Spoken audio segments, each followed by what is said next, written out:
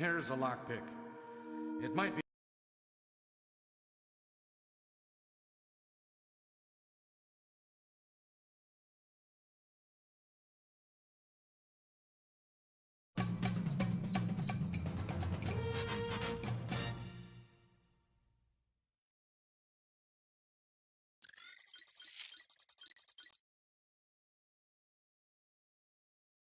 Ni hao, everybody. Sorry, we're just kind of putting things together here. We forgot a few pieces, and we just want to make sure that the audio works. Perfect. Awesome. I love that now we have the HD like microphone properly set up. So, hi everyone out there on the interwebs who's watching. A little bit background about ourselves. The video portion is going to be very quick.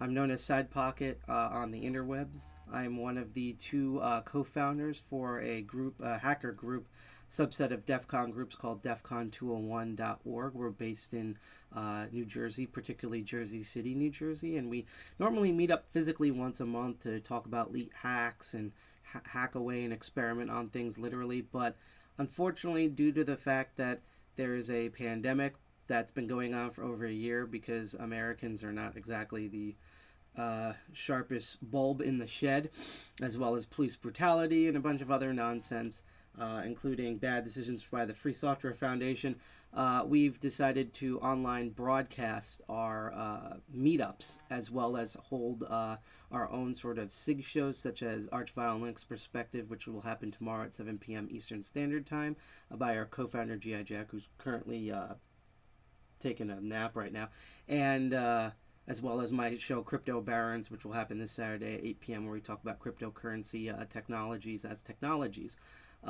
We also do specials like these. If you want to know more about this sort of stuff, you can go to that link below. Let's see here, that link below, which I will now type in chat, because unfortunately I forgot to bring up the reference page, so I can't just copy pasta.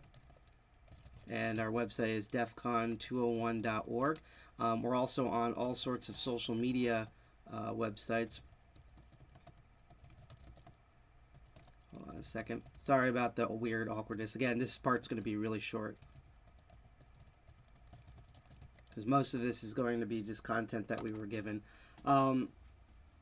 So we're also on all sorts of social media sites, including the Twitter, which is defcon201nj. And we're also on, Instagram and GitHub and the host.social instance of Mastodon and everything. And if you want to find out more of that stuff, I posted in chat the link tree that has all that stuff there. So what are we doing on today's special? Well, today's special, and this is the quick segment, is there was an event that happened called DEFCON China Party. Now, years ago, about 2 years ago, maybe 3 if I remember correctly, DEFCON partnered up with a major organization called Baidu, who's essentially the Google of China.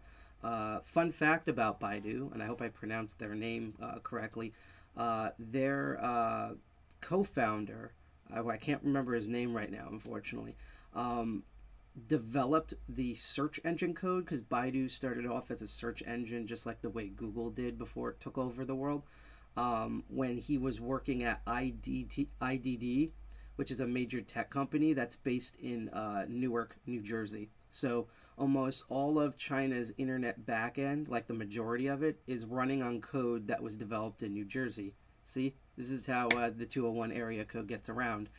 So DEFCON, the core DEFCON group, which again, we are not, and we'll stress this, we are not core DEFCON. We are just a DEFCON group. We're a subset of DEFCON groups, a particular group. So we have no connections to, like, I mean, you know, we listen to Dark Tangent, but he's not like the almighty God or whatever, you know, like that's the whole thing. We have our own people and our own systems here, although we follow the bylaws. And thank you, High Tech Sec, for following us already on Twitch. Wow, we haven't even gotten to the good stuff yet, because there's a lot of good stuff coming up. But they wanted to expand the DEFCON brand. And of course, you know, DEFCON gets groups of people over the world. And according to their research, one of the places that they weren't able to get into or have so many people travel out to, or was a big and the pain in the ass to travel out to, is people from China, especially since that there's so many DEFCON groups in China. So they partnered up with Baidu because in order to do any business with the Chinese government, you have to partner with an existing, what do you call it? And for the people, I don't know if anyone watching on Facebook, but I forgot the link to post. I'll post it later so that you can chat with us. But anyhow, in order to do any business in China, you have to partner with an existing Chinese company. So for example, when Nintendo is currently making bank money in China on Nintendo Switch, Nintendo had to partner with the company they end up partnering with, Tencent, which you probably are familiar with since they own essentially most of video games. They're basically the Amazon or Microsoft is probably more accurate of China in order to do business there. And it's the same thing here. So in order to have a Chinese version of DEFCON, DEFCON had to partner up with Baidu. And this is from what I understand how DEFCON China started with a beta where they just had they had like only like 5 or 7 talks and like 1 or 2 villages. They just wanted to see how the attendance was. And apparently it did so well that back in 2019 they have DEFCON China 1. And you can actually go to YouTube, not now, but later on you can go to YouTube, you can look up all those talks, and they had all these villages and different speakers and everything, right? So, oh, and I just remembered something I should have aired on here. But anyhow, so obviously they were going to have a DEFCON China 2 in 2020. And never mind that the pandemic happened, but that the origin point of the pandemic is China. Now, we are not saying at all, and don't misconstrue this, that, you know, any of these stupid tinfoil hat conspiracy theories, such as that China engineered the virus, or calling it, which will probably get us blasted right now, the China virus or anything. It's like calling it the Spanish influenza. It probably had nothing to do with Spain. We shouldn't put diseases on their origin of location. However, and I'm going to read what you said in a moment, High Tech Sec. However, we wanted to emphasize that that this all started in Wuhan, China, because you know how much stuff closed down just due to coronavirus in your local area, whether it's the United States, the UK, Germany, all sorts of places, you know, Thailand, Vietnam, Australia, all of that, because this was a global pandemic. But obviously they're not going to do DEFCON China, where not only do you have that pandemic, but the vector point of the pandemic. In fact, if I remember correctly, when DEFCON China 2 was supposed to happen, was literally the month where the pandemic hit its peak point in China. So, of course, they had to cancel that. And they thought maybe they could delay it to later this year, even though apparently China's doing well to okay for itself, because, to be honest, everyone had a better response to the United States. This is not paying lip service to the Chinese government. Again, keep watching the stream. But apparently, I guess that didn't work out. And so what they decided was, in the same way there was a DEFCON safe mode, and then I guess one of the experiments was the DEFCON New Year's party, which we were fortunate and honored to be part of. They decided to do a similar event with Baidu called the DEFCON China Party, which would be a one-day sort of conference.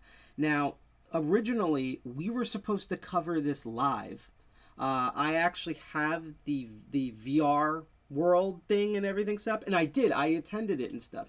The issue was, which we pointed out in the iCalc file that we downloaded, not only did we not know what time it started, but because of China's position on the globe relative to the United States, because we're in the United States on Eastern Standard Time, we didn't know when it was going to start. So they said it's the 20th, right?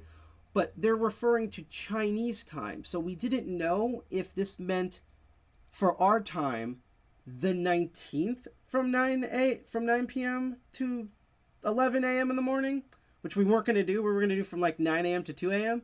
or the 21st from 9 a.m. to 9 p.m. to 11 a.m. in the morning the next day.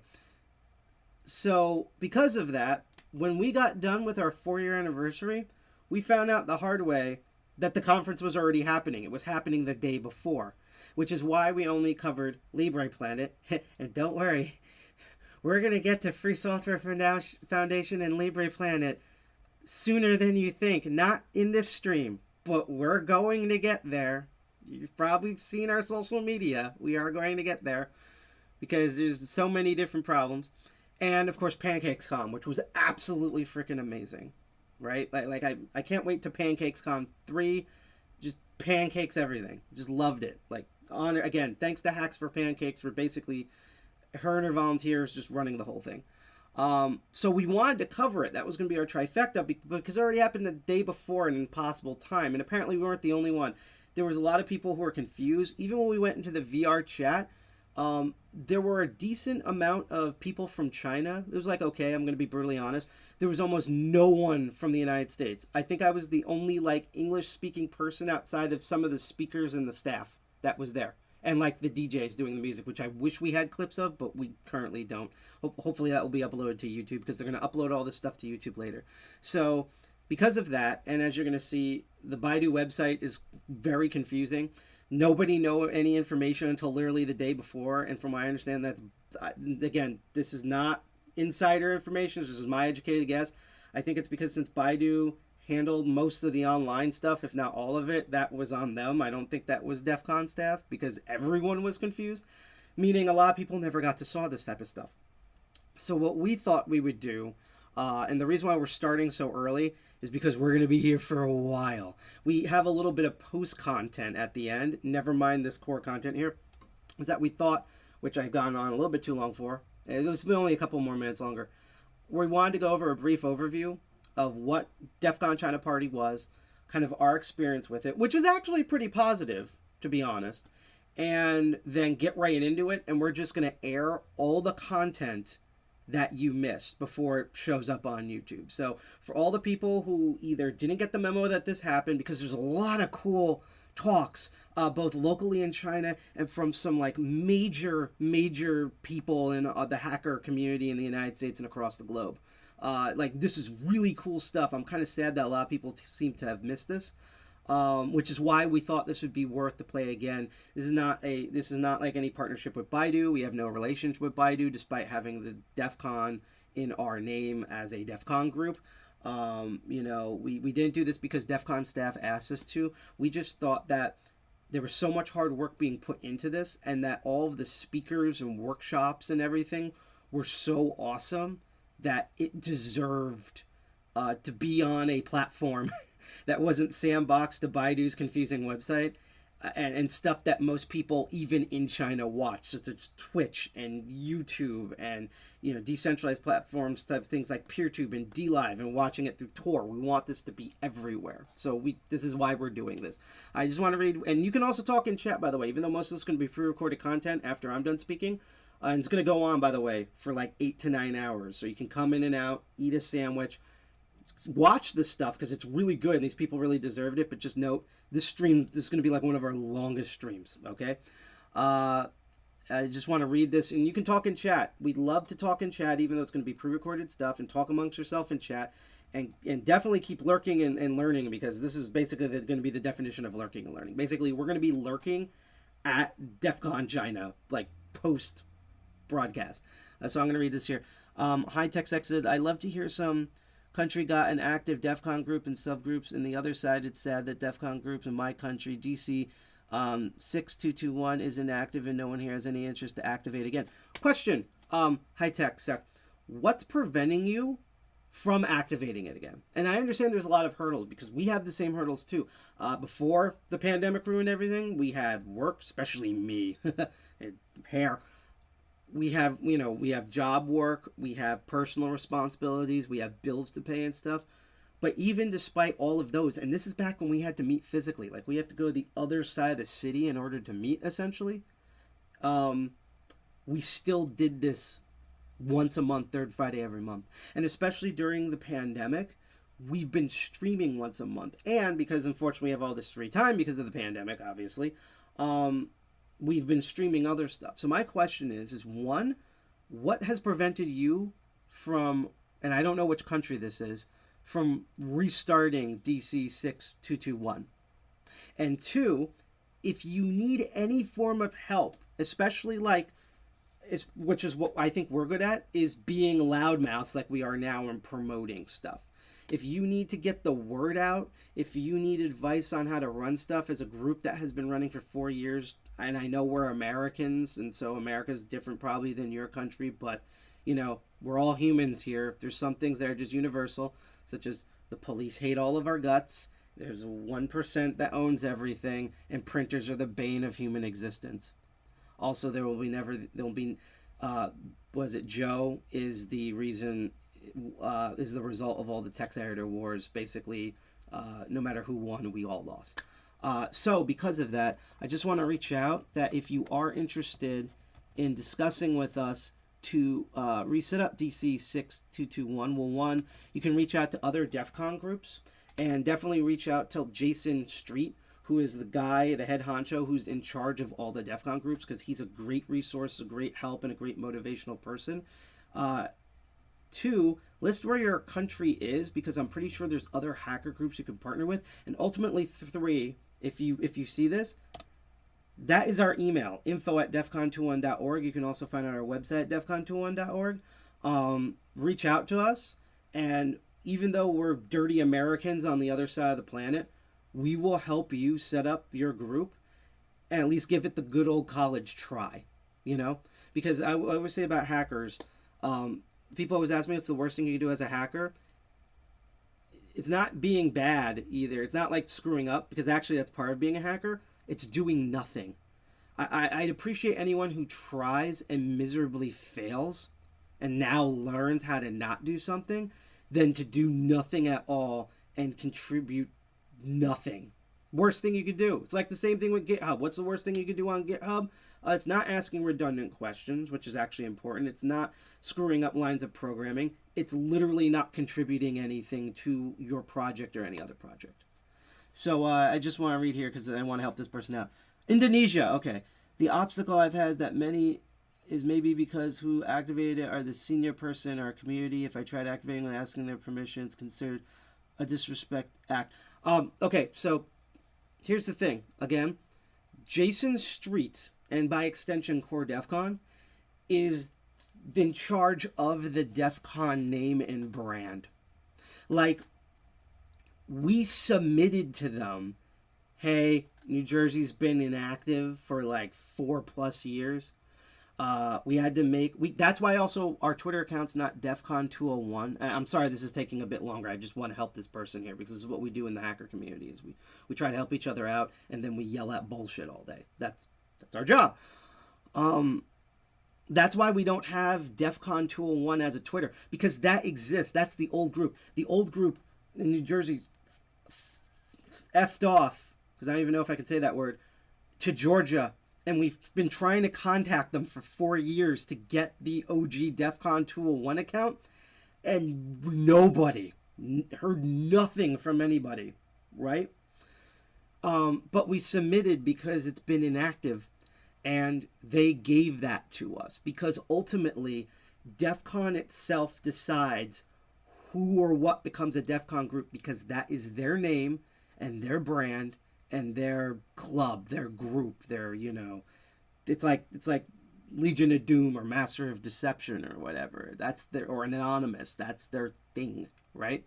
So, have you reached out to the senior person? If they're being dickish about this, contact DEFCON groups, because they would especially like to know. Because if this person is just like sitting on the name and not doing anything, while others want the group to happen, I can't guarantee what they're going to do, but I imagine DEFCON's going to step in and be like, hey, you person who used to run it, who's hogging it, our name, bye. You have the rights now. Go do it. Because that's what they did for us for New Jersey, because it's been inactive for a while. And again, I can't promise any guarantees. I'm just going from my experience and my interactions with DEFCON groups, which has been extremely positive, dead serious, like amazing community. Same thing with the 2600 groups. Awesome. And I'm going to look up later if there's a 2600 group in Indonesia, because I'm curious. As well as other hacker groups. I imagine it's big. It's Southeast Asia. You find hacker groups everywhere, it seems. But I just want to let you know, you have options. And I especially know as someone, especially as a person of color, obviously, like, I'll put it this way. I'm half white. There's a chunk of me that is not completely white. Look at this hair. And even the white that I am is a minority in other English-speaking countries. So, but here's the thing. is that I know from that experience, like I tried to look for biracial people, African Americans, which is my other half, couldn't find any. And what I had to learn is that it's kind of like a class dance where, and trust me, we're gonna get into this because this is gonna be a long ass stream, where you know like I don't know if you like what's your equivalent of high school in Indonesia, because I honestly don't know because I'm a dumb American, but you know, have you ever been to like a dance, like when you're like, it's awkward teenage years, and it's like all the boys and the girls are lined up against the wall and no one's doing anything? It's supposed to be a dance where people's dancing, no one's dancing. And what will inevitably happen? Two brave or stupid or foolish individuals, it's all the same at this point, will start dancing. They could even be two guys. And as soon as two people start dancing, it breaks the ice for everyone, and then within a couple of minutes, everyone's going to be dancing their ass off. And it's the same thing for everything else. Again, we thought it would be cool if there was a New Jersey group. We kept looking around and asking. There was none. And when we realized there wasn't any, we were like, okay, we know some stuff. We're not elite, but we know some stuff. We've done groups before. We've been in groups. We know how to manage some things. We reached out to people. Seems like they want to help. If there's going to be no New Jersey group, let's just make a New Jersey group. And that was 4 years ago with all the stuff there, right? And so, like, that's what you have to do. It's the same thing, again, if I don't see African American representation, I have to create that. Because if I just keep waiting, I'm going to be waiting like all the other brothers and sisters who've been waiting, and it will never happen. Because everyone's waiting and no one wants to bite the bullet. You know, no one wants to buck the Japanese trend of being that nail to go out that potentially is going to get hit by the hammer. You know, and sometimes you have to do that, especially in these trying times. Tech Sex, big thanks for the info and help. I'm going to consider reaching out, to the person first, and if that fails, plan B should be just contact DEFCON groups and talk it with them. Again, I have no guarantees, but that's what happened to New Jersey, and trust me, if a third world country like New Jersey can do it in the United States, which is an even bigger third world country at this point, I'm pretty sure Indonesia would love to have a DEFCON group. And especially you can start it virtually since we're all on lockdown. And then when everyone's vaccinated and everyone can go out and actually speak to each other and like rub each other's buttholes and things, you can go out and meet physically. And I'm pretty sure everyone will appreciate that you at least tried to do that. Okay, so we've gone on for too long. Thank you for that. Again, if anyone wants to talk in chat or anything, please let me know. Otherwise, keep lurking, keep learning. Also, real quick, if you like the content that you see so far, you can hit that bell on YouTube, click like, share, subscribe on Twitch, DLive, or YouTube, which is our main broadcast. Also, hello, everyone who's watching on Facebook or Facebook. Feel sad for you, I know, because I'm on there too. Trapped on there, I should say. Also, all the elite people who are watching us through Tor, because we got that link fixed. And also, everyone on PeerTube. You're going to be the main reason why, if our stream dies, you will be the only copy. Because, trust me, we have a bunch of stuff we're going to do today. And what I'll say about this stream is, again, I'm going to quickly go over what the DEFCON China Party was. We're going to watch all the main content from it, starting with the awesome interview that Jeff Moss, Dark Tangent. I prefer to say Dark Tangent, but it's basically the morning. I might as well be broadcasting at 6 a.m. I screwed up. I'd say Jeff Moss. But we're Dark Tangent interviewing Steve Wozniak virtually, I might add, which was really neat. Like, not Zoom. Like, it's all, like, crazy, like, lawnmower man shit. And then we're going to go into all the main amazing content that you missed because everything was done at the last minute, sandbagged Baidu's really badly done website, to be honest. And then I will say stick around because even though I'm wearing, which I had to find, my hacker shirt that just happened to be... communist, good comrade red, and we are talking DEFCON China this and DEFCON China that, I'd say stick around at the end because you might learn an extra thing or two that wasn't available at the DEFCON China Party. Okay, so let's switch over to the other view, and we're going to literally get this party started. Here we go. Okay, so this was the DEFCON China Party website. This iCal, I downloaded it even later. I don't know if they fixed it now, but I downloaded this twice and it lied to me. It basically tried to say this ran on the 20th between like 1 p.m. and like 2 a.m. in the morning, when I know from China Standard Time that it would be from 9 a.m. that day to 9 p.m. that day to 11 a.m. the next day, because it's GMT plus 8. That's a lot of time zones. And they said they fixed it on the forums, and then they would fix it on the website. I haven't downloaded it a third time, so I'm just going to assume that it's fixed. But just let you know, it was broken originally. The way they organize this, or not organize this, is, again, this is a partnership between, basically, DEFCON provided the content, while Baidu provided some of the other content and did a lot of the main hosting. And basically, DEFCON focused on the global and particularly the, I would say, Western side of it, and Baidu definitely focused on the China side of it. It was, as they said, it's a giant web festivity. And the way they did it, which was kind of fascinating, they basically said, hey, remember how annoying DEFCON Groups was as a VR? Like, it was awesome VR room, but man, was that annoying. Let's do that again, but with a Chinese company. So they teamed up with a group called, I wish I brought their website up, actually. Maybe I'll do that in a second. They brought up XR Space VR, and that is a, let's go look them up real quick. They are a major company that specializes in physical VR headsets, as well as their software base that allows basically to have a VR hub. Like if you know like VR Chat or Allspace VR, which was used for DEFCON Groups, or Now Here, or Nowhere. I don't know how they pronounce it. I'm gonna say Now Here, which is like one of our favorite things. You can see how China AF this whole thing is. Basically, XR Space is kind of the Chinese like version. It's like, imagine if Oculus Rift and VR Chat were run by the same company. That's what XR Space is. So that's what they ended up using. And so they had a live feed if you couldn't log into the VR, and then for the VR they had a Windows version, and then apparently because it was really flimsy, they had an Android APK that you could download separately. And what was so impressive about this was just the amazing, and all the times are going to be TBA, which I find funny because all this stuff was pre-recorded, had amazing talks. Like, the main keynote here was Dark Tangent interviewing the Woz, and then let's see here. So some of the talks you're going to see today that we're going to replay is Riverside talking about the infamous wall sheep at DEF CON, which is, we've been trying, when we go back to physical cons, such as hopefully PAX East this year, and hopefully everyone gets vaccinated. Please get vaccinated. Don't let your government get in the way from being vaccinated. We're trying to set up like mini walls of sheep everywhere we go, because, I feel like I like the wall of sheep at DEF CON, but I feel like just having it at DEF CON, while it's tradition, is also kind of preaching to the crowd. Like, everyone knows that's going to be there. Like, you go to a HackerCon, you're expecting a wall of sheep. You're not really expecting a wall of sheep. Man, my voice is hoarse. Horse. It's not the year of the horse, though. It's the year of the ox. So, my voice is being off kilter for the Chinese New Year.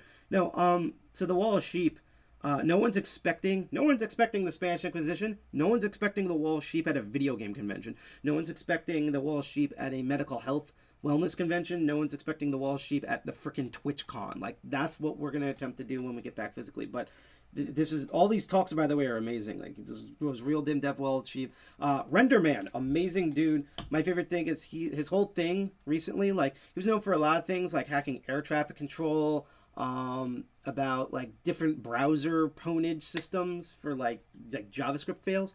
His whole thing, his shtick for the past like decade or two has been hacking sex toys, and my favorite thing is that he now makes botnets out of sex toys and finds like major vulnerabilities. I think he's the only person that's sponsored by like bug bounties and Pornhub. It's absolutely amazing. And I honestly I can kind of believe it, because there is a part of like Chinese society that's not the Chinese government, definitely not the Chinese government, that is like, they're becoming more open sexually, like just in terms of society wise, not in terms of government, just like the United States. So I was actually shocked that like the Ministry of Culture or whatever actually allowed this talk to even happen. So bravo. Don't know how you got by those censors, but you did. Cooper Quinn is going to talk about detecting fake 4G base stations, which if you've been to DEF CON, that's something we bring up in our guides, where like, we've literally shown the map of all the actual cellular towers at DEF CON, and then during like the second day of DEF CON, there's all these new cell towers that weren't there before, because those are fake cell towers that your phone connects to that then mines data from you, which is why we have guides on DEF CON. He's going to talk all about those sort of things. Dead Addict is going to talks about DEF CON culture and basically the American or Western side of the culture. Maybe goes into some global things, but I think he's mainly focusing on the West because that's what Baidu is mostly fascinated. James Praver talks about like cool stuff with space. That's not the Space Force.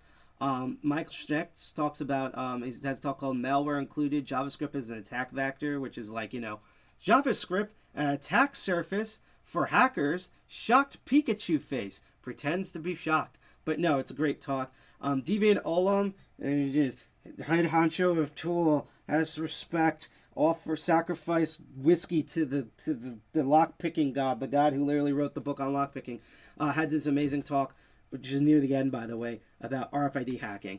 And then sprinkled all through this is going to be like different contests and advertisements and like peaks of what the VR world looked like. And unfortunately, there was also an amazing ass music lineup from Miss Jackalope, which she's famous in of itself. She's like the queen of all hacker music, in my opinion. But we had a great honor for her to play at our 4-year anniversary. She did an amazing set also for DEF CON China. Ice Stream Normal, DJ Sterling, Skittish, and Bush, which when I entered the VR world, they were the actual people that were playing at the lounge at the time. Subzian and Ziebler. And unfortunately, I don't have any footage of their DJ plays. Otherwise, we would have put this in this live stream. So that's basically kind of like what DEF CON China Party was. If I can do this real quick, I'm gonna try. Okay, let's see if I already have this here. Do I have this here? No, I don't. So here's what I'm gonna do. We're gonna do a Windows capture, and we're gonna call this folders. I only need this up for like half a second or two. And things might go a little crazy because it doesn't know where anything is. Oh, there we go. So, sorry for everything to look nuts here. I forgot to put this up. But yeah, I just want to show you. So this is when you downloaded the Windows VR client. This is what it looked like. And basically, I'll put it this way. It's entirely done. I'm not going to load it because the stream will crash. But it's entirely done in Unity, and it shows. Like, this is literally, Unity, for all you people don't know out there, is one of the most popular. It started off as a video game engine, but now people use Unity for a lot of like application tools, particularly in 3D. So like if you need to draw like objects in VR or like prototype things or like do architectural planning, people use Unreal Engine and Unity. This is their entire VR world is done in Unity, their client. And you can tell because all the folders here, this is basically what you see when you make a Unity client. So this is literally, basically from what I understand, they made it like you can click on the exe and it runs, but instead of just shipping the exe, it's basically just a dump of all the programming stuff that the developers themselves are making in Unity. So I think that's a fascinating thing right there. Now here's the real tragedy of all of this. Are you ready for this? Okay, because you're not ready for this. So the sad thing is, I thought I was being big, and I'm gonna get rid of this. I thought I was being big-brained, like 4chan drawing of guy sitting on a throne made out of his brain smart by going through the VR world and screenshotting it. I now greatly regret that and I know everyone's now like viewing my tabs trying to get OSENT from me with Recon, but these are just BS tabs, so good luck. But yeah, I thought I was being big-brained by screenshotting me in the VR world. So at this point, and this is my fault, I was going to be like, here's what the party lounge looked like. They actually had a physical lounge. Here was like, they had a whole archive that looked like something from like Tron crosses with the Matrix. They had different like vendor areas and stuff. And I thought I screenshotted all of them. But Windows 10 is a piece of shit because that's what I had to use to run it. And basically, I forgot I'm so used to using print screen because for years, print screen is how it would instantly make a screenshot and save that screenshot to your hard drive. Now there's a new combo that I used to use that Cyril taught me that I didn't remember, so I just defaulted to that. And the problem with Windows 10 is if you use print screen in a screenshot, it only saves the screenshot to your temporary clipboard, and you have to open up a separate app like a paint program to load it and then save it. So unfortunately, I don't have any screenshots of my time in the VR world because Windows has decided, hey, you know when you used to hit print screenshot, that was the only button that screenshot and it saved it and it did its job and everyone knew it was easy to use? Awesome. Let's change the function of that and make 8 billion other ways to screenshot that nobody asked for. Basically, death by over options. So I would love to have gone through screenshots, show you what it's like on my end, but I couldn't. The saving grace, though, is that one of the DEFCON China groups, where'd they go? They just effed off somewhere, as everyone's looking at. We're having a lot of arguments at the FSF. Here we go. DEFCON Group 010, or DEFCON Group 10, I guess. They actually had it because they're mostly over their corona humps. That just sounded wrong. They actually had a gathering at a physical place with masks and some social distancing when applied to watch this whole thing. And I thought this was really cool. So thank you, DCG or DC 010 for documenting this, because since I didn't know how to screenshot in crappy Windows 10, I just want to show you pieces of kind of what the VR world looked like. So this is just them gathering here. I think these are the 4 guys that run it. And this was sort of their physical stuff, and you can see in the background, that's the keynote thing. You're going to see that in a moment. And then they have like, you know, that little thing right there, and then like some of the people working on it. And that's the closest we're going to get to looking at the VR world, because unless they somehow do this again, I was really stupid and I did the wrong screenshotting function. So again, you know, lead hacks or noob mistakes happens all the time. And before we get into the meat and potatoes of everything, I just want to shout out something. As you probably know, and I know this is not related to what's going on in China, but it is about East Asians and Southeast Asians. And as you're very much aware, yes, Windows Shift S, that's what I forgot, because again, I've been using Windows for so long, I kept defaulting to hitting the print screen thing. So I'm like, I'm amazing. I'm storing like 20 screenshots so I can show this on the live screen so we can properly document this. And then all that went away because Windows doesn't know what the hell to do. So yeah, that's what happened with me. Yes, Windows logo, print screen button actually saves it. Yeah, see, that's what I mean. Anyhow. Or maybe they are saved on the system and I can't find it. I don't know. So anyhow, oh jeez. If I find the screenshots, I'll post them on our social media later. Let's put it that way.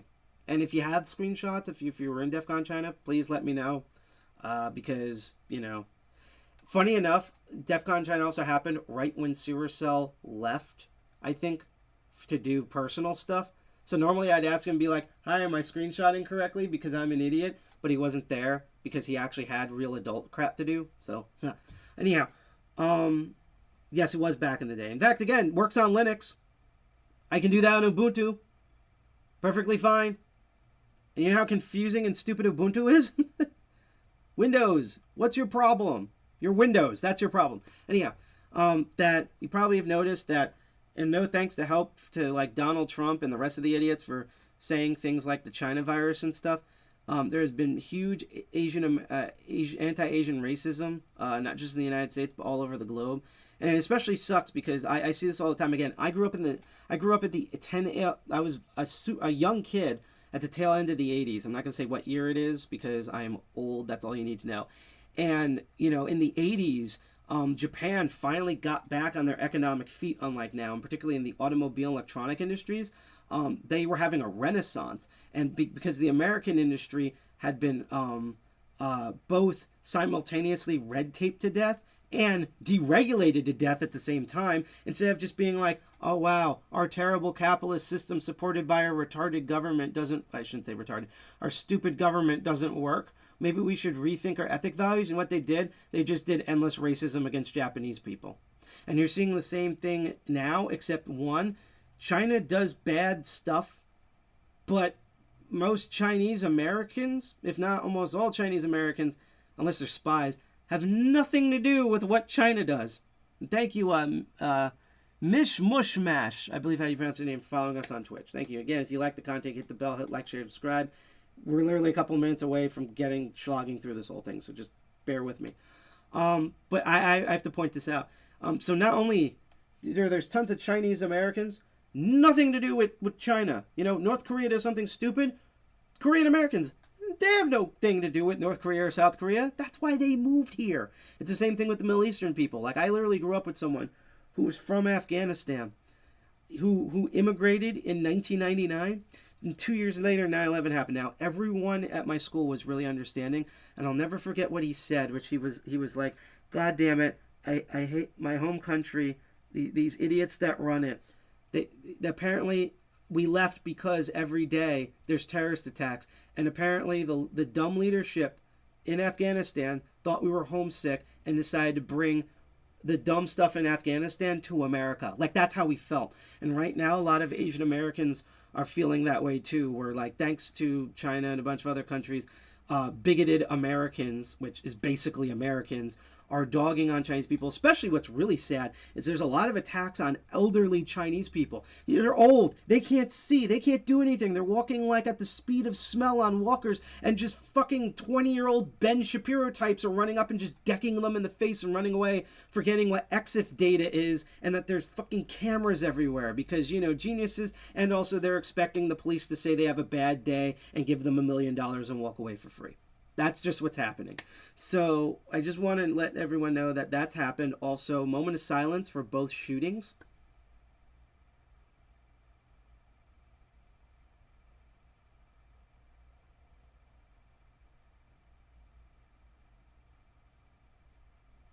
R.I.P. to the victims. We need to stop just hate in general. Like, let's hate on Vim. Vim deserves all its hate, you know? And right now the Free Software Foundation does too. But regardless, and so as you can see here, there's a bunch of resources you can use if you want to research what Asian racism against Asian is and how you can help to prevent it. And so throughout the chat, while people are talking, I just want to post that link in chat. You can go look that up, you know? Because again, like, if Chinese government does something stupid, hate the Chinese government all day. Most of the Chinese citizens in China have nothing to do with it. Never mind Chinese Americans. That's why they're Americans. That's why they have that name at the end. They're Chinese or origin Americans currently living. They're not Chinese. They're Chinese Americans. It's in the name. It's in the file name. So I just want to post that there. So anyhow, let's get into the meat and potatoes. So for all of you that missed the DEFCON China party, here's all the stuff that you missed, and we're gonna go in this order. We're gonna start off with the amazing keynote that Dark Tangent interviewing Woz in Lawnmower Man VR space, and then we're gonna switch over to, like, this is gonna be like 8 or 9 hours. So get a sandwich. It's gonna be really cool shit, but get a sandwich for this. A sandwich. If you're South Jersey, it's a hoagie, which you're wrong. Up here, it's a sub. Awesome. Pork roll. How about we unify? Pork roll. Get one. Because New Jersey. Did you yet? Did you? So we're going to watch that keynote. An awesome keynote by Woz. And then we're going to look at all the amazing content that you missed. And it's going to be like 8 to 9 hours. And trust me, stick around at the end. Because we wanted to kind of added our own wrinkle to the DEFCON China party. So we have a cool thing at the end. That will probably be around 8 to 9 p.m. tonight, knowing how long the stream's probably going to be. Between 7 to 9 p.m. tonight. Just so check in at 7. If you don't see anything, check in at 8. 7 if 8 if you don't see anything, check in at 9. And also note, especially if you're on DLive, not only are we trying to get 100 followers because that will help our DLive account, like it will unlock a bunch of things, we can do more with it. Especially with cryptocurrency, but if you notice, there's these things, they're called instant rewards. This is really cool. This is not a scam. We don't make any money off of this. Basically, in 10 seconds, you're going to see a QR code and a URL and a code. And if you go to getincent.com, you download, and you can even sandbox it if you want, the Incent wallet. And then you either scan the QR code with it or put in that DC201-JMFVQ code. They're going to be random. It's going to happen every like 5 minutes. you get a little bit of a cryptocurrency that's called Incent, and it's actually worth real legal tender.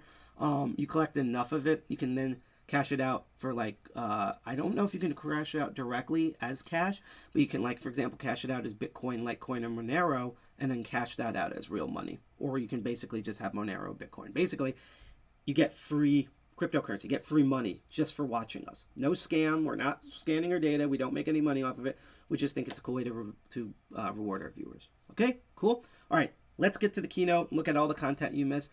This is going to be the last time you probably see me, except maybe in the end where I might sign off. We also just might cold turkey sign off and rate a stream.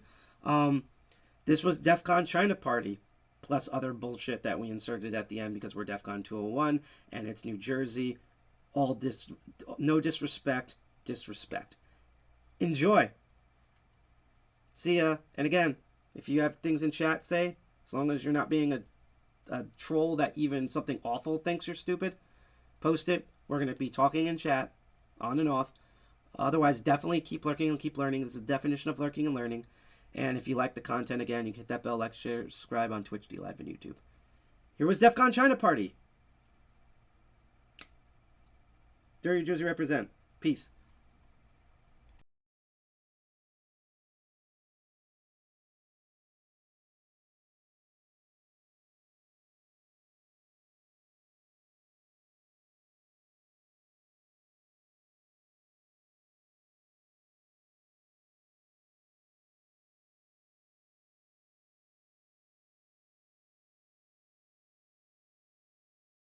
So welcome. Thank you for doing this. Glad to be here. I think we met one time years ago at DEFCON, and you had a Segway, and I remember you were the first person I ever saw or met with a Segway. So it immediately made me think, aha, that person's connected.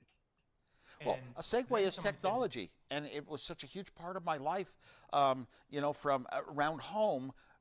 Oh gosh, we have horrible parking. I was going to move out of my city when my kids got out of high school. But with the Segway, you just go down the hill, you park it in a movie theater, you ride it back home, and we'd carry them in our cars. So wherever we went, like Las Vegas, DEFCON, have the Segways ride around. It was such a pleasant, did an incredibly great thing for those of us who rode them. Well, and it was green before green was a thing.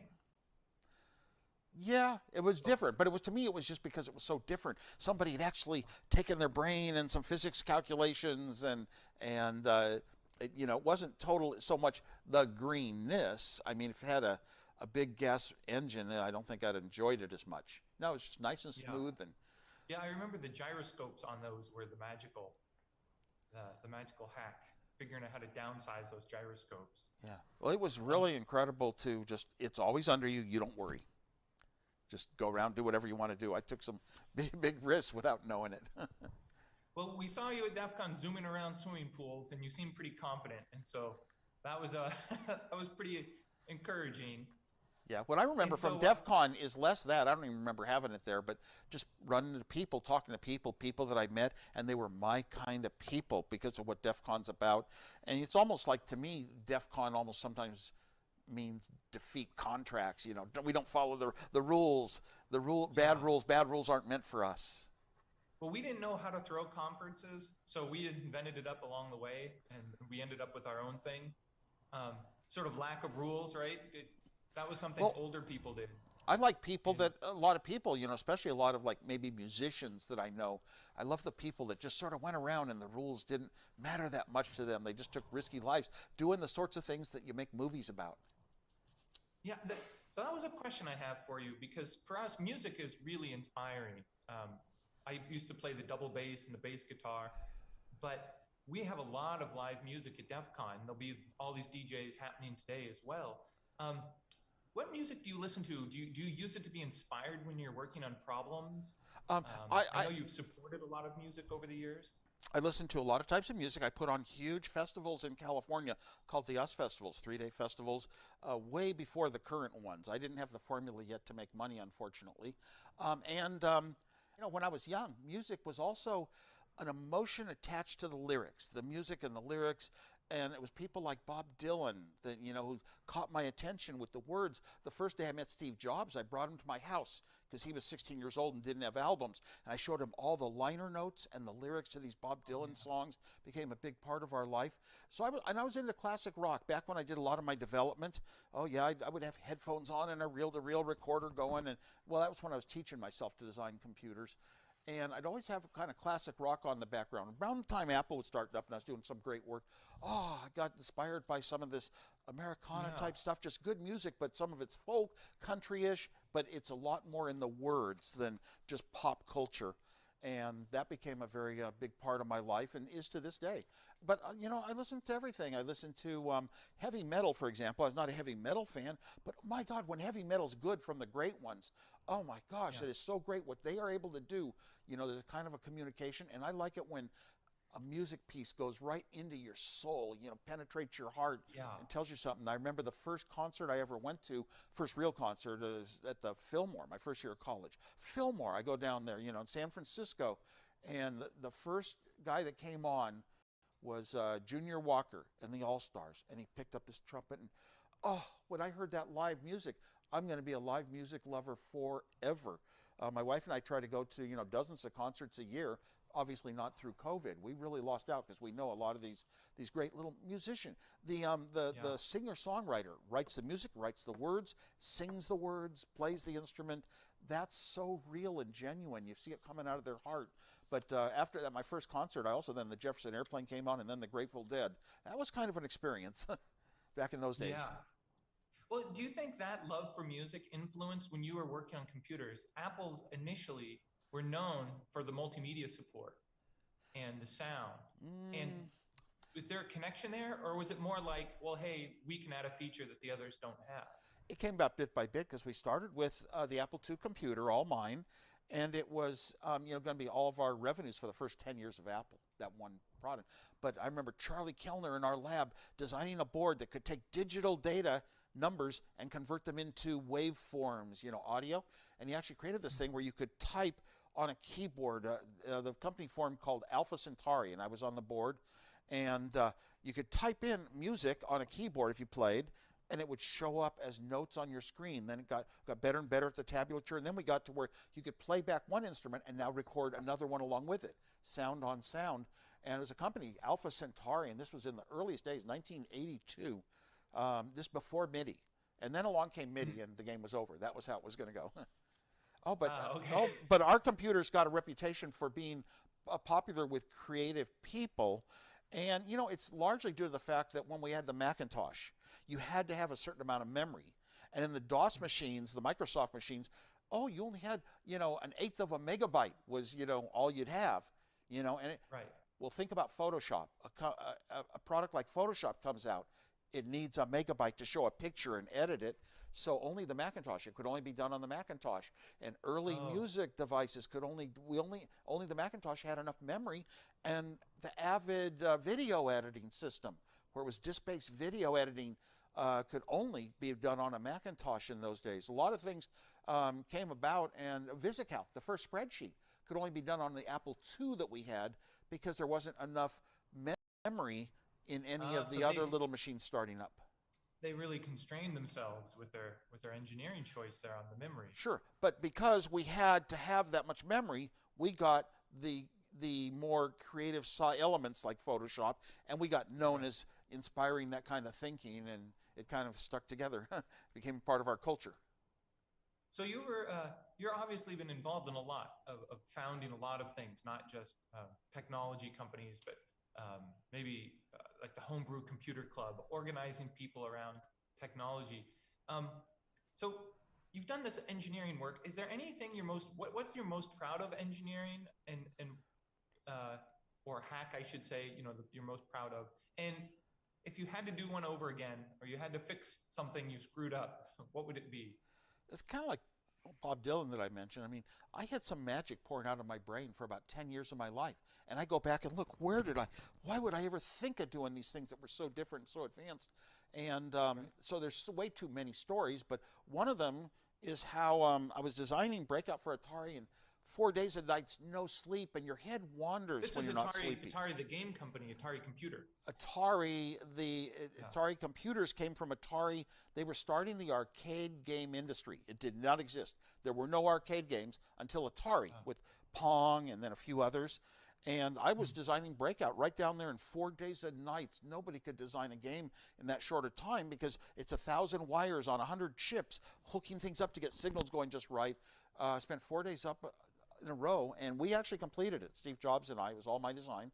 But while I was there, my head wanders when you're sleeping. Going to sleep is some of the best time to get creative thoughts, or waking up and they're in your head.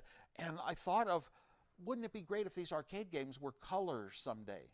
Can you believe they were that just black and white back then? Here it was, Atari Corporation in Los Gatos, California, where I live now, and they were black and white.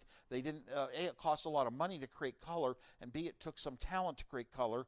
And I went back to, I was an analog TV engineer too, and I went back to color being sine waves on a wire, up and down for blues and reds and oranges and all these circuits that you'd have designed with differential calculus. I was an analog engineer, and you designed it, and you spent weeks, getting things right and mixing the signals, and it would cost $5,000 to create color. And my head then all of a sudden said, well, wait a minute, what if I took a little digital number out of my computer, 1010, and put it on a wire, and then 1010 are like signals going up and down, and the first time they hit a TV, it's because of the designs of TVs. It's going to actually kind of round them off into these little sine waves. Every TV in the world would think that this number was color. Obviously, it was in no engineering book. There were engineering books on all the complicated calculus and mathematics that had defined color TV and how it would work.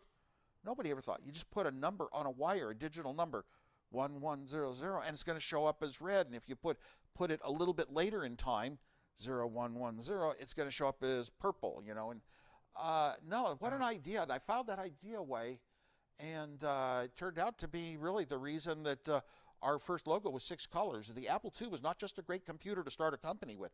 It was the first time ever that arcade games were color, and even more importantly, I said, wait, I'm taking numbers out of a computer. Why don't I make, rather than a wire going off to a digital display, why don't I just have the display get some of the data that's being scanned in the memory of the computer? The computer is the arcade game. So the computer was the arcade game, and that meant it was software.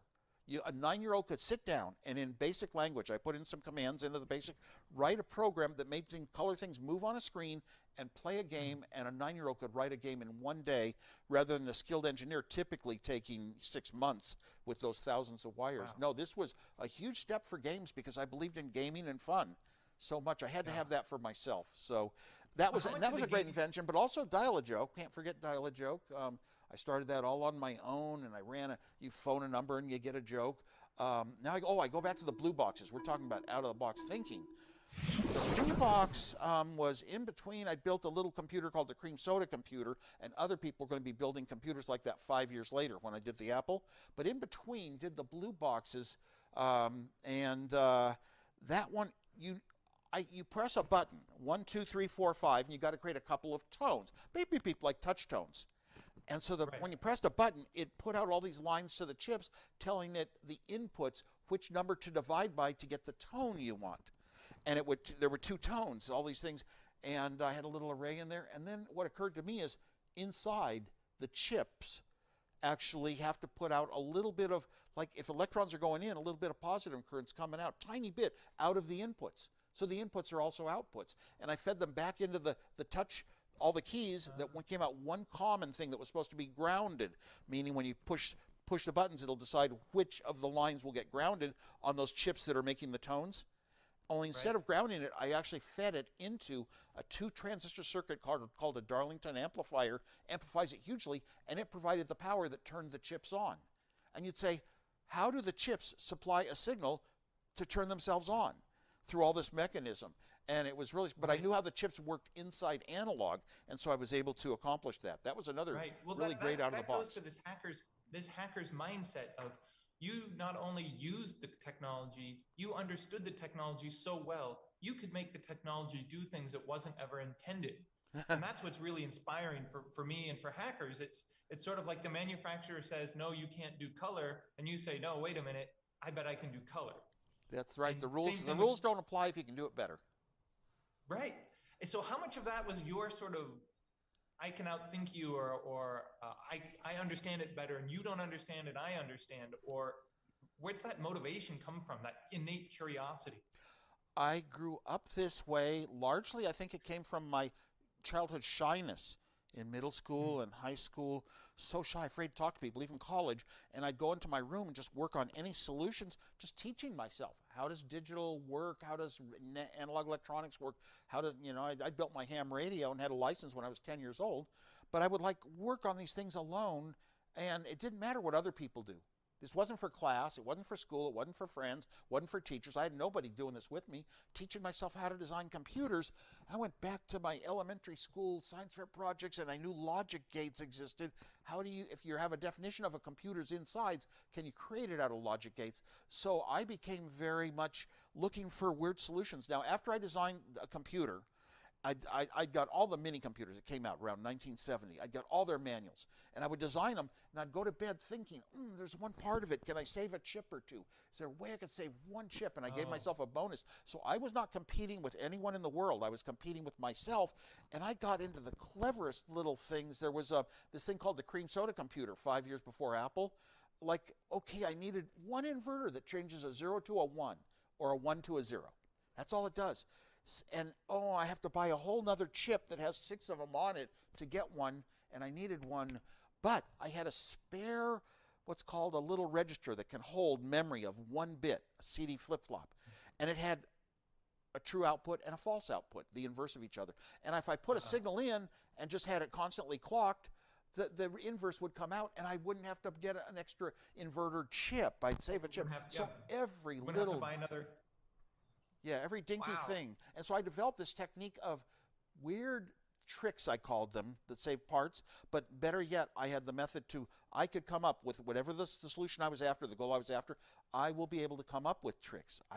My head just knew ways to go off, It's like in programming, mathematically, maybe a mathematical formula solves something quicker than a bunch of ands and ifs. How did you find your tribe or find your other people?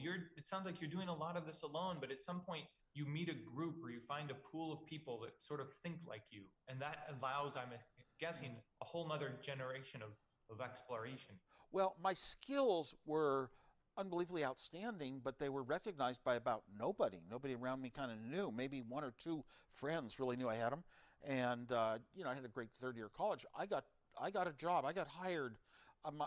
My knowledge of just engineering right down to the bottom level, little gates that made things up was so good. I got interviewed and hired instantly to work on the hottest product of the day in 1972.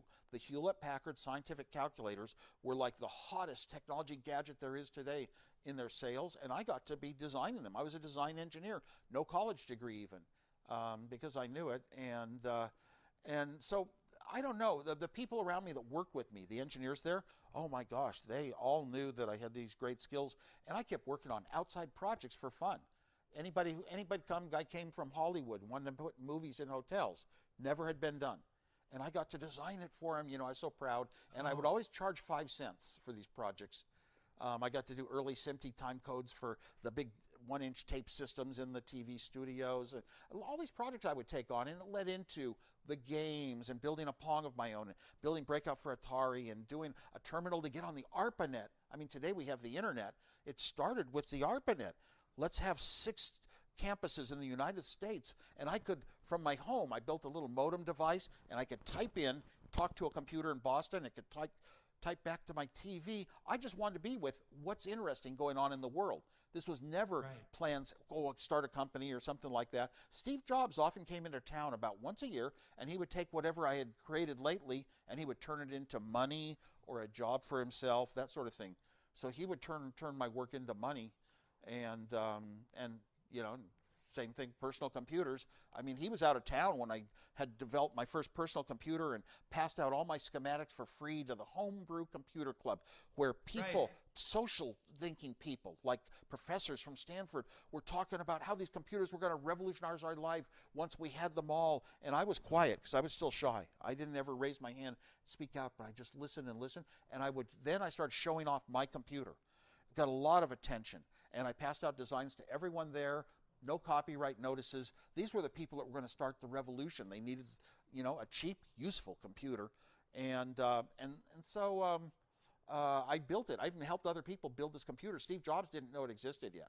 So he came into town, and it's, the Ashton Kutcher movie shows him finding me in a basement and hauling me to a club. I'd been at the club every day since day one. Steve had never been there. So I took him down, and he saw the excitement, and that was the first suggestion. Maybe we should start a company, and the only thing in the way was I would never be disloyal to a company that paid my salary, Hewlett-Packard. I would never. I was going to be an engineer for life at Hewlett-Packard, never go up the org chart. I loved that company. Right. And they turned me down. They finally turned me down for the first of 5 times for the personal computer. So Steve and I had to go into business. Had to go do it yourself.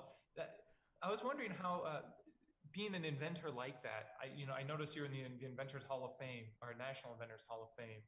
How do you keep, well, I have 2 questions. How do you keep that level of sort of constant inventiveness? Because part of your brain is constantly thinking, how to make something better? How do I do something differently? I hate to say it, but how do you, think different?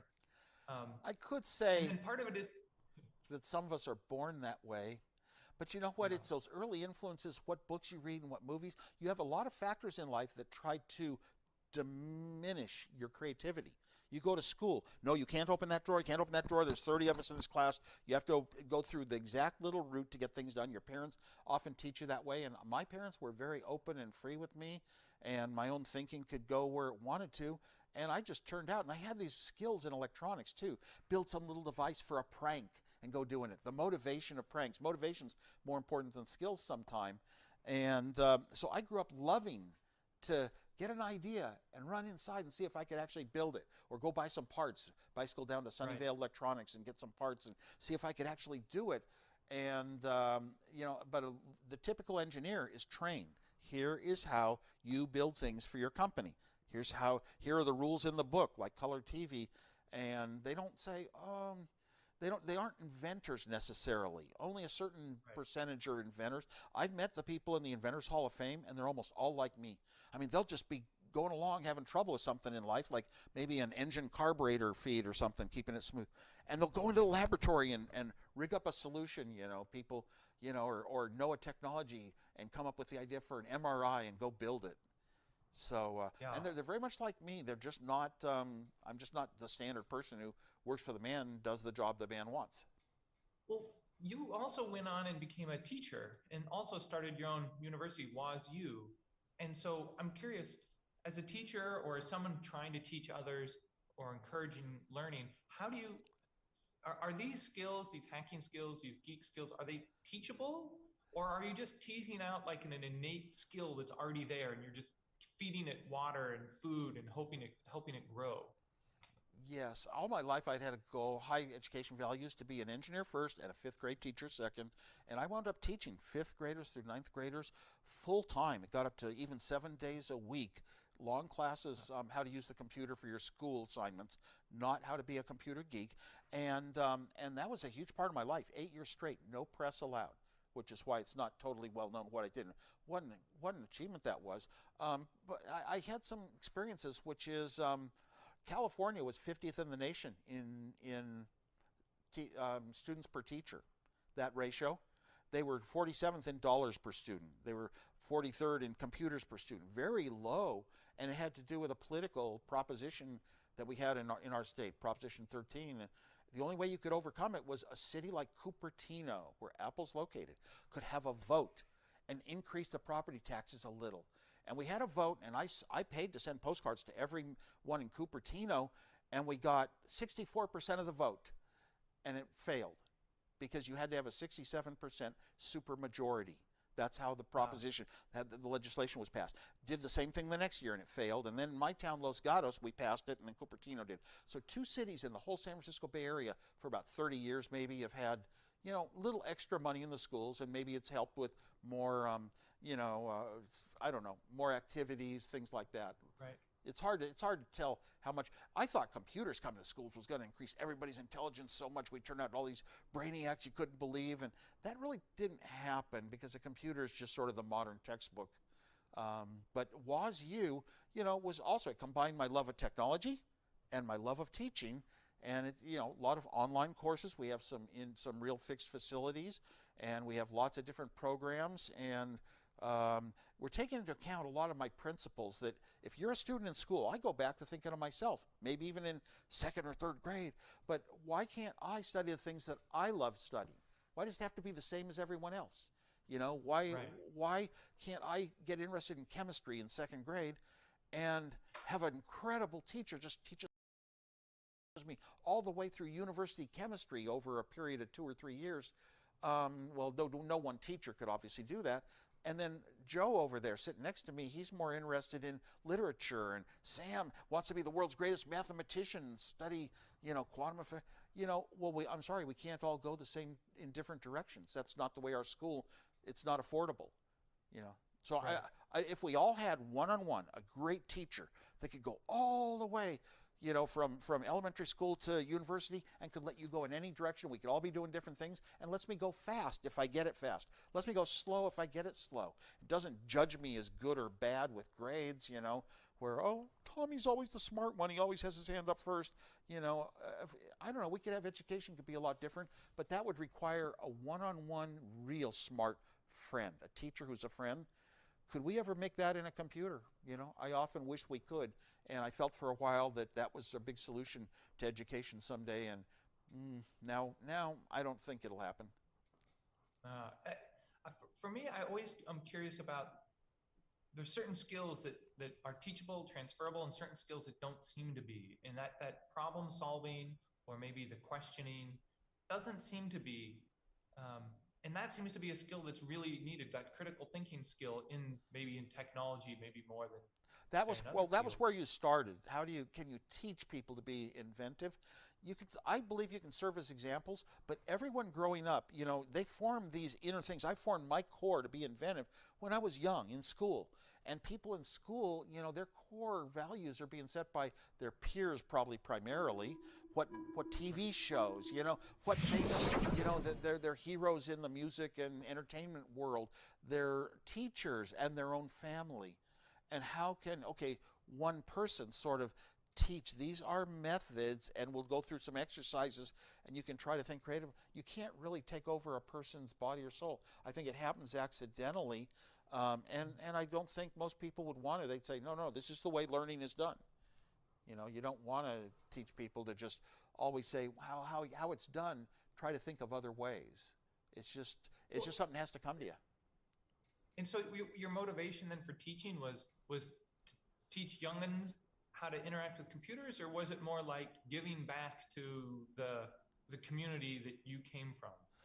My teaching years it started with one girl before we had a laptop even. Big, huge computer, taking it over. She had dropped out of school basically, in third or fourth grade. And I came back and got her back in because the intrigue of a computer was a name like something you never had that existed before, a spaceship, a rocket ship, and got her back into taking 2 hours to learn to type on a keyboard rather than handwrite a 20-minute paper for her class. And she got back into school and did really great all through college. So I thought, wow, can I do that for others? Just teach them how to make. In the end, it was how to use the computer to make all your normal assignments in class, express them with a time graph, express them with, maybe you can do some things with a spreadsheet, maybe you can at least have word processing, but also mix in the graphics because it was a Macintosh. How to be a designer, partly design techniques, and laptops just barely came out. So 1/3 of the class was how to keep your computer running, how to understand an error message, how to fix it, how to know what went bad, modem, is it the hard disk? And another section of the class was networks were so important to me. We didn't have the internet yet. It was just starting up. We're talking 1993. And I provided access to the internet, but mainly America Online, which was Macintosh only back then, and how to talk to other people far away. And it's pretty, it take forever for a 9-year-old to type the shortest message. And then they'd come back and I'd say, I'm pretending I'm 19 years old, the girl would say. And she said, I'm talking to a 21-year-old. But you'd wait, and it was just as long for that 21-year-old to type back. He was also 9.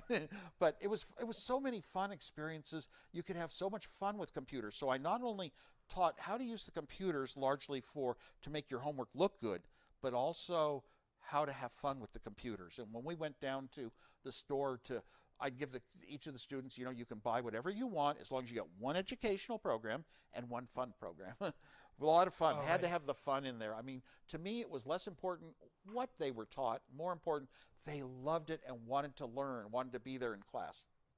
Right, that continuous creativity or desire to understand.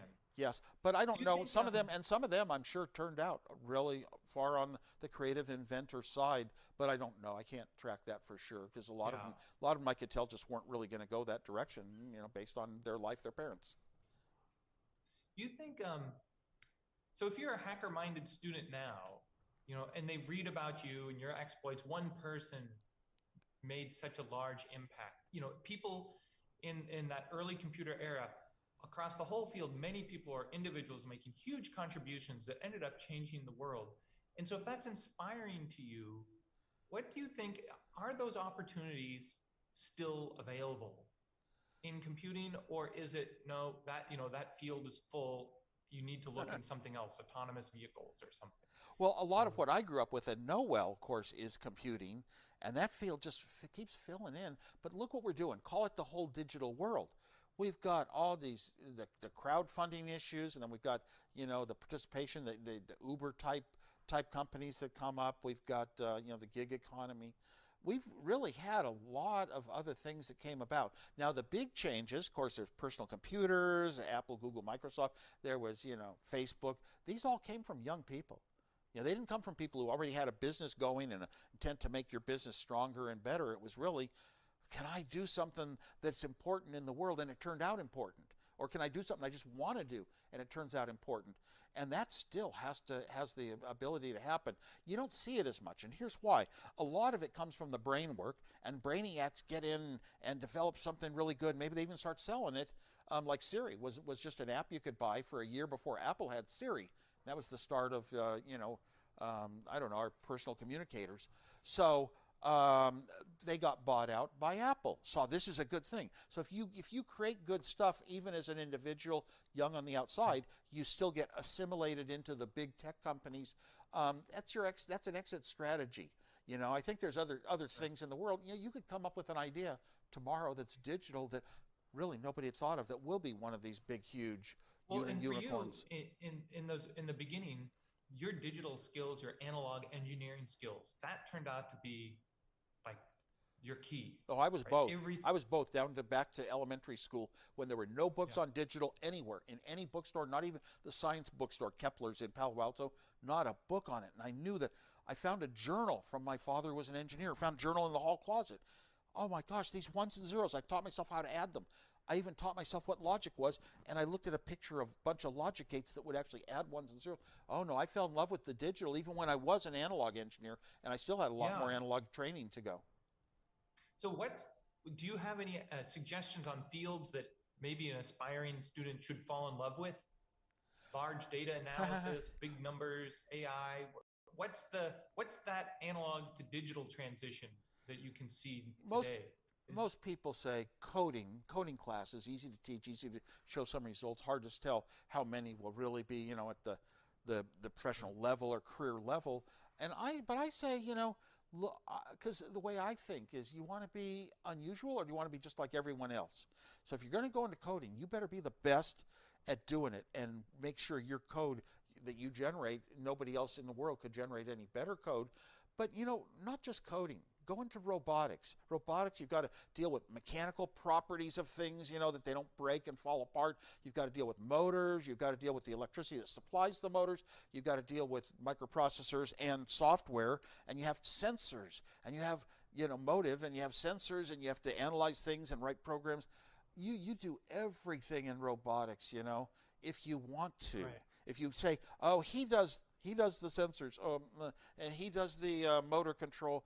If you say somebody else does every little thing, that's not going to get you to that inventor phase. You got to be able There's nothing left for you. I have an idea. I'm going to build a little robot, for example, that goes out in the garage all night long and just goes around my car, and it washes 1 square centimeter at a time all night long, and when I wake up, it's done. There's a great idea. What an incredible idea, if you can do it cheap enough.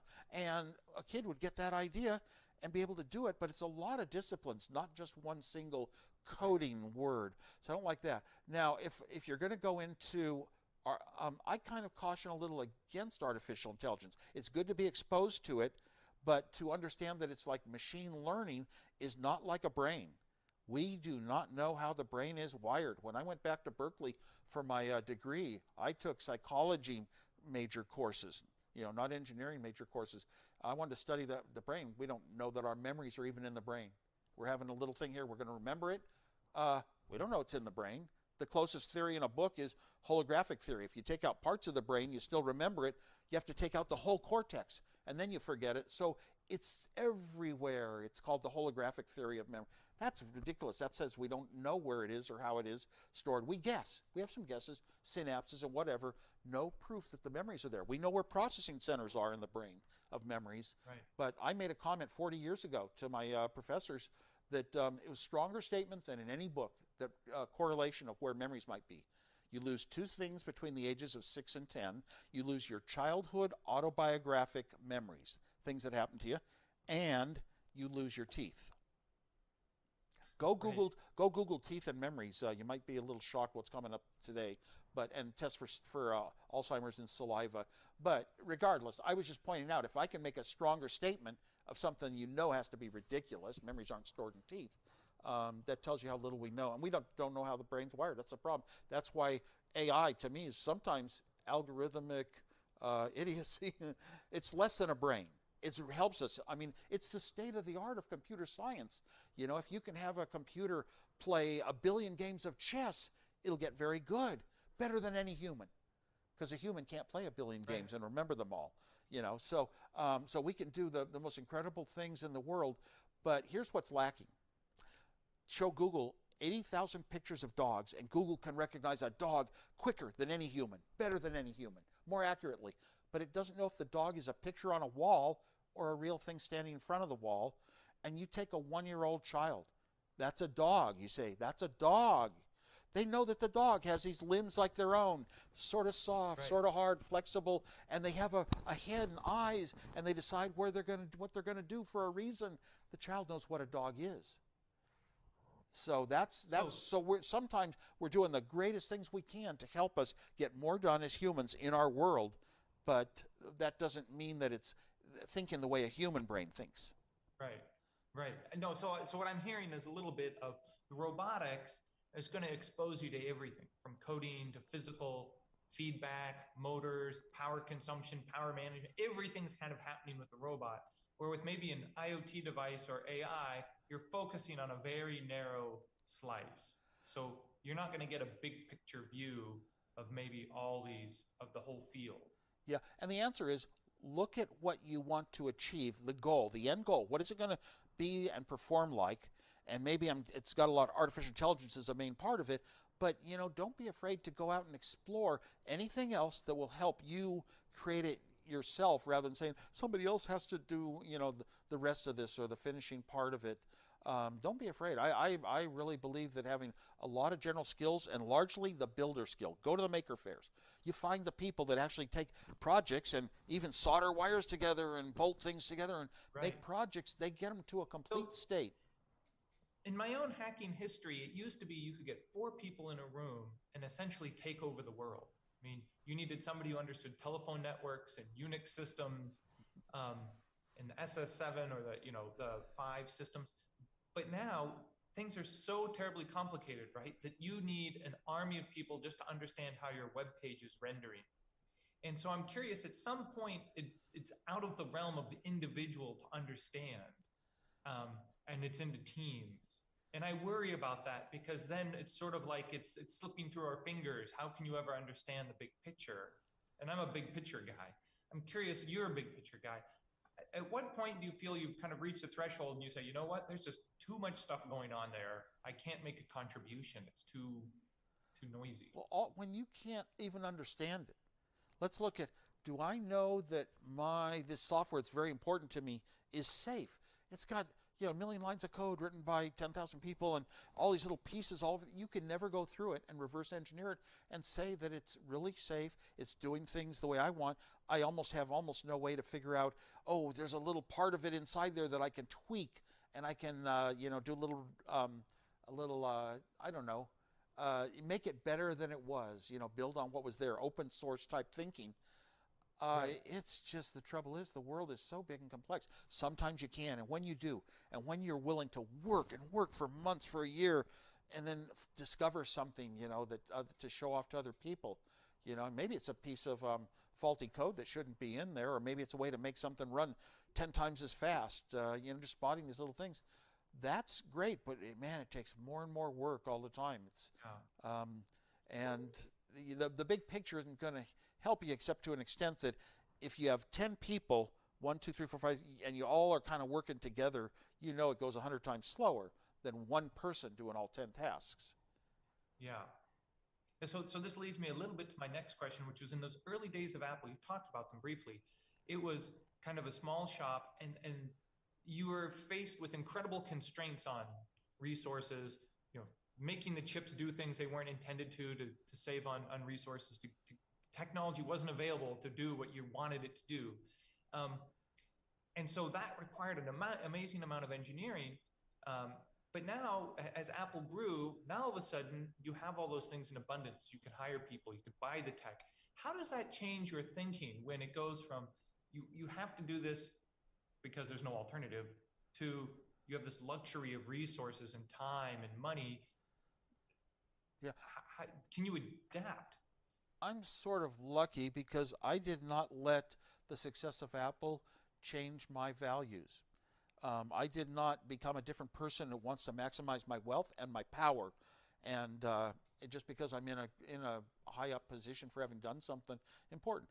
Other people feel differently, but my happiness really didn't come from what Apple, accomplishments and success. It came from happiness and the joy and doing everything I could. I mean, I remember even when we went public, I gave tens of millions of dollars of my stock to a few other early people.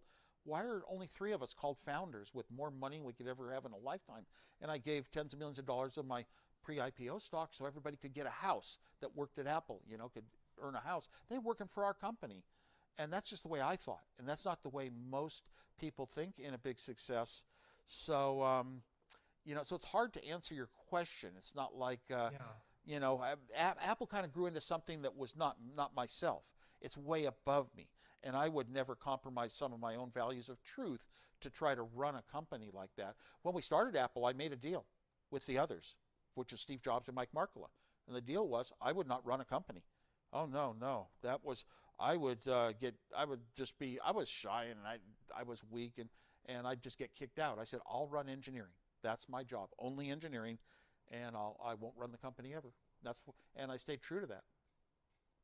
Right. So it's an insight. I'm saying it's a personality value.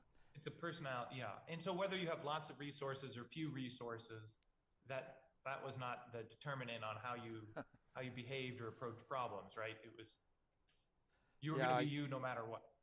The best things I ever did in my life, I look back, maybe that 10-year period of magic, and I look back one after another. I did them really great because I'd come up with no money, always trying to save parts, save cost. And secondly, because I had never done them before, never worked with a microprocessor before, never worked with dynamic memory before, never worked with, color, putting color out of a computer, never, every one of these things, a floppy disk, I'd never worked with disk hardware, software in my life, and yet this was so important to Apple when I did it. So not having done things before makes you use a good mind and think out, how is the best way I can accomplish this goal? Not how have I done it before, not how is it in the books. And that helped me to do greater things. And it's a good example. Young people are thinking, maybe I can, be creative. I've got a little bit of some knowledge at this point in my life. Maybe I can apply it creatively. And heck, if you want to follow me, follow me. Right. Hey, so now I'm going to introduce from Baidu. Hey, Jeff. Let's move on and get your questions in, and then we can go back to toward the final ending. Are you there? Yeah, hi. I'm Ajay from Baidu, and I'm your big fans, and here's a lot of big fans of you in China. In the event, I will ask the questions in Chinese for saving our time. So Jeff will ask in English directly. So I'm so happy to meet you here and have the interview with you and for all the DEFCON China Party friends. Thank you. So Jeff, so please help me ask the questions now.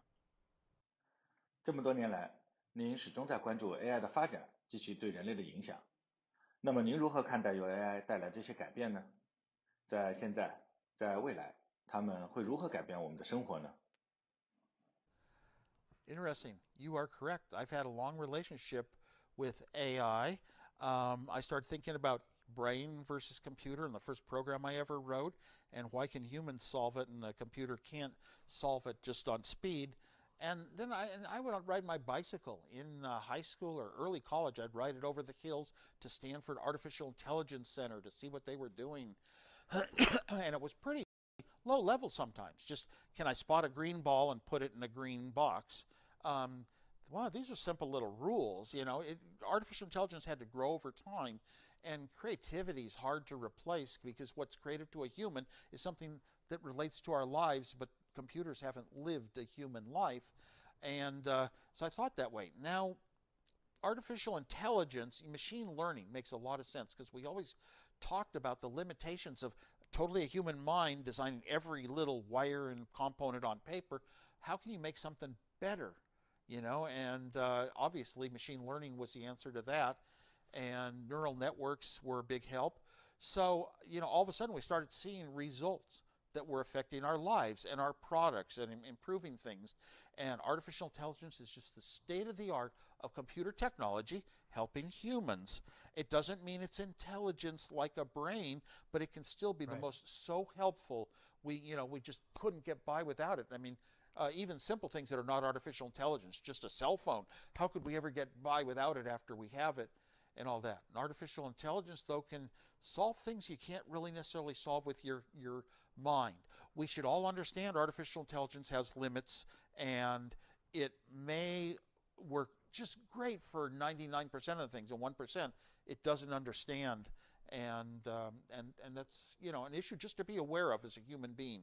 We're still superior. Will it ever be changed when Singularity book got written? My gosh, the processing power and the amount of memory storage equaling a human brain, does it mean it is a human brain? And I really believed it would equate to that for a few years. And then I reversed myself and said, you know, it's just, we don't, because of my psychology experience in college, we don't know how the brain is wired. Otherwise, we could make a brain. I was only in one company where the engineers figured out how to make a brain. It takes 9 months. Right. It doesn't always turn out the way you expected. So then the next question is, 我们看到 AI 正在迅速普及，此时您认为我们更应该关注哪些潜在的机会和风险？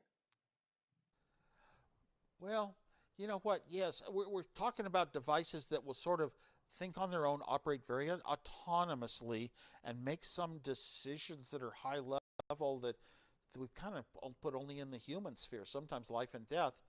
And that's, if that happens to that extent, and it keeps growing and growing, technology never says, let's go back, let's get rid of something we have, it's kind of bad. We rarely do that sort of thing.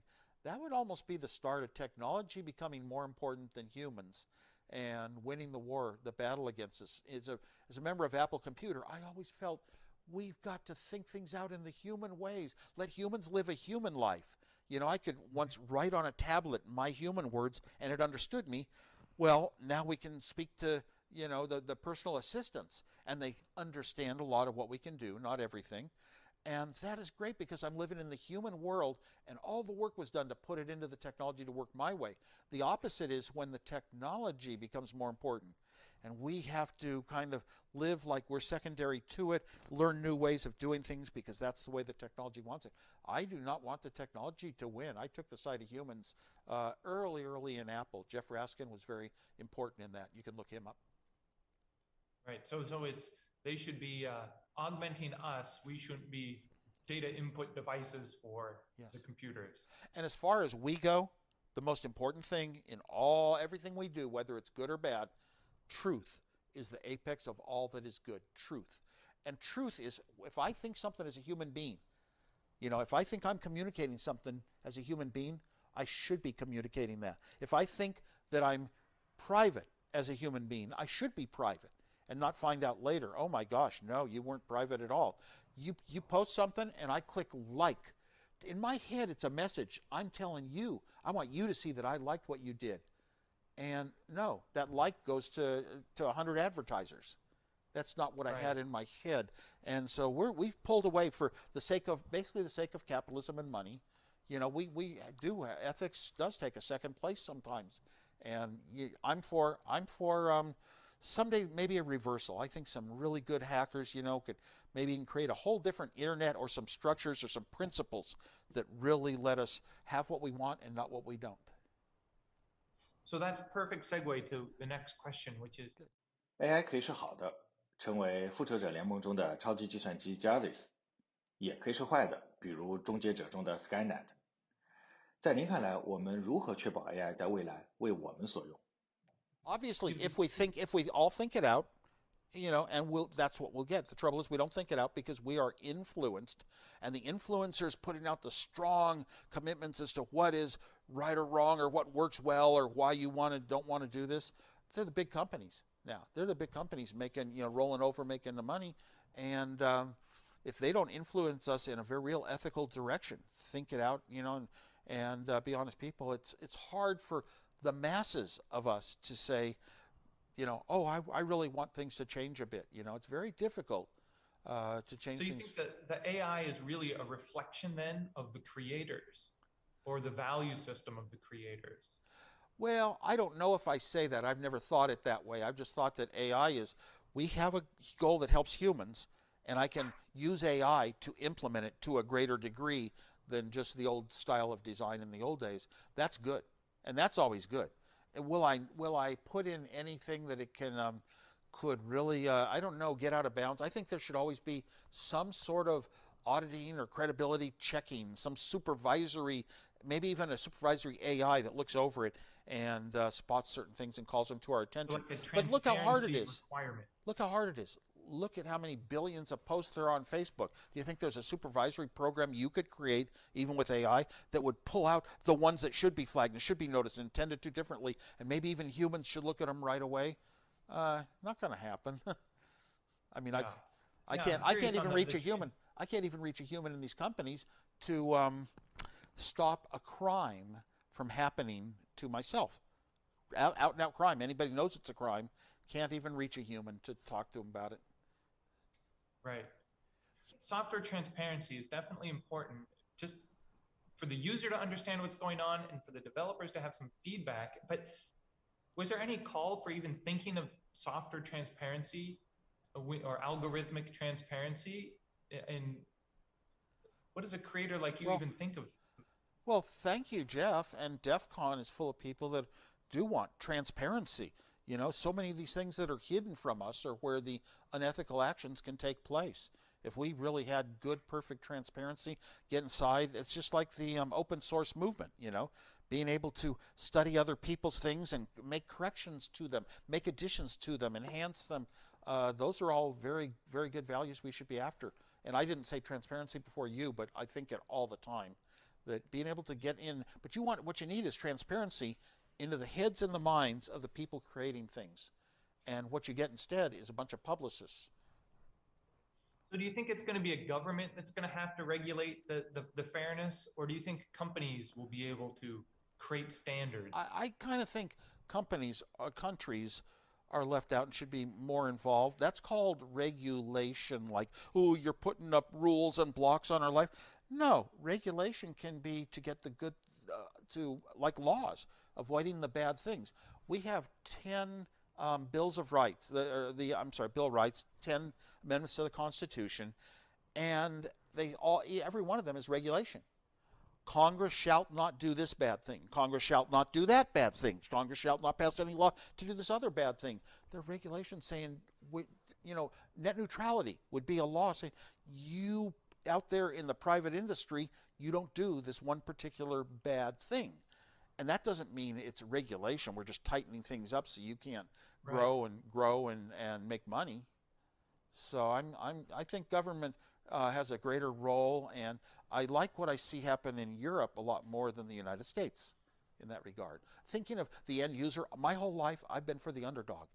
I was taught when I was young, oh, the buyers of products are the ones who make the decisions as to what will be sold and what the features will be, because it's what they will buy. And I believed in the consumer is so important compared to the manufacturer. I want to move into sort of our final questions, and that's really, we're doing this right now in sort of for a VR event or an AR event. And if you look at what Apple's going, they're working heavily on these augmented glasses, the fusion of reality and, overlay video. Do you see that as just sort of an incrementalism, or is that a fundamental different way of interacting? The steps from the first personal computers on, the steps in our products were generally the user interface, how the display is made, how you operate things and navigate through menus and get things to happen. And I remember Google Glass some time ago. I was actually a fan of that because it was a new overall platform, you might call it.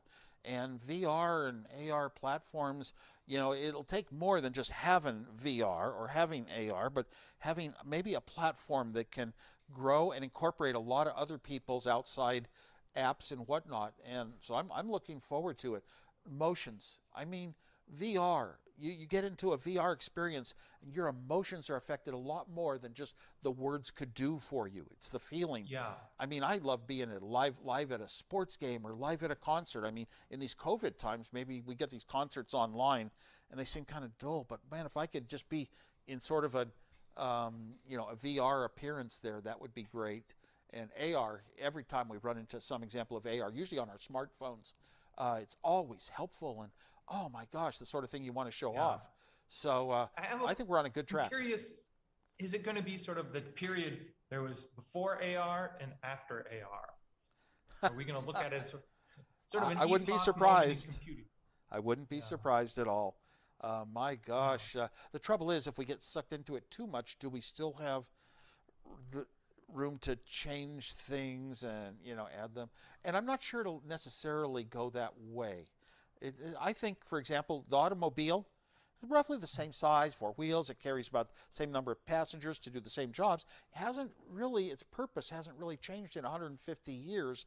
And so we might have handheld devices be the predominant mode of digital technology for ages and ages. Also, VR, it's uncertain. There's going to be, you would need almost a license-free platform everyone can use, and everybody works together, and you don't, and that's tough because everybody these days just wants the formula for ensuring, control of the intellectual money flow. Property protection and dispute resolution and everything. Yeah. So I was wondering, in that future though, it's now future WAS, it's virtual WAS. In that virtual world or parallel reality, what role would you want to play in it? Would you be the builder? Or no. You be the... No, I'd probably be the hacker trying to tear it down. I don't know.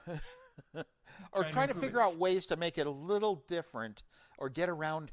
It's going to be a digital world set up by programmers and get around some of the limitations and all that, and not just have somebody tell me how to. I'd love to be one actually out there exploring and trying to find the little loopholes, the shortcuts. Before we went live, you were talking about you had a couple of ideas on maybe a forward-looking or futuristic kind of way to wrap up the interview. Are there any thoughts you have on the future? What you wish you had done differently, or maybe a message to all the Chinese hackers and geeks out there watching you?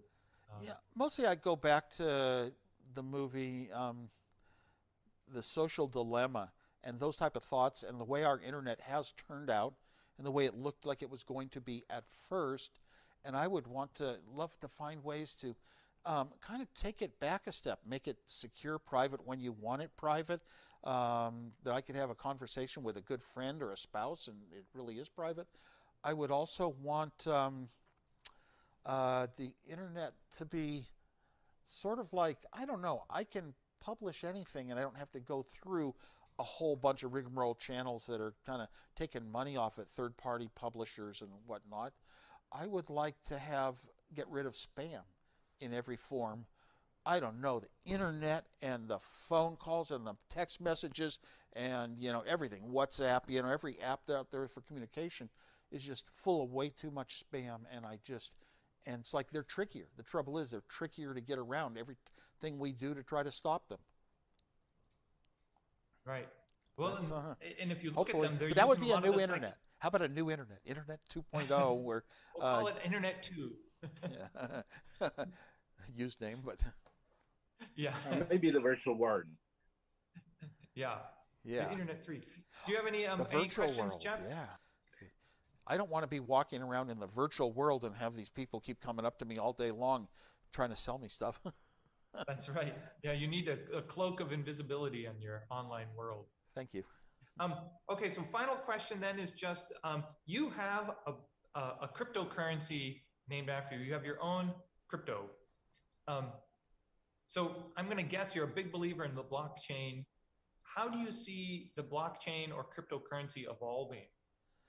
I'm a bit misunderstood here, which is, yes, in my travels, judging contests, speaking around the world for years and years, I saw many examples point out for what blockchain could do that we do other ways in our life now, and became kind of a fan of the technology. I didn't want to get into crypto as, like a lot of people did, investment. And right. And never wanted to. And my gosh, when Bitcoin shot up, I kind of sold out most of it off. I just want to explore, how do I use something like Bitcoin and other technologies to purchase things? When I travel to another city, how do I find hotels, restaurants, and retail stores and things like that where I can buy a pair of pants and go all crypto? And someday, that was a goal of mine, and I got pretty far along in studying it. So I'm a fan of it that way. Now, as far as this new cryptocurrency, WOZX, I'm kind of conservative on business. I don't go invest in companies. I have people hit me a dozen offer, pitches a day. And sometimes I meet the people. In this one group, I met them over 2 years. And they were using efficiency technology to make companies run more efficiently in Italy, primarily. And they had reached some limit of being a huge percentage of the market there. They were pulling in so many tens of millions of dollars, a year in profits for quite a long time. So that's a safe investment. And then I came in and they had another crypto guy, and we started exploring and found a couple of exchanges, like stock exchanges, that would now accept cryptocurrency. Started working with them where it's well managed and regulated by the government, but we could expand our financing ability in this company, which I joined. And it's called F-Force. And that means any normal person like yourself, you believe in efficiency of technology, making things run smoother, good. You invest in this token, and it's like it's sort of convertible, like a share of stock. You're investing in our ability to keep making money, not something we're just going to call ourselves a cryptocurrency and that's all it is. Right. And our price make it sense. You're using sort of like the blockchain to issue.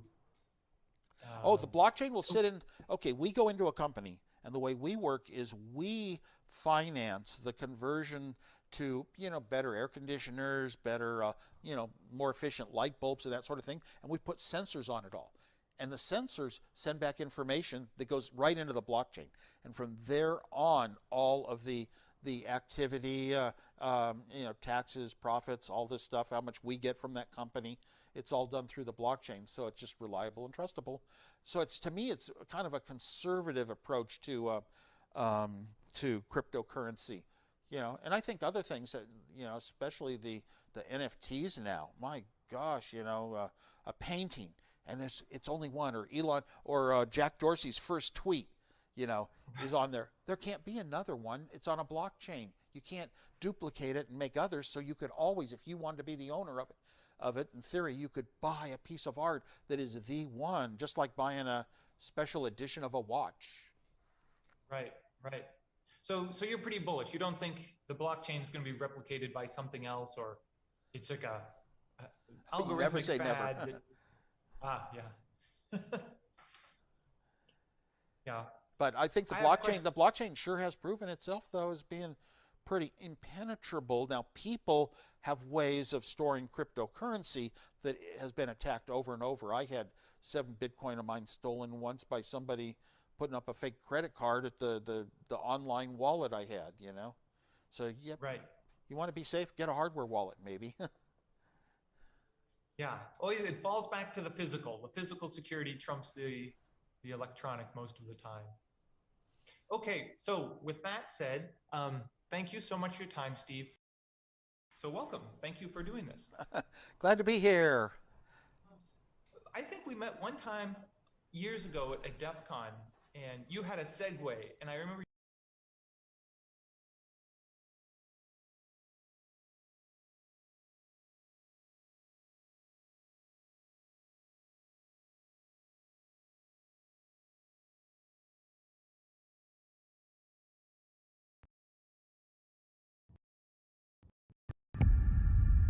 Hello， 大家好，很高有把举办3日一起来开启未来世界。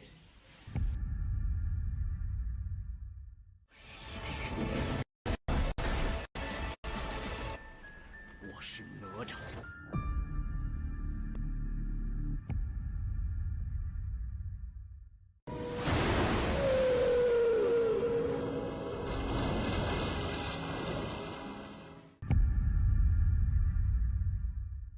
大家好，我是创新工厂李开复。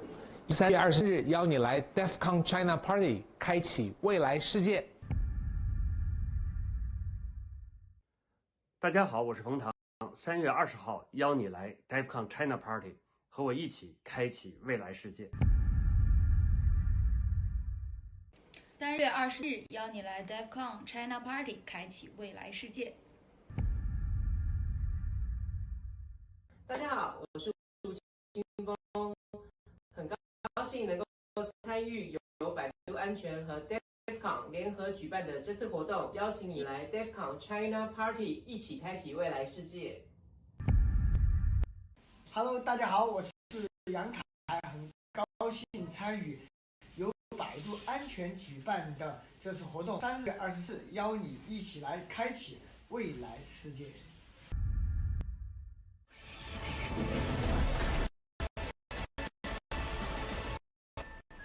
我是哪吒。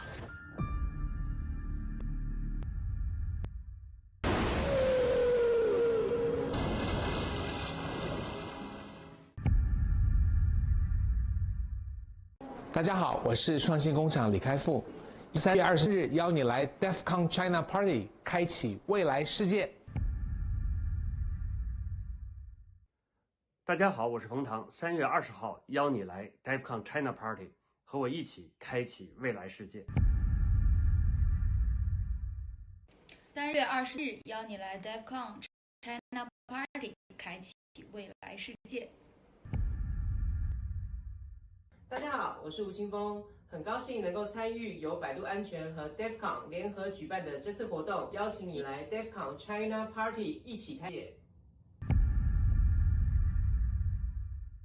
Hello， 大家好，我是杨凯，很高兴参与由百度安全举办的这次活动。3月24日邀你一起来开启未来世界。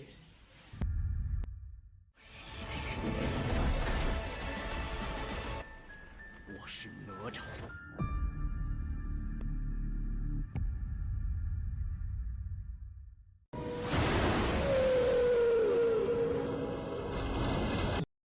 Ni hao.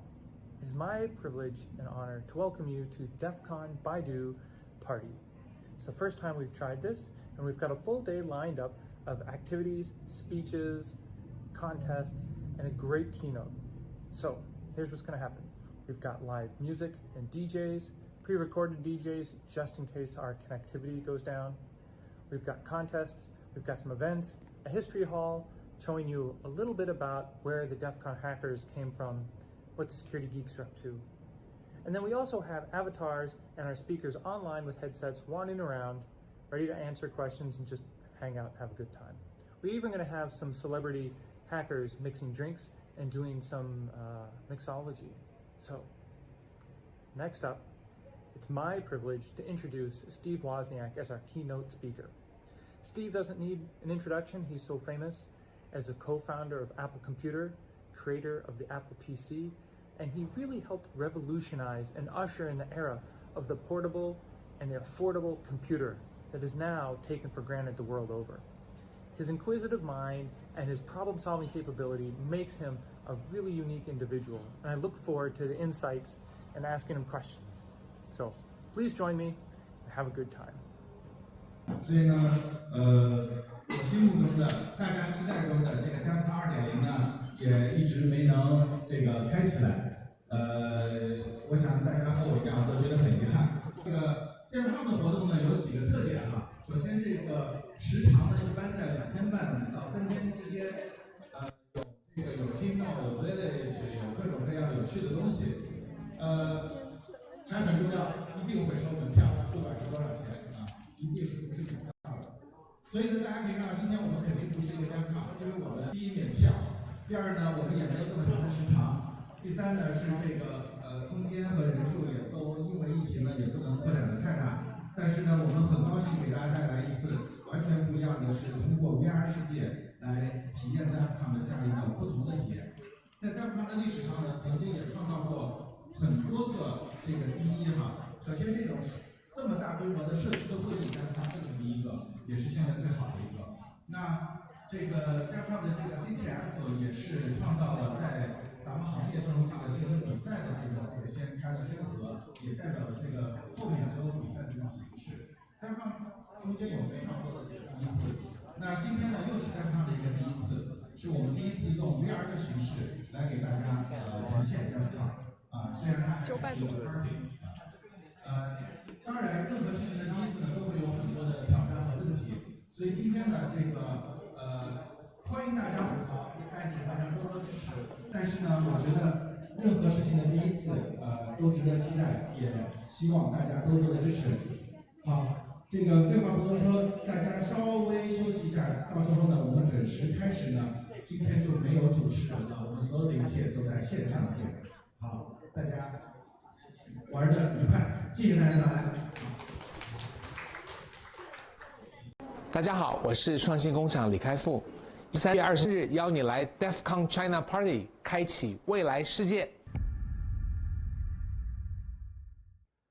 大家好，我是冯唐。3月20号邀你来 DEFCON China Party， 和我一起开启未来世界。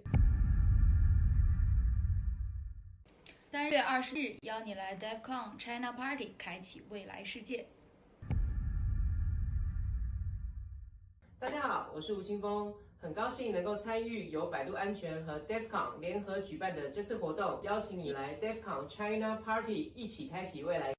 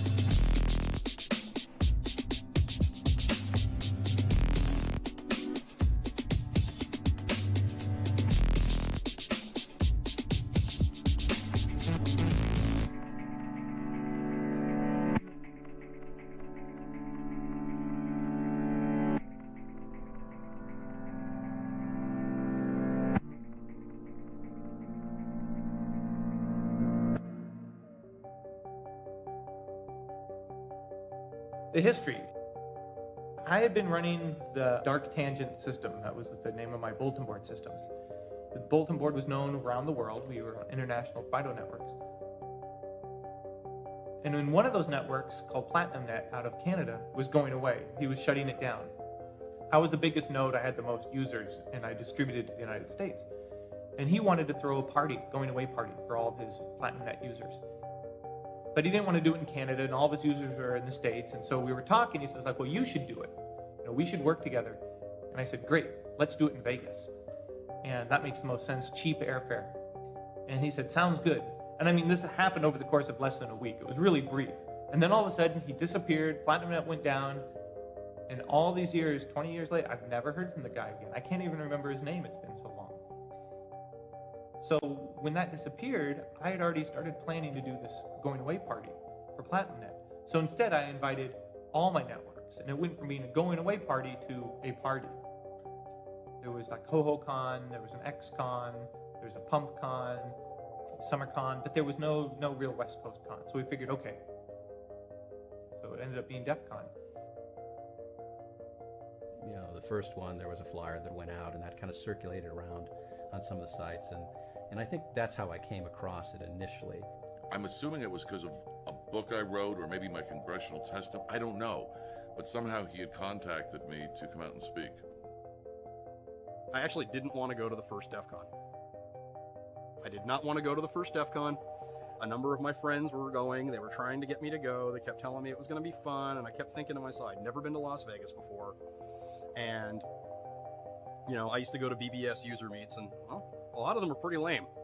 And I thought to myself, okay, this is just going to be a BBS user meet in Vegas. Contacted me somehow, said, you want to come out to Vegas? I said, I don't like Vegas. Come out and speak, and there's a bunch of people, Phil Zimmerman and a couple other folks, and DEFCON 1. And I had a blast. I had so much fun.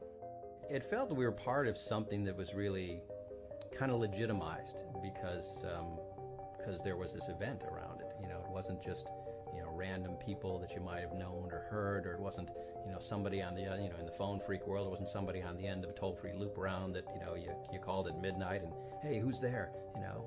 So I ended up meeting a lot of people, some of whom I'm still friends with to this day, out of all of that. And I remember after the first DEFCON was over, and I was back home and I was decompressing, and somebody wrote me on UUCP in my email, wrote me an email and said, hey, that was great. When are you doing it again?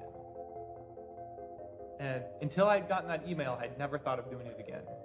And then I thought, you know, I could probably make this better. I could change this, and then that started it. That was all game over from there. It was every year, what can I make better? What went wrong? How do I fix it? And that geek sort of fix-it mentality kicks in, and you're always trying to improve it. So it's sort of like this challenge you'll never solve, but you keep wanting to make it better.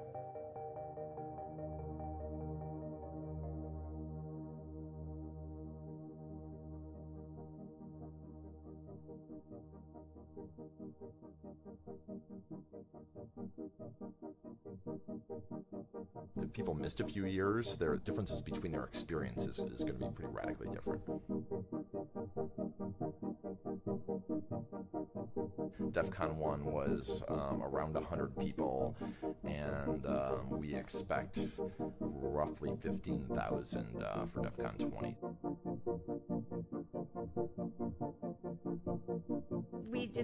We work nonstop. I haven't seen 4th of July in like 7 years. It's crazy that DEFCON, as you can label it as a hobby, takes so much time because it seems like pretty much from the moment DEFCON ends until the time that we're spinning it up again, we're busy. You know, technically I retired 2 years ago, but I can't give it up because it's such a part of me. I'm giving back to the same culture that spawned me. DEFCON for the last 10 years especially has been a very big part of my life. It consumes most of my free time. DEFCON starts for me the day after DEFCON is over for the next year. It's going to be amazing. We have so many surprises planned for the attendees. it's going to be remarkable. This is going to be a really, really special year. If you're sleeping, you're doing it wrong. A lot of people who are hardcore DEF CON attendees or staff, they negotiate when they change jobs. That's fine, everything's good, but I need to take, 2 weeks off. I never thought that my party would be a job employment prerequisite.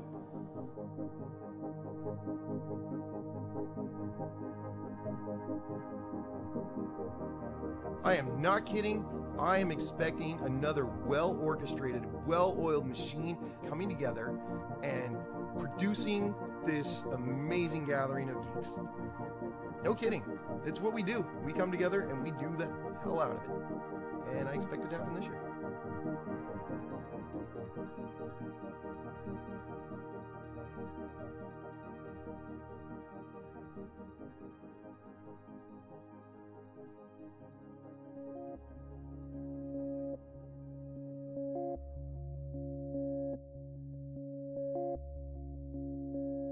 There's absolutely a difference between driving and flying.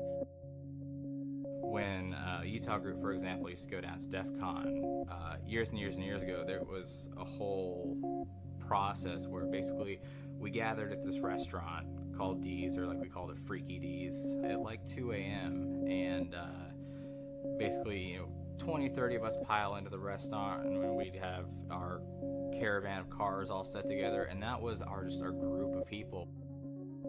There are some hijinks that I can't even imagine mentioning on a documentary that can happen on a long 9-hour drive from the Denver area to Las Vegas. When you're driving, to get there, especially from the West Coast, you have to drive through the middle of fucking nowhere. And it certainly adds to the experience when you roll in and it's just after sunrise or it's just about sunset, or you really have no idea what time it is, and there's Sin City, and of course you're playing Viva Las Vegas by the Dead Kennedys or something like that, and it does add to the experience, I think.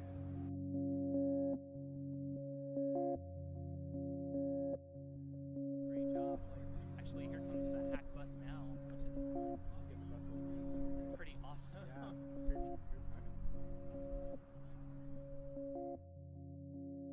It kind of blows my mind that everyone's so excited about going to a barbecue 6 miles away from the con that they have to rent a taxi for or go to the grocery store and get food for.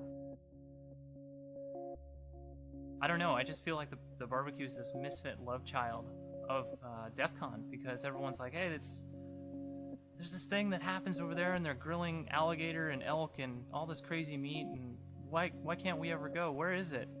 And that kind of adds to the mystery and the fun of it.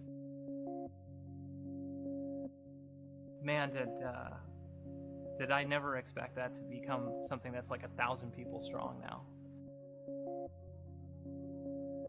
To me, that shows like an awesome community spirit and effort of, hey, I want to see my friends and I want to hang out with them and I want to, just do something simple, like let's eat some food.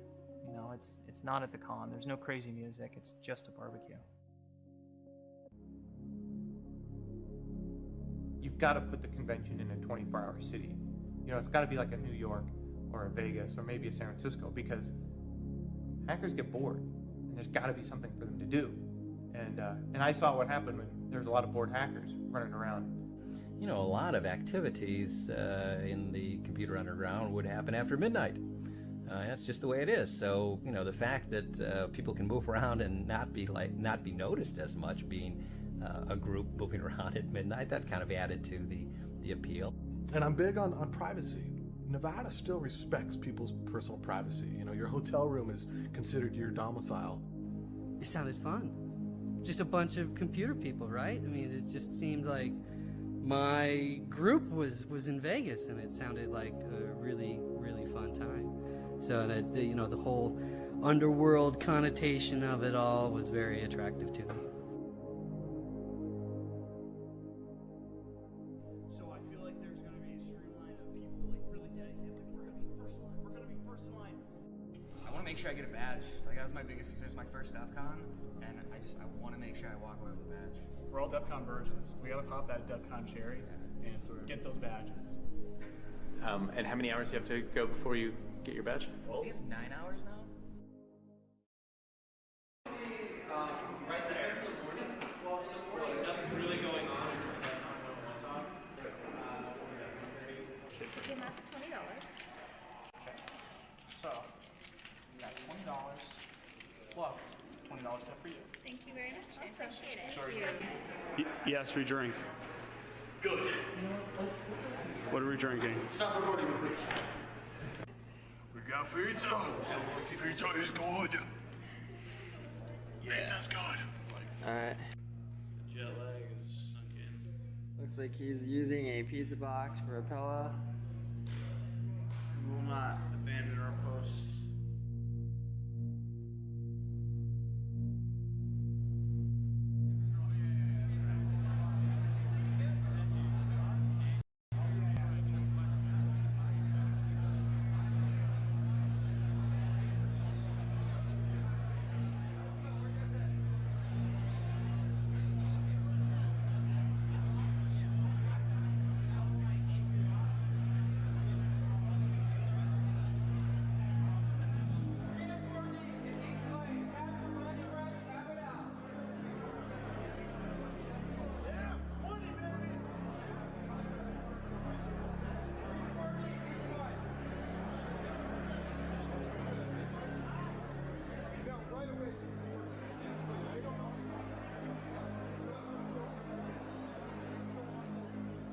This is my first DEFCON badge. Now, what made you decide you were going to come to DEFCON? My husband's work decided to send him, and I started going through all of the videos that they had for DEFCON 19. And I started looking at that and going, ooh, this is really cool. 20th DEFCON. Been wanting to do it for years, and it was just one of those things that just sort of lined up. All the moons lined up perfectly. Definitely heard a lot about the con. It's somewhat affordable con, and there's lots of technical discussions. A whole bunch of really smart people that probably know more than I do, most of them. So I hope to learn something. You know, the opportunity to hang out with those people that really know what's going on was, you know, too enticing to miss out on. And I thought this would be an amazing place to just meet really intelligent people. So now I'm here, and I'm really excited. To meet a lot of interesting people and learn a lot, have a lot of fun at once.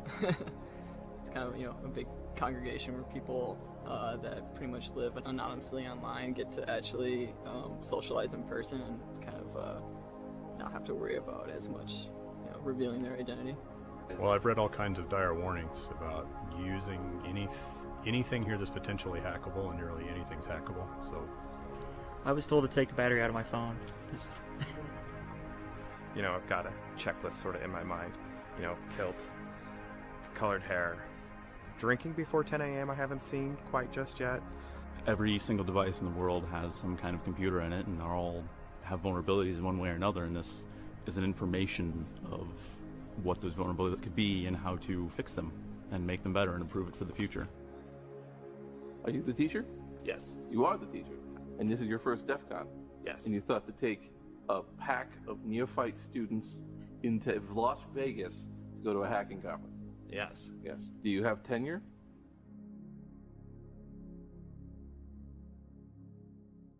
Rule number 1, follow the 3-2-1 rule daily.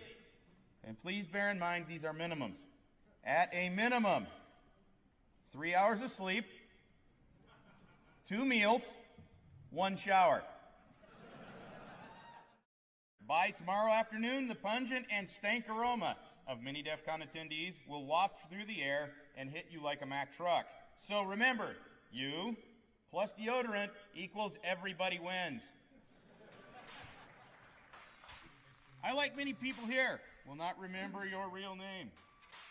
There are lots of Steves, Jeffs, Chris's, and Bills, but only one, maybe two with your unique handle.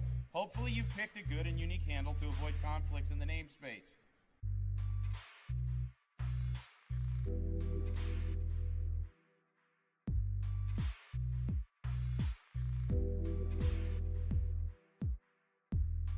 Create a good handle for yourself before someone creates it for you.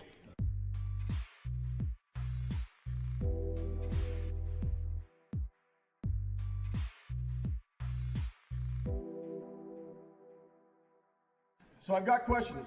Who here is from other countries? Wow. That's impressive. Thank you for coming all the way to join us, you guys. That's awesome that you came out. DEFCON is truly an event and a conference where you get out what you put into it. DEFCON is the one time a year where everything that we do year-round actually becomes physical. All these people that you've met in IRC, all these people you've been chatting to, all these people you've been reading their research, following their work, looking at the different things they're publishing, they're here. Walk up to them, tell them that you like their work, buy them a beer. They'll probably be your best friend. It's one of the biggest things about this crowd you've got to really swallow is the fact we are all super, super approachable. You can be a wallflower here and still get a lot out of it, but you're not going to get your $200 worth, frankly. You're going to have to interact, work with people, get to know people, go party with people. If you don't know something, be proud of that. Be like, I don't know this. Can you please teach me? Can you please educate me and train me? This crowd loves spinning people up. Take the time to go in and learn from these people. They're geniuses, truly geniuses, and some of the best in the world in whatever it is that they're presenting or working with. So take advantage of it, you guys, okay? All right, the next rule is one that basically says the media is not your friend. Don't trust them.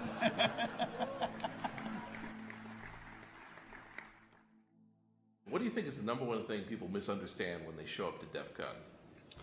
That it's a den of illegal activity, and you're going to come learn how to do really neat, illegal black hat. Going to get in trouble if the FBI shows up at your door, and you should show up with your ski mask on just so no one can know your identity. Yeah. What is it actually then? It's a publicly funded private party for a bunch of really cool people.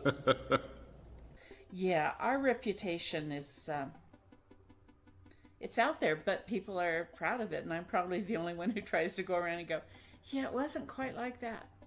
It's sort of like this. I don't think people understand how much goes in to creating a show of this size.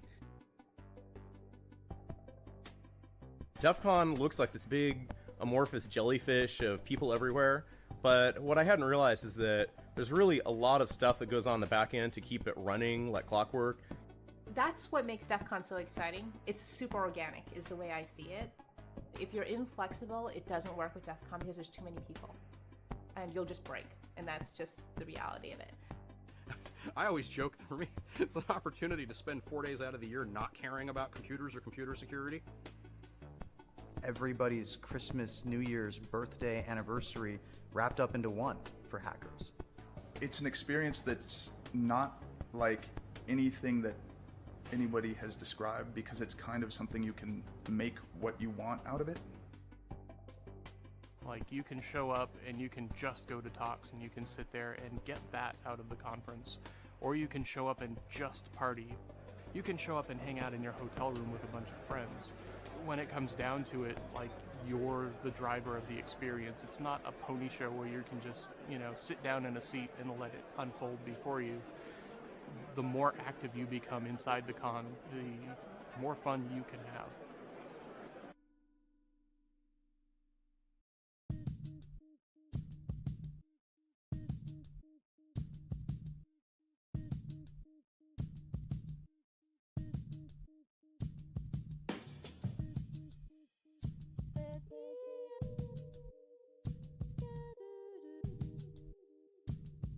For me, I think it's more social. Mainly for me, it's just a lot of close friends that I get to meet once a year because of the diversity of where they all live in the United States. So this is kind of like a meeting point. Go out there, be social, just run into people and say hi, and just strike up conversation because you will meet interesting people here. It's fantastic. Everybody's friendly. I can sit down, talk to anybody, and I just ask them, what do you do? And they're happy to tell me about what kind of employment they do or the hobbies that they're in, and just striking up conversations. That's my personal favorite. It's a combination of the people who I run into at DEF CON and just sort of the atmosphere.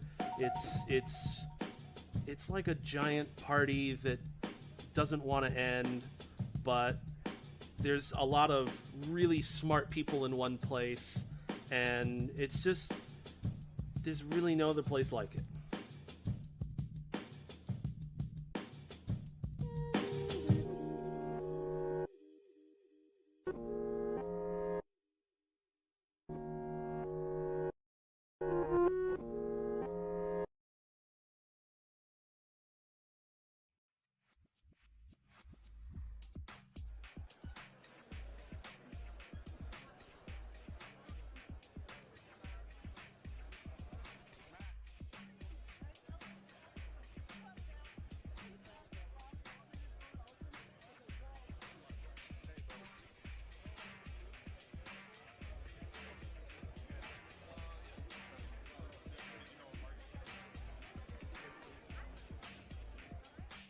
The first qualification, if you will, to be a vendor at DEF CON is how are you providing back to the hacker community at large?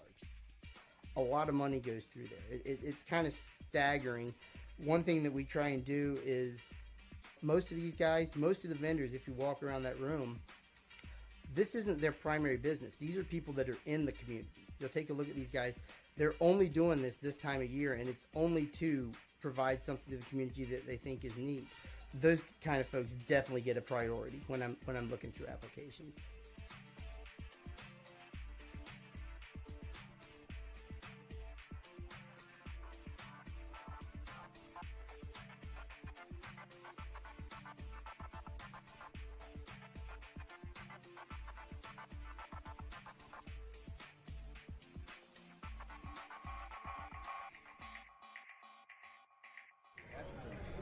Well, looks like you're doing things right.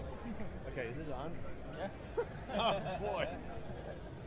Okay, what I've tried to do with the whole hacking community is raise the level of discourse. Like, that's the thing is like to bring information, make it accessible and widely dispersed at a reasonable price and make people happy. And if I put a smile on their face, it's like, wow, really? That's a great price and I get that too? Yeah, that's good. I don't need every last dollar. You know, what are you going to do with dollars anyway? They're just numbers. Our main job actually is to create mayhem.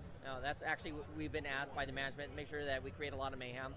We actually have official DEFCON 8 posters from years ago that we found. So we're not selling them, we're giving them away, but you have to convince us to give you one. And that requires mayhem in the dealer's room of some sort that we don't officially support, but for some reason they end up with a poster. Who knew, right? We are simplewifi.com. We are long-range wireless made easy. We custom make all of our antennas in Miami, Florida. So if you want to go creating a hotspot and turning around your whole neighborhood, or you have that guy with unfortunately has an open signal, you don't want to pay for Wi-Fi, you can send your antenna pointing right at it, grab that signal, and you have internet for free. The people that want something one year that you didn't bring invariably won't want it next year. It's like, you know, everyone wanted network cables, or everyone wanted PIN card readers, or prox card readers, or magstripe reader encoder decoders. You know, it varies every year. And then, you know, everyone that like leaves something behind, like, we need a hub. And it's like, okay. I only have 53 tables total that could be sold. Some vendors are getting 2, some vendors are getting 3. So you have to decide what's going to actually provide the most benefit to the attendees. What are they actually going to want to buy? And we certainly have made mistakes in the past. For one thing, I mean, we shouldn't have even called it the vendor area. There were a couple of years, and I can't blame anybody but myself for this, where it should have been called the buy your t-shirts room. The only thing that was for sale in there was t-shirts. You know, you had like 2 hardware vendors and 33 t-shirt vendors. Hackers love their t-shirts. I think, I mean, in a weird way, it's like a way to kind of express your identity. I think we all do that through our shirts. It's a way when you're walking down the hall at DEF CON or any other conference or at work or wherever, for people to kind of get an idea of who you are. So yeah, I mean, the t-shirt aspect of it is certainly important. But this is the one place where I can wear all my t-shirts. And people will know what it is. Yeah, people get it. There's something about that, like, cinematic hacker that's both goofy and inspiring, and like, I still play up, there's this mystery around it, oh, spooky hackers, and there's like this dark side to it, and I think I still play that up in the art, that I'm still intrigued, I still don't know all of what's going on, like, I'm a maker, I'm not a hacker. So I was a goon the first year, and they stuck me in the info booth, and then about halfway through the first day, Russ came over first and said, hey, I want you to draw on my badge. We had great big badges that year that Joe Grand did, and so I drew on it, and then Pyro came over and said, hey, draw on my badge, and then in about 10 minutes there was this line out the door of people like, draw on my badge, and so Russ came up with the idea, well, if you're going to draw on the badge, why don't you make them give $5 to EFF for every badge you draw on? And raising money, so like laptop, I'd charge $20 for EFF, and then it ended up with a pile of money for EFF like the first year. And so then the second year they said, you're not going to be in the info booth, you're going to have a booth and sell art and draw on things for people to raise money for EFF, and that's how that took off. So.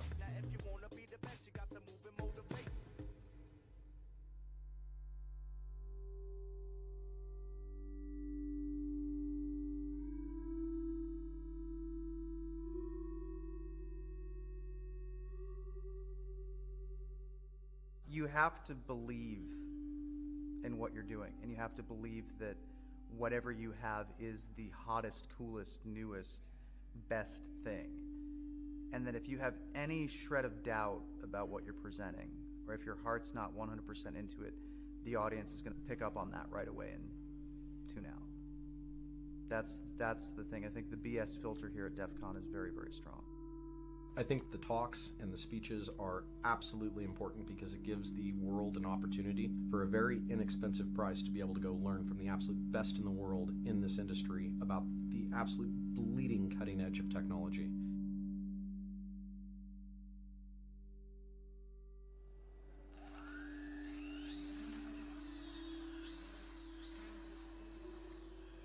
It was between 300 and 400 submissions that came in for people that wanted to speak at DEF CON this year. Yeah, it was a rough year just because of the number of quality submissions. And there were some that any other year absolutely would have been accepted. But I think because this is the 20th DEF CON, and it's because people want to be a part of DEF CON 20, we got so many more submissions and so many more quality submissions. I mean, DEF CON speakers are all different types, especially this year. You have, you have generals and you have 15-year-old kids, all of whom have something different to contribute. There's no really one thing that you can say that unites a DEF CON speaker except for their desire to present their ideas to an audience.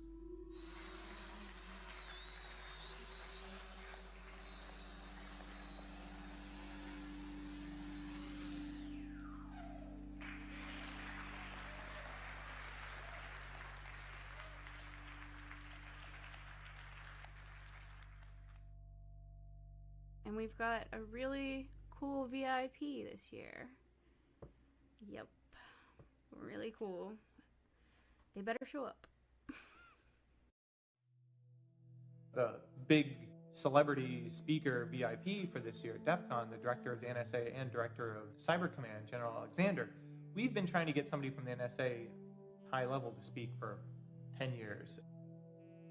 And it just so happens that we finally get somebody, and it just happens to be our 20th year anniversary. So the timing just works out really well. And I know people are going to get all bent and not over it. It's going to be like the love-hate relationship. They're also going to really be interested in what he has to say, and at the same time be really fearful of the NSA. It's a milestone to see someone of his position and level come here and speak about security and hackers and those types of things. Jeff Moss made a valid call, and he kind of said, look, we have to interact with these people, We have the technical skills, and they're the ones calling the shots, so we've got to interact with them, and at the end of the day, we've got to educate them, Hello, DEF CON!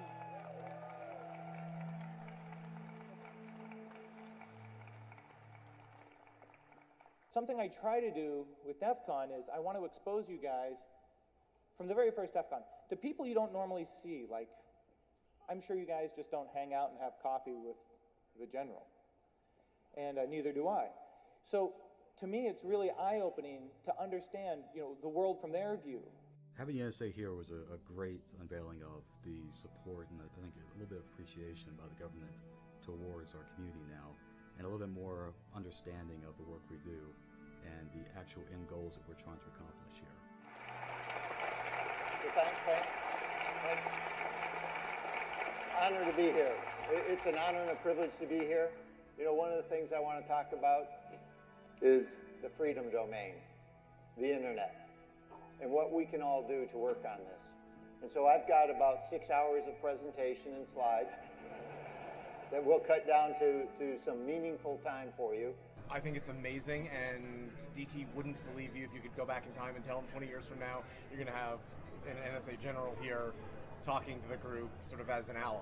Seeing people like General Alexander come down and meet with us hackers, it's just amazing.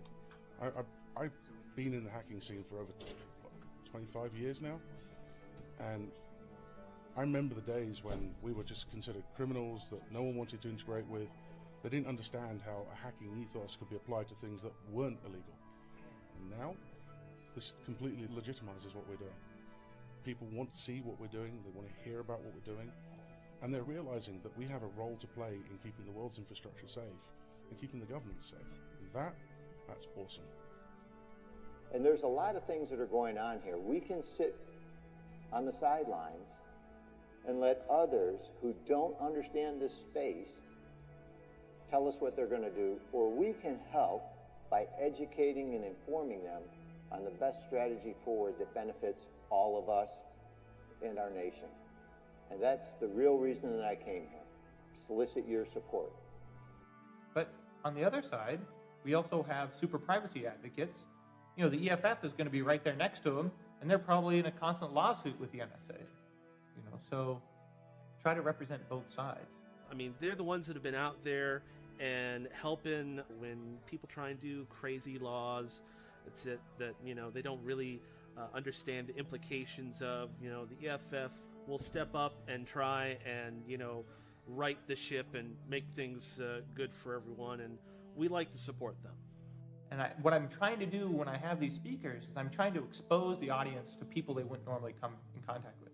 It's not just always fun and games hacking a system. There's a bigger world out there, and you're playing a part in it, and a very important part. And if I didn't, I kind of think I'd be doing a disservice. It would be sort of like intentionally, not aiming as high.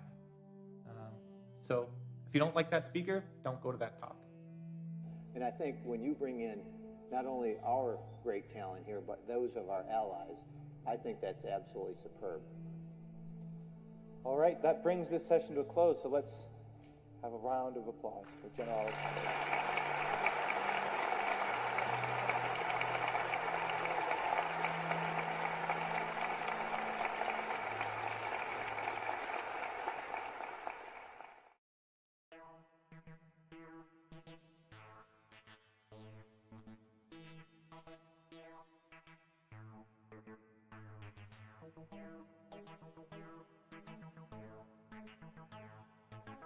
I think that contests and events is very key because it's one of the things that you find if you go to a lot of different conferences, especially in the security arena, it's very boring. Usually you're sitting around at a bar getting really, really drunk with a bunch of friends and going to a couple talks that you're interested in seeing, but overall it's a lot of looking for something to do. We've just grown to where now I believe that I'm managing about 50 events and contests throughout DEFCON 20.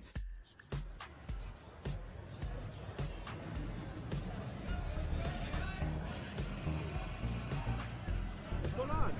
Not much, just cutting some logs.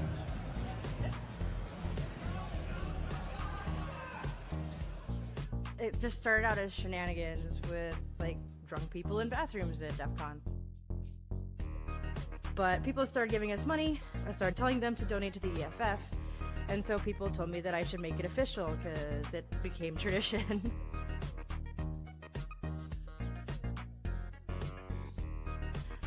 Last year we raised about $4,000 total for EFF, Hackers for Charity, and other hackerspaces around the country. I've been growing my hair out for 2 years. It was difficult for the girl because she's about this tall, and she had to stand up on a chair to actually finish it all.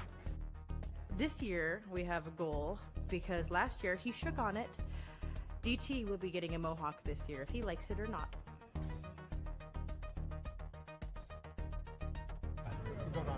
I've been playing Hack Fortress, which is an amazing competition. It's one of the highlights at DEF CON for me.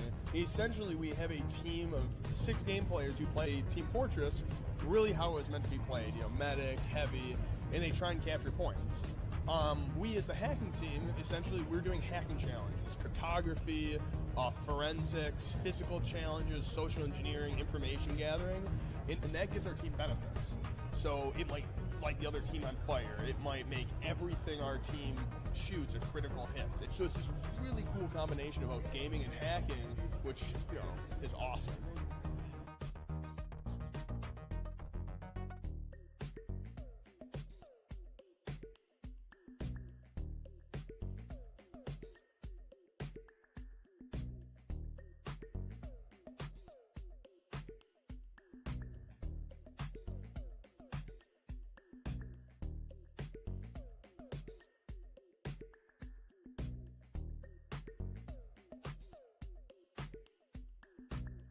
Now you've got an objective here.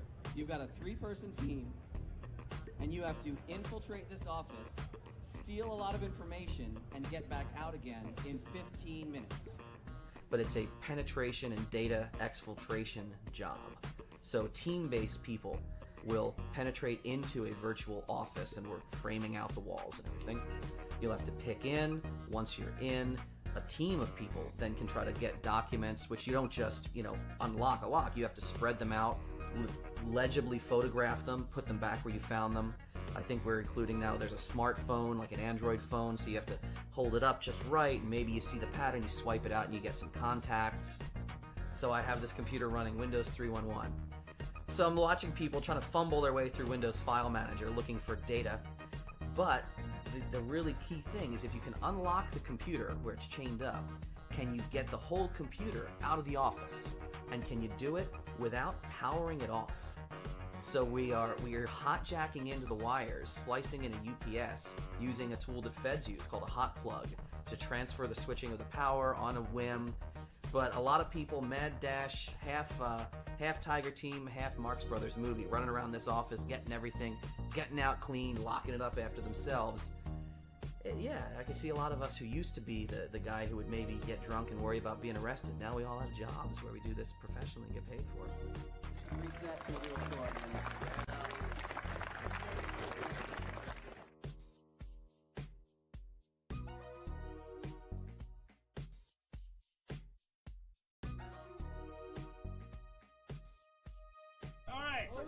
All right, we are ready to begin, everyone. We're going to do science over here. We're going to do less science over there. These teams are tasked with cooling a beer to exactly 42 degrees, which is ridiculous.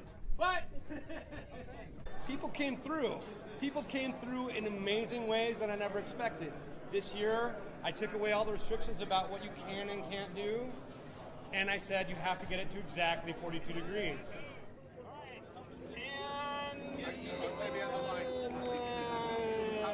Time.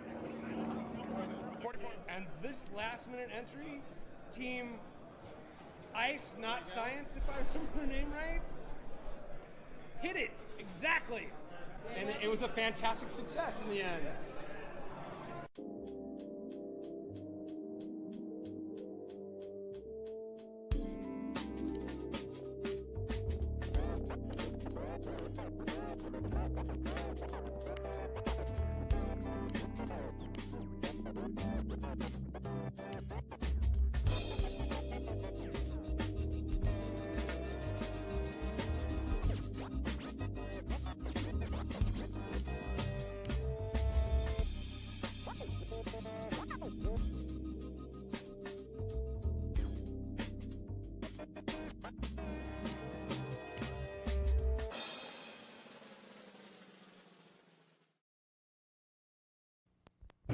Wow. This is Shizness live from DEFCON in the beautiful city of Las Vegas. Behind me you can see the skyline. It's a rooftop! Look, it's a rooftop! Over to your right, if Dave can get it. There we go. There's the mountains. There's the Alexis Park.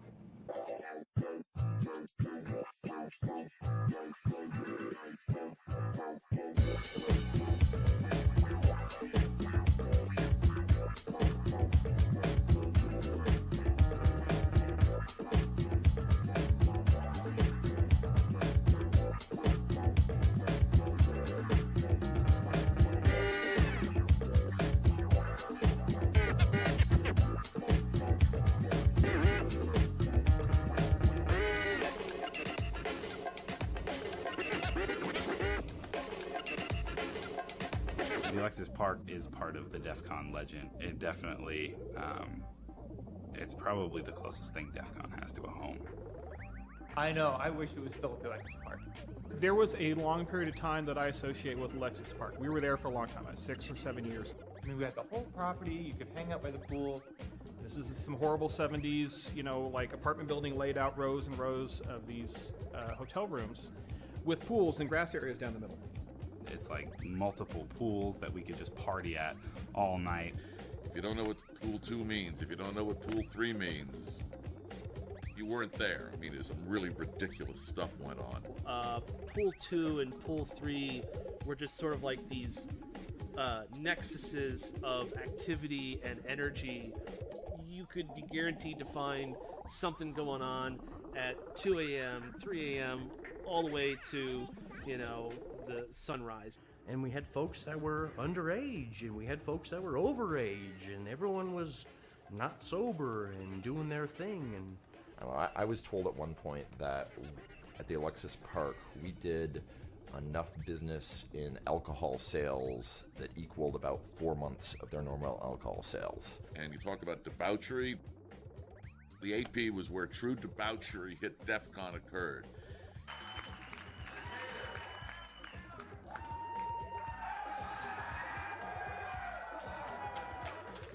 And at the time, the hotel owners, they were all right.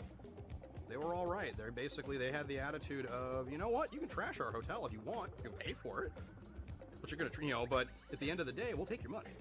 They weren't as concerned about the lights around the pool getting destroyed and things of that nature, so it was a little bit easier to deal with, you know, destruction in that way. I go to check in, and they hand me a list with check-in. They're like, okay, let me explain this to you. And it's a list of all of the objects in the room at the Alexis Park with a dollar amount next to it. If you would like to destroy this object in your room, this is how much it will cost you.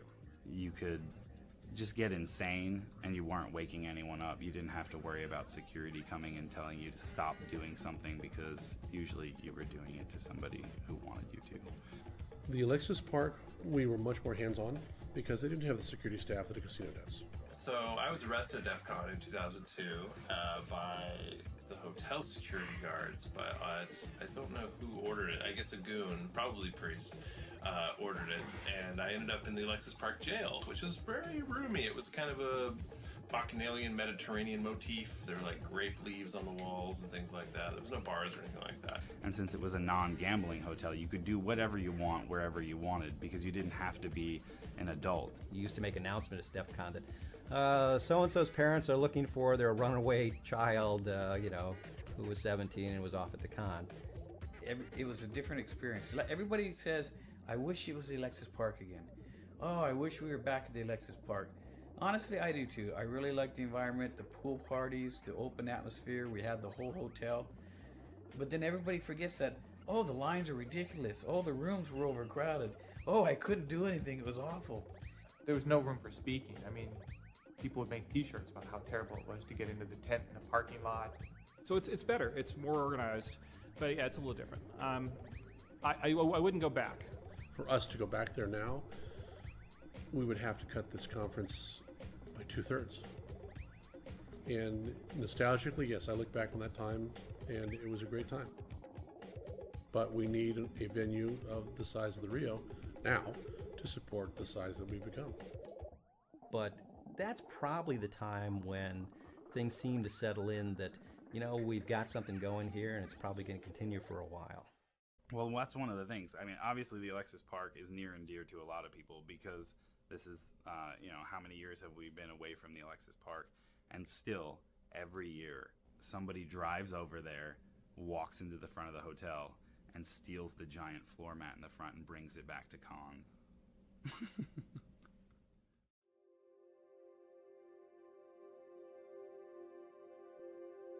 A conference badge has 3 purposes. The first purpose is to show that you've paid for the conference. It's a security token. Number 2, it sets the level of your security when you're within the conference. Third, I wanted the badges that I created to be something that helped brought people together. I intentionally designed the badges to cause people to have to look at each other and talk to each other. To get to know somebody that they might not otherwise have known. It really is the interaction with the other people at DEF CON that makes DEF CON what it is. It's not the, oh, I have this uber awesome electronic circuit badge that does such and such. It's the people wearing the badge that matter. And I think a lot of people miss that.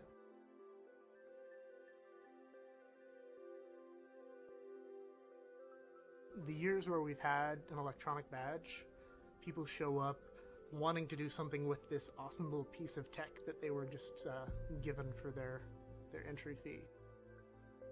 This is this is like an open badge solder session. We're helping people complete adding the connectors to their badges.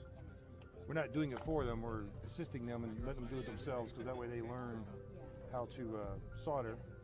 So far, no one's done anything that hasn't been able to be fixed. So it's more of a just learning and community learning project, I guess, of just doing the badges. Yes, first DEF CON, first time soldering.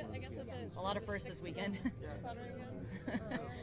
I really like to help other people just get better at what they do, or to find an inspiration, something they're passionate about. And I like to help them progress along that path. Pretty much 90% of the people here have never soldered in their life. This is their first time, and that's the goal. Let's people introduce people. Hey, it's not that scary. It's okay. We're here to guide you, and maybe you'll do it in the future. If not, you know you've done it. So it's one of those skills you'll have. I know a lot of guys who are like collecting badge firmwares and flashing stuff and have no idea what they're supposed to be solving. Usually the only people who are really getting it are sequestered in their hotel room, just going crazy on it. There's some people that counterfeit the badges every year. And we try to make the badges hard to counterfeit. And there's some people that spend a lot of time counterfeiting the badges.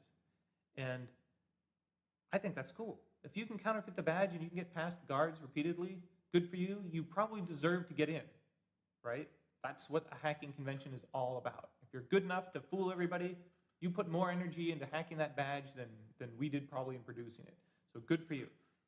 They had the smiley face, skull and crossbones, the basic logo for the con. And I think their first design flaw was same PCB board, different colors. So you had people that went out and spray painted them and things like that. Well, the absolute worst thing to do is to step into the goon sock with your cute little red badge and claim that you're a goon, because we all know who we are. And once the door closes, you're ours.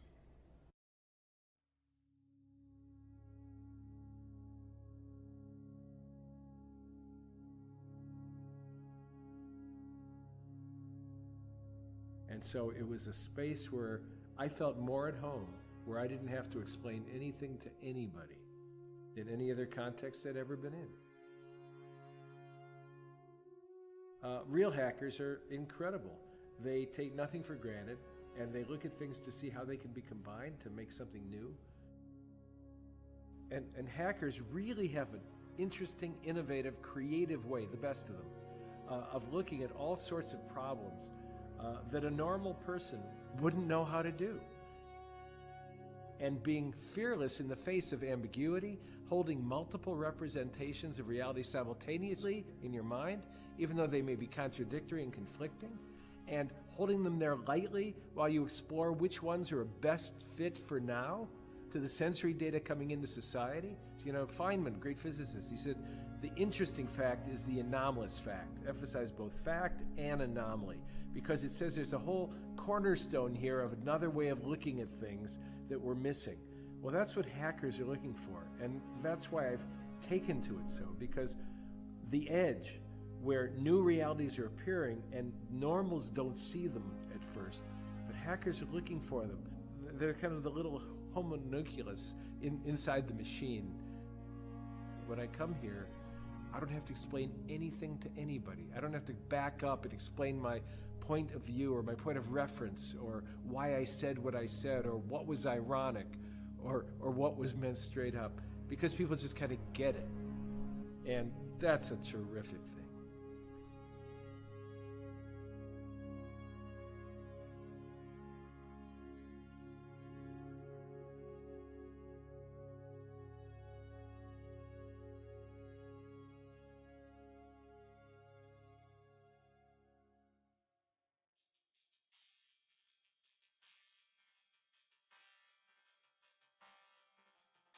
Probably our signature event is Capture the Flag.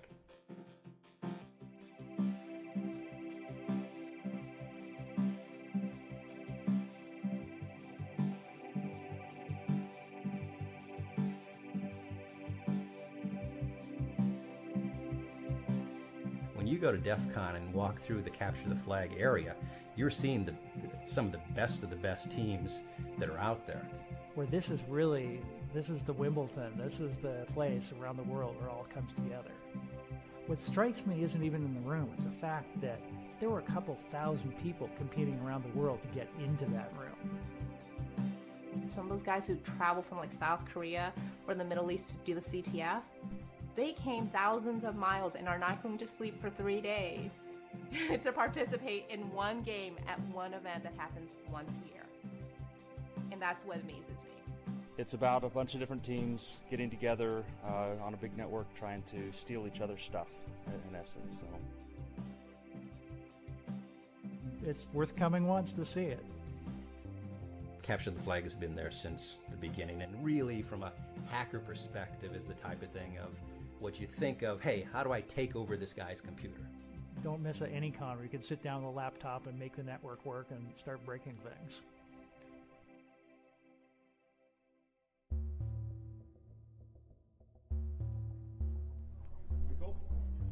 So Crash and Compile is a programming contest crossed with a drinking game. What could possibly go wrong? If you're familiar with ACM-style programming contests, you're given a challenge, a word problem. You know, write a program that takes this kind of input and generates that kind of output. Some arbitrary word problem. And you start coding. You're coding along, and then you say, I think I'm going to test something, and you try to compile it. And it doesn't compile. You take a drink. If it compiles but doesn't run, you take a drink. If it runs but doesn't produce the right output, you take a drink.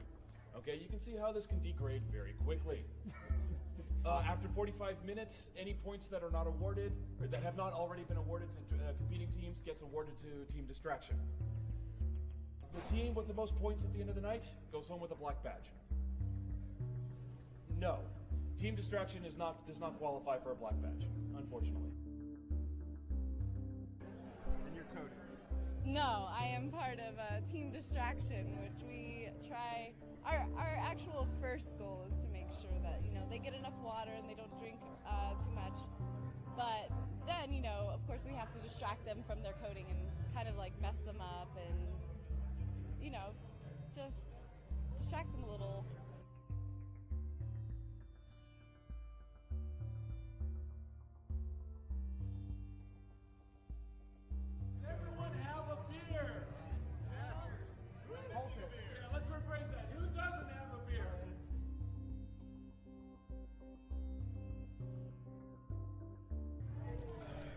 There yet? We're there.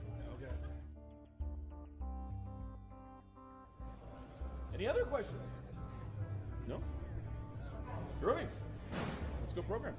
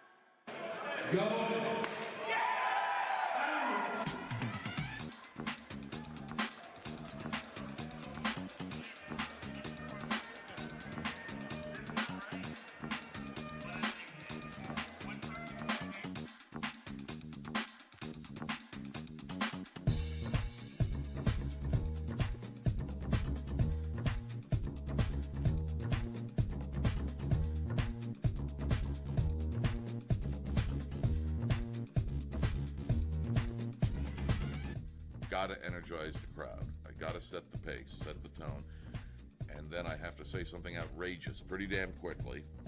Got to insult somebody quickly. The show's begun, and I'm not really aware of much of anything else for the next couple of hours. I want the audience engaged within 10-15 seconds. I want to have that dialogue. Copyright lawyers mean this by IP. Win or lose. What is intellectual property? What is intellectual property is correct. You can piss this crowd off very easily. So you get your feedback very, very quickly as to whether you're doing a good job or a bad job. Jeff and I had talked, and he says, I really want to notch up the 20th. I want to go up with a bang, and I want to do all these crazy things. And it was cool. The final category is beer. Oh, thank you. I think that this audience probably 50% bigger than last year.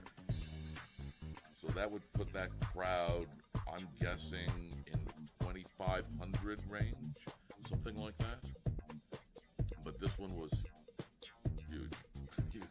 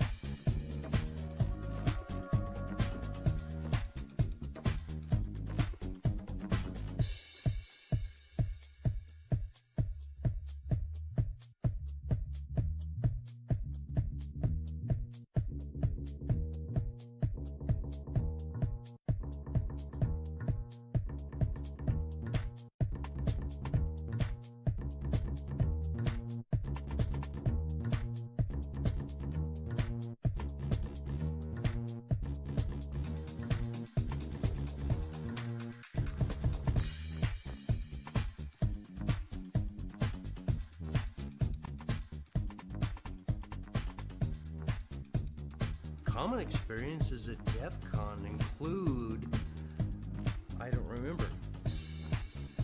Meaning that if you have a good con, you probably have no recollection of what actually happened.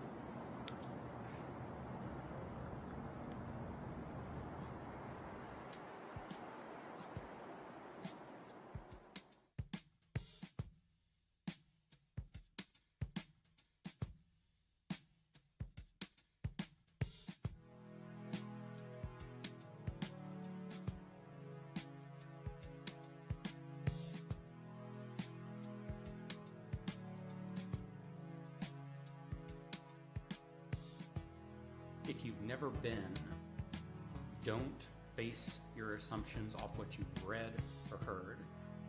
At this point especially, DEFCON is something that you just have to experience. DEFCON is not a convention, it's a meta convention, but there's so many smaller events, gatherings, meetups, projects that it's become a group of other smaller conferences.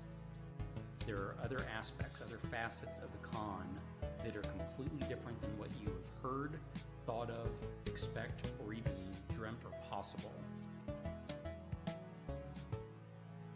These people you've known from internet stuff, only through that. And you come from a small town, right? You don't know anybody into this weird stuff you're into. And you go to DEF CON, and that's where you meet the people, right? And it's beautiful, and just hanging out, the conversations. It's the place. DEF CON is the place.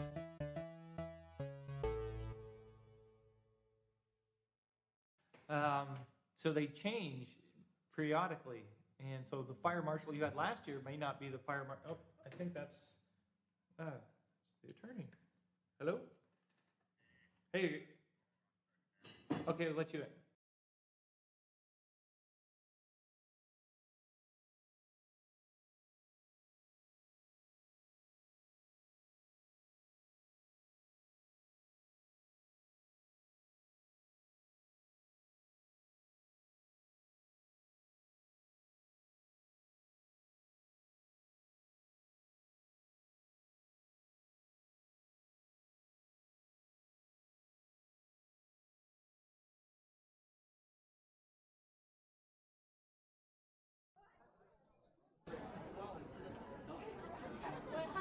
Hello， 各位极客们，这里是 DEFCON China Party， 这里是 DEFCON China Party 线下会场。然后可能大家对于我们这次活动形式不太熟悉，我这边来做一个简单的介绍。DEFCON China 这一次是全线上的开会参会形式，然后大家可以打开手机百度 APP， 然后搜索头号极客，点击查看我们的直播。然后呢，通过 VR 的形式参会是可以点击3D 参会，然后进行下载我们的安装包，然后可以进入我们的熙壤 VR 社区，与嘉宾同步的进行互动。当然，我们现场呢也是准备了非常多的 VR 设备来供我们现场的极客们做一个体验。接下来呢，我会带大家去线下感受一下线下的一些环节。然后首先我们这边是有一个签到处，在现场呢会给大家发一个 badge 不仅是大家一个通行证的证明，而且是一个资深极客的一个身份的象征。然后大家领取完极客之后，会在这边的2D 观影区。在这边的2D 观影区进行观看我们的线上的一些会议，然后包括导播镜头可以切一下我们的现场的一些画面，然后大家也是在拿着我们的 badge 进行一个拼装，通过简单的拼装之后呢，它是一个外接的音响设备，也是我们这一次非常具有特点的 badge。小的彩蛋，然后接下来呢，我带大家去看一下 VR 的一些体验。然后，现在我们的许多的极客们正在线下体验我们的 VR 熙壤社区，然后他们可以在里边看到咱们的一些议程，然后听到并且进行一些线下的互动。在下午的时候呢，我会跟他们进行一个互动，然后届时请大家多多关注。接下来呢，我们去下一个会场进行一个会场，然后这是我们的 BCTF 的一个收官之战，赛季收官之战，然后里边正在进行 BCTF 的比赛，然后下午的时候也同样会跟大家做一个详细的一个介绍。现场的可以看到我们现场的选手们非常的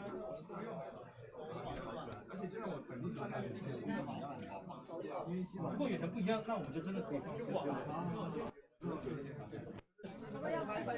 那接下来呢，有请我们的导播跟着我们去下一个我们的重头戏。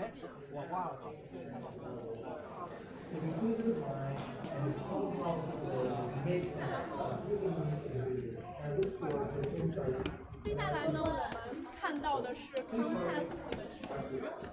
今年我们分了4个主题，包括改装玩艺。改装玩艺呢，对应了4个不同的游戏方式。然后这边呢，主要是我们的玩社区，主要是一些复古的一些外接设备啊，比如说大哥大，比如说声音然后大家在这里可以进行一个拼装和拆除和拼装。然后这边是一个焊接主题的 contest， 在这里呢，在这里可以看到许多的朋友们在现场进行一些设备的焊接，然后这边是一个机械的主题。机械主题呢，我们选了很多大量的积木啊，然后乐高的一些碎片，然后可以供大家自由的发挥。这样在下午的时候，我们会进行一些线下的互动，届时会邀请一些朋友来参加。这边呢，又是我们最后一个 contest 的部分，就是开锁。我们大家都知道，开锁的工艺呢是我们比较古老的。然后这一次我们不仅准备了一些现代的，当然还有一些古锁供大家探索。就是开锁的工艺的话，其实跟解码的很类似，然后都是非常需要一些技巧，然后需要一些方法。然后在下午我们也同样会跟大家做一个互动。那上午的情况就是这样了，然后我们下午再见。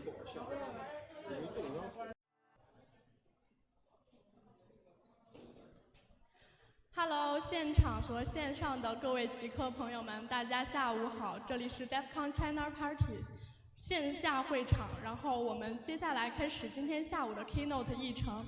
老实说，我们都会犯错，但如果我们犯的是同一个错误，其实不好意思，老实说，我们都会犯错，但其实我们如果犯的不是同一个错误，其实就还好。培养自己的安全意识也是同一码事情。Riverside 作为绵羊墙的牧羊人和网络抓包的爱好者，将和我们分享一些掉入陷阱的绵羊和他们带来的后果。接下来，请欣赏一题：绵羊墙的故事，潜藏在低级错误背后的弱点。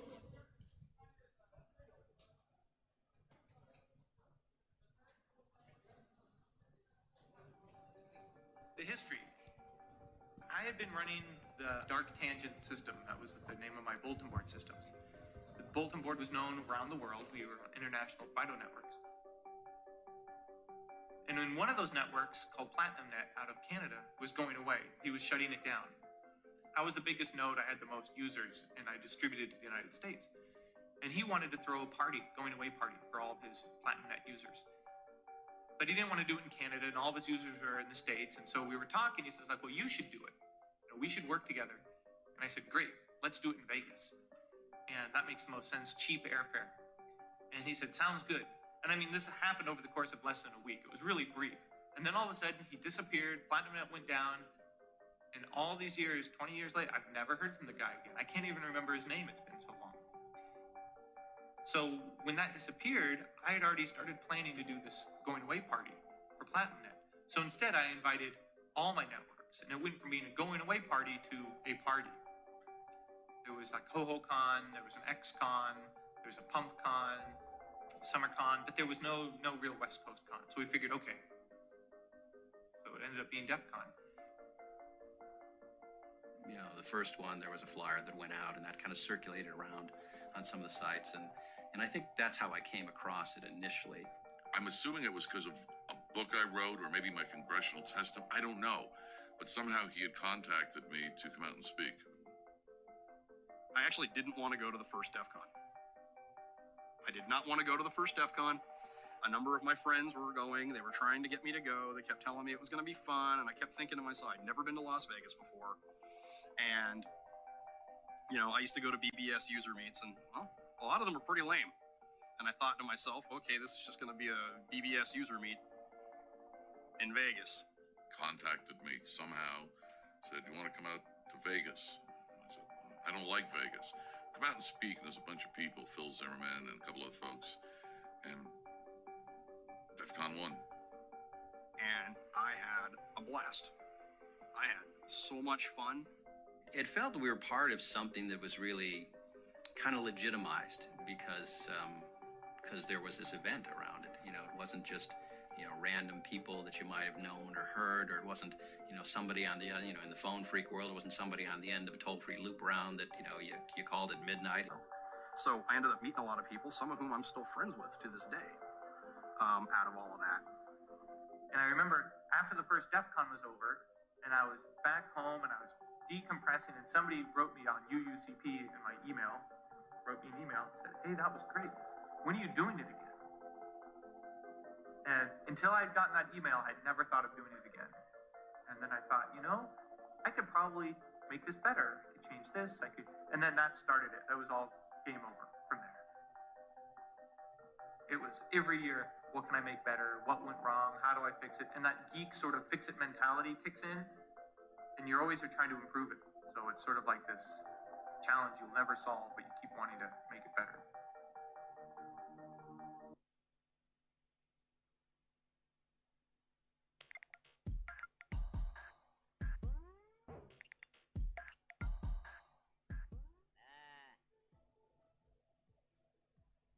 For over 2 decades, members of the hacking community from around the world have come together to analyze and poke fun at the craziness on the DEFCON network. This has become so popular that it's grown from a few people sitting at a little round table into thousands in the Packet Hacking Village. My name is Riverside, and I'm here at the Wall of Sheep to share a few of my favorite stories about the sheep we've caught and the fails they've made. It's truly amazing how little people have cared over the years about their privacy, and more importantly, their personally identifiable information. Year after year after year, some of the best hackers from around the world have made some of the worst decisions while under the influence of DEFCON. We've seen attendees apply for jobs, loans, and do all sorts of other interesting and crazy things in the clear, sending copies of their social security cards, driver's license, passports, and whatever other private information about them you could possibly imagine. One individual decided that they should be working on their taxes at DEFCON instead of hacking. It was especially amusing to our team, as in this case, we could watch everything they were doing live. Not everyone realizes the data on the wall is not live. Captured credentials go into a tool we call the shearing barn, which is where our shepherds look through the data and accept or deny entries to be placed up on the wall. We do this for a few reasons. The main being, well, hackers will be hackers, and they intentionally try to make crazy things appear on the screen. For example, one year someone wrote a tool to log into a server over and over with different ASCII characters. This made for a really interesting ASCII art picture, but while funny to us, wasn't really something we wanted up on the wall. Another being that there's just too much data for us to sift through. Depending on how many people are in the village, we sometimes are hours behind the analysis. One day, we had an attendee come up to the wall and ask if their credentials were captured and if they were up on the wall. I asked them for their username and password, which in true sheep form, they wrote down on a piece of paper for me, and I walked over to the shearing barn, put them into the app, and said, "Yup, you're a sheep." About a decade ago, we were kicking back at the Wall of Sheep, watching traffic as we do, and noticed something beyond anything that we've seen in the past. It was somebody hacking into a major university live from DEFCON. They'd gotten into the border router and had begun to pivot around through their network. We had a few friends that had gone to that university, so we figured we'd give them a call and let them know. We told them we were at DEFCON and watching their network get hacked live. They laughed and said, "Yeah, right," and hung up on us. We tried this a few more times and had the same result. So we contacted one of the goons that interacts with the feds and asked them to go spot a fed for us and send them over our way. Like magic, poof, a fed popped out of nowhere and was filled in on the situation. He called the same number we did, however, this time he said, "Hi, my name is Agent Superfed, badge number 1337, and you're actively being hacked. Please call the agency headquarters and ask to be connected to me." He then hung up, and minutes later, a freaked out knock operator was on the line.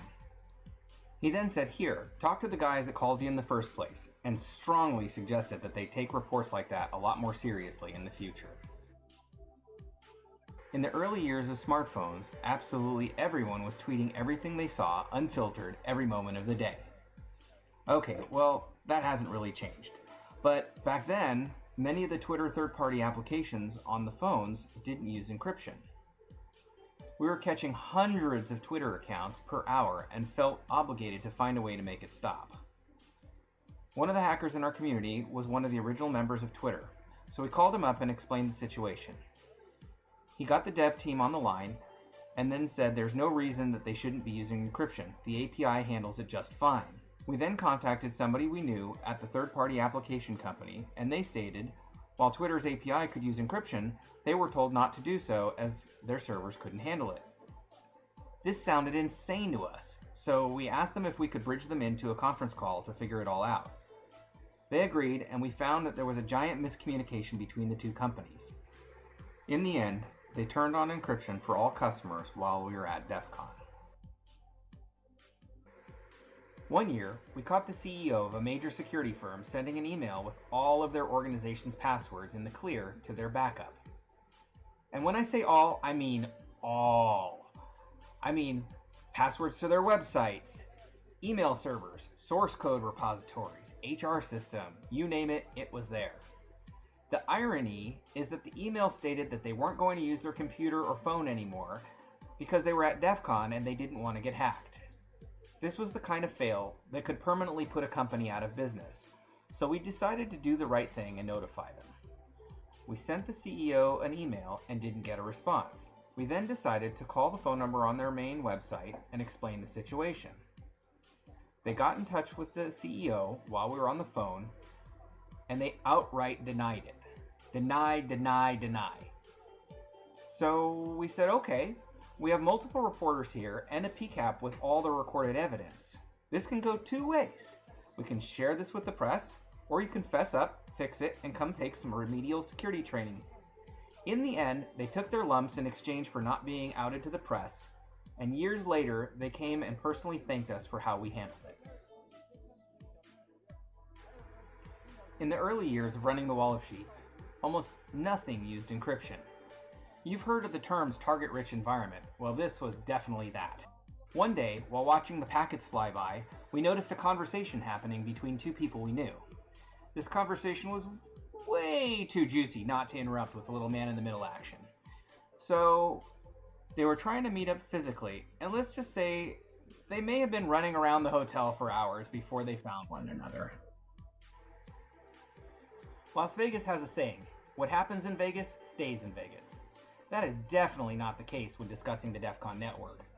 If you're doing something that you want to have stay private, doing it on what's considered to be the world's most hostile network is not the right place to do it without proper security practices.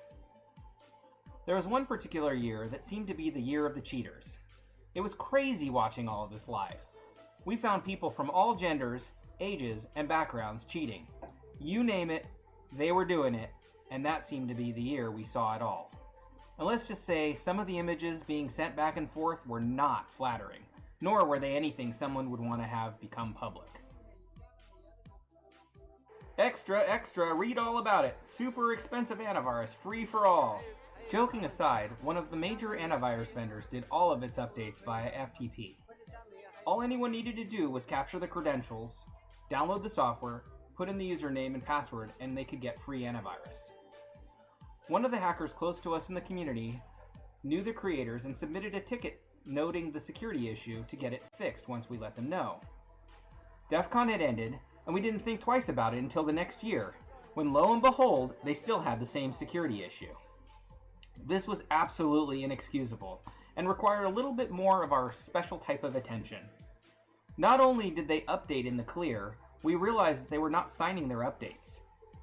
And we were able to upload our own custom database where it considered every Windows file a virus. Of course, this was all done in a very safe, isolated way to prove it out, but let's just say there was action within days after we let them know. The hacking community, historically, has had a love-hate relationship with the press. They love to hate the press. We've been very fortunate at DEFCON to have had amazing press liaisons over the years, ensuring we have had quality press to work with. Unfortunately, we don't always get that level of quality. Multiple times, we've had press ask us to ghostwrite articles for them, say things that are absolutely not true as a security expert on record, or help them scoop other members of the press. One year, we caught a member of one press organization hacking into another press organization to steal their story. You just never know which one to trust. Around 20 years ago at the Alexis Park, DEFCON and the world was a lot more raw and unfiltered. We were younger and doing a lot of crazy things back then. We put together a setup that looked at every image flying by the DEFCON network, and then displayed it on a screen. And let me tell you, it was not for the faint of heart. One of our shepherds thought, hey, it'd be really funny to project this on the wall for everyone to see. So we started doing that, and when the attendees realized it was displaying every single image that anyone looked at on the web, let's just say game was on. Everyone was trying to one-up each other with something nastier or weirder. Lemons and grannies and goats, oh my! Then, out of the corner of our eye, we noticed a majestic DT running towards us at lightning speed, bouncing like a gazelle, yelling, "No!" Needless to say, he asked us to take it down, and that was the end of that. Or was it? We understood what he was trying to do to mature the conference and bring in new blood. But we, being the hackers we were, had to find a way to continue the fun while respecting his wishes.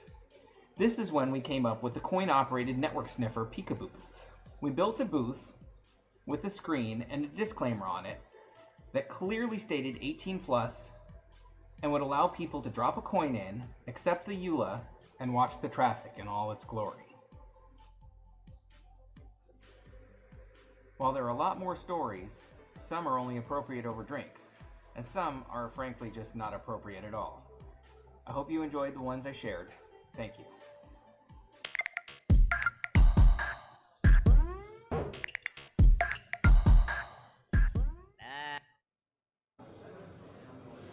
第一个 keynote 的分享已经结束了，现在是 Q&A 环节。然后对于这个议题，大家有什么想要问的问题，请线上的朋友请打在弹幕上，不过需要用英文的形式与我们的美方朋友进行交流。现场的朋友也可以现场进行提问，然后我们会跟大家进行一个互动，议题作者会直接跟大家做一个解答。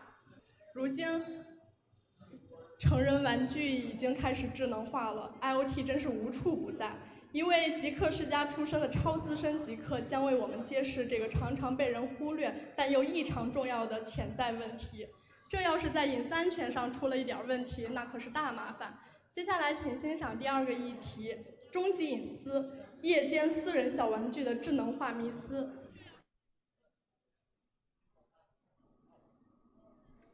Hello, welcome to my talk called IoT Fails, Learning from Sex Toys How Not to Suck or Blow. So who am I? I'm Renderman, Canadian's very proud Canadian hacker, researcher, security and penetration tester, founder and researcher for the Internet of Dongs project, basically where we test the security of internet-connected sex toys. I'm Pope of the Church of Wi-Fi, and our team is the two-time champion for Hacker Jeopardy as of this year. Been to every DEF CON since 1999, 2020 notwithstanding, of course, and look forward to continuing to do so in the future. So I want to be serious.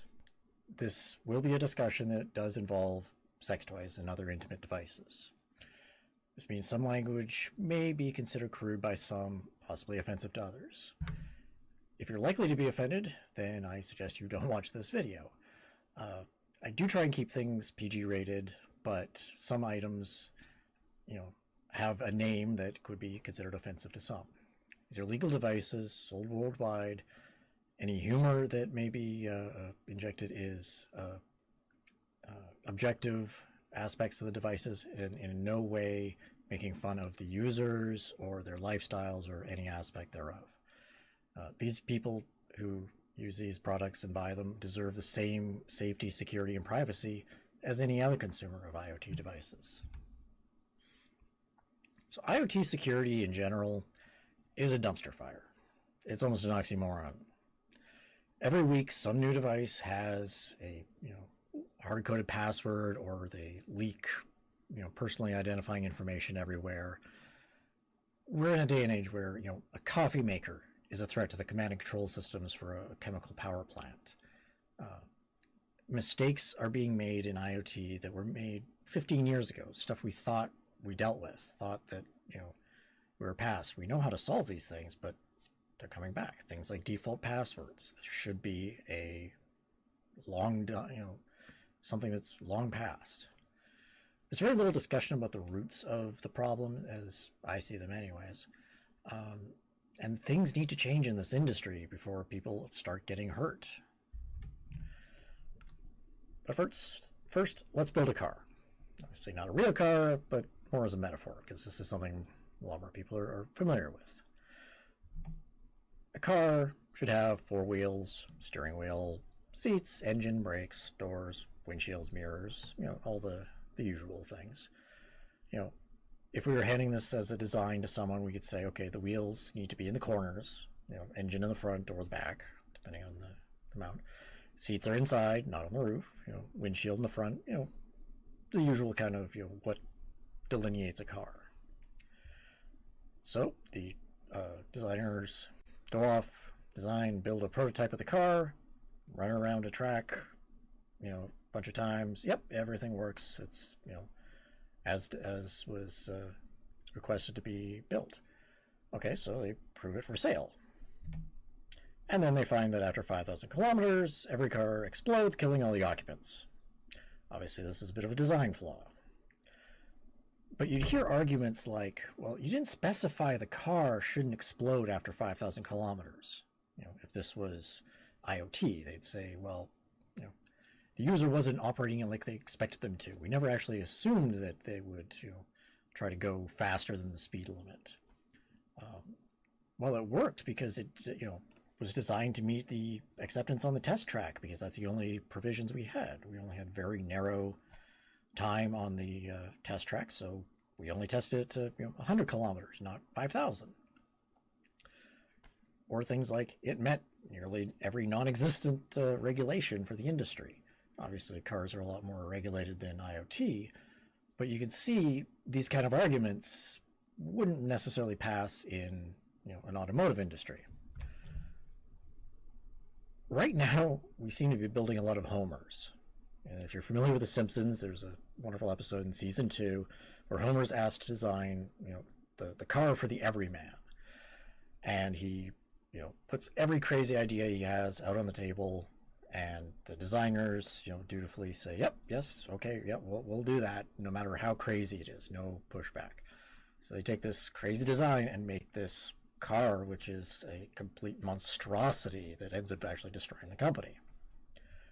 You see this with a lot of IoT kind of situations. It's like, well, you didn't specify that it had to be secure in the documents, in the design documents.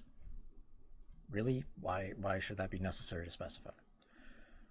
You said it should be secure, but we have no idea how to actually check that or what criteria to use or anything like that. Previously we've only built, devices that didn't need to be secure or wasn't a priority. We thought it was secure. We got an SSL certificate, but don't know how to use it and install it. Your design specs didn't say we couldn't just store everything in plain text in an online bucket with no password. Again, why should this be something you have to specify? We always assume the user would always have connectivity, and the servers would never go down.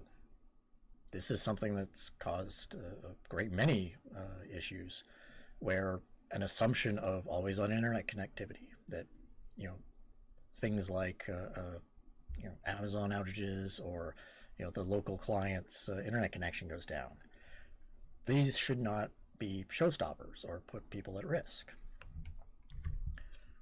I've spoken to many Internet of Things, Internet of Dongs vendors, and they always say the same thing.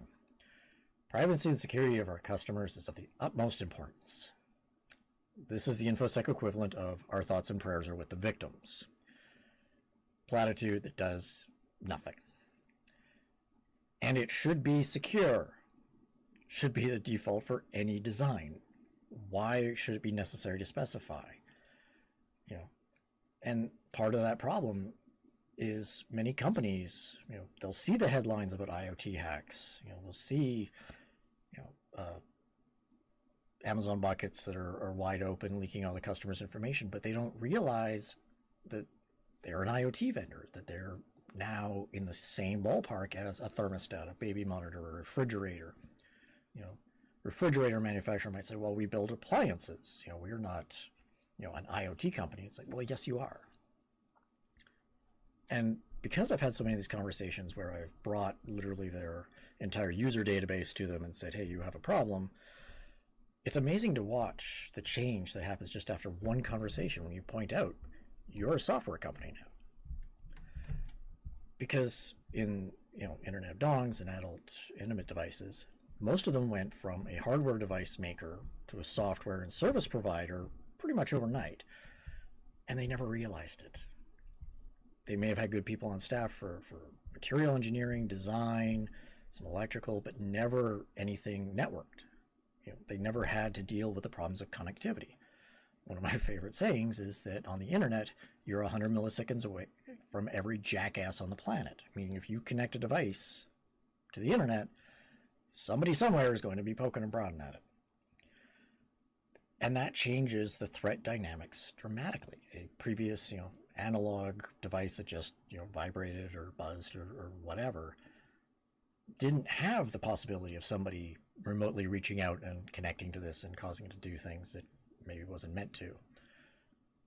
Many vendors just rolled their own systems. They didn't use available frameworks that had been vetted and trusted. They thought they knew how to implement an API, and for some they did a good job, others not so much. Many companies will go to a third party and say, hey, we want a device that does this, this, this, and this. And the company will dutifully design and make to that spec, but they don't go to DEF CON. They don't hang out with people like us. They don't know what questions to ask. So when they, make assumptions like it's secure because, well, shouldn't it be? Or they ask the company, well, is it secure? They don't know to ask, well, what are all the outside connections, SSL and TLS encrypted? What version of TLS are you using? Those sort of things. They don't know what they don't know. Much of my IoT work has been with the Internet of Dongs project. It was started basically because I wanted to learn mobile security, web app, API security. At the time I was being given a bunch of projects for that, and most of them were fairly secure, and I needed something with some, frankly, low-hanging fruit to kind of cut my teeth on. Many of these devices and apps have text, voice, video, and others, other devices will sync with video and even allow bidirectional control from the devices themselves. This is rather amazing. I mean, you have these apps that are essentially a new communications platform, like Skype or Google Chat or anything like that. But it's being run by companies that don't realize this, or they've outsourced so much of it that it's being run by people who don't have vested interest in this. And it's a very fascinating field of study, especially in these socially distant times. Relationships are suffering, and this is a way for people to stay close. But these kind of devices have a unique set of challenges because they are so very intimate. The privacy and security expectations from the users is much, much higher and has some very unique challenges too. So it's something that a lot of people should be paying more attention to. No one else was seriously looking at this when I started the project in 2016, and I have no embarrassment in pursuing this, and I'm actually very proud of the work I've done, because the things that I have found have been terrible and terrifying. A lot of devices will, give data to the vendor, telemetry, stuff like that. How many times a day your connected fridge is being opened each day may not mean a lot to people. Some people are like, okay, maybe I snack a lot and, opening the fridge too often. But how many times a day you use your sex toy, that means a lot of different things to people in their fridge. Cultural implications, taboos and shame can have severe consequences. The Ashley Madison breach, there were many people that were found to be customers of that site that committed suicide because of the shame they felt in being caught. Most of these devices are a Bluetooth device connected to a mobile app, some sort of web API. There's obviously exceptions, but almost all of them use common off-the-shelf chipsets. from Nordic, TI, whoever. So essentially, except for the wrapping, these devices are the same as any other IoT products, be it different appliances, children's toys, you name it. So it's a very interesting way of looking at the industry through this frankly, under-observed branch. Normally I follow a policy of coordinated disclosure with the vendors. I've established a good relationship with many. I've helped many of them set up a vulnerability disclosure program. Most of them didn't realize that people would ever, try to reprogram their devices or hack them in some way, and they had no idea how to take in vulnerability reports or how to deal with them. It's a very simple step that I'm glad to see most have done. This is also one industry where most I've found are genuinely naive about security. It's not a case of they don't care or they're cheap or something like that. They just did not know, and I've been glad to see that most have stepped up when they realize what the problem is, to educate themselves and get things better. But there's always exceptions. So the first device I want to talk about is the Cock Cam. This is one of the crude named devices, but that is its brand name. This is a genital mounted webcam. Make of that what you will. It was founded by a group of guys in the UK who came up with this crazy idea. I would not be surprised if a few beers were involved in this. Managed to get a hold of a early production version in 2018, and things got very interesting very quickly. So this device is a Wi-Fi enabled camera, and by default it creates its own access point that the mobile app is then used to connect to and then configure the device. One of those settings is to connect to an external network. That's kind of scary. Because it now has an IP address, you run an Nmap scan on it, and it was identified as a D-Link 932L webcam. And you see the pictures there on the slide that you can kind of see where the similar hardware under the surface is being used. It's got micro SD card support for storing the videos, but also will stream to the mobile app for recording. It's essentially an ARM system on a chip, and it's running BusyBox Linux. So I can legitimately say, I got root on a Cock Cam, and continuing to make my mother proud. I found a lot of common IoT issues that had carried over to IoD, but when you start thinking about it in terms of this being an adult device, the sort of content that it's being used to generate, the implications get a lot more serious. There was an FTP server enabled on it that allowed anonymous access with no password as root. This account had full read and write permissions to the entire file system. Literally the worst case scenario for this kind of issue. With this, you could overwrite the password hash and also log in via Telnet then, because you now know the password that you set the hash to. The streaming server component of the firmware had credentials to the network and other things in a plain text file, including passwords to an update server that wasn't necessarily for the Cock Cam product. This was interesting because it showed that there was a whole bunch of other vendors' components in there that hadn't been sanitized. So essentially anyone on the network can download any stored videos from the SD card or connect and stream from this device. The camera firmware contained fragments of other companies' software functionality, and this was essentially, as I said, a 932 D-Link camera network webcam.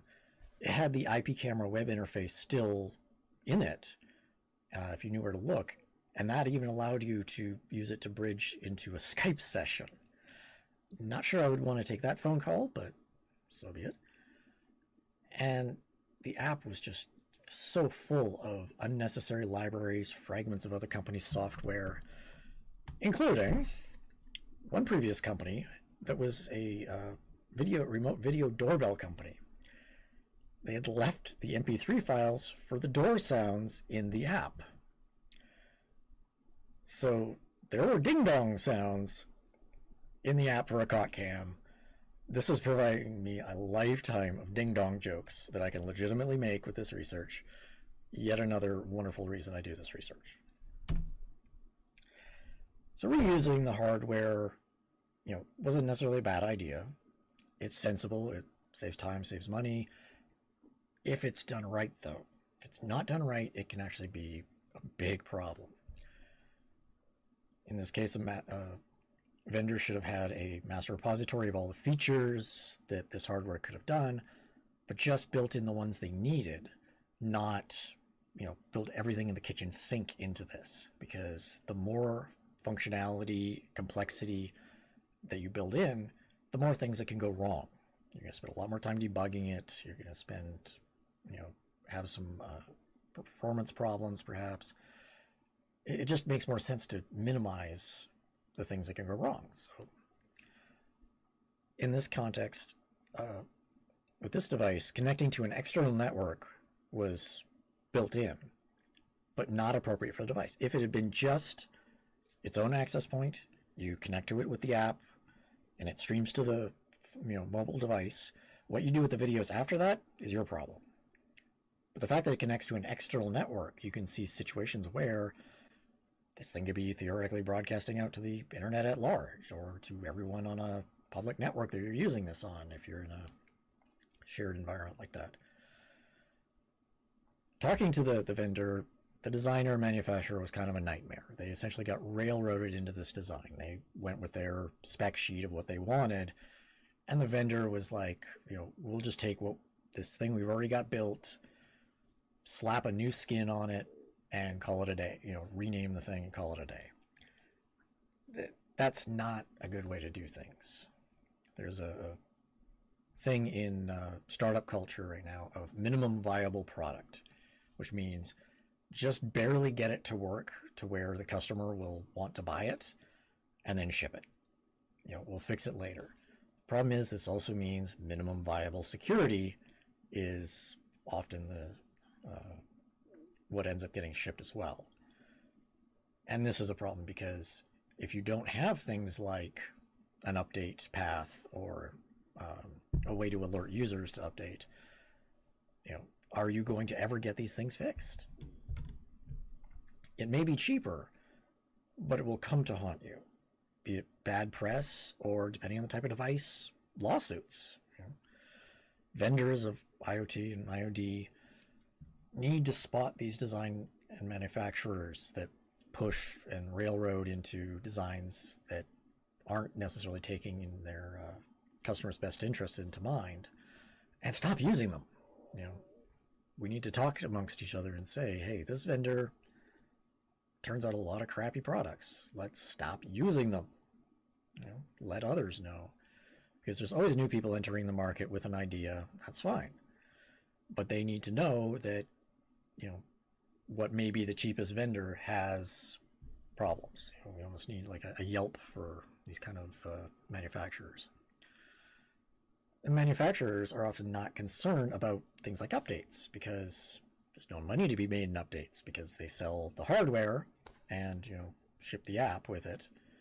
And then they say, well, why should we add features or fix bugs? People will keep buying this thing, and we have no financial interest in doing that. We're going to move on to the next customer. That's scary and dangerous. And because things like sex carry cultural taboos, insecure adult products could destroy a small company with what it costs to settle after a lawsuit. WeVibe, who was not a small company, but a issue with their privacy policy in the app actually cost them $5 million in a class action lawsuit. Not a small chunk of change. Failure to understand what you're building can also lead to physical harm as well. The cock cage calamity. Good reason to use chicken coops in the talk.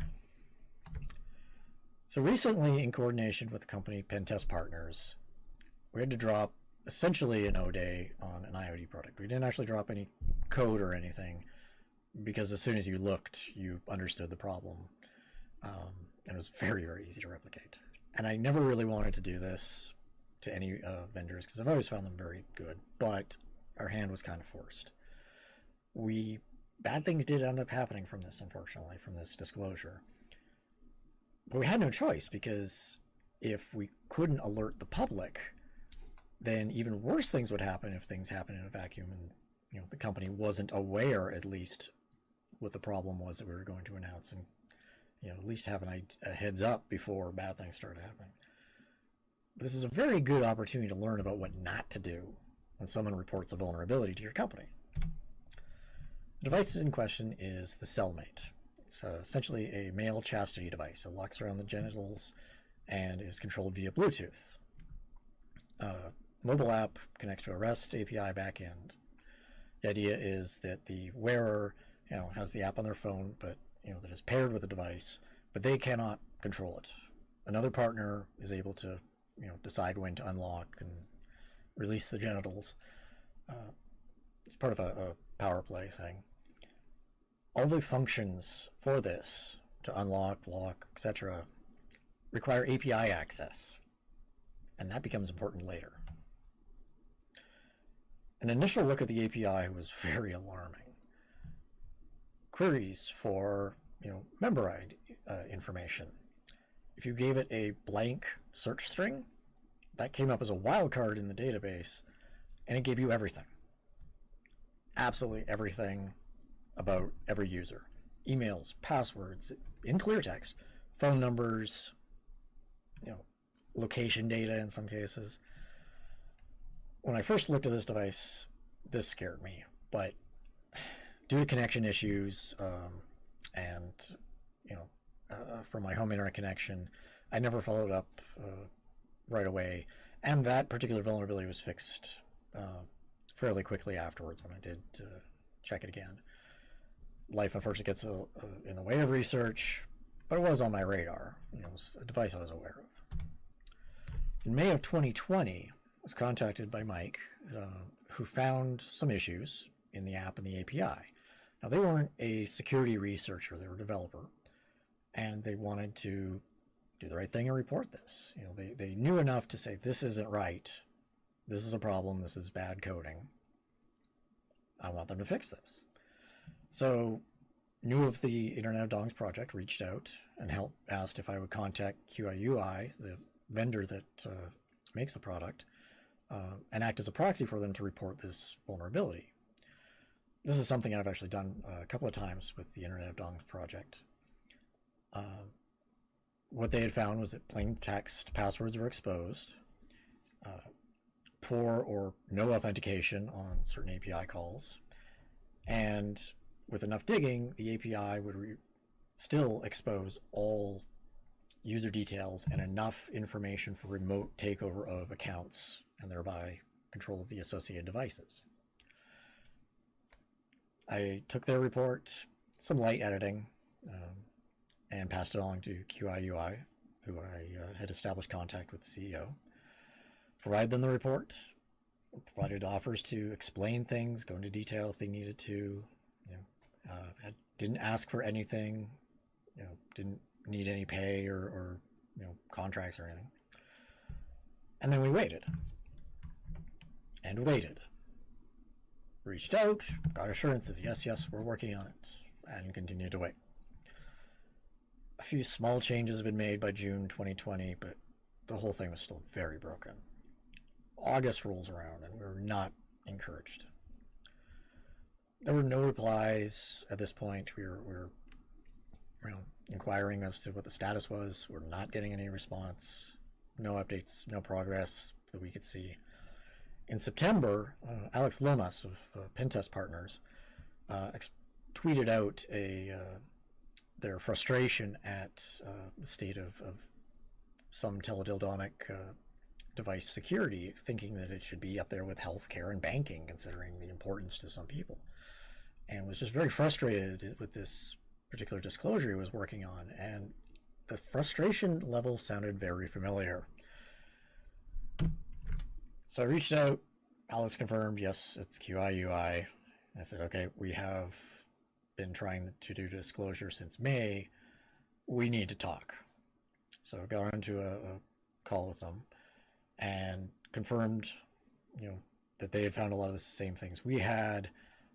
We compared notes and decided, okay, we need to get a joint message to this company, because now 2 independent researchers had found the same issues. Later on, a third person actually emerged that had also found these things. So it wasn't long before someone with negative and bad intentions would find this. And this was over a span of 6 months. We had been reporting this and encouraging the company and offering help, and they had done practically nothing. We put together combined communication to the company saying that we all knew, we'd all been talking, and they very much needed to deal with these issues quickly. More assurances that a new API was coming, were made. While that new API was a bit of an improvement, because of backwards compatibility issues they'd left the old insecure API still running. And this is a major design flaw on the device and the app, because the device relied on the API to generate a device-specific token to issue the unlock command or Bluetooth. The device itself had a hard-coded, unique key hard-coded into it that the app would take, send to the API, and then receive a response token that would allow for unlock. There was no mechanical or emergency unlock for this device. This is something that is basically clamped around genitals, involving a steel ring. Basically, to get this thing off would require bolt cutters in a place one typically doesn't want to have bolt cutters. So if there was no API connectivity, or account access was lost, or the person's mobile device broke or whatever, you couldn't get the unlock token, and there was no way to release the device, even in an emergency. This concerned us greatly because beyond personal identification disclosures, we were very urgent in our warnings because they were about to release a couple of new devices that scared us. One was an anal chastity device modeled after a medieval torture device called the Pair of Anguish. Another was a remote-controlled shock collar that you could shock someone over the internet, via a Bluetooth-enabled shock collar, basically. One can imagine the sort of situations that could occur if somebody got remote access to their API backend and could, say, issue shocks to everyone all at once. What if they found a way to up the voltage? This is scary stuff. Because their design, partially due to the communities that these devices are marketed to, they didn't design for failure or emergencies. Which is interesting because with the BDSM community that would be a fan of these devices, safety is very much a key component of their activities. A manual release method may be counteractive to the purpose of the device for some people, but emergencies happen, and that needs to be considered. So in late 2020, September of 2020, with no response and no plan, just a very beta test app, that barely worked. Many of the same API issues still existed even in the new one. We still had not shut down the old API. We basically threw down the gauntlet and said, you have a week to come up with a workable plan to fix these issues. We weren't specifying that they had to have a full timeline, but they had to show that they were actively working on this, and when they would shut down, be able to shut down the old API. We're more than willing to give them assistance and give them more time if they had a plan, and they never responded. So on October 6th, Pentest Partners and I released information about our struggles to report the issues. And the problem is that when you shine a light on something like this, other people can look. And because it was so easy for us to find, it was so easy for them to find. We didn't release any technical details, but it wasn't hard to find. And then all hell broke loose. One fun thing, though, was we made the BBC Cryon, the text at the bottom of BBC World. That's sort of a new achievement. But then users on their forums started getting messages that they were locked out of their accounts and were demanding Bitcoin in order to restore access. We now live in a day and age of sex toy ransomware. Yeah, I had the same kind of thought. It didn't take long for people to reverse engineer those old apps and using the old API to discover the same things. They basically just iterated the user IDs, a standard set of commands to transfer the device, control the device to the attacker, and then automatically send a message to them to demand Bitcoin. The user forums were freaking out. And in of itself, that was interesting because some people were very incensed at being, locked out. They're incensed at the company or whoever was doing this. Other people were kind of titillated at the idea of being locked out permanently from their devices. Again, we don't judge, but it was a serious issue when you really get down to it. And this sort of thing had to happen with some device sooner or later. It's just unfortunate that we couldn't get them to fix it before something bad had to happen to people. QIUI put out a message with a escape method if people should find themselves locked out that involved prying with a screwdriver. Again, not something that I was particularly comfortable recommending to people. Pretty much every escape methodology required damaging or destroying the device, which these are not cheap devices.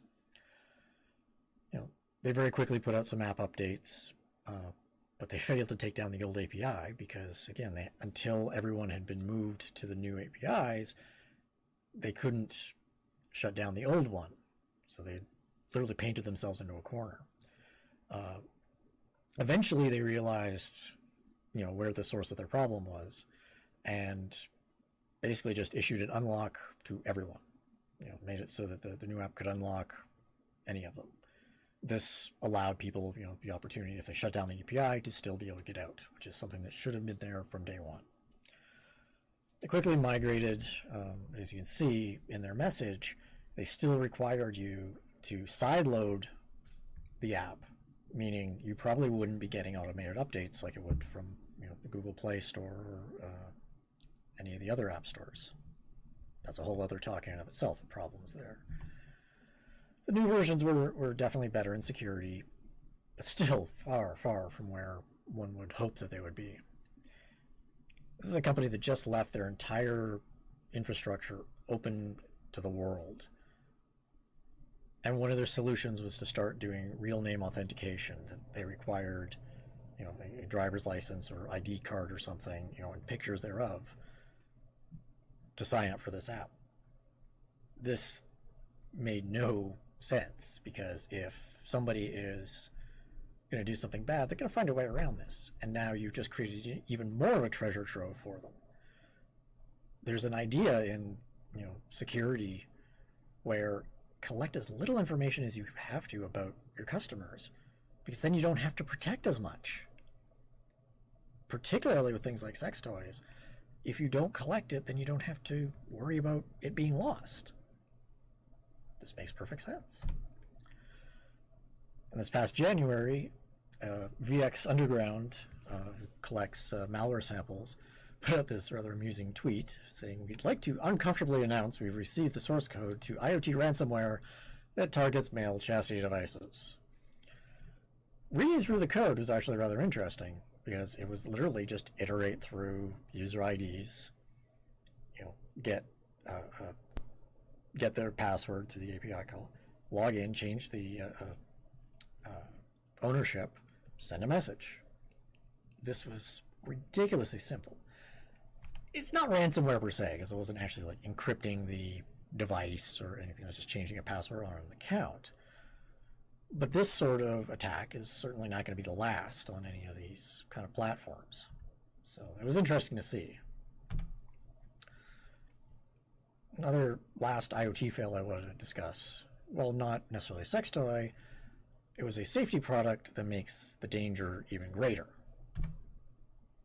2017, I noticed an app in Google Play Store for advertising for a Bluetooth-enabled piece of jewelry. Now, this was called the Ivy. It was a brooch or a bracelet, that was Bluetooth-enabled, and the large stone you see there was basically a large button. So you could tap it, once, twice, 3 times. It was paired with an app that would send a text or a voice alert if you felt in danger or something. So you could basically be at a bar with friends and say, send a message to your friend saying, hey, come rescue me. This person that's talking to me is really boring. Come get me. Kind of a good idea. Bluetooth LE, mobile backend, web API, pretty standard for IoT stuff. I grabbed the app just out of curiosity and took it apart to see what made it tick. I really wish I hadn't. Because within 2 minutes after reverse engineering the app, I was looking at personal identifying information. Names, addresses, email addresses, phone numbers, the whole shebang.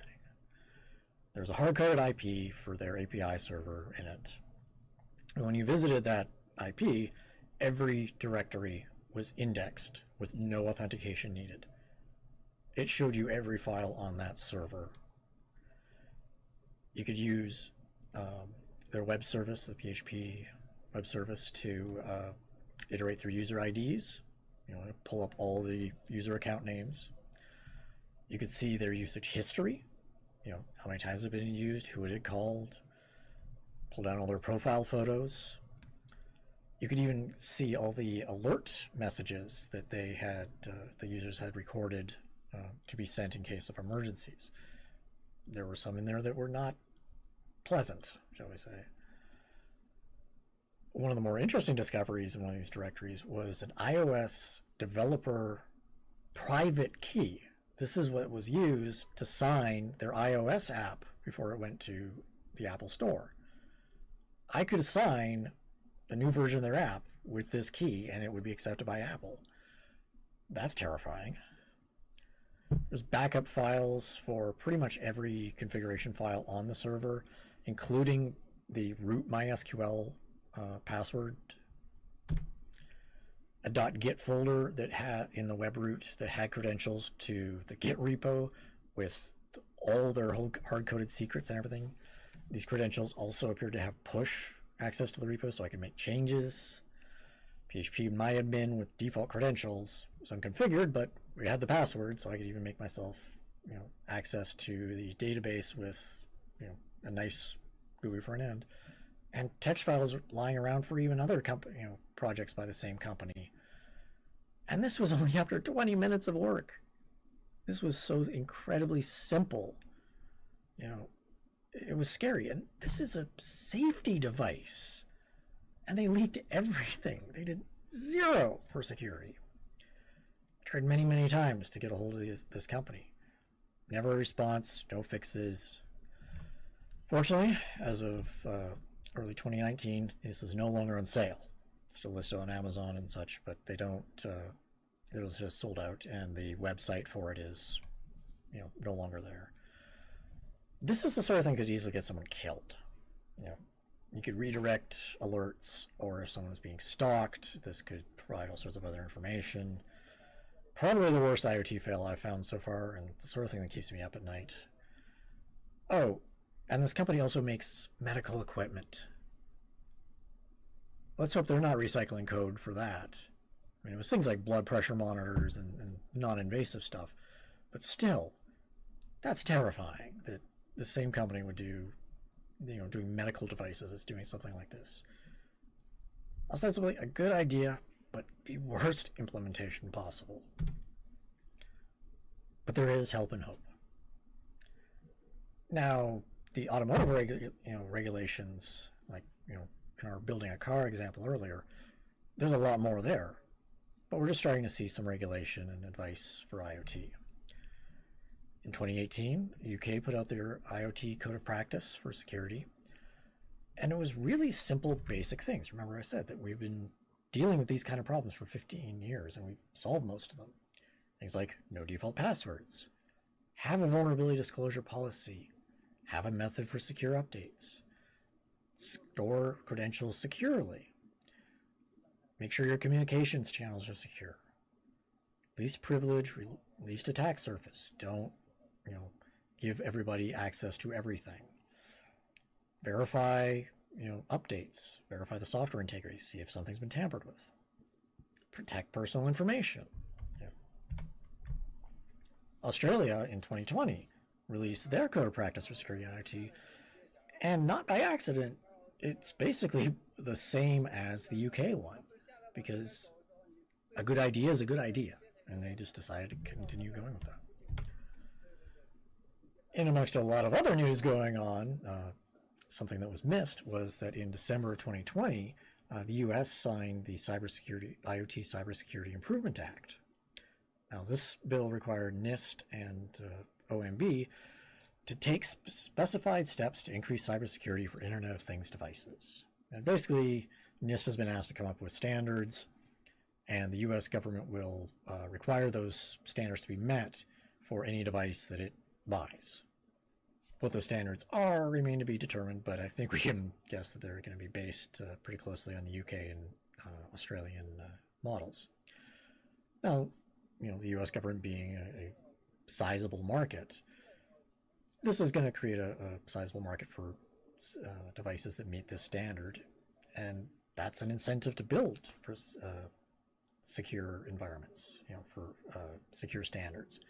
Because why limit your market?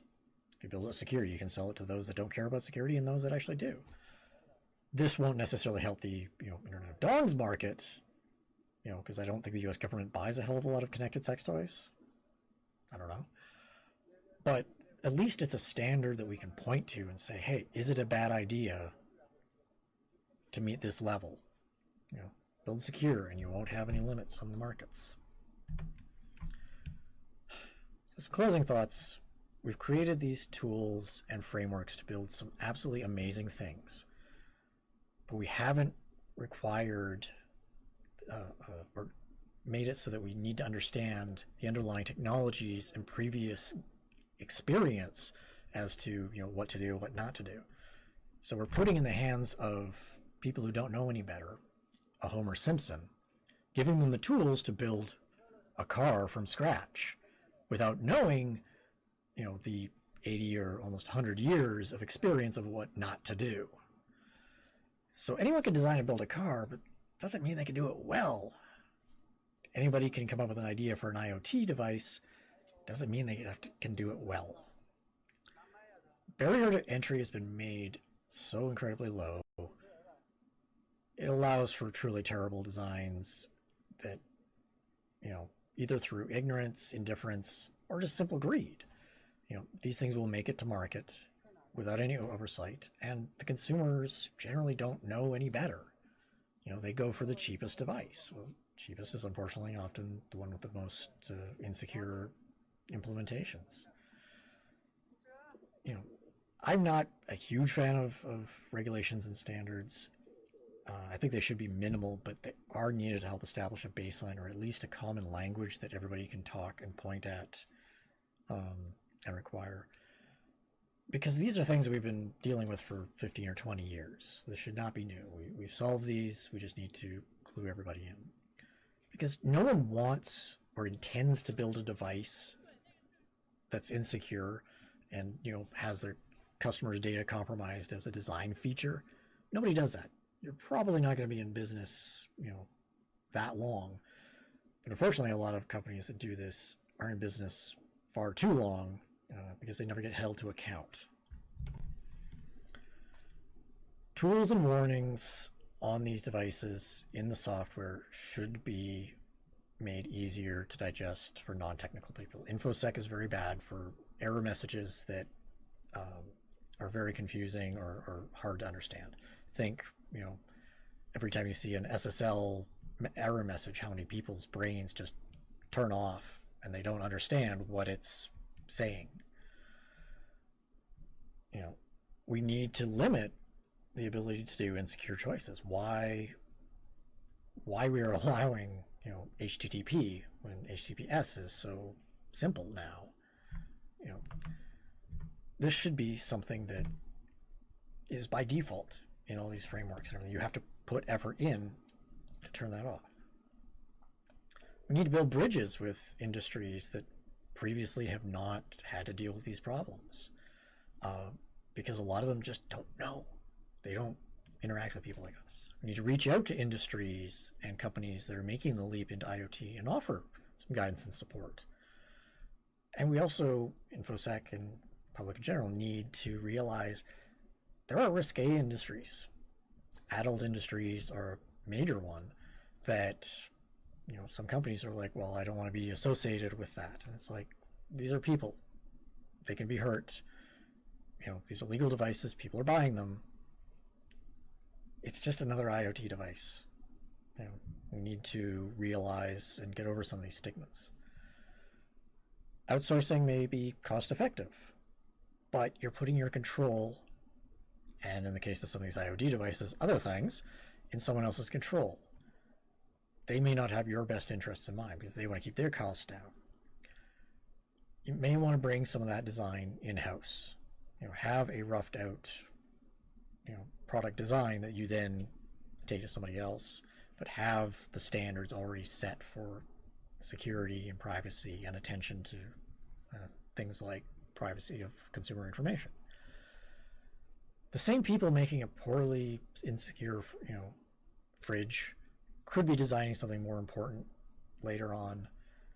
If a company has a track record of these, it may be that, a fridge manufacturer outsources it to another company that, outsources it again to somebody else.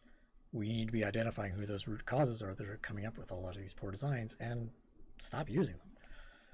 And last but not least, we need to stop buying insecure products. They may be cheap. They're plentiful out there. We need to do our research more, as a society, and just say, no, we don't want that. So thank you very much. Website for the Internet of Dongs, email, and thanks to CircuitSwan, Nikita, and Straith for their advice on this. And look forward to questions. Thank you.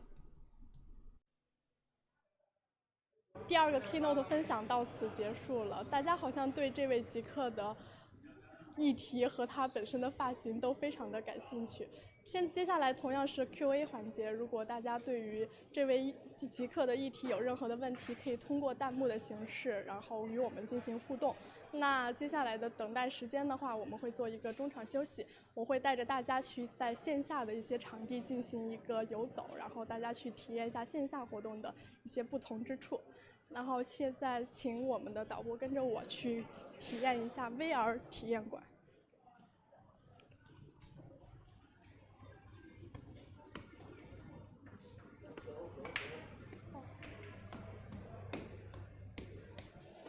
接下来呢，我们进入到的是一个 VR 的房间。现在我们线下的极客们正在体验 VR 设备，然后我们请其中的一位，Hello， 来做一下相关的分享。想问一下，你是第一次体验 VR 的设备吗？对。是吗？然后你对我们这个信仰空间进去，您进去这个信仰空间多久了？就现在才刚一会儿，我在学习，对，跟别人去互动。然后能不能说一说体验的一个感受？就是里边有就是好多的人，然后我去的那个进去，我不知道忘记叫什么名字了，然后他头上会有一些名字，然后可以就是你走近对方的时候，可以跟对方进行一些直接伸手的握手或者挥手打招呼。然后或者就是双指合起来点击它，会有一些表情去选择，比如说选择击掌啊，选择拥抱啊，或者选择就是亲吻啊这种互动。对，还有一些 NPC 什么粉糖啊、奶万啊之类的。可以看出小姐姐虽然接触我们 VR 这个设备的时间不长，但已经接触到了它的核心，就是互动的价值。然后我们在中间的话会有一些不同的场景，它会有一些 VR 的那些实景的场馆，就您刚刚可能只是经历了一个那个主会场，咱们也可以去不同的议程，然后去线上看 keynote 也是可以体验到的。好，那这边就感谢您这个参与我们的互动，然后可以继续体验一下。然后我们接下来请一位这个站着的小姐姐 ，Hello， 我要摘下来啊，都可以，你可以你可以戴上着跟我们说一下你现在在干嘛。哦，我刚进来这个房间，然后这里有2个人，然后这是一个大厅。说实话，我也不知道我在干嘛。然后你那个会场的话是，主要是看到了什么呢？我刚进去这个房间，然后看到有 DEFCON 的两个键。然后我还没有完全进入这个会场。明白。那你觉得这个场景做的会比较的逼真，或者比较的有互动实景感吗？还可以。是吗？是的。那您可以继续多体验，然后如果有什么问题的话，也可以找我们的进行一个帮助。然后好的，谢谢。好，来，我们继续这边跟我们的朋友互动一下。然后想问一下，你刚刚有去接触这个 VR 设备吗？有。然后能够给我们说一说它不同的一些感受吗？和就是实景上的或者说体验上的不同。实景上的，怎么说呢？就是它这个进去之后比较虚拟场景，然后它会有一些场景可以进行切换，然后里边还有一些物品嘛，可以去点击，然后它也会有动的这种，就会有一些触发场景。对，触发场景。然后，那你比较喜欢其中的一个什么样的互动啊，或者说体验是觉得比较有非常的觉得很有意思的地方？比如说它有一些就是互动场景，比如就是说我可以跟某些人去握手啊、打招呼，还有一些拥抱啊。这些互动，我觉得这些互动是比较不错的。那要不您带上我们的 VR 设备，然后去模拟一下其中的一个互动动作，看一下，给大家更直观的感受一下。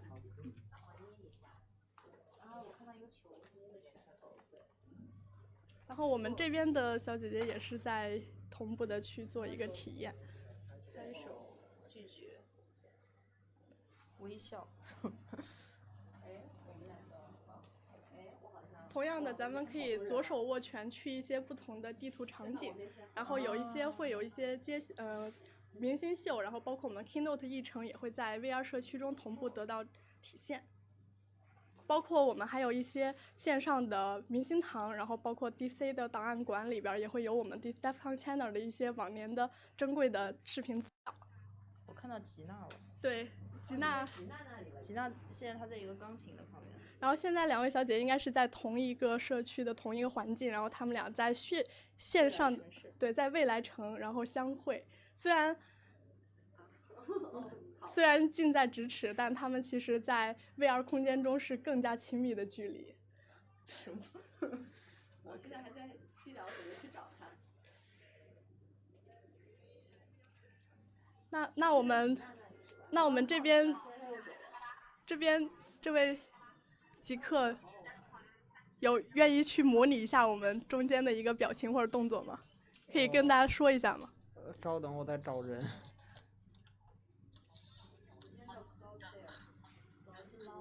稍等一下。好的。或者说你现在在哪个场景？我现在去捷克。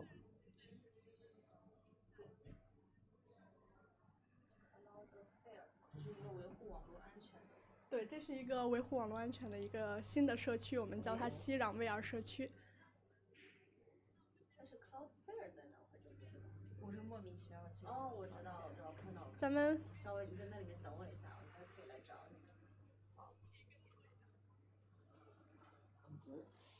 好，我现在在 loading。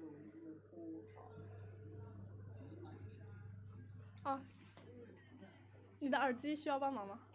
这个可以摘了。可以。好的。你旁边。可以。我们俩可以握个手。我现在在没有你那个可以右手握拳，然后对着自己右手握拳，然后去看一下是不是有一些表情，做一些互动，选择你比较喜欢或者感兴趣的。然后，来了一个击掌。我给你做2个动作啊。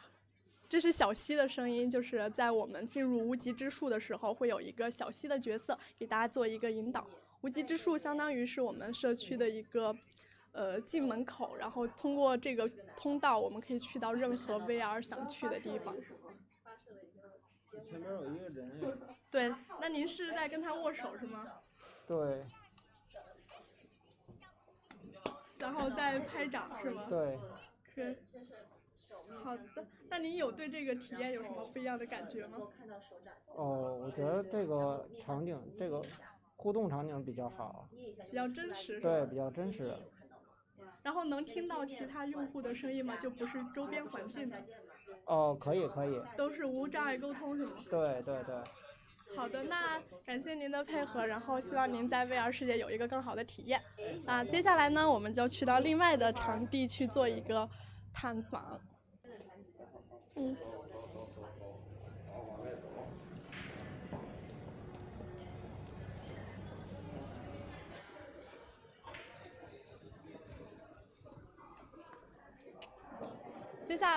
接下来呢，我们就去另一个场地进行一下线下的一个互动。然后这个场景的话，是我们总共是找了4个 VR 的房间，然后供更多的人去做 VR 的体验。然后我们来这边，然后我们现在可以看到也有不少的极客朋友们正在体验 VR 设备。然后我们可以跟线上的朋友们稍稍的做一个互动嘛。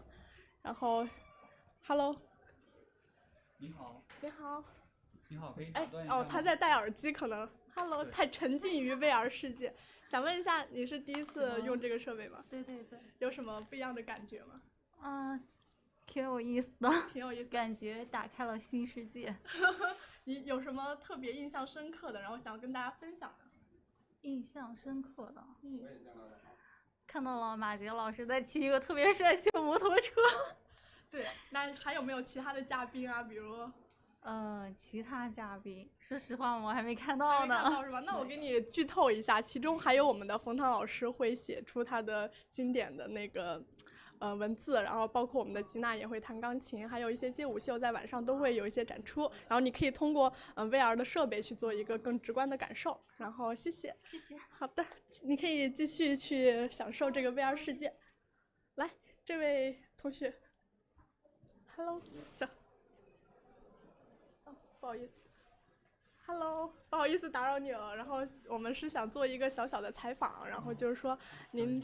对，然后想问一下，你这个是第一次体验这个 VR 设备吗？对。然后是有什么不一样的感觉，或者说在整个感受的过程中有什么体会？可能是之前没有接触过嘛，然后感觉就是和真实的世界还是有多少有区别，不太那种，不知道什么感觉，反正就是挺怪的。就是会有那个身体上的不适感吗？就是比如说稍稍有点头晕啊之类的。可能还需要适应。还要适应，对，因为我们的这个设备的话，可能头戴的时间会需要的，就是稍微的，就是适应一下，然后可能刚接触的时候会有一些的不适感，然后但是它的 VR 场景啊，在熟悉之后能够得到一个很好的体验，无论是交互啊，还是说整个的表演的感受上都会更加的直观。然后希望您能够更多的体会一下，然后谢谢。好，然后我们刚刚已经进入了2个 VR 房间，然后我们接下来想去不同的场景去看看，不如一起去 BCTF 感受一下他们那边的活力四射。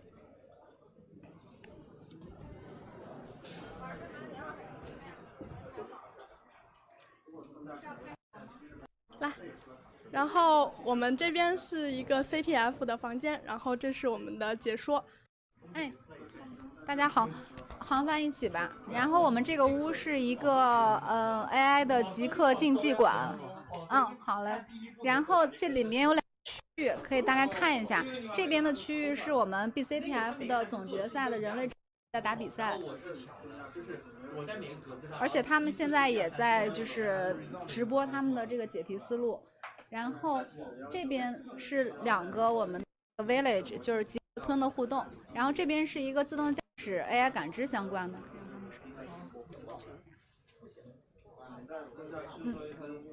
然后这边是跟 FAS 程序相关的一个3款的经典的互动的小游戏的游戏互动，而且每次通关都可以拿到我们的 BCTF 的定制礼品。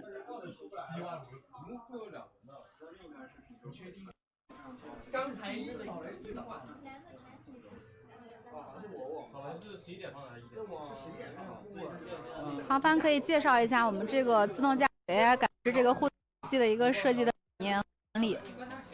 那么像这个智能车树莓派小车，它上面就搭载了一个自动驾驶的目标检测模型，它的摄像头会拍摄前面的场景。如果它这边有个卡车模型嘛，如果它识别到了这个卡车模型，它会在运行到这边的时候停下。然后如果这边这张图片能够干扰到它的识别的话，它就会撞上这个卡车，实现攻击，它的攻击就成功了。大概就是这样一个逻辑。对。它有的不是节点，它有的有混淆，你要看所有的函数里面哪个里面有好，感谢我们的非常精彩的分享。然后接下来呢，我们就去主会场看一下。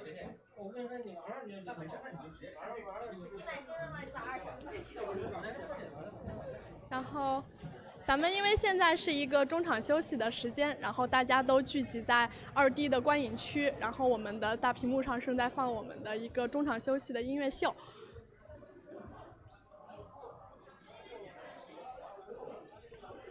然后呢，我们也给现场的一些嘉宾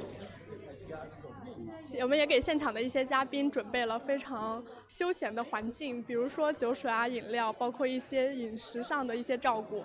还有这边是一些因为我们这个是一个 party 的形式，会比较的轻松自然。然后当然也有不少的朋友正在这边的休息区做一些打游戏啊、打打电动啊、打打台球啊之类的。然后我们的下一个议程是在3点10分的时候进行发布，届时请大家可以在线上观看我们的议程分享。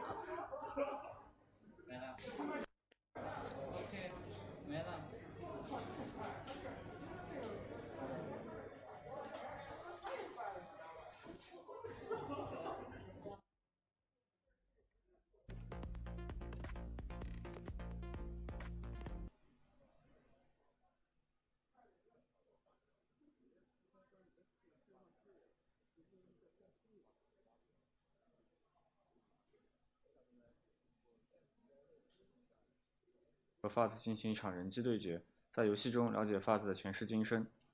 那么我们举办这次 BCTF 2020 Autobahn 自动攻防总决赛，是想让大家来关注自动化攻防的发展，参与到这个领域的研究中来。在目前的安全研究中，有一个原理比较简单，使用也非常广泛的自动化漏洞挖掘技术，叫做 FAS。那么 FAS 的原理非常容易理解，为了让大家去了解 FAS， 我们在 BCTF 赛题中加入了几道由游戏改编的赛题。我们现在玩的游戏和平时使用的程序本质上是一样的，而玩游戏的过程和挖掘漏洞的过程也很类似，都是在寻找某个特定的输入能够让游戏胜利，或者是让程序出现漏洞。那么如果游戏中的胜利条件被替换成一个漏洞，自动化漏洞挖掘技术也可以被用来玩游戏。寻找漏洞的过程就是通关游戏的过程。接下来我会介绍一下这几道游戏改编的 BCTF 赛题，带大家一起了解 FAS。第一个是一个迷宫游戏，这个游戏比较简单，玩家就需要控制这个蓝色的方格到达终点即可。那么具体的赛题中，这个终点处就是存在一个漏洞，参赛者需要给出能够走到终点的输入，就可以触发漏洞得分。那么迷宫游戏是一个能够比较清晰的反映 FAS 的基本原理的游戏。FAS 的基本思路就是用特定的生成策略来生成随机化的输入，让被测试的目标程序执行该输入，去监控程序的运行情况。例如是否发生了 crash 等异常动作，以此来测试程序的功能完备性。那么在这个赛题里面，就是玩家是否达到了终点。那么在 FAS 中有一个非常有用的机制叫做路径反馈。我们知道要尽可能完整的测试程序，我们就要尽可能多的覆盖程序执行路径和执行状态。那么路径反馈机制就是以此为目标的。路径反馈会特别关注那些触发了新的执行逻辑的输入，把这些输入重新进行随机化变异，生成新的输入。而没有触发新的执行逻辑的输入就会被舍弃。那么我们可以看这个页面上的红色和绿色的方格，其实就是在展示 FAS 的过程。我们可以看到，每次它都会有新的路径生成。那么生成一个新的路径，如果它到达了这些白色的方格，就是还没有到达过的方格，那么下一步的变异也会在此基础上继续进行。例如我们刚刚看到这条红色，这条绿色的，它就是大体沿着之前的路径去走，只会在最后做出一些改变。那么基于这样的机制呢，发子就会一步步的去靠近那些没有走过的路，去覆盖那些没有走过的白色的方格，最终覆盖整个迷宫中的路径到达终点。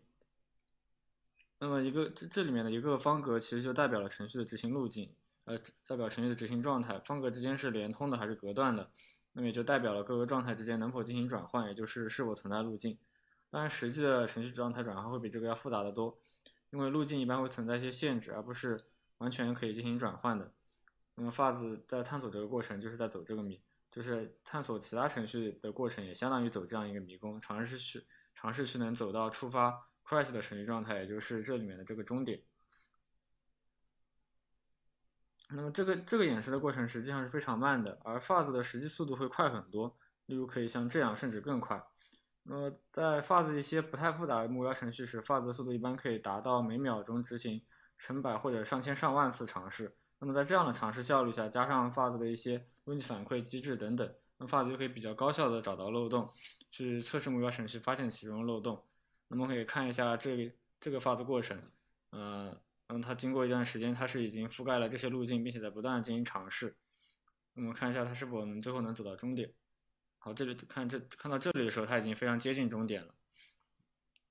你看到它大体上是沿着之前的路径去进行一些在末端进行一个新的探索，也就是之前说的路径反馈。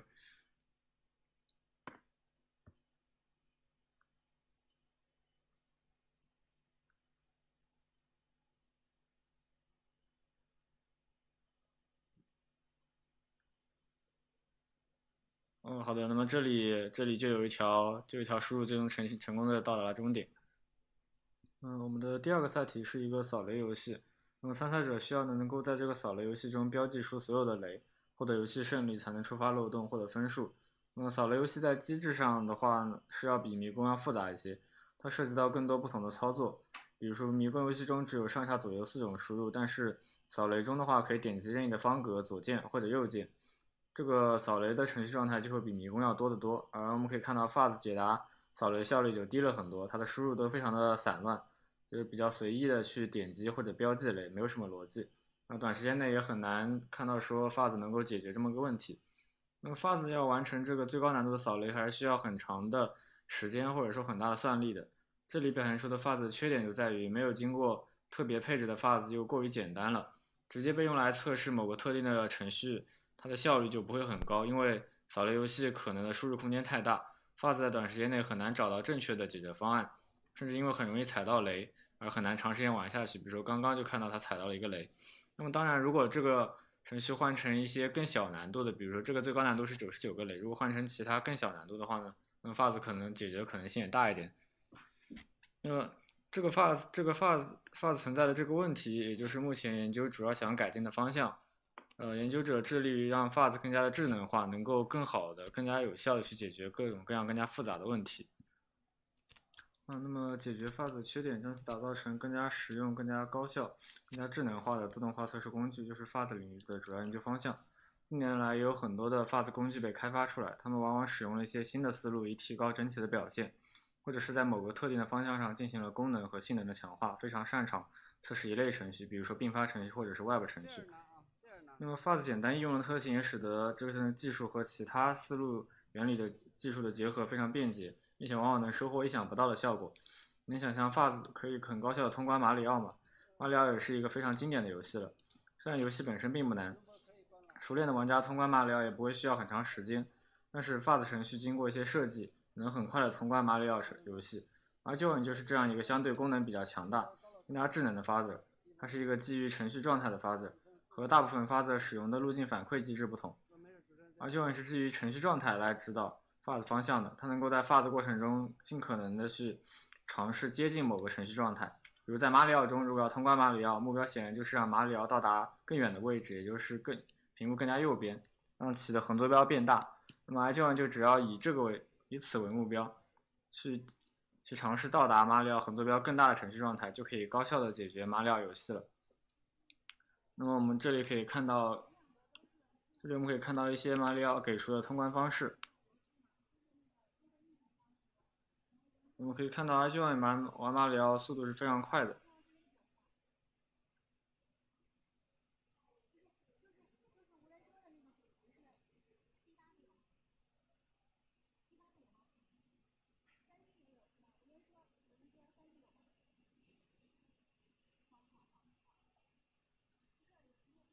还有40秒。那么不管是什么样的关卡呢 ，iGen 都能给出一个非常快的通关方案。当然这里因为它只设定了让它的横坐标变大，也就是目标只是通关游戏，而不是获得更高的得分。所以这里马里奥是不会去捡钱，或者说尽可能的打败这些怪，它只是为了追求得分。当然如果你想让它追求通关，当然如果你想让它的分变高，你们也可以在程序中设定让它的分数变大的程序状态 ，iGen 也会相应的给出解决方案，只不过这样的话所需要的时间或者说算力就会更大。接下来呢，请欣赏议程模糊测试在自动驾驶安全中的应用。大家好，欢迎来到自动驾驶 AI 感知极客村。大家想了解在极客世界里如何让物体凭空消失吗？在自动驾驶 AI 感知极客村，大家可以直观感受到在自动驾驶领域中发生在物理世界的 AI 感知攻击，同时呼吁大家更多关注自动驾驶领域的安全研究。在自动驾驶环境里，由于 AI 识别模型有一定的错误率，有时可能无法正确的识别物体。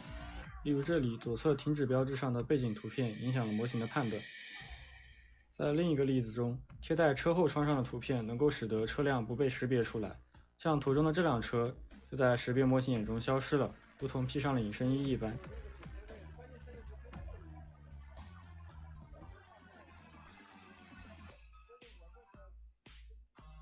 而在将图片替换掉之后，识别模型又能正确的识别车辆。在百度之前举办的自动驾驶 BCTF 中，就有一道以此为主题的赛题。这道赛题里需要参赛队伍提交一张图片，这张图片会被贴在一个卡车模型上。一辆搭载了自动驾驶模型的汽车正在朝着卡车行驶。如果自动驾驶模型在行驶过程中识别出了卡车，那么汽车就会停下。像视频中在这里识别出了卡车，因此汽车停下了。而选手的攻击目的就是使得自动驾驶模型识别不出卡车。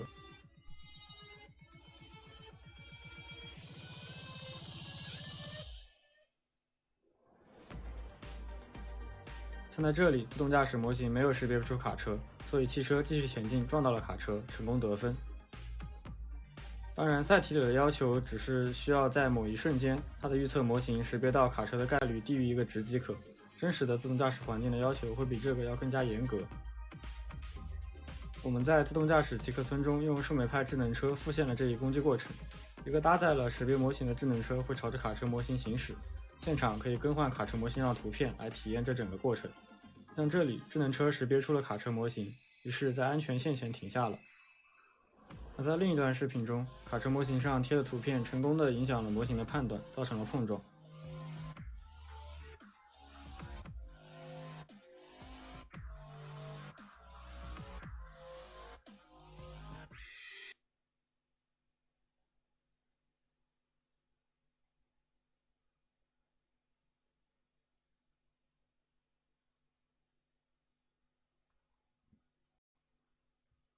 大家好，我是李康，来自百度安全。今天非常荣幸跟大家分享 AI Safety Fuzzing 模糊测试在自动驾驶安全中的应用。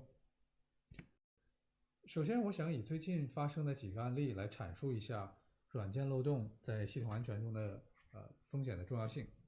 大家都知道，最近Exchange 由于软件漏洞被黑客攻击，导致上万家企业的邮箱服务器被黑客控制。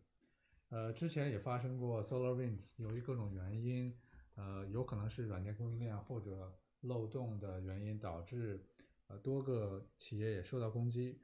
那么在复盘里面，我们也发现 SolarWinds 的软件由于漏洞能够被黑客远程控制。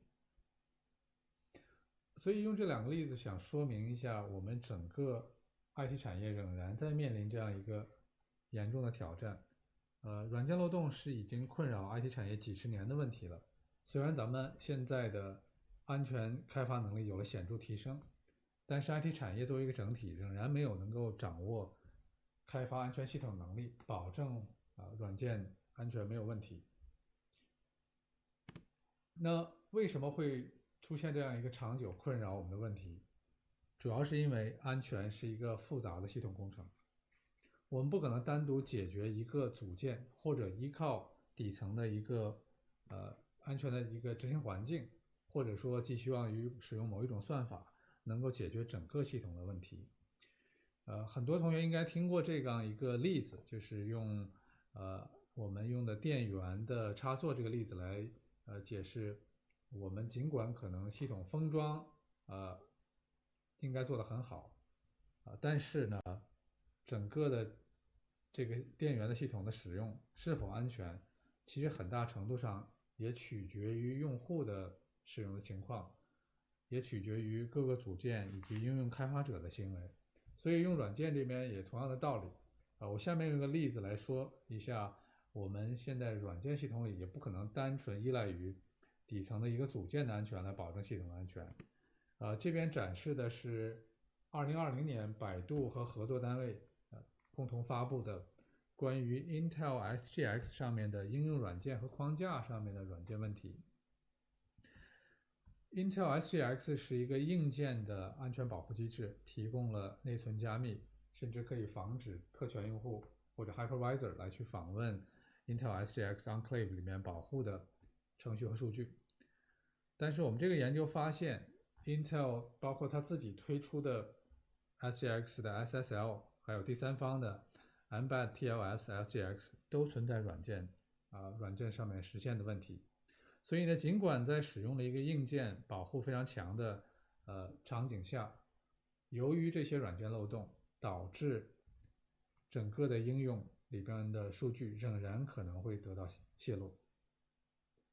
那么近些年来，由于 AI 系统的应用，尤其是深度学习组件的应用，整个软件安全的问题其实并没有减弱，反而变得更糟糕。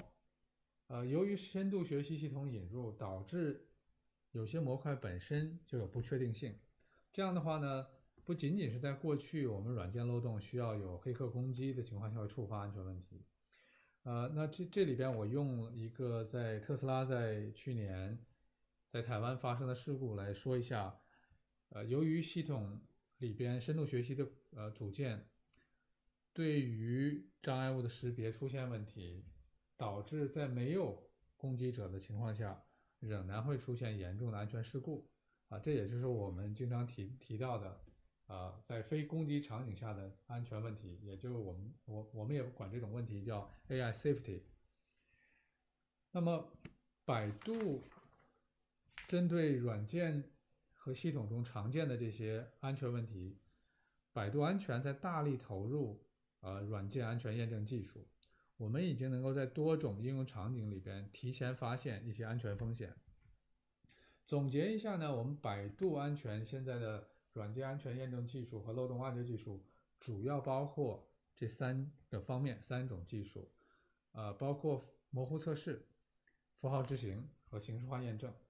下面呢，我就简要的介绍一下我们百度安全在这3种技术方面前面取得的一些成绩。首先在模糊测试方向，百度安全是在业界里边首创了漏洞驱动的混合模糊测试。我们的这个框架呢是以漏洞为发现为导向的，同时呢在每一条验证过的道路上面呢程序执行的道路上不仅仅是对于我们触发的某一个漏洞做检验，同时呢也会把在同一个执行路径上也会对其他类型的漏洞进行验证。那这2个工作呢前面我们已经有两个论文和工具发布 Xavier 和 Mars。 那最近还有一个我们正在做的一个 Hybrid Fuzzing 的工具呢，也已经在 Google Test Bench 上 Fuzz Bench 上在测试，最近也会发布。前期呢，这些工具呢已经在常用的一些软件，包括 TCP-dump、ImageMagick 里面发现漏洞同时呢，我们的发现工具也在很多关键的硬件的厂商，包括高通、Realtek、Intel 的比如说 WiFi 组件里发现了很多关键的漏洞。在符号执行的这个技术方面呢，百度安全已经把符号执行运用到多个场景，包括我们利用符号执行对软件故障的破坏性进行评估。我们已经发现利用符号执行呢，我们发现 CPU 的这个推测执行和乱序执行呢，可能可以导致侧信道的这个风险。这个场景里面发现了不光是在 OpenSS 和 glibc 的 DES 实现可能由于 CPU 的 Spectre 漏洞会有侧信道的风险。那其他的 libtomcraft 和 mbed TLS 的 ES 实现的在 Markdown 的场景下也存在一个信息泄露的风险。我们这边还在继续推进用符号执行的工作，近期也会有新的成果发布。在形式化验证这个方面呢，百度安全我们已经针对隐私安全计算的环境尤其对它的内存安全建模，我们做了很多工作。最近呢，已经形成了一个工具，能够对于隐私安全计算里边的，比如说 SGX 的软件，我们做漏洞发现或者做特性的验证。我们也在使用形式化验证技术呢，对自动驾驶的软件进行安全属性的验证。那刚才提到的这个对于 SGX 的漏洞发现的工具呢，我们已经在Google Asilo 还有这个微软的 OpenEnclave 里面发现了几十个安全问题。最近呢，我们会在马上要开的这个 ZeroCon 2021年会整个讲述我们用 SGX Ray 来发现这些漏洞的这些过程。那今天的主要的议题当然是回到 AI 应用。我今天呢想展示一下我们百度软件安全验证技术不仅仅是在前面提到的这个传统的安全的软件的这些场景里面发现漏洞，我们现在已经把前面提到的这些安全的这个软件安全的技术应用到更多的更广泛的场景。那其中呢就包括我们下面要介绍的 AI Safety Fuzzing。首先说一下我们引入这个 AI Safety Fuzzing 的一个场景我们实际上是在做一个基于仿真的对 AI 系统的安全验证平台。我们做的这个平台呢是基于一些开源软件加上我们自己的刚才我们这次要讲的AI Safety Fuzzing。我们的这个仿真器呢是基于 LG SVL 当然也加了我们百度的这个自动驾驶阿波罗自动驾驶部分和它的这个显示部分 DreamView。我们是希望用这个自动驾驶仿真呢，能够去模拟很多接近现实的这个复杂的驾驶场景，目的是为了分析自动驾驶软件是否能够应对各种异常场景，包括这个障碍物周边的这个车辆的异常行为。那在介绍我们要解决的挑战之前呢，先再介绍一下我们这个现在我们使用的这个仿真平台，它现在能够对于场景能做到的一些控制的功能。那现在的自动驾驶的仿真环境包括我们用的大部分都支持这些对道路和地图的这个规划的设计的这个场景的描述，同时呢一般也都提供这个可编程的对于自然环境包括天气光线以及周边的车辆行为的这些的控制。那下面用我们 LG SVL 里边这个例子呢，就这里边用一张图片来去展示一下，通过调整不同的环境，在同一个场景下，大家也可以看到在晴天、雾天，包括黑天、白天的整个的这个场景效果。那么自动驾驶的软件呢，就可以在这个仿真器里边就是类似一个在真实场景下面进行一些安全的测试。那回到我们今天要解决的挑战，我们在设计和使用这个仿真环境对自动驾驶做评测的一个过程中呢，我们遇到这样一个挑战。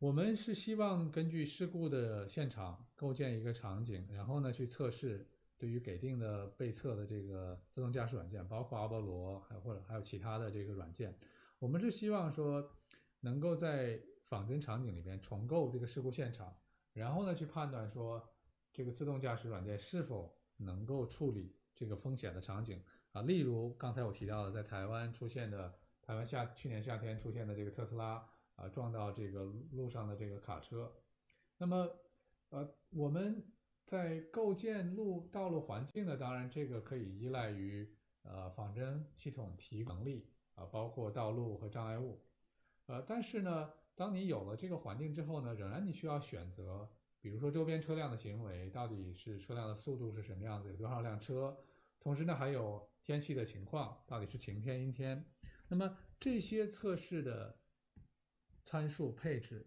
实际上对于你整个自动驾驶的行为，在这个仿真环境里的行为，实际上是有非常重要的影响的。那么如果你随便初始选择了一系列参数那你去测试说到底我们比如说会不会发生这个碰撞的情况其实一次的参数的选择不一定能导致这个碰撞，往往你可能要做多次。我们如何选择这些测试例如何很有效的选择，因为整个的测试空间是非常大的，尤其你考虑到这个周边车辆的行为所以呢我们想象这是一个这个挑战对我们来讲就是如何去设定众多的这些动态参数那重新解释一下，再重申一下我们要解决的问题，就是如何在静态场景里边找到有风险的动态配置。所谓静态场景就是说我们把道路设置、障碍物这些都固定了，但是呢我们周边车辆的影响以及自然环境的设置对于整个测试结果有非常重要的影响那么我们希望能够非常有效的选择这个动态的配置。那么这和我们前面谈的软件的安全的这些技术有什么关系？那今天我们主要讲的就是用 fuzzing 这个技术来去搜索合适的一个安全的仿真的参数。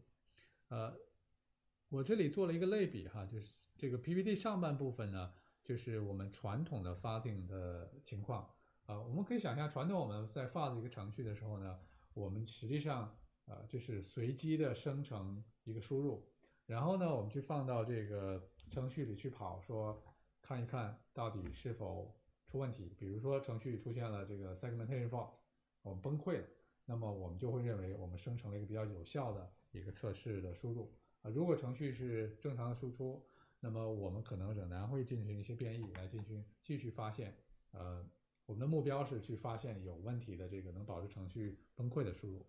那回到我们百度 AI Safety Fuzzing 呢，我们的目标实际上就是采用 fuzzing 的技术呢，能够在自动驾驶风险场景里面找到有问题的会导致风险的配置搜索。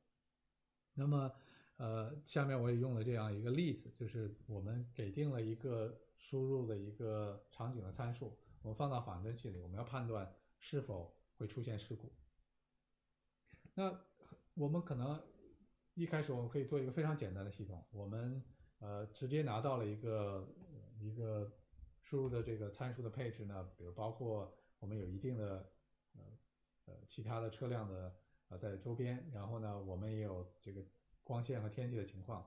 那首先我可以做的一个非常简单的事情是，我可以做一个随机变异那我可以从这个光线可以从中午12点我调到下午4点，然后呢我的湿度可能从晴天变成雾天，我可以做一些随机变化如果呢这个变化我们放到仿真器里边，然后我们运行这个仿真那如果我们发现了这个碰撞，那我们就认为我们找到了一个风险场景。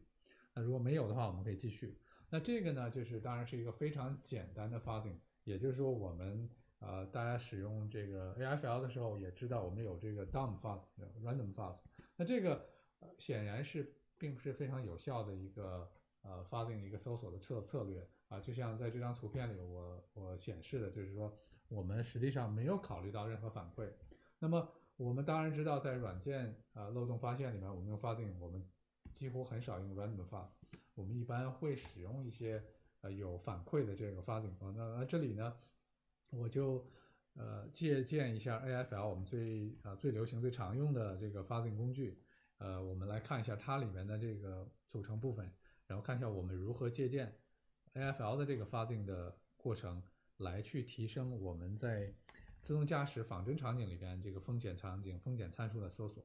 那 AFL 的整个工作机制呢，我相信很多同学非常熟悉，我在这里呢只介绍一下它非常核心关键的部分。那在工作流程里面，我想强调一下呢，就是说它基本工作流程可以分为这几步。那从种子输入开始呢，开始做变异。非常重要的一点呢，就是它要收集每次执行之后，它收集一下我们整个对目标程序的基本块的这个覆盖率。如果呢这个覆盖率在这次变异出来的这个执行有提升的话呢，它就把这次变异出来的这个输入作为比较重要的种子，再放回到我们的种子库里边。那作为下次变异的一个优选的一个基础。那如果说覆盖率是没有提升的，那这个种子可能这个变异我们就把它扔掉了。那 AFL 实验者采用了这样的一个进化的一个遗传算法，然后呢能够达到一个非常高的搜索的这样的一个效率。在 AFL 里边呢，它有3个核心组件。一个呢首先就是说它有一个我们叫 crush signal，就是说我拿到一个输入，我得知道说我到底这个输入是不是已经形成崩溃了。如果形成崩溃，那么我应该把这个输入作为一个重要的信息存下来因为这是我们要找的东西。那另外一块呢，就是我刚才也提到了，就是它在做这个反馈。那么反馈的基础呢，就是这个程序基本块的覆盖率。那 AFL 是通过插装来收集这个代码的覆盖率，对，代码块的覆盖率。然后呢，第3个重要的部分呢，就是 AFL 里面它也会用一个 fitness function， 也就是说我有这些反馈，那我要对整个各种测试变异出来的这种种子之后呢，我要对它们进行打分，我要再去优选说下一个我要优先去变异哪一些种子。那我们就把这个概念先借过来。首先呢，第一点说 crush signal，这个在仿真环境里面其实呢是比较容易实现的。首先我们的仿真环境里面呢，它就已经提供车辆碰撞的这样的一个事件的捕捉所以呢我们基本上我们的主要想捕捉的风险场景是车辆的碰撞的行为。当然还有其他的一些风险场景，这个呢我们其实是可以引入到仿真里边的。但今天的这个议题呢，我就以整个车辆碰撞为主要的目标。那么仿真器里面不光是能够捕获这些信号，它同时呢也提供了回调函数，就是我们可以 hook 这个 event， 能够在这个碰撞的时候呢，我们还可能做一些判断。当然我觉得这里面也提一下呢，就是说我们可以用这个 collision 来作为 crush signal， 但是呢后续呢在整个我们仿真的这个风险场景的搜索里面呢，我们也要做一些误报的这个过滤。因为有的时候呢车辆碰撞如果在程序的测试里面一个 crush 一个 input 导致 crush， 我们一定要把这个 input 要保留起来。但是在仿真场景里面，如果出现碰撞，有的时候是由于我们自动驾驶的车辆软件决策可能有问题，导致了我们造成了碰撞。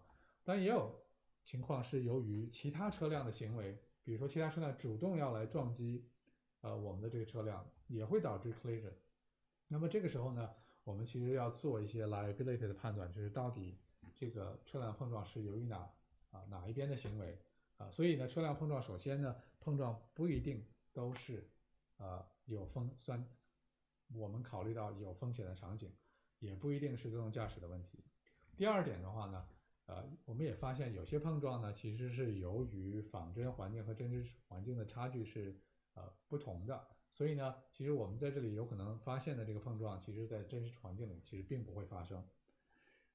那这是关于 crush signal。那有了这个 crush signal 之后呢，我们又考虑了这个 fitness function。首先呢，我们考虑了一个非常简单的方法。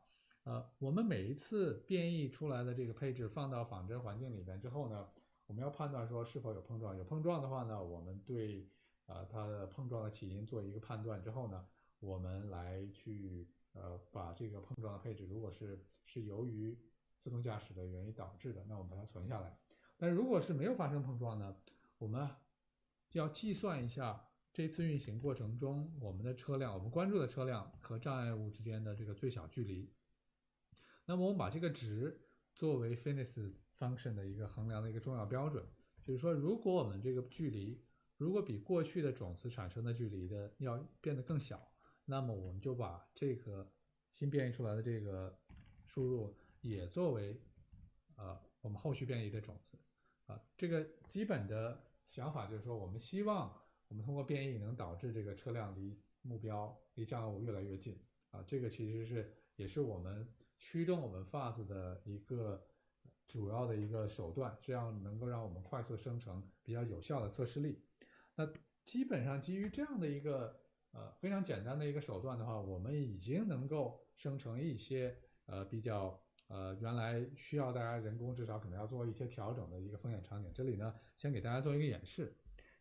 在这个视频里面呢，实际上是我们 FAST 的一个过程的初始情况呢，可以看到大概是一个中午的一个时间。那前方呢有一个障碍物的话呢，我们的自动驾驶车辆呢能够按照正常的预计停下来。那我们在变异的过程中呢，我们一部分的调整一个环境变量，就是这个光线。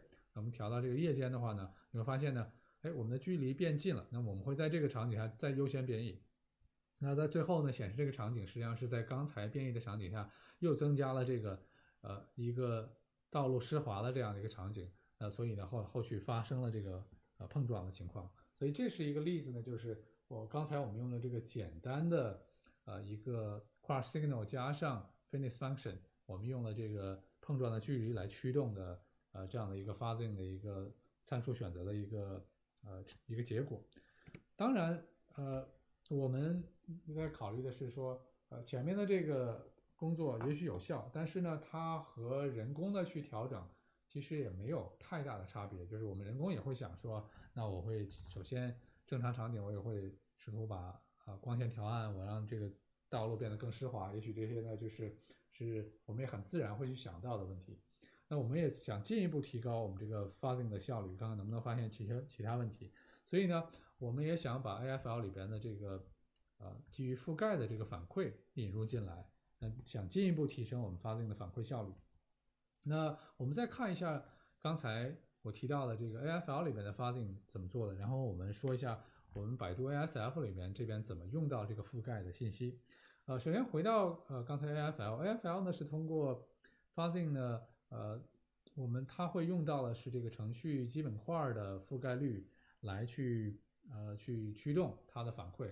它主要的概念实际上是说，如果我们看一个程序左边这个图里边实际上是一个程序的非常小的一部分我们这里看到有一个这个程序的对于某一个变异出来的输入呢，它可能执行了这个所有的黄色的基本块那么这个黄色的基本块呢，你可以看到就它代表了整个这个程序的一个执行路径。那如果这个执行路径以前呢，比如说有些基本块是没有被覆盖的或者说两个基本块之间的这个联系是以前没有被覆盖的，那么 AFL 就认为说我发现了一个新的执行路径。那么一个新的执行路径往往就意味着说有一些行为可能是没有被以前的测试力探索过的，所以呢这样的输入就会被优先选为后续变异的种子。那我们右边呢，我们放置的是一个百度ASF 里边我们的阿波罗 Dream View 里边显示的一个3D 的一个2D 的这个路面的一个规划的信息。我们其实整体的思路呢是希望探索整个车辆在当前道路的情况下我们下面所有可能的行动的轨迹。所以呢我们整个的思路呢是用整个这个车辆的行车路径来去作为我们的一个覆盖反馈信息。如果一个车辆的整个的我们经过一次变异，如果导致这个覆盖的路径信息有显著的变化，我们就认为这是一个比较有意思的值得继续变异的一个种子。那再用一个更详细的这个图片我把刚才那个图片放大，那这里边呢我除了原来的一个浅蓝色的这个轨迹的信息呢，我又增加了这个红色的和深蓝色的轨迹的规划信息。所以我们整个的思路呢，就是我们如果把整个的发行的过程想象一下，是我们在探索这个，我们用不同的输入让这个车辆能会去在它的整个空间里能够去探索不同的状态。那么我们实际上的思路就是每一个行驶轨迹代表了一个可能的一个新的执行状态。那么如果我们得到了一个新的驾驶轨迹，就代表了新的风险的可能。所以整个的百度 ASF 的这个反馈的思路就是通过发镜来去探索更多的这个行车路径，来提高我们测试的效率。那再用一个稍微具体的例子，在整个的这个我们的一组实验的过程中，在看左上角的这张图哈，这是我们做的一个在道路上前车突然停下来阻挡障碍物的这个场景。我们在最左上角的这个场景呢，我们进行测试。大概右边的这个图呢，你可以看到我们基本的一个轨迹的一个规划。那我们通过变异之后呢，比如调整了右道车的这个车速和起始的位置，比如说，那么我们发现呢，它在右边产生了一个道路变异，也就是在我现在 PPT 图中，大家如果关注这个整个的车前方的这个一个蓝色的这个带状的这个指示就可以看到说整个的这个规划行为出现了不同。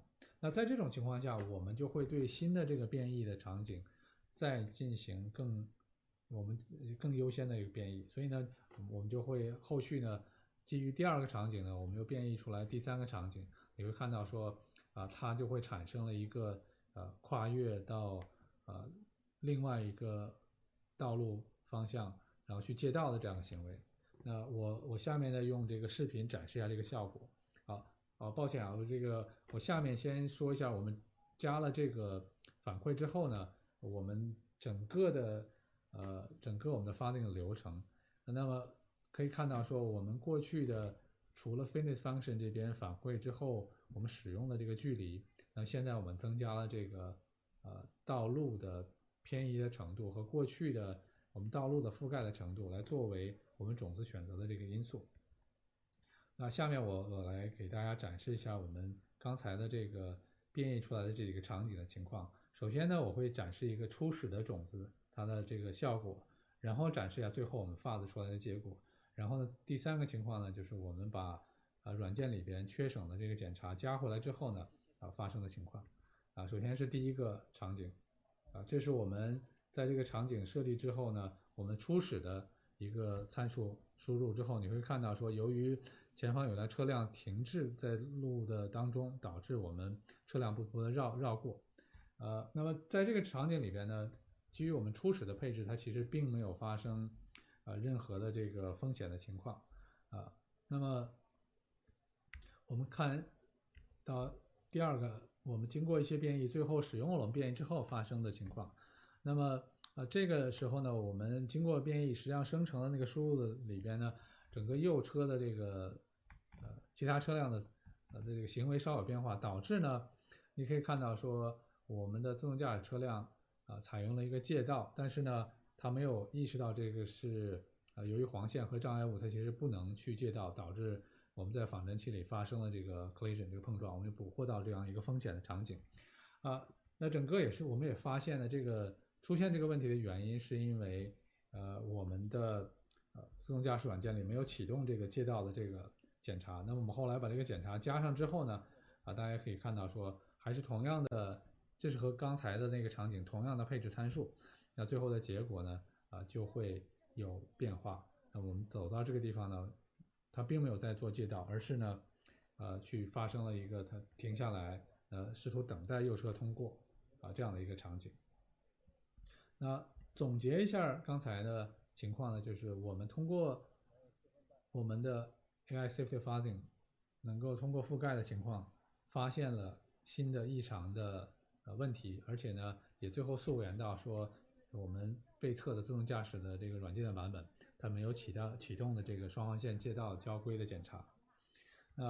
总结一下刚才给大家介绍的 AI Safety Fuzzing 的技术，我们百度安全在使用仿真再去针对事故的这些描述，我们试图重建这个事故场景。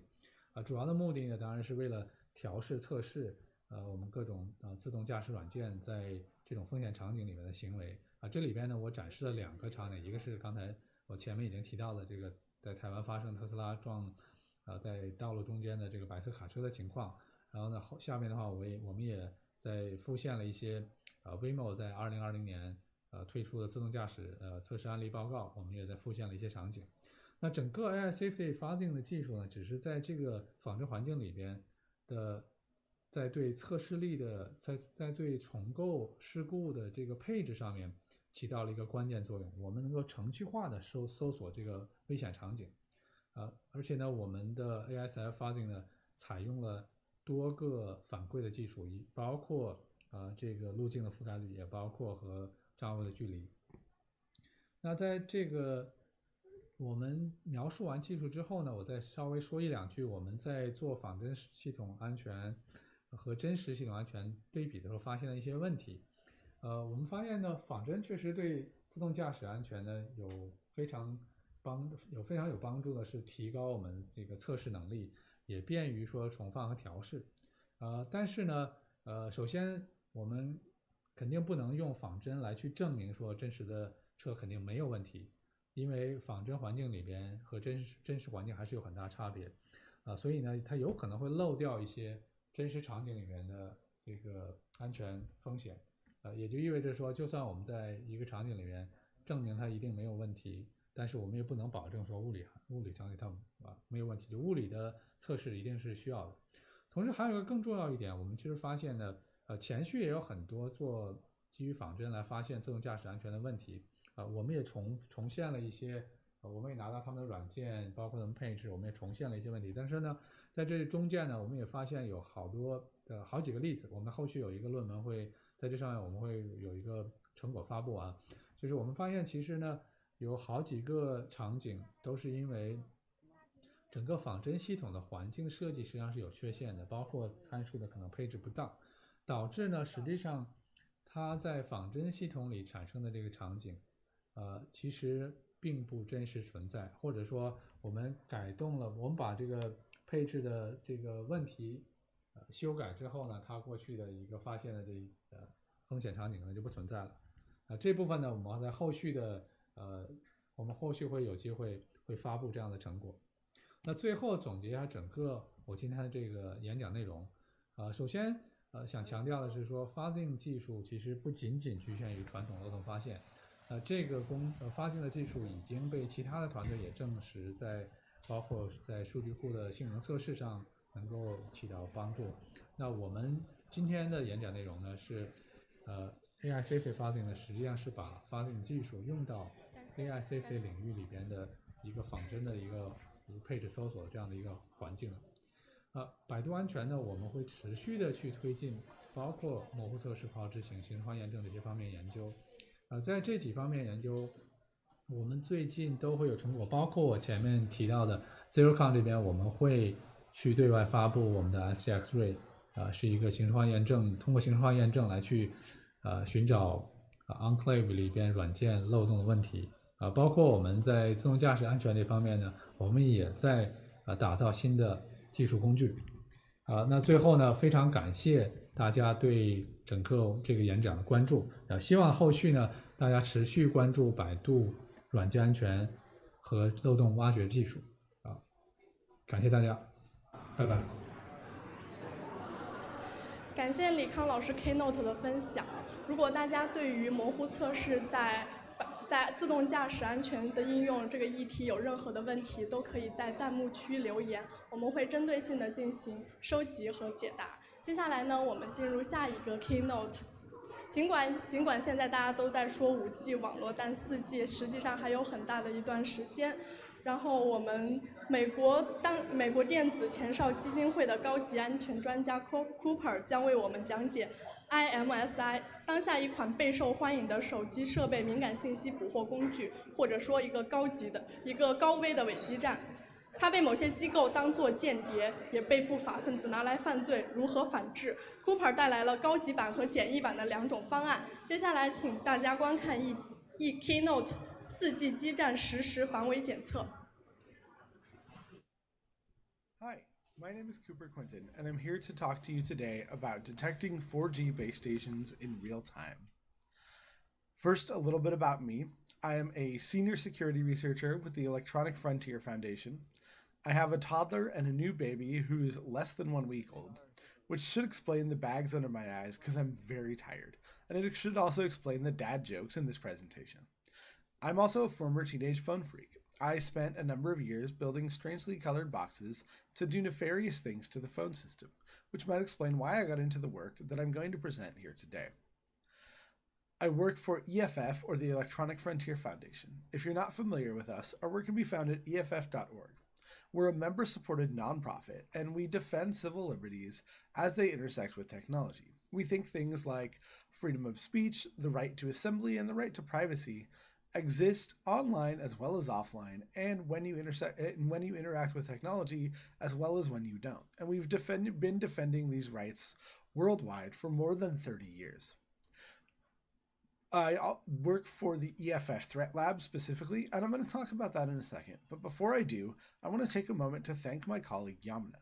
She's no longer at EFF and has joined a new company, but this work is as much hers as it is mine. She's a really amazing and smart person, and if you like this work, you should check her out at Rival Elf on Twitter. None of this would have been possible without her. So what is Threat Lab? Threat Lab looks at technology that targets at-risk people. Specifically, activists, human rights defenders, journalists, domestic abuse victims, immigrants, sex workers, minority populations, and political dissidents. Anybody who is at risk of violence for doing the work they do or simply being who they are. And the technology that we look at usually shares a few similar goals: to gather intelligence on political opposition, to spy on people illegally or when they've left the country, to locate, capture, extort, and harass people whose views you disagree with, and generally to stifle their freedom of expression and prevent them from speaking out and doing the work they do or even just living their lives. We look at a couple of different types of technology in this work. One of the main types of technology that we look at is state-sponsored malware and spyware. This is malware used to spy on people through their phones or their computers, and that's a big part of what we do. But another part of what we do is look at the technologies that law enforcement use to spy on people on the streets when they're going about their daily lives. And one of those technologies is known as a cell site simulator. So what is a cell site simulator? A cell site simulator is a transmitter or receiver that intercepts metadata and location information from cellular phones, often by masquerading as a legitimate cell tower. The terms IMSI catcher, Stingray, Hailstorm, fake base station, and cell site simulator are all pretty much interchangeable, and for the purposes of this presentation, we will use them interchangeably. So they all mean the same thing. So how did we get interested in cell site simulators? Well, it all started back around Thanksgiving of 2015, when I started getting messages from people at the Standing Rock Indian Reservation in North Dakota. At that time, there was a large series of protests going on at Standing Rock to protest a pipeline which was being built through the reservation to deliver oil. And people at those protests had started seeing strange things which they thought might be indicative of the presence of a cell site simulator. Some of them had installed applications on their Android phones which reported to detect cell site simulators, and they sent me the screenshots of the detections. I thought that these screenshots were suspicious enough that I thought it was worth going out to Standing Rock to see if I could detect these for myself. So I loaded up a few different apps on my phones, and I grabbed a couple of $20 software-defined radios, and off I went. When I got to Standing Rock, I started running the apps. I started scanning the 2G GSM cellular spectrum for any anomalies with the software-defined radios, and set about to see what I could learn. And what I learned is that I have no idea what I was doing. The apps were showing me some results, but I couldn't really figure out what those results meant. Did they mean there was actually an IMSI catcher around, or did they just mean that the cellular network was having a hard time and failing in the normal ways that cellular networks fail all the time? Furthermore, I looked at what the 2G spectrum was producing from my software-defined radios and realized quickly that there were no 2G GSM towers anywhere in the area, real or fake. There was nothing going on that spectrum at all. All of the connections in the area were over 3G or 4G. So this was very confusing. I didn't know what to make of this. I certainly hadn't found any hard evidence of IMSI catchers, and it seemed like the methods that I was using wouldn't quite work. Up until that point, all of the knowledge that we had about IMSI catchers was based on an older model called the Stingray, as shown here. The Stingray is made by a company called Harris Corporation, and it is perhaps the most famous IMSI catcher. It works natively on 2G, and it takes advantage of vulnerabilities in the 2G specification to trick phones into connecting to it and giving up their location and metadata for their calls. Now, since there was no 2G anywhere in the area of Standing Rock, we figured that any IMSI catchers that were out there must be operating natively on 4G or LTE. What's more, we had just discovered that the city of Oakland, which is a major city in California, had upgraded their Stingray to a new model of IMSI catcher called the Hailstorm. The Hailstorm purported to operate natively on 4G and have all the same characteristics, all the same capabilities that the Stingray has. This was interesting to us because up until now, we had assumed that 4G LTE had fixed all of the vulnerabilities that the Stingray could take advantage of, and therefore might be impervious to IMSI catchers. But clearly, this was not the case. So we figured that the best thing to do was figure out how 4G LTE native cell site simulators such as the Hailstorm could possibly work, and more importantly, could we be able to detect them? Yamada and I set about reading all of the academic papers we could for the next year about vulnerabilities in the 4G LTE protocol. And what we found are that there are several different vulnerabilities that next generation CSS could be taking advantage of. Yamna wrote all these up in a really excellent white paper called Gotta Catch 'Em All, which is a nice high-level summary of all of the vulnerabilities and how they work. I'm not going to get into this here because Yamna's paper is really excellent and you should really just go read that. But suffice to say, we found several ways and we feel like we have a pretty good understanding of how a Hailstorm or a similar cell site simulator might work. So now that we've found out how they work, how often are they being used? Well, in the US, we can use Freedom of Information Act requests to figure that out, at least from government usage.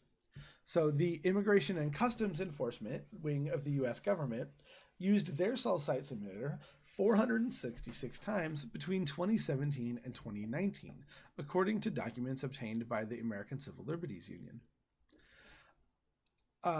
In local law enforcement, the city of Santa Barbara used their cell site simulator 231 times in 2017, roughly equaling the number of times that the cell site simulator was used by ICE, a federal agency, but for one small city in California. On the other hand, Oakland, California, which I talked about earlier, only used their cell site simulator 3 times in 2017, 4 times in 2018, and once in 2019. And we think that the reason for this difference is that Oakland has strong privacy laws about when the police can use the cell site simulator, why they can use the cell site simulator, and what sort of reporting they have to do after they use it. And we think this is evidence that those privacy laws actually work very well. But of course, not everybody can be, we can't request Freedom of Information documents from everybody. For example, we think that foreign spies are using IMSI catchers around Washington, D.C. and the U.S. Capitol. And we think this because the Department of Homeland Security put out a report saying that they had found several IMSI catchers in the area, which they assumed were operated by foreign spies. We also think that cyber mercenaries, such as the NSO group, are using IMSI catchers. There was a report from Amnesty International about how NSO group had used IMSI catchers to spy on a Moroccan journalist, presumably on behalf of the Moroccan government. Also, we think that criminals are using IMSI catchers. There's some body of evidence that Mexican drug cartels are using IMSI catchers to keep tabs on the Mexican federal forces that are going after them.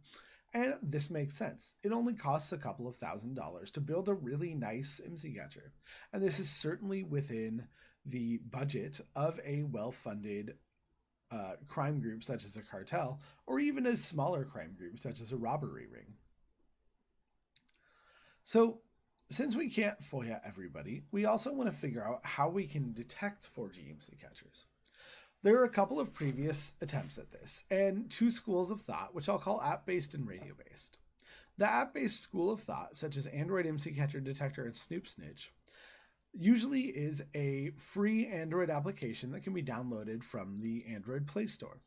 They are easy to use, but they can only get data about the transmitters or base stations that your phone is connecting to. They also get a lot of false positives and false negatives because a lot of the things that might look like IMSI catcher activity are also things that happen often in the cellular network, and you have no way to tell whether this is a normal glitch or something that's actually suspicious. On the other hand, there is a school of thought called radio-based IMSI catchers, and these are things such as the Sea-Glass Project out of the University of Washington or the SITCH Project by Ash Wilson. The advantages of these are that you can get better data. You can get data about all of the transmitters or base stations in an area, not just the ones that your phone is connecting to, and you can get lower level information.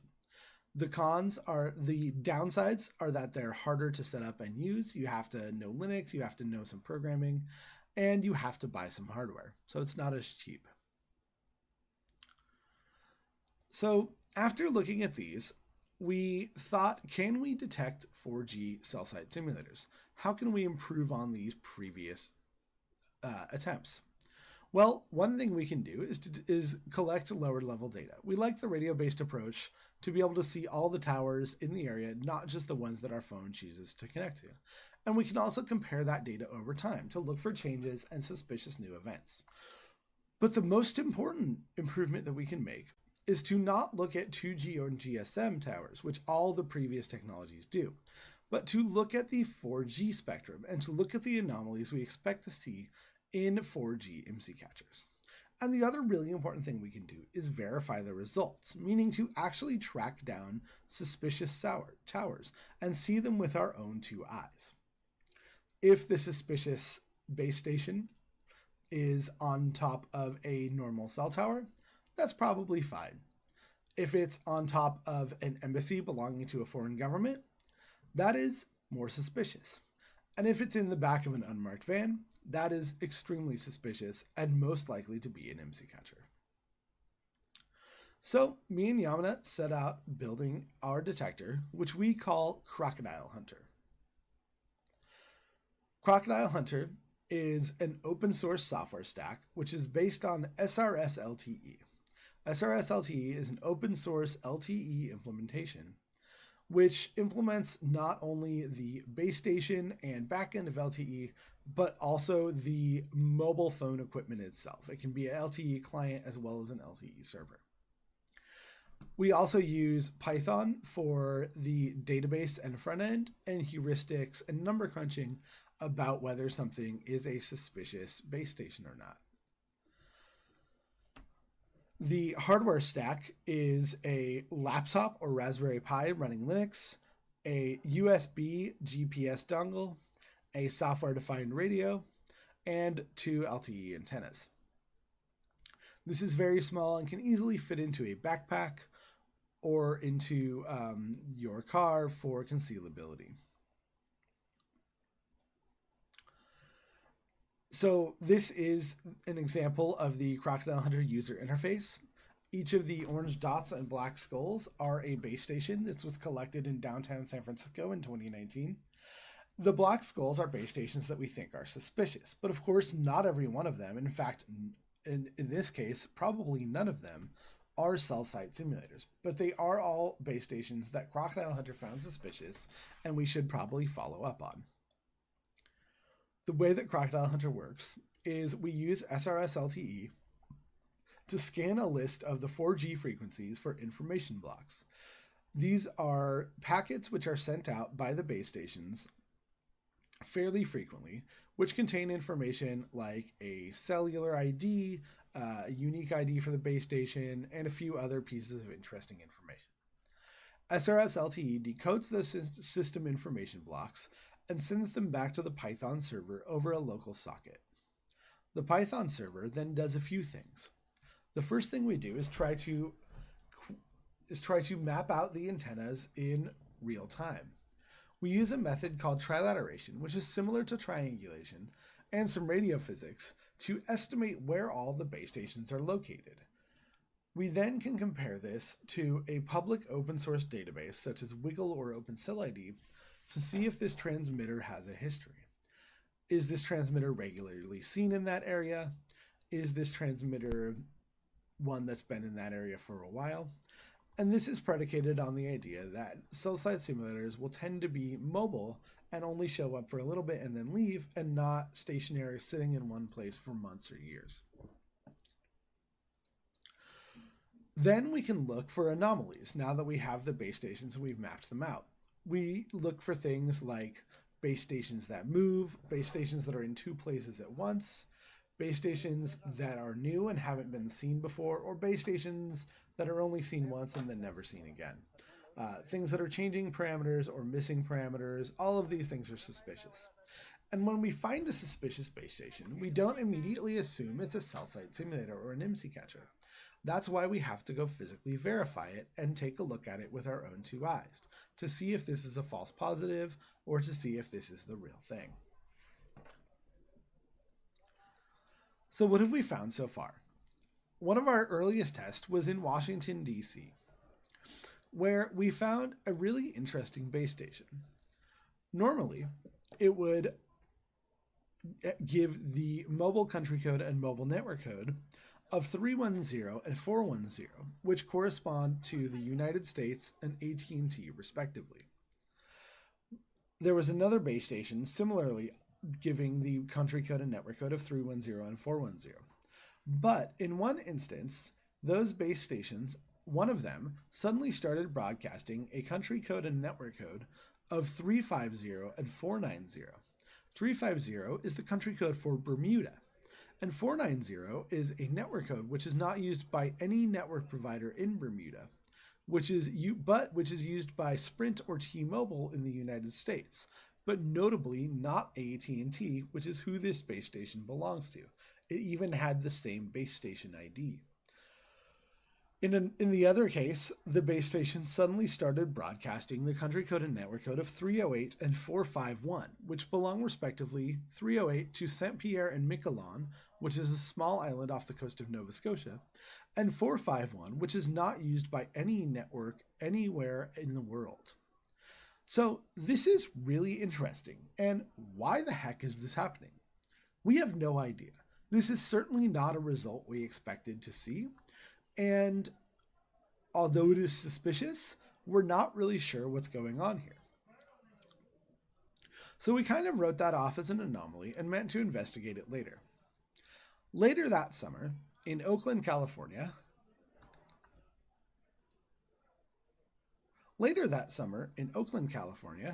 there were a series of Black Lives Matter protests, during which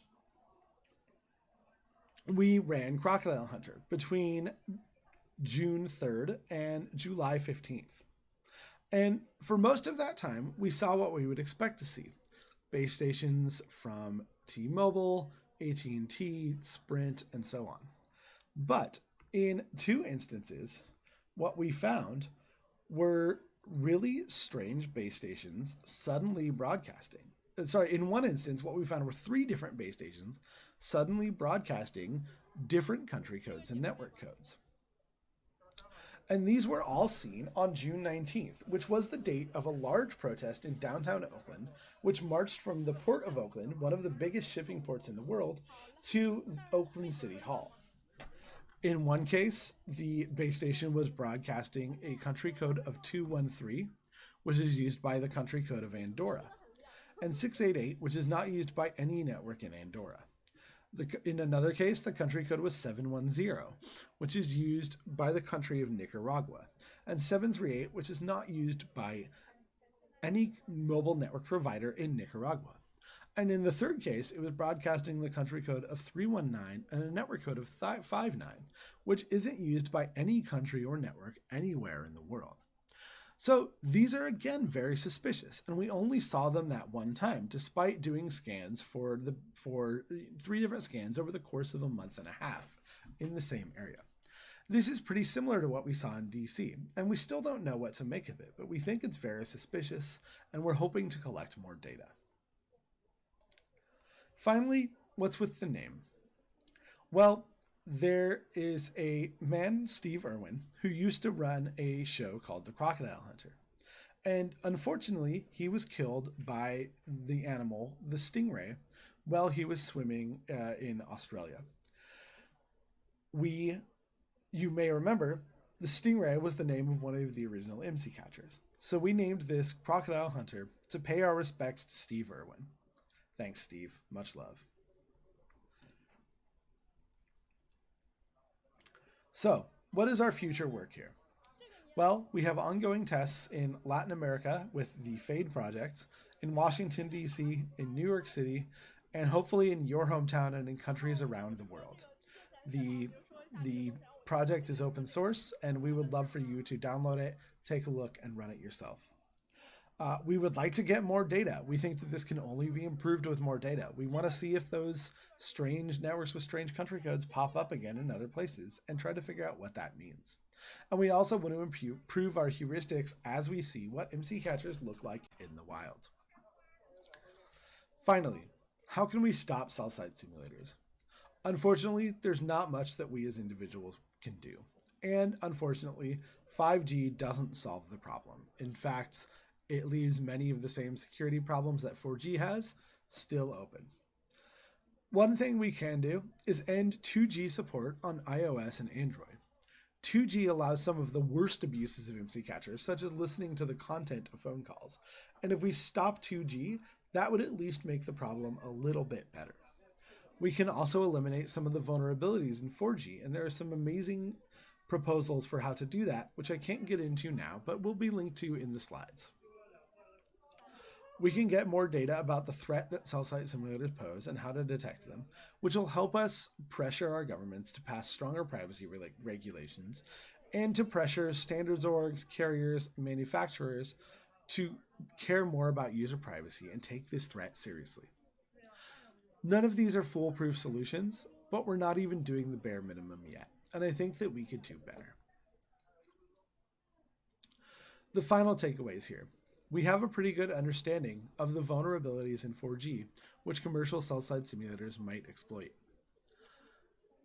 None of the previous MC catcher detector applications really do the job anymore, but we've proven that the same principles which worked for previous cell site simulator detection apps should work for the next generation of cell site simulators. Finally, the problems of CSS abuse can be solved, but it's going to take a lot of work, not only engineering work, but political work as well. Thank you for your time. Again, I'm Cooper Quinton. I'm with the EFF Threat Lab, and I'm a senior security researcher there. And you can find me on Twitter at CooperQ or email cooperq@eff.org. And Crocodile Hunter can be found on our GitHub page here as well. Thanks, and I hope you enjoy the rest of the conference. Bye-bye. 感谢大家的观看。如果对于刚刚的议题有任何的技术上的问题，都可以通过留言的形式进行通过评论形式进行留言，我们会针对性的进行解答。然后线上 VR 参会的形式可以通过下载百度 APP 搜索头号极客点击3D 参会，下载相应的安装包即可进入熙壤 VR 社区。这里是 DEFCON China Party 线下会场，想必大家对于线下 VR 参加的形式也有很深的理解了。然后我们现在是在一个 contest 的区域，能够带领大家做一些新的尝试。然后我们今年主要是分为4个主题：改装、玩艺，然后对应的是不同的体验。然后我们现在已经到了 contest 区域，来与现场的伙伴进行一个互动。首先我们看到的是改的区域，这个主题对应的是复古的元素，然后我们选取了90年代的一些电子产品，例如大哥大、收音机，还有一些比较古老的设备，然后我们可以在现场对它进行一个拆除和改装，这就是我们复古的一个主题。然后我们现在也有现场的伙伴正在进行尝试。然后接下来这一边是一个装的主题，然后咱们这边是一个以焊接为主的，然后请我们现场的朋友做一个简单的介绍。对，它这个就是一个这个电子 DIY 的一个小的环节，因为就是说这个其实就是我们是这个 DEFCON 安全的一个会议嘛，然后这个会涉及到很多的一些这个 IoT 设备的破解，所以说像很多的这个基础的焊接的技能也是必备的。像我们经常也去每年的 DEFCON 这个 USA 美国的时候，它就会这是一个固定的环节，就是这个叫焊接微粒制。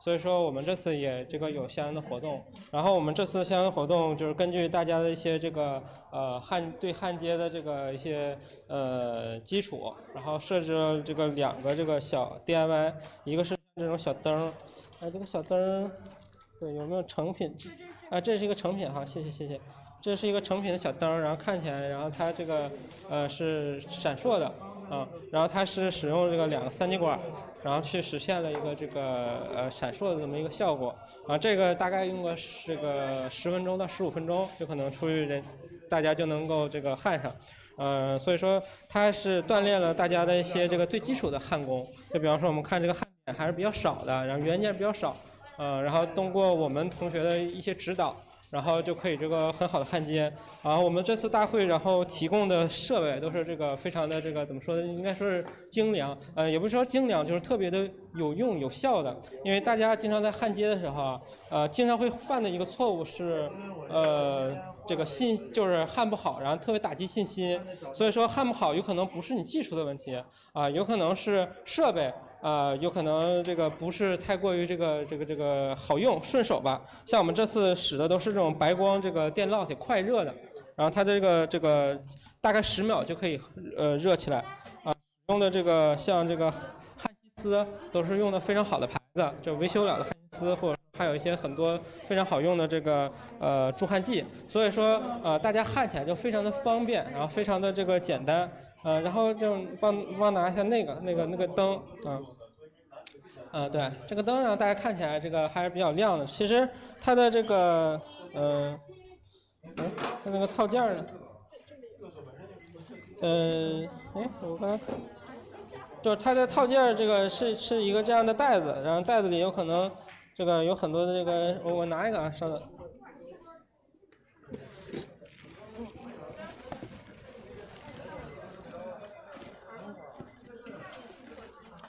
这是这一个这个它里头有很多的元器件，包括有一个这个51单片机，还有很多的2极管，然后还有一些这个开关，然后它的整体的效果大家看起来还是这个比较不错的这个小灯闪起来晚上很好看，所以说它这个焊接涉及到很多这个小灯的这个焊接，然后就有很大的这个锻炼了我们这个焊接能力，所以说它就包含2个，一个是这个基础的，一个是进阶的。然后其实我们这块这个也涉及到一些安全相关的一些这个展示，给大家拿一下看一下，就比方说我们在这个破解，就是我们之前这个百度这边就做了好多的这个 IoT 设备的破解比方说像这种就是类似于电视盒子呀，或者说家里的那些这个路由器啊之类的，所以说它这种东西它里头会有一些这个我们看黑色的这这个，比方说这一块儿，它是一个存储芯片，那么这个存储芯片里存了它的这个一些这个运行的程序一些操作系统，同时有可能会有一些漏洞。然后如果这个我们单纯的就看这个电池盒子是很难看出漏洞的，所以说我们把这些芯片给它用这种设备给它吹下来，然后吹来之后呢，然后使用这个很专业的，像这几款都是很专业的这个读取器。就比方说，我们可以给它打开一下，我们可以把这个吹下来芯片放在这里，然后就可以去读取这个整个的这个芯片里的内容，包括比方说你之前拍过的照片啊，或者说这个系统里的一些这个可执行的程序，我们会把这些执行程序分析，然后最后挖到漏洞所以说整体的过程就这样的然后我们也包含很多的这个直吸，也就是说我们这个芯片我们可以看一下。这个就是这种小芯片，这小芯片非常的小，而且周围我们看是没有这个管角的。我们的管角其实它在它的底部，它需要一个很复杂的操作，然后把它给焊回去。所以说，为了支持这些复杂的操作呢，我们使用一些专业的设备这些叫一些直吸台或者直吸的设备，然后把这个我们刚才这个存储芯片，我可以把这个系统去给它修改，去植入一个我们的后门。植入后门方便我们去进行安全的检测嘛，安全的这个渗透测试，把这个有后门的，然后再给它通过这种植入的设备给它焊回去，然后焊回去，然后这个板子还能正常的工作，同时呢，我们又得到了一个有后门的一个程序这样我可以对它进行进一步的分析了。这块如果大家有兴趣，也都可以去参考一下使用哪样的设备然后去怎么样去读取所以说不管是你是一个小白，然后想去了解一下焊接的这个技术，还有或者是一个想要进阶的同学，然后想要了解一下真正的实战之中的 IoT 设备该怎么样去研究都可以来我们这儿去进行一下了解不仅可以了解一下这个亲身实践一些方法，同时呢也会得到一些这个非常有用的工具工欲善其事必先利其器，所以说正确的工具不仅可以能让你达成目的，同时能让你这个信心百增就比方说使我们这套东西的话，它会很方便的去把我们的芯片吹下来很方便的把这个东西给读取出来，不会绕很多的弯路所以说这个也是这个我们开展这么一个这个小的微粒的一个目的既让大家增强这个焊接能力，同时呢也有一些安全的这个真正的实战的元素在里面谢谢小灰灰带来的分享，然后也想问一下在场焊接的同学们，能简单采访一下吗？Hello， 别采访我，采访他。好，特别有意思。来，就是想问一下，你是第一次接触焊接的技术吗？是的。然后咱们在这儿是焊接了多久？这个当前的一个呈现？挺长时间了。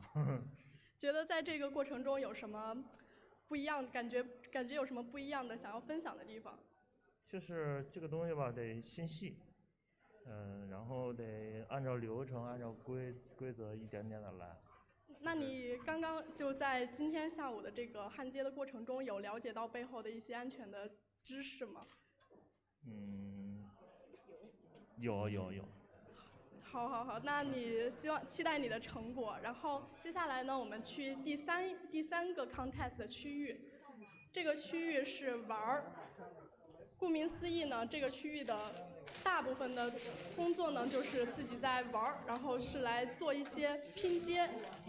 然后我们选用了大量的乐高的一些零件儿，然后像这些都是可能是之前的极客们已经在过程中拼接的一些半成品。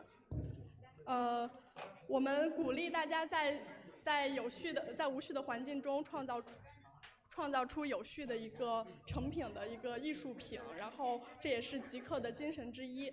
然后最后一个 contest 区域是 E 的话是对应着开锁的工艺。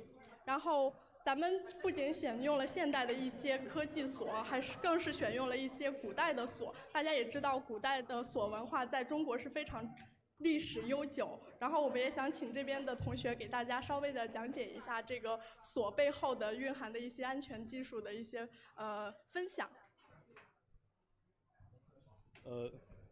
今天就给大家讲一下这个，没事，给大家讲一下这个锁具的这个安全。那这个锁具我们这块分为这个古锁啊，也就是近代锁跟咱这个现代的这个新锁啊。新锁这块我们包含有那个 A 级的锁型、B 级锁型，还有这个 C 级、超 C 级。那从这块我们就可以，比如说给家里边选购一些锁的话，我们可以选用一些可能级别越高，那这个就安全性就越好。对，当然普通的锁的话装也可以装，但是它这个安全性就差很多了。可能有一些小偷啊，可能就是用很轻易的方法就可以把这个门打开。那 C 级锁呢，那通过技术方法是没法去开启的，只能通过暴力或者把你这个门面板撬掉才可以打开，这样。对，主要就是这个锁具的安全。还有这个智能锁这一块的话，也有像目前的话是有这个特斯拉开启啊，还有一些就是极字批开启，就是拿一个手指摸可以开启。但选指纹锁的话，尽量要选择这个2000到3000左右的这个锁，我觉得安全性能好一些，最起码能防止这些开启啊，这样。像我也是注意到现场有很多奇形怪状的古锁，然后可以请咱们简单的演示一下它的一个操作，或者说它的一个解锁过程，可以模拟一下。古代锁的话，它这个主要是就跟这个膨胀螺丝这种原理是一样的，我们只需要一推，它这样就开了。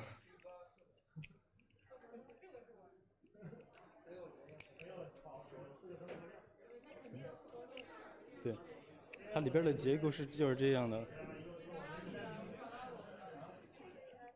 因为这个拉不出来啊，原理其实就跟膨胀螺丝是一样的。咱们看一下啊。这个锁的结构也是非常的复杂和精妙哈。对，古人这个设计的锁是特别精妙的。对，你可以看一下这个钥匙啊。这2把钥匙是通用的吗？不通用，它这个是那个大1号的锁啊，这个是那个小锁的。钥匙结构但是是一样的。那咱们可以再看一看其他的现场的古锁。我们可以看一下这款啊，这款一般用于这种大铁门呢，就是古代这种大铁门，或者是咱这个拴那个对那个栅栏门的那种锁啊比较多一些。大家可以看一下这个结构啊，古人设计的这个特别精妙的。我们塞进去这么一勾，它就开了。原理其实很简单，但是其实这个工艺是特别复杂的啊。这样锁住了。别的基本上这个原理都是一样的啊。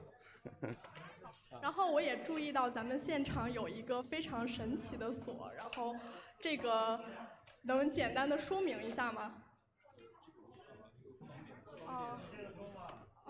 行，然后我们这边呢就是一个4个 contest 的区域的一个主要的大体分享，然后我觉得背后都是蕴含着非常丰富的极客的精神。那么大家肯定也很好奇 DEFCON 的极客精神到底源于何处？接下来呢就是进入我们下一个 keynote 议程 ，DEFCON 的极客精神源于何处？ Hey everyone, thanks for coming here today.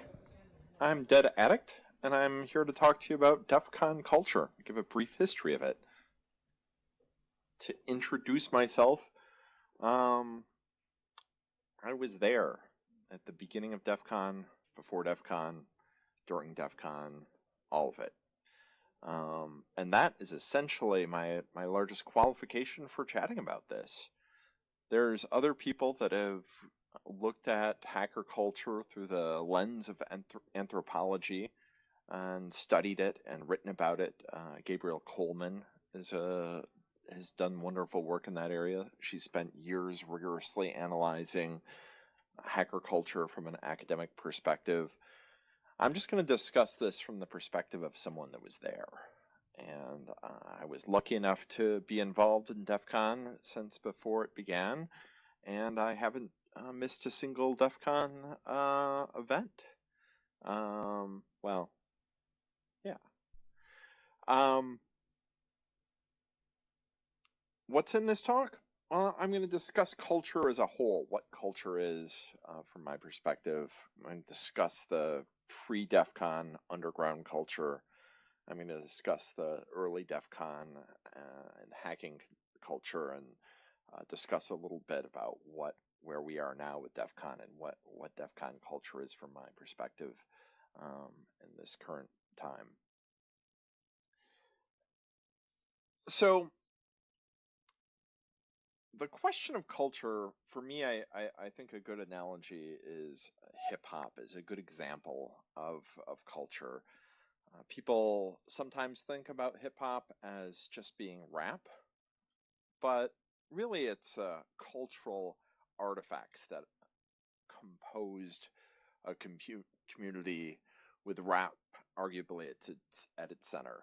Graffiti, sneaker culture, fashion, breakdancing, DJing, slang or vernacular are all parts of this culture.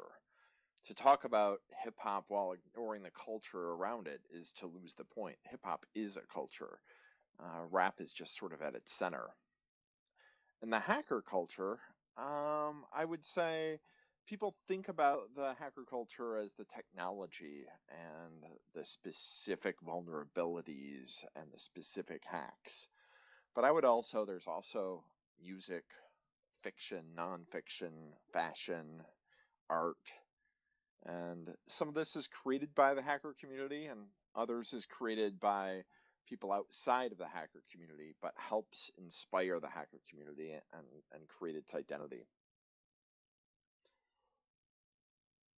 Before DEF CON, there were a whole bunch of things that helped influence the hacker culture.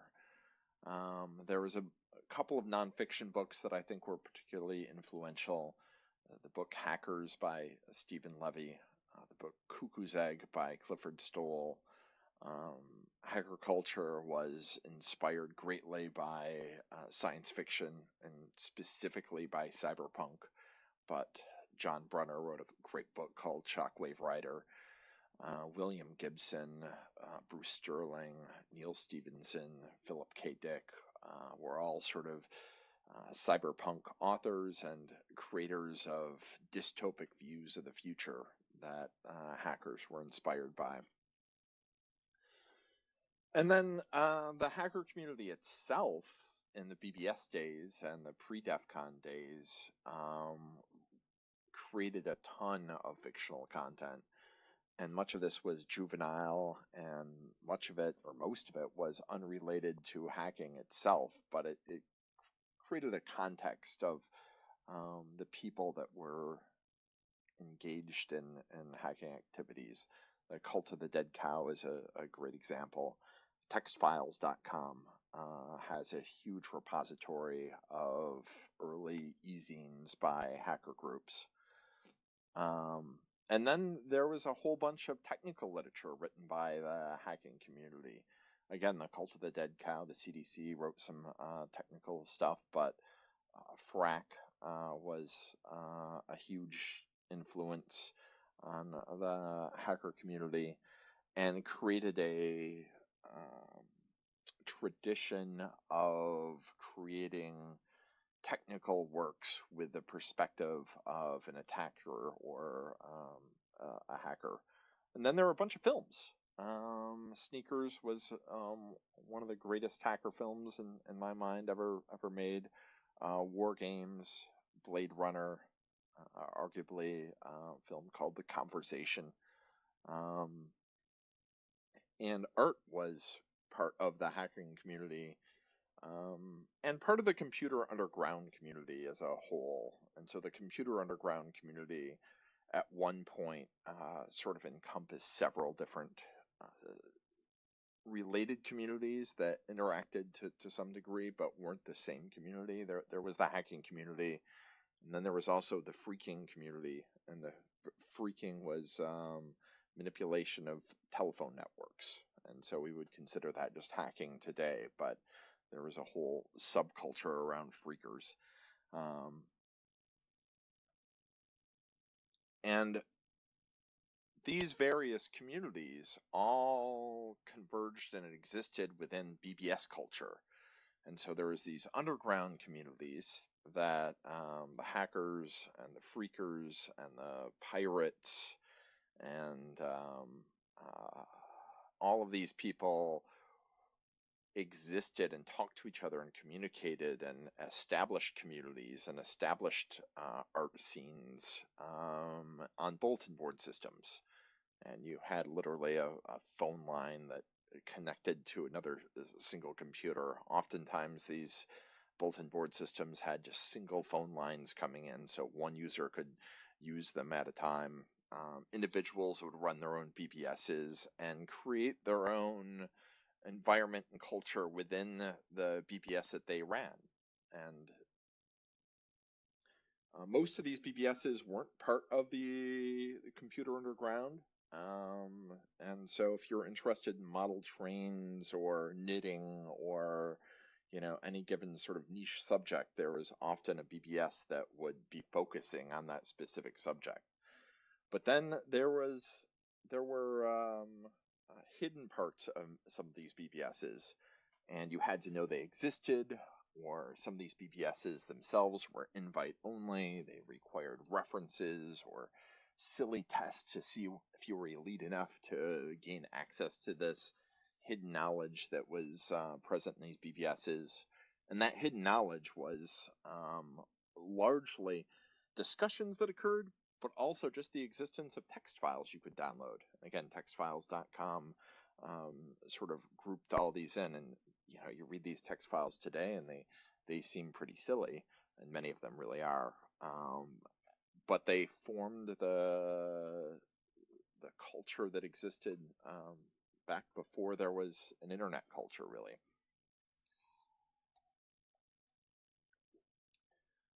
And the BBS culture was what the folks who attended DEF CON were immersed in. It was a cultural starting point, a common frame of reference that most all of us had. The reason why we went to BBSs is the internet as we know it did not exist, and certainly didn't exist as something you could subscribe to or pay money to access. There were a few top-level domains that were accessible to people, .mil, .gov, .net, .edu.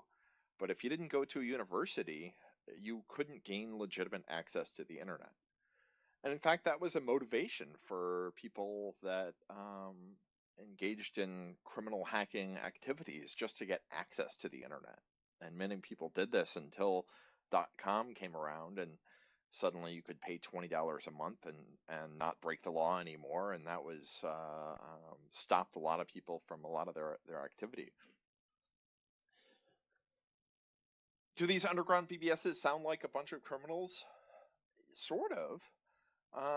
But the DEF CON wasn't attended just by these folks. There was whole other groups of people that attended the very first DEF CONs, including law enforcement that was invited and spoke at the conference, the media, which had never been invited to underground conferences before, or conferences that explicitly were targeting the computer underground. And civil libertarians, people that wanted to protect civil liberties in the electronic sphere, were all invited to DEF CON. And that intermingling of these different folks that often didn't talk to each other was something that was new, and something that created a community that went beyond just the underground community that many other hacker conferences catered to. And so people could talk to people with different perspectives and understand where they're coming from, and that was sort of the foundation of relationships that occurred at DEF CON. And I would say that social interactions are a huge part of culture, and informal collaborations and people engaging with other people with radical different perspectives and gaining empathy for those perspectives at that time. There's this thing called Hallway Con. And Hallway Con, in some ways, is, in my mind, the heart of certainly early DEF CON. And it's used to describe the social interactions outside the formal events that are at the conferences. Much of it's randomly running into people that you already know. And this often leads to what we call trusted introductions. Hey, meet my friend so-and-so.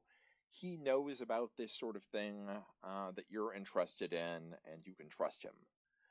But also, Hallway Con was an environment where you could listen to people having a technical conversation about something that you were interested in. And it didn't matter who you were, how old you were, what your gender was. If you contributed to these conversations, you could pipe in and immediately establish your bona fides. And you didn't have to have an education. You didn't have to be a certain age. If you just wanted to contribute, you were accepted. And that was certainly the ideal of a meritocracy, which is more of something that I think people aspire to create in a community. And I would say it was an aspiration that of the ethic of the DEF CON community. And also, you could randomly run across groups of people that were having technical discussions and just listen and learn. And next year, you might come back to the conference inspired and suddenly having taken those inspirations and have something to contribute yourself. Another social interaction that I think is useful to think about it, and it happened more in later DEF CONs than the early DEF CONs, is contests and puzzles. And many of these are explicitly designed to be worked on as a team, so requires different types of specialized knowledge to solve these puzzles. And it's a way to kind of force people to collaborate and form teams, oftentimes among strangers, and it's a great way to make friends and meet people. And puzzles are also a way to establish your credibility within a community without having done anything else. You can be a first-time conference attendee and solve a very difficult puzzle, and that might give you entrance to a party that requires the puzzle to be solved to gain entrance to the party. And everyone at the party knows that you're a smart dude that's done some hard work to get there, and there's a level of acceptance of your presence just because you solved the puzzle. And that was something that was intentionally designed to. And in some ways, the solve a puzzle as entrance to a party was a way to weed out people, but also at a certain point at DEF CON, you couldn't invite the entire conference to your party because there were thousands of people at later DEF CONs instead of dozens of people at the early conferences. There's also a maker culture that exists, and people create physical artifacts. Hacker t-shirts are a great example of this, often irreverent, often things that you wouldn't want to wear to work. Stickers and challenge coins and badges, but those evolved and were created later as DEF CON got older and older. An interesting distinction between the early and later DEF CONs that I think is worth thinking about and is a significant departure from the early DEF CONs to the later DEF CONs. When DEF CON first started, employers wouldn't pay for you to go. You oftentimes would just not tell your employer where you were going or why you were gone for that weekend. And that's because most corporations at the time said, we don't hire hackers, and hackers aren't in our organizations, and we don't have any of those people there. And all the corporations that said this had people at DEF CON. So essentially they were all lying. They all had hackers working for them, which was great because those people were the people passionate about technology and people that knew about security and wanted to help secure these organizations and their products. And later, people put DEF CON on their resume and wore their involvement in the hacker community as a qualification to get a job. And I would say there was a stark difference between the atmosphere at DEF CON when people knew that their employers wouldn't want them there to when their oftentimes employers sent their employees there. So getting back to the maker culture, one of the events that was created spontaneously was something called a beer cooling contraption event. And the idea was, or a beverage cooling contraption event. And in the sort of born out of necessity and very much not having anything to do with computer security or security as a whole, just people that wanted to create a cool thing. And, you know, the problem to be solved was, how do you deal with 120-degree heat in Las Vegas outdoors when you want to have a cold beer and your beer is not cold? So that event happened for several years, and the contraptions got increasingly sophisticated, and it got to the point where people were creating contraptions that would cool a beer very, very quickly. And, you know, it wasn't intended to be a practical contraption. It was a fun contraption. And there's a lot of that happens. And fun is the motivating thing behind creations, and the reason why people engage in the hacker community and why people engage in the DEF CON community. It's to have fun. In some ways, you could. There's certainly those that would argue that as the security industry was born, that the people got more interested than they used to be in the professional implications of what they did in the hacker community and why they were at DEF CON.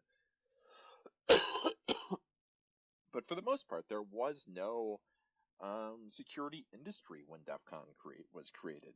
And there were, you know, you can look at lots and lots of security companies that were born and created by people that were DEF CON attendees. And so there's definitely professionalization, I would say, but those people still come to DEF CON. They're still having fun.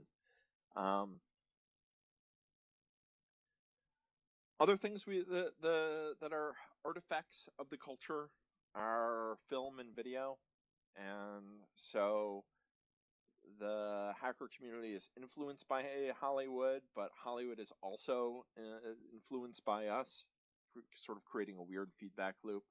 So hackers influence the hacker community, but Mr. Robot was influenced by the hacker community.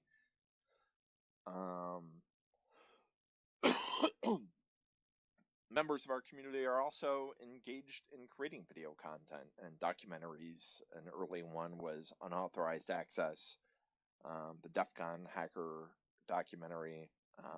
There's a documentary called Hackers Are People Too. Regarding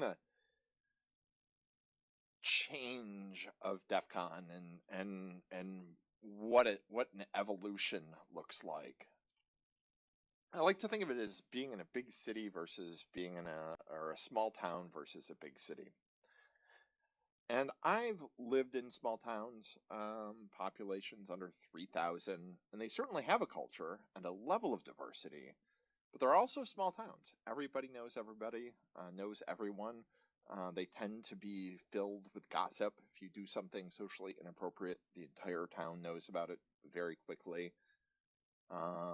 And, you know, I would go to DEF CON, say, 7 or 8, and certainly the ones before that, and I would run into the same people that I knew time and time again throughout the conference. And so I never had to worry about, you know, will I find this person? And I've also lived in larger cities. I spent some time in New York, lived many years in Seattle. And, you know, the chances of you running into a friend in New York City are relatively low. And that's true now at DEF CON. DEF CON's 30,000 people. So if you want to run into someone, you're probably not going to do it randomly. And I've lived in cities much smaller than what DEF CON is now. And it's also sort of impossible to have a grasp of the culture that's occurring in New York City, like the full grasp of the totality of it. When I spent about a decade on the press team at DEF CON, from about DEF CON 10 to DEF CON 20. And during that time, I was asked to give tours of DEF CON. Like, hey, can you show this important press member the entire conference and give them an idea of what was going on? And I was able to.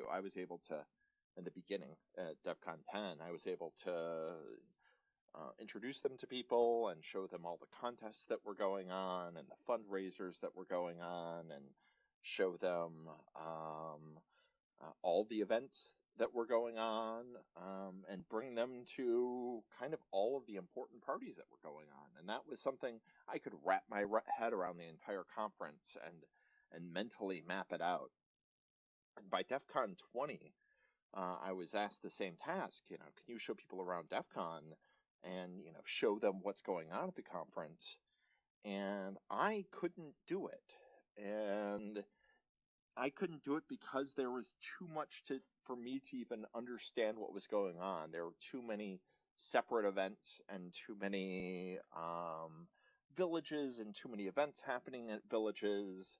And a lot of that, you know, the way the amount of things has grown at DEF CON is Jeff has created the idea of DEF CON as a platform, and he sort of enables people to have space to create their own things, which is very much within the DEF CON spirit, and sort of a core value of DEF CON is we will give you space to create, and if you do well, we will give you more resources to allow your work to grow organically. And so someone asked me, well, what is DEF CON culture today? And in a way, I would say, well, it's a whole bunch of different cultures, and I can't even wrap my head around it. And in some ways, I think there's some parallels to hip hop. You know, in the beginning, hip hop was arguably East Coast hip hop or West Coast hip hop, and now there's hip hop all over the planet. And you know, within a large city, there's different hip hop or rap scenes, and so to describe the hip hop community as a single community sort of doesn't make sense, because it's larger than any person can even wrap their heads around. But I will say this: the thing that strikes me as most important as to what DEF CON is a sense of community and a sense of being able to create your own thing and get support from some institutional support, certainly, eventually, maybe, but more importantly, the support of the peers around you. And if you have an idea that might not have a practical value, but it's just cool. You know, people around you will engage with it. There's one thing that I really enjoyed was seeing a dozen or so people with heavy backpacks that had bright LEDs on them that had synced radios and speakers blasting out music. And someone had created a roving party, and it was sort of a guerrilla party, and they would come out of nowhere and roam the halls, and suddenly the halls would be filled with music. And you know, they built all these things, but they got a whole slew of people that were completely into it and would shove on these heavy backpacks and run around and be creating a party and a party atmosphere on the fly. And, you know, there was hardware involved, and there was software involved, and, you know, there's collaboration in creating these things. And, you know, much of this was done before DEF CON. And then at DEF CON, they were able to get volunteers, people that were more than happy to put these heavy backpacks and have an engaged party spirit. And that really, to me, just personifies the idea of what DEFCON culture is. There's some whimsy, there's some technical ability, there's community, and above all, it's a lot of fun. And oftentimes not very practical, but that's okay. There's always time to do the practical in the day job. Anyways, thank you all for coming. I have a short amount of time, so you know, I could talk about DEFCON culture at a bar, at a party for hours. Like I said, it's huge. It's expansive, and it's growing all the time. And it's growing all the time not because the conference itself is growing. It's growing because the community members are growing and contributing to the culture. Oh man, I didn't even get to mention some of the great music that we've created. I mean, DJ Jackalope and Dual Core and the slew of other hip hop and electronica that happens at DEF CON. The music we've created is the DEF CON community has created is amazing as well. The Goon Band, the people who help volunteer, put together a heavy metal band and performed at many DEF CONs, and it's just incredible. Anyways, thank you all for coming. I hope to see you in person sooner than later. Thanks again.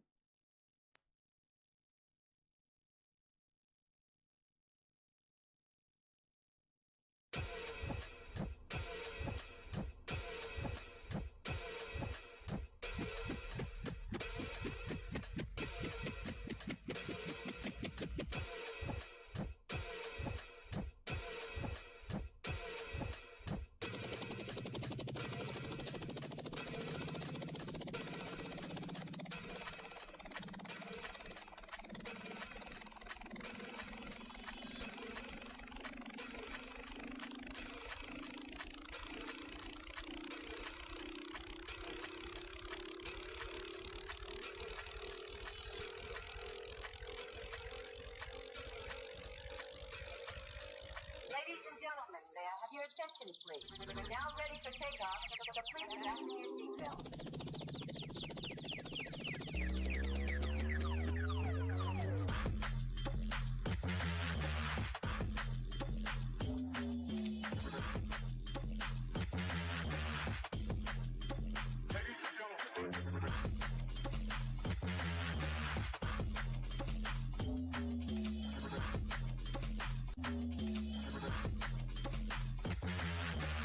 Ignition sequence start.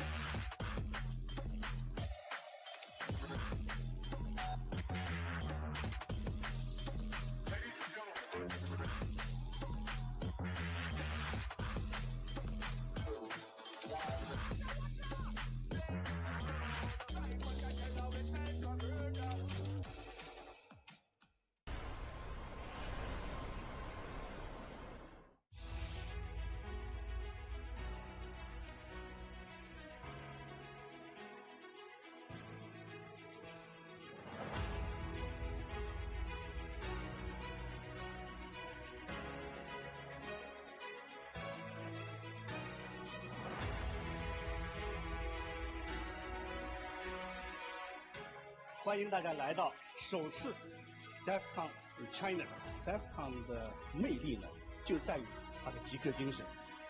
This road has been maybe 26 years long. More recently, just 3 years.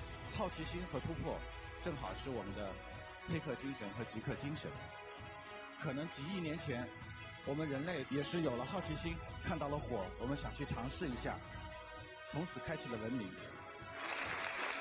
Developers pretend they know what they're telling you, and because you forgot to like set this flag on this thing. That vulnerability is always there. So I think even though we're getting one side of it hot enough, not confident enough about the other side.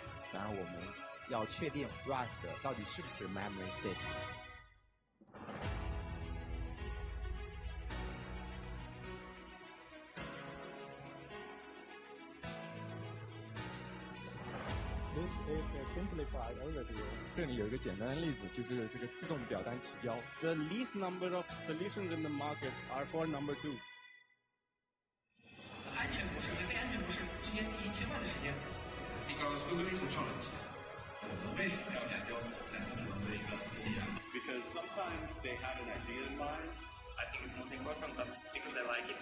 我相信我们在座的同学都是因为热爱在做这件事情才能做得好。我们还非常年轻，但是因为我们年轻了，所以我们敢去做一些这个有趣的尝试。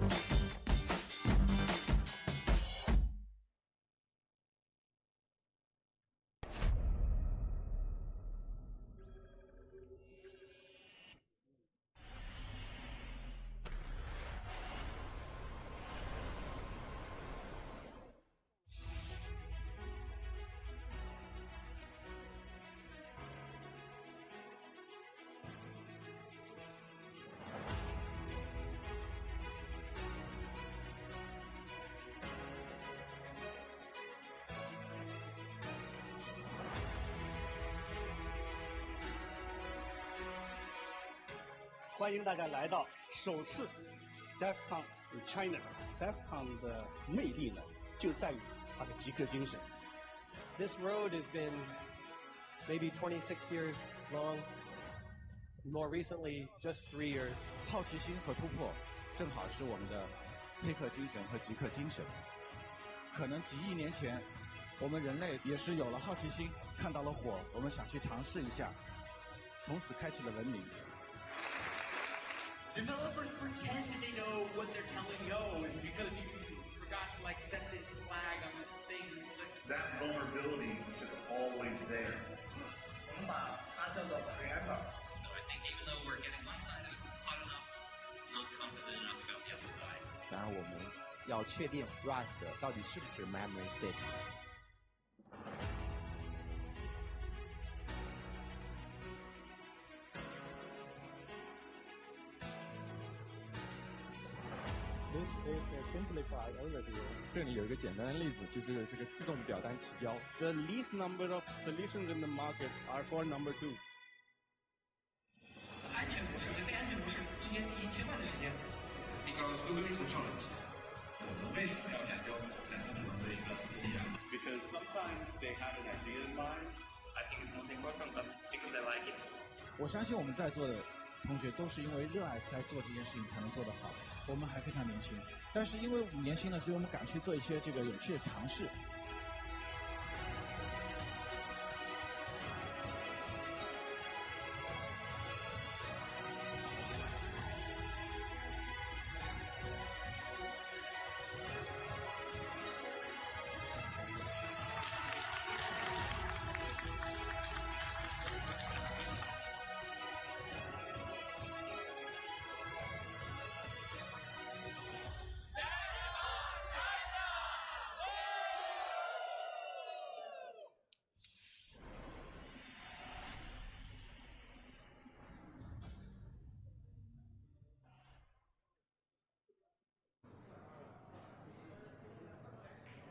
Hello， 现场和线上的极客们，如果对于刚刚的议题有任何的问题，可以通过评论区留言的形式跟我们进行互动。接下来呢，我们进入下一个议题。到2030年，我们头顶上的天空将要新出现1.5颗人造卫星，其中的大部分都要用于通信。然而，这些数据并不能够安全传输。根据 DEFCON 28最新的案例，拿下它们，攻击者最低只需要$300。来自牛津大学计算机系的罗曼学者将为我们展示一项涉及海陆空的大型研究，从海上的大型邮轮到山巅的风力发电机，无数卫星传输数据被拦截，甚至更改。接下来，请欣赏 Keynote《星际密语》，一场长达半年的卫星信号窃听攻击。Hi, I'm James Pavor. I'm a PhD student at Oxford University, where I research satellite cybersecurity. And today I'll be talking about some research that we've done looking at satellite broadband signals. And this is a bit of an update to a talk I gave earlier last year at DEFCON 28. So I'll talk a little bit about things that have changed since that presentation, new things we've been working on, but it doesn't assume that you've seen it. So even if you don't have any familiarity with the original presentation, this will give some background in the sort of vulnerabilities and the cool things we found. The basic premise of this research is pretty straightforward. Essentially, we conducted a series of experiments looking at maritime, aviation, and terrestrial customers of satellite internet services, in particular from 18 satellites in geostationary orbit. That means they're about 30,000 kilometers away from the Earth's surface. In total, these satellites provide internet service to an area that looks something like this, about 100 million square kilometers of coverage area, reaching from parts of the United States all the way to parts of China. We essentially set up some satellite dishes, listened to these radio waves, and tried to see if we could find any sensitive information. And we ended up finding quite a lot of sensitive information. We saw sensitive data belonging to at least 9 members of the Fortune Global 500, to 6 of the 10 largest airlines in the world by passenger count from their in-flight Wi-Fi services, information belonging to cargo vessels that are owned by companies who together share almost half of the world's global cargo capacity, a variety of governmental agencies ranging from a postal service belonging to an Eastern European nation all the way to an Air Force jet belonging to a North African country. And we even saw traffic from kind of regular people like you or me, people who might be browsing the internet while they're at a coffee shop or updating their social media while on a cruise. Before I delve too deep into how we got at this information, it's important to have a basic understanding of how satellite internet works. So we're going to run through a very simple kind of crash course scenario. We have our customer in the middle of the Atlantic Ocean, and they want to use this satellite here in geostationary orbits. Like I said, it's 30,000 kilometers in the sky. So this customer wants to use that satellite to reach a website hosted in Ireland, we'll say Google. To do this, what they're going to do is try to communicate via this ground station run by their satellite internet service provider in Madrid. Now, we also have someone who wants to intercept this communication down here in Ghana. They want to intercept the radio traffic that's coming off that satellite, even though they're quite far away. So how does this all play out? Well, first, the customer on the cargo vessel will send a request to the satellite. They'll point their dish to the right spot and say something like, getmegoogle.com. The satellite is more or less just a bent pipe. It sends exactly what it got back down to Earth, and it'll say, okay, getmegoogle.com to that ground station in Madrid. And it does this on a really narrow kind of focused beam. The ground station in Madrid converts the weird satellite protocols to normal internet traffic and routes it to Ireland, just like if you were visiting a website somewhere. It gets the response, sends it back up to the satellite, which when I say sends back up to the satellite, it's important to remember that this is very far away and the speed of light is not as fast as we would like. So we're talking about 700 milliseconds of round trip time to finish this kind of communication, which is really slow compared to terrestrial internet. Once we finally make it to space, the last stage is to send that information back down to the customer. But this time, because we don't know exactly where the customer is, we're going to use a really broad beam to try to cover as much of the Earth as possible. And so the radio waves carrying that response from Google will hit our customer's dish in the middle of the Atlantic Ocean at the same time as they hit our attacker's dish in Ghana. And this is the crux of satellite eavesdropping. You have the ability to intercept signals from people who may be thousands of miles away from the attacker. And so there's really high stakes for ensuring that this kind of traffic is encrypted.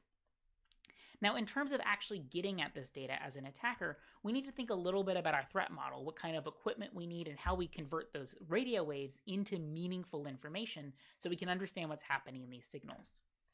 If you're a government, this is quite easy. There are companies that sell specialized modems that are designed for doing intelligence collection and listening to satellite radio signals. I think most major players in cyberspace probably operate installations like this one that cost millions of dollars. Unfortunately, as a PhD student or a random hacker, you don't necessarily have access to this kind of equipment. So what we wanted to do is see how far we could get using some very inexpensive home television equipment. We bought this nice little flat panel satellite dish here, which is very, very small. And then we also got a PCIe tuner card to allow us to interpret the signals coming off of it on our computer. These are widely available for customers to buy on the internet if they want to watch like satellite television on their home computer. But we're going to try to adapt it to listen to satellite internet. Now, in attempting to doing so, we ended up running into a pretty big problem, which is that our cheap equipment struggled to deal with the corrupted recordings that they were getting. We were dropping packets, we were losing information. So we built a custom tool called GSE Extract, which tries to kind of piece together these satellite recordings by looking for low-hanging fruit.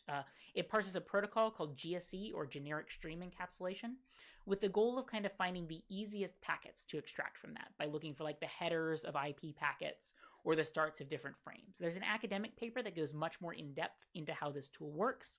It's also now available on GitHub. You can install it with pip if you want to play around with it. It's publicly available and it works fairly well. So this kind of is how we used it in the lab. I'll kind of run through the process to get it in your head. The first thing we do is scan the radio spectrum to try to look for satellite signals. And you can tell which signals are interesting by these radio humps in the spectrum.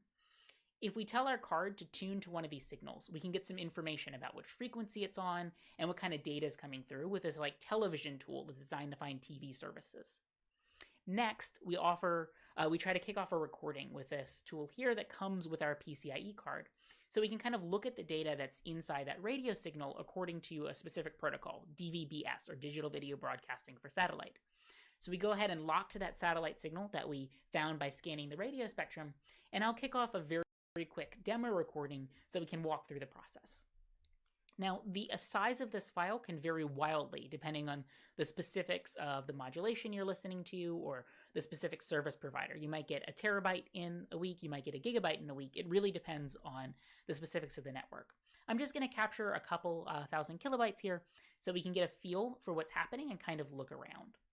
So once we have our data, the next thing to do is to use that tool that I built called GSC Extract. You can go ahead and just take that recording file that's been saved to the desktop here, and we'll go ahead and run GSC Extract and see if we get anything out of it. It converts these binary files into PCAPs, which can then be simply opened in Wireshark. Now, I've hidden the source and destination IP addresses here for privacy reasons, but you can see that we've already caught several thousand different packets of other people's internet traffic, even though we're thousands of miles away and have no business listening to this information. So this is the crux of satellite eavesdropping, but what's inside here? Well, because we don't have perfect recordings, we're often dealing with kind of lossy chunks and bits. You don't necessarily get everything. So this is an example of an image that we intercepted from an engineer aboard a maritime vessel, communicating with his colleagues about maintenance issues. And you can see that we were able to reconstruct with GSC Extract a good portion of that JPEG file, but we weren't able to get everything. But as a hacker, even a little bit can be quite a lot, because you don't necessarily need everything to find interesting and sensitive information. And so using cheap hardware and kind of taking shortcuts like we do with GSC Extract allows us to punch above our weight in terms of our ability to get access to interesting and important information without having expensive equipment or insider knowledge. What we ended up finding in a nutshell was that the satellite internet service providers we were listening to didn't employ encryption by default. That is to say that customers could encrypt their traffic by using TLS or a VPN, but the internet service provider simply sent the data that hit someone's Wi-Fi hotspot across the satellite feed in the same format that they received it. This means that as an attacker, we got to see what an internet service provider would be able to see. Every packet coming out of a customer's modem, every file that they download, we could piece this together based on their IP address and kind of get an internet level vantage point on other people's traffic. But it gets even worse when we think about corporations and big companies who are using this data, because over the satellite network, they often operated what was essentially just a local area network, like a Windows LAN environment, across these satellite hops. So think about a bunch of Windows desktops on different cruise ships. You could see the internal LDAP traffic from one Windows host to another, stuff that would normally be behind a lot of firewalls and quite hard to get at as a passive eavesdropper. When we think about terrestrial customers, so think like home internet users, people on land who use satellite services, especially in rural areas, you might think home customers are largely safe from this information, right? Because we know that you have that lock light icon on your browser, you might be using TLS to encrypt your traffic. That means it should be secure against eavesdropping. What we ended up finding, though, is that, of course, TLS is not perfect security. The way TLS is often used today leaks quite a lot of information about what people are doing, whether that's from the DNS queries they send, which tell you which websites someone is visiting, or the actual certificates that they're using to encrypt their traffic.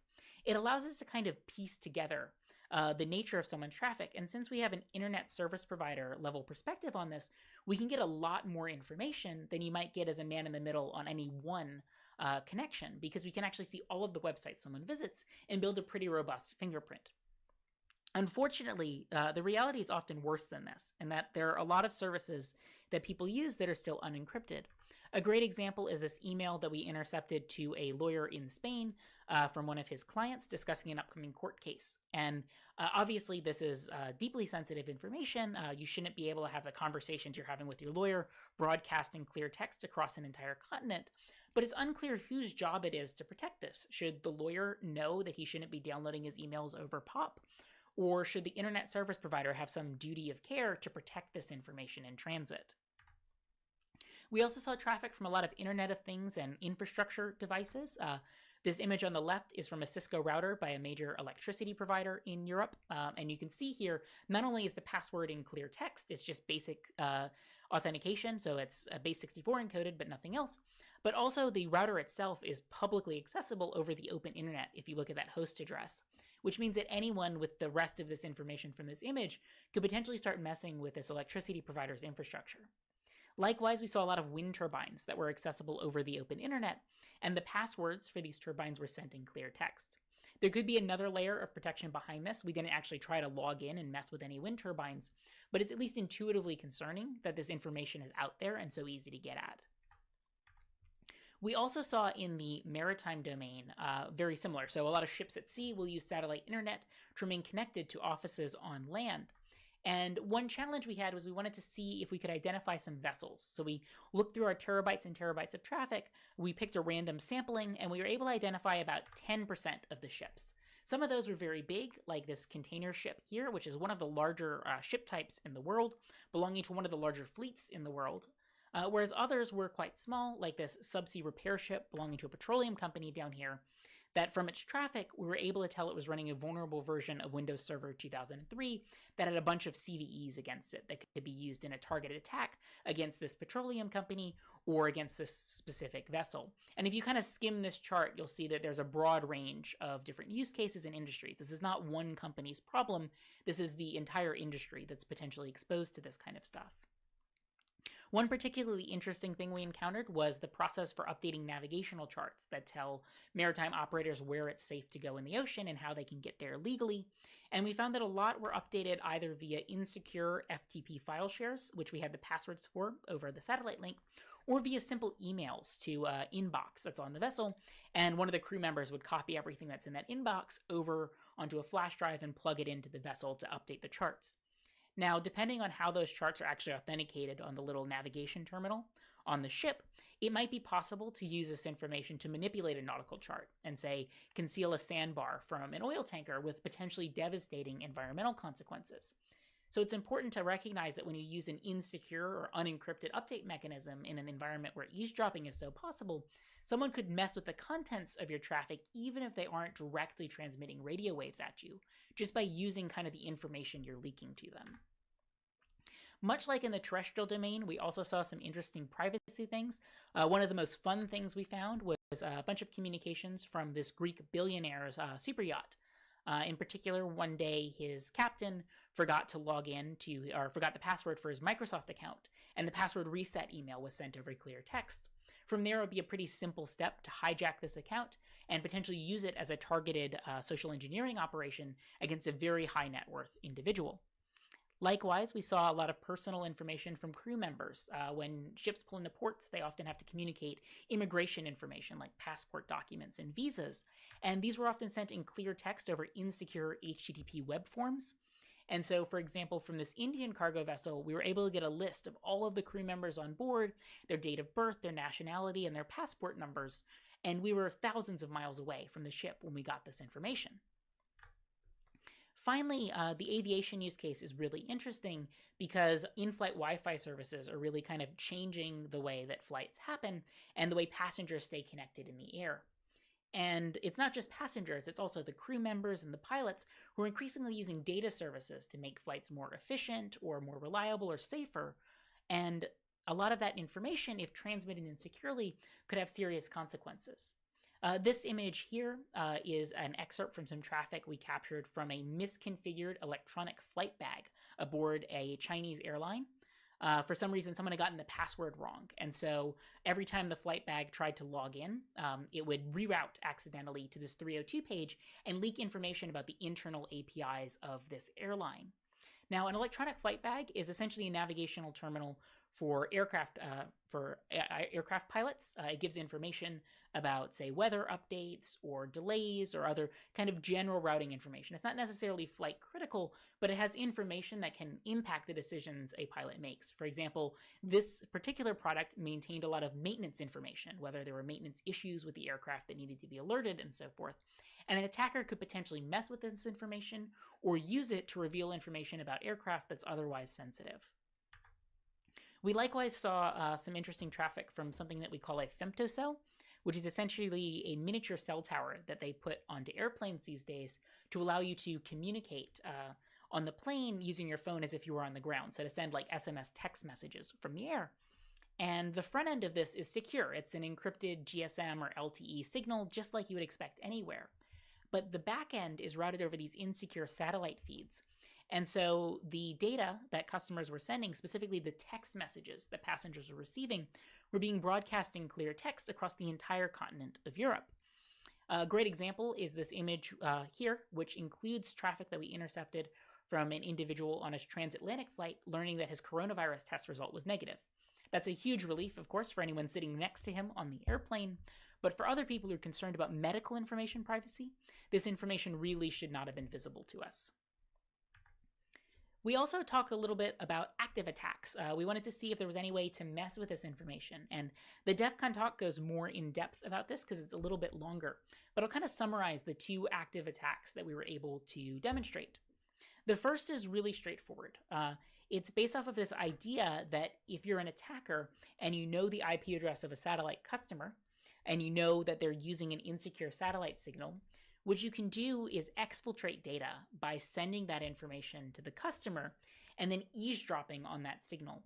What this means is that you essentially have an untraceable link over that massive satellite signal footprint to send data from a compromised PC to your own command and control servers without revealing where those servers are.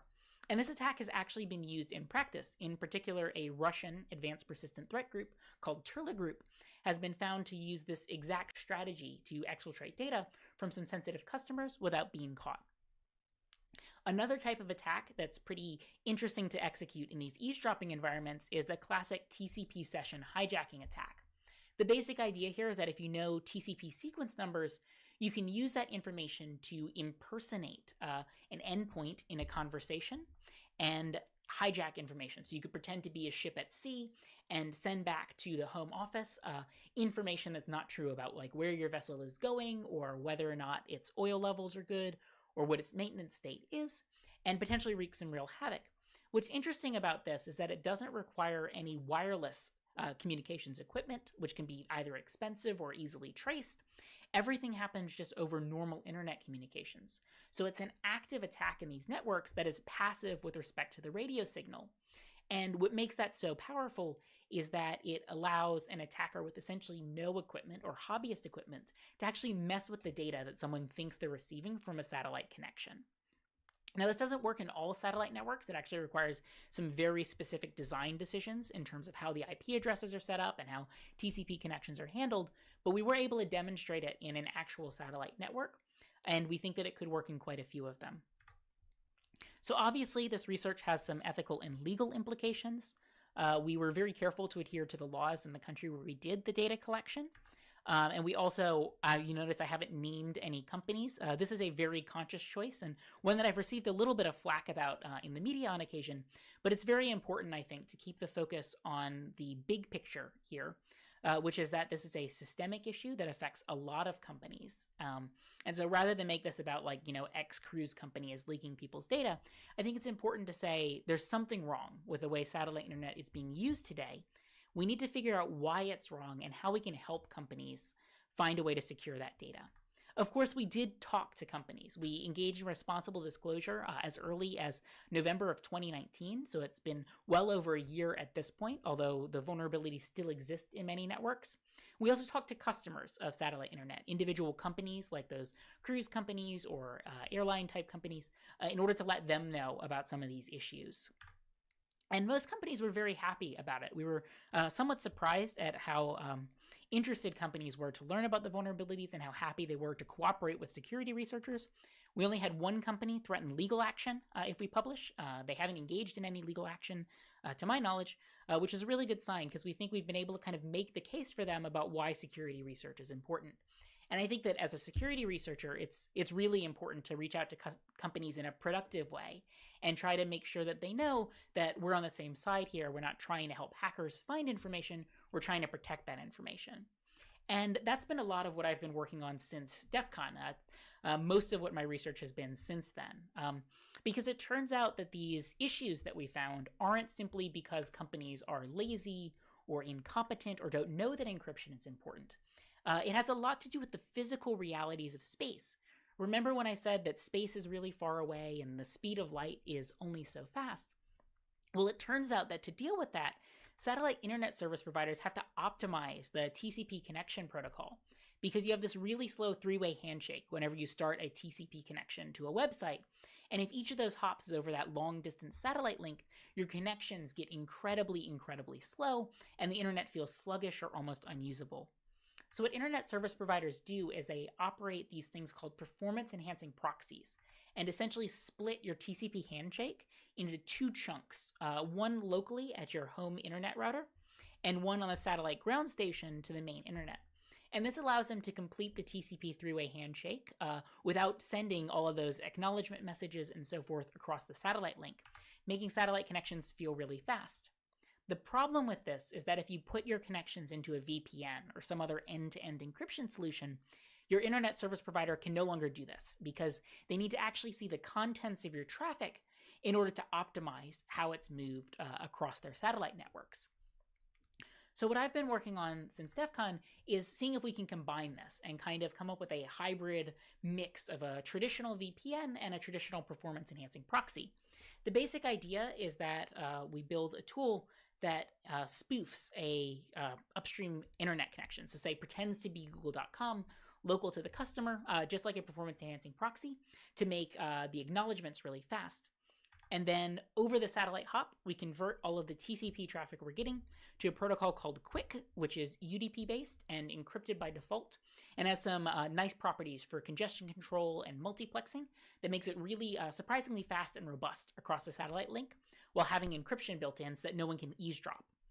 Once we get back to land on the other side, somewhere up the internet on like a cloud server owned by the customer, we then can convert those QUIC packets back to the TCP packets that were originally sent, pretend to be the customer, and send it over the internet. So this means all of the TCP three-way handshakes happen over the local connections without any of the satellite latency, but the satellite hop is still encrypted using a widely trusted and kind of commonplace security standard. Instead of some weird bespoke or proprietary implementation, we simply use a QUIC protocol. Now, there's some reasons this isn't trivial to implement in practice. There are a lot of challenges we ran into in trying to design the system. One thing is that starting a QUIC session isn't free. You have to actually exchange some key information. There's at least 1 or 2 round trips in setting up a handshake. And so what we do is we have these really long-lived sessions where you essentially connect to the upstream QUIC server, and you can stay connected for a long period of time and send multiple different TCP connections through it. And that bundling approach allows us to get a lot of efficiency over, say, a traditional VPN. Another challenge is dealing with errors. If you lose a packet in TCP, you have to be sure that you propagate that error back over the satellite link and back over the TCP link, or you end up in these weird unhandled states where one connection thinks it's active and the other 2 connections think they're dead. Finally, it's important to map the TCP traffic that you're extracting to the correct QUIC session and back again. So we have to keep track of state using basically an internal data structure, just a little dictionary mapping TCP connections to QUIC connections and back, and ensure that's the same on both the client side and the server side, so that if an error happens, we can correct it on each side. There's a lot more information in a paper that's going to be published pretty soon about this at NDSS, which is a system security conference in a month or so, which I'd encourage you to check out if you're kind of interested in the under the hood stuff. But also, the proxy that we built is called QPEP, and you can actually play around with it. It's open source on GitHub. It's not a commercial product. It's just kind of a fun thing I built to kind of play around with these ideas. And what I'd really like people to do, if you're curious about this stuff, is to play around with it yourself. QPEP is written in Go, and it has a kind of Python Docker-based test bed, so you can play around with it. You can experiment with it. You can change different parameters or even design your own proxy in the same environment that we built QPEP. And the goal here is to try to think of solutions that allow us to encrypt satellite internet traffic without requiring any trust in the internet service provider. So QPEP's design is made so that an individual can install a client on their home computer and a server somewhere in the cloud and use it just like any other VPN to encrypt their traffic without waiting for their satellite internet service provider to invest the money or the time in providing that service offering. So this is kind of a quick summary of what it looks like in practice. On the right is our tool, QPEP, which is kind of that optimized proxy I've been describing. And on the left is a traditional VPN, OpenVPN, which is very secure and it's an excellent product, but it doesn't take into account the physical realities of space. And you can see the significant performance difference here and why that might matter to a satellite customer. And so when we think, why is this internet traffic unencrypted? Why aren't people taking security seriously? It's important to remember that security isn't the only thing that matters to people. And finding a way to get rid of choices between security and performance is perhaps one of the most productive things we can do in bringing encryption and best practices to domains that don't traditionally prioritize those issues. If you get rid of the trade-offs, you dramatically increase the incentives to add security to an insecure system. So to summarize, a couple of key lessons from this presentation. The first is that satellite broadband traffic today is vulnerable to long-range eavesdropping attacks. Someone in a different country or a different continent from you can be listening to your satellite internet traffic.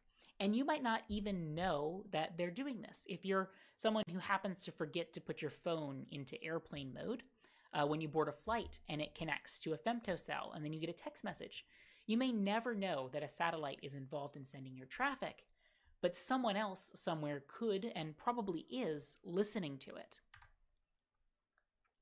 Additionally, we see that lots and lots of people don't know that satellite broadband is traffic is vulnerable, or at least they don't act like it. Whether that's a Fortune 500 company, a major airline, an infrastructure provider, or even just a random lawyer in Spain. People don't realize that when they send a packet across a satellite link, or really across any internet connection, there's no guarantee who's listening. You might hope it's a government you trust or nobody at all, but there's no guarantees. Anyone could be listening to any data because the internet is kind of this complex web of trust and handoffs.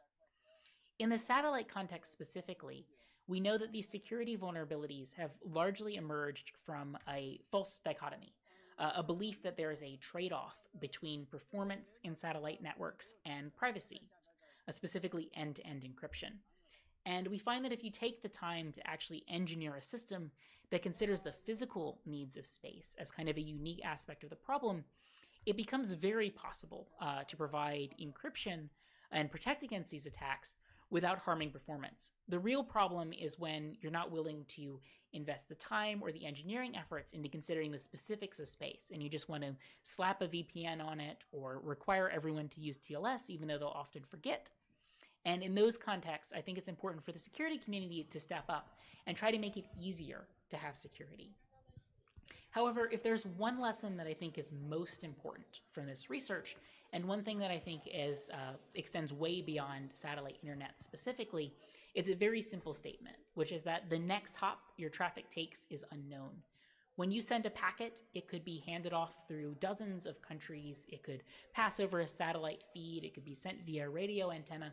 The internet is this weird web of kind of trust relationships and half promises.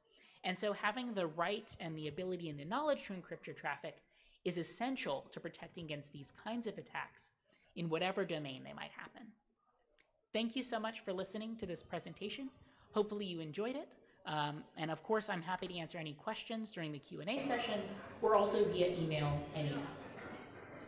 大家对于刚刚的议题，如果有任何的问题，都可以在线上的评论区进行互动。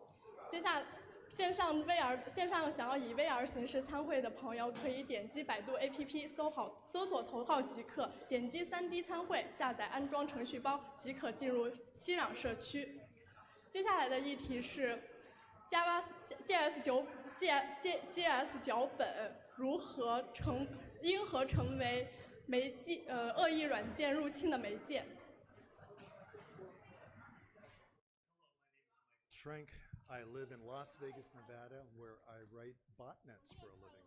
And I'm here to talk about malware. Thanks for coming to my talk. So I said I write botnets, and what that basically means is that I write distributed systems that do data extraction, we do automation, we do analytics.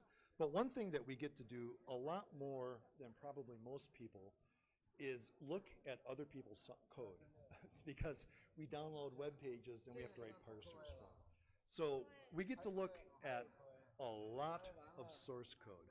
And one of the things that I've noticed, I've been doing this now since the mid-90s, and I've noticed that people are using JavaScript differently than they did even 10 years ago. So that's what this is about. And I believe that JavaScript is being used in a dangerous way that can be used as an attack vector. So one of the things I did to get a better idea of how people are using JavaScript, you know, if I'm just looking at files randomly, that means one thing. But to go off and look at 1,000 of the top websites and see how they use JavaScript would be a really useful thing. So I did that. I wrote a bot that goes out and looks at a list of 1,000 websites, analyzes their homepage for how they are using JavaScript. And that's part of this talk. But here's really what we're going to discuss. We are going to discuss this thing that I'm calling third-party JavaScript, which is, there we go, get my, it's like this stuff that we're talking about right here. It's these little scripts that people include in their HTML that brings in external JavaScript libraries like jQuery, Google Charts, you name it. There are a lot of these that people are using. And I believe that these third-party JavaScript files are an attack vector. And I'm going to show you why. I'm going to give you examples. And I'm also going to teach you ways that you can use these third-party files in a much, much more secure environment. So one of the things that I want to make very clear here is that I do not believe that JavaScript itself is a threat. I believe that the way people use JavaScript is a threat. And the way they're using it creates opportunities for attack vectors. So before we look at the threat, we need to figure out what exactly JavaScript is capable of doing. Well, it's basically capable of doing two things. As you probably know, if you're a developer, you know that JavaScript operates on the DOM. So anything on a web page, JavaScript pretty much has access to it with a few exceptions. But basically, it can not only have access to it, but it can also change things on the website. The other thing it can do is JavaScript can communicate with other servers, right, using AJAX-y kind of technologies. Also, if you are downloading the library from an external server, you're also leaving server logs, right? So my guess is that if you went to any of these big framework supplier like jQuery or Angular, if you looked in their log files, you could learn a lot about the people who are using their libraries, just from the metadata that becomes created. The other thing you might say is that JavaScript, that's not dangerous. That's just like HTML, right? No, it is actually dangerous. There have been over 40,000 known examples of JavaScript malware that have not only been documented, but they're available for you at this website, at GitHub. The address is in the URL. And you can go there and you can download them, you can play with them, you can study them, you can do whatever you want to with them. But they do exist. So what exactly am I talking about when I refer to a third-party JavaScript file? Well, there's two different things that I'm referring to. One are files that are truly third-party and truly remote. That would include examples like the one over here. I got to get this down, right over here. You're just making a JavaScript request to bring in or to include another JavaScript file that you will reference later. The other example would be a file that's running off of your own server, but it's one that you didn't write. So in other words, you went and you downloaded somebody's library, threw it on your server, referenced that, and that's the file that you're using. As far as I'm concerned, if you don't do anything else, these are both third-party JavaScript files, and they can both cause some trouble. The other problem is that when you're using somebody else's code like this, you are doing it without any kind of source control whatsoever. Now, I think to some degree, the whole notion of source control is a little bit generational. And I'm going to say that because I did a very similar talk a few years ago in Sofia, Bulgaria. And I was at the Code Monsters Java 2 Days conference. And I was talking to a room of probably, I don't know, 1,500 people or so. And I asked for a rising of hands. How many people were developers who have developed code not for the internet, not for a web application. Of all the people in that room, I maybe saw 5 or 6 hands come up. And they were mostly older people like myself who had worked in other areas. Web development is a little different, apparently. A lot of what we would consider traditional DevOps don't seem to apply anymore, and one of them is source control. So what is source control? Well, source control is a number of things, but it assumes that you validate your production software. That's kind of basic in source control. The other thing is that it assumes that you freeze your code before you do your validation. You also need to prove that your code hasn't changed while you're validating it. So in other words, somebody makes a quick fix that may affect other things. So you probably want to look at other things too. The other thing is that you only want to release production quality software, okay? And you only make changes to known good code. Those are the things that happen with source control. Now, when you're kind of importing somebody else's code into your software, not a whole lot of this happens. Not a whole lot of this happens. The other part of source control is version control. And version control basically says that you're able to go back to a prior version if you need to, or several versions back. But you're able to keep track of changes in an orderly fashion. Again, this is not something that happens when you're just loading in other people's files that basically they're maintaining. Okay.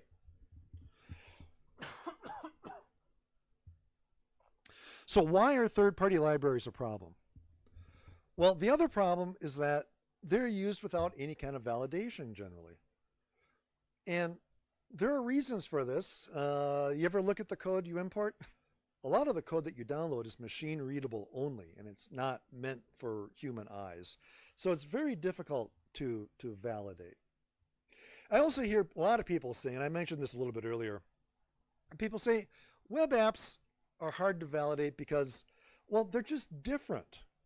They're just different. For example, you don't control the choice of browser, okay? Unless you only allow one browser, you really don't control what browser they're using. So if you are writing a bunch of server-side code, you are running your code in an environment that you don't know a whole lot about. So it's really hard to validate your code in situations like that. Also, you don't control the hardware. You don't know if they're running on a phone. You don't know if it's a phone from the 90s. You don't know if they're running it on a big gaming console. You have no idea what they're running it on. The other thing is that you don't know what they're doing with their browser. Again, you know, your code might run differently if they have 40 tabs open, all running very complex Google charts or something. You really don't have control over that kind of stuff. No.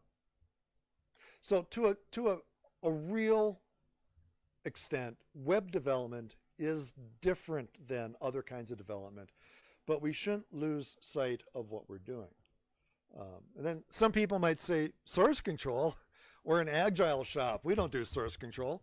Well, you might have even more need to do source control if you're in an agile shop, especially version control, because things are going to be changing more often. And you definitely can do source control with agile. The other thing people might say is that, well, there's nothing mission critical on our website, so we really don't care. I mean, there's, if you know, there's not much that could happen. It's like, well, yeah, that's probably true. I just want to show you an example of a JavaScript Trojan called "You Are an Idiot." So this is a short example of what this Trojan does. It's completely harmless outside of the fact that it creates this big visual thing on your display, which is not something that you would probably want on a corporate website or for your organization in general.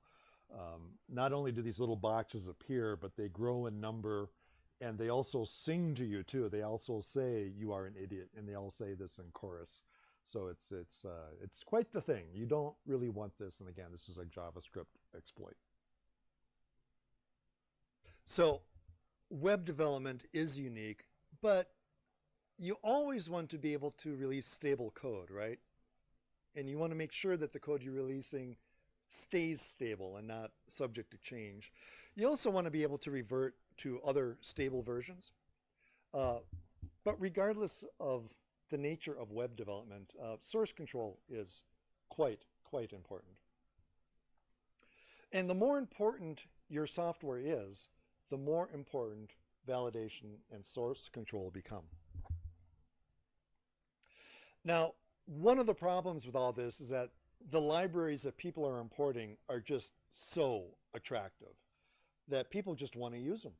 You know? And these are things that you probably would not want to write on your own. For example, frameworks, jQuery in particularly. You know, I mean, it's incredibly useful. It just needs to be used with proper DevOps. Again, other libraries, Google Analytics, Chart, AdSense. Chart is my favorite, by the way. I use that all the time. These are not JavaScript apps that you really want to write your own. You really don't. You want to use somebody else's. And these are very capable libraries, and that's why people use them. They're just so attractive.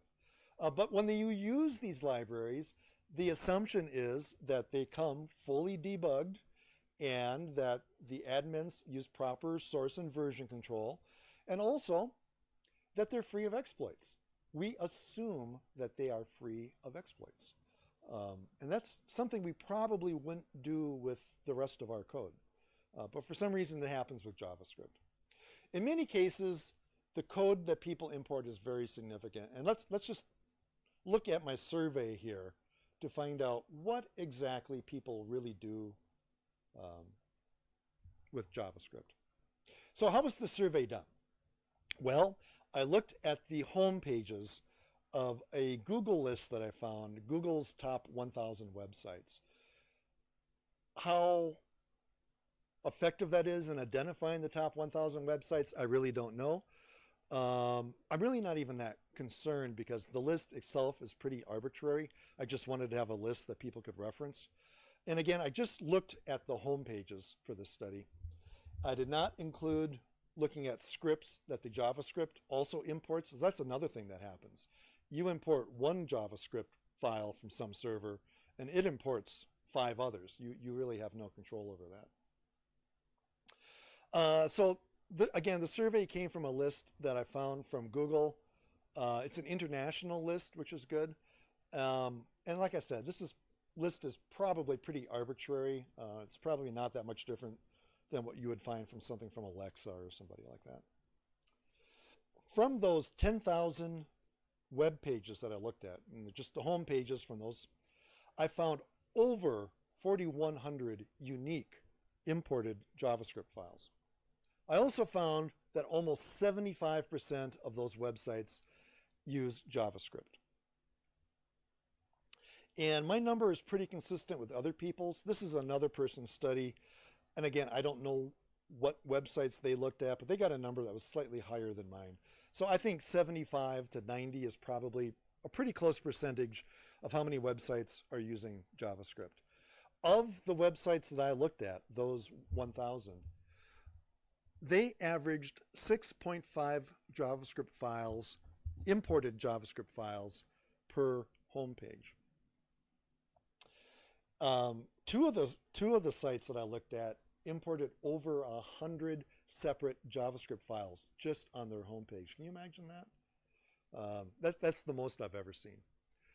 Now, this is the number that should probably stick with us, and that is 60% of the websites that we looked at imported third-party JavaScript from another domain. And those are the ones that I think are probably the most dangerous. What are people using? To nobody's surprise, a lot of people are using jQuery. I'm surprised that React and Angular aren't a little more popular. I thought they were. But again, this is primarily corporate websites. Other people may be doing other things. Again, like I said, my list is pretty arbitrary. A lot of people are using Google AdSense. That makes sense. My favorite, Google Chart, wasn't terribly popular. So to understand what we're really talking about here, let's take a history lesson. Let's go back to 1995, the static web, and look at how things were done then. Well, then you'd sit in front of a terminal, you'd request a web page through your browser, it would bring back HTML, your browser would parse the HTML, look for other media, go get that media, bring it back, and render the web page. Well, we still do all those things today, but today we also, in addition to images, we also go out and we download JavaScript from anywhere on the internet. It could be all kinds of domains from all over the place. Most people don't really pay that much attention. But this stuff is coming from an external source, and that's why we should be taking this very seriously. Because these libraries that are imported are seldom validated by the developer who is importing them. They generally have no source control. Well, you have no source control because you're relying on somebody else to do it, and they may or may not be doing it. And you also don't have control over their server configurations. Now, this probably isn't a big deal if you're talking about Google or Amazon or one of the big players. But some of the smaller ones, do you know that they're patching their server? Do you know what kind of server they're using? You don't know any of this stuff. You're basically trusting that their server configurations are good. They're always going to be up. And again, these are not things you do when you control your source. You don't do any of those things. So what kind of threats are we really looking at here? Definitely bandwidth stealing. I'm going to give you an example that's actually not a JavaScript example, but it makes a really good point about how JavaScript is, or how bandwidth is stolen in this kind of a context. There was a developer who came up with a URL shortener, okay? And if you know what URL shorteners are, if you want to send a link to a friend, either in social media or through email or something, and it's a really long link, sometimes you use a shortener that'll give you a short little link that you can use that will be expanded into your full link once they click on it and go to the site and are redirected and whatnot. Well, somebody wrote one of these that worked beautifully and became very popular, but in addition to doing the expansion of the link and redirecting them to the correct web page, it would also do insert a little bit of JavaScript that would do a denial of service attack on some target. Okay, clever exploit, but these are the kinds of things that can happen with bandwidth stealing. JavaScript is also used, by the way, in that case. The other threats are privacy violations, because you can look. JavaScript can look at DOM, and it can create analytics. And like I said earlier, just downloading these libraries from another server provides a lot of metadata that really provides, that really creates opportunities for security violations. The other thing are phishing attacks, and phishing attempts are probably the most dominant forms of attacks at this point, and they can also be done through JavaScript. All right, now here's another example I wanted to give you. This is a case where somebody developed a tutorial for Google Analytics, and they also gave you a place to link to the code. How convenient. The only problem is the URL they gave was the wrong URL. It looked very much like the real URL, but it wasn't. So basically, this person just taught you how to use analytics, and now you're using that person's version of analytics, and they basically have all of your web traffic data. Plus, they could also modify the code and inject some other stuff in there too if they'd want. So you don't, again, it's important to do source control. Well, the other threat is that since server-side code runs on your machine, it doesn't run on the server, it runs on somebody else's machine, you are essentially giving people the opportunity to run arbitrary JavaScript code on a lot of users' machines. There can also be bugs and stuff, and bugs and exploits. It wasn't that long ago, there was a 0-day in jQuery, and apparently this thing had been out there for about 3 years. So again, this is what happens when you don't control your own source code. So what are some other possible attack vectors if you're using third-party JavaScript? Well, things that can happen after your site is running nicely and everything looks good. The owner of the library that you're using could decide to change the code. And it might be a bug fix, it might be an update, or maybe it's something more deviant. That possibility exists. And if that possibility exists, it will at some point happen. Here's another possibility. The owner of the repository that you're using gets hacked, and somebody either changes the code, or maybe the server just goes down, right? Part of security is availability. If these remote servers go down, again, to no fault of your own, that creates an issue. Those are other attack vectors. Other things that can happen, you can have things happening with DNS. Somebody can poison DNS, send you off to a different library. There can be DNS spoofing. There can also be some social engineering that happens that could get people to use the wrong libraries. Some other things that you open yourself up to are poor source control used by the person who maintains the repository that you're using. You can run into cross-site scripting issues. All the common exploit types happen here too. You can have man-in-the-middle attacks. You can have API credentials sent out in clear text. I've seen that happen even on pretty legit JavaScript apps. Anyway, I don't want to discourage people from using JavaScript or even discourage people from using some of these nice frameworks and stuff that people use, but I really would like to encourage people to use them safely. So how do you safely use JavaScript? Well, one way to do it is you can download these libraries and store them locally. That at least gives you control of the source, right? You know it's not going to be changing, and you know the environment that it's in. Now, if you do this, you might violate some license agreements that you have. Check with that first. Sometimes this isn't even a possibility because the files need to be remote. They might need to access some resource that is only available remotely and not available on your server. And it also, doing this removes any DNS issues that you might be concerned about. Another thing you might try to do is to sandbox your script in an iframe or a frame of some type. That might be useful for you. Another thing you might want to look at is using SRI, which is a method to validate that the source and the host and everything is correct. I really haven't seen many people do this, and I'm actually not sure how common this is, to be absolutely honest.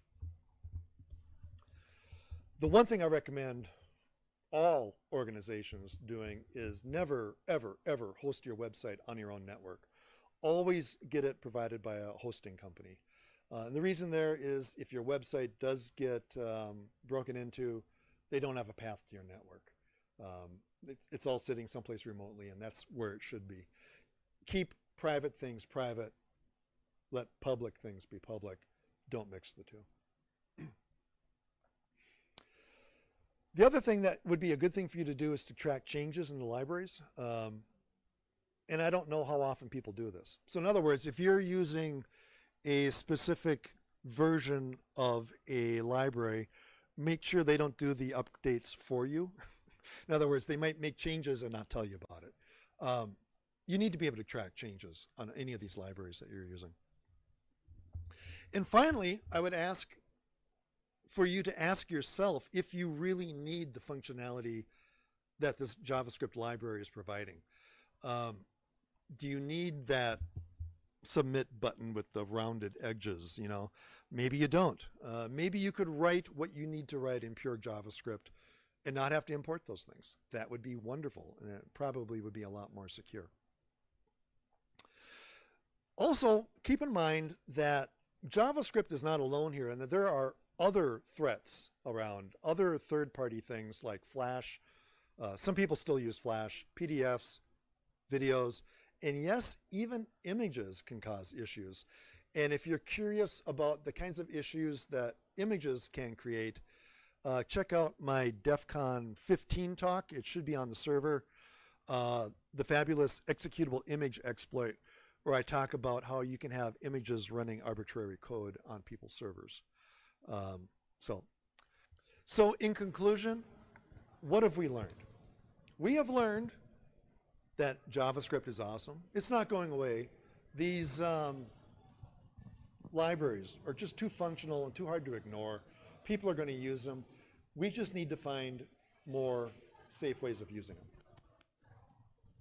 We've learned that source control is a vital part of DevOps. And if you're not doing source control on your entire project, you're not doing software, or you're not doing source control really for your project at all. A lot of developers are using JavaScript that they really don't control. And we've also learned that most developers don't validate imported libraries. They just use them. You get that jQuery calendar working, that's usually good enough for people, right? They don't do boundary testing and all the other kind of classic stuff that is involved in software testing. These scripts that people are importing can be used as attack vectors. We've demonstrated that. And we've learned that there are ways to minimize your risk when using imported JavaScript libraries. So thank you, and I just want to leave you with one final message, which is good DevOps can solve a lot of security issues. Thank you very much. I really enjoyed this. Thank you. 感谢大咖的分享。线上的朋友，如果对刚刚的议题有任何的问题，可以在评论区留言进行互动。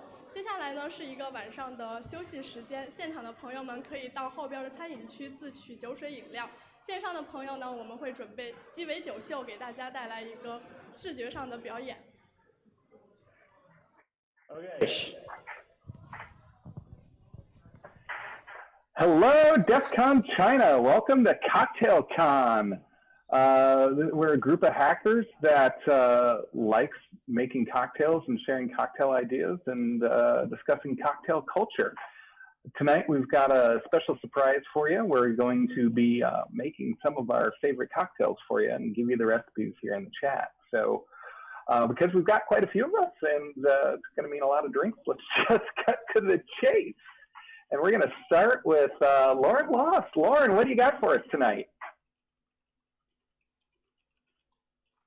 Lauren, come on. Come on. It did multiple mute things on me. I am making a Mai Tai, which is one of my favorite drinks. I'm fighting an ice cube right now. So, a Mai Tai is pretty easy. It seems complicated, and people like to make it complicated, but it's rum.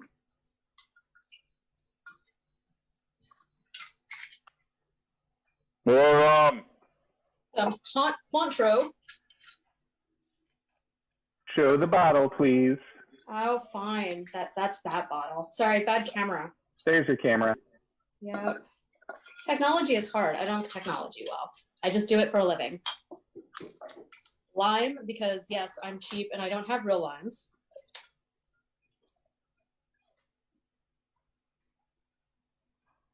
And then the magic is orgeat. So if you can make it yourself. What the hell is orgeat? It is almond cordial syrup, and this is not the really sugary one. It's from Fee Brothers. So it's still really sugary. That's why it lasts a little while in my fridge. But because of that, I don't need to put any sugar in my drink. And you're supposed to shake this, but I don't have a shaker anymore, so I stir.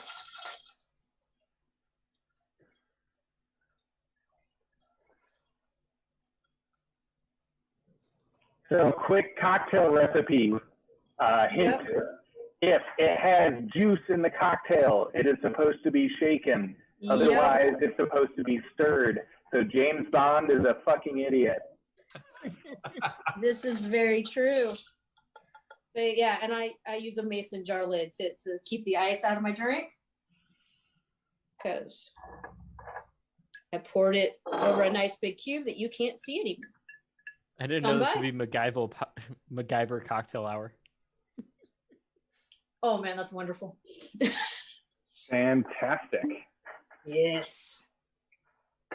So I forgot to have a drink when you did your quick toast there. Oh. So thanks, Lauren. I didn't forget. Do it again. Do it again. Do it right this time, everyone. Oh, man, come on. Ready? Or I can't see you guys, so. Do it. Ganpai. Cheers. Ganpai. Aye.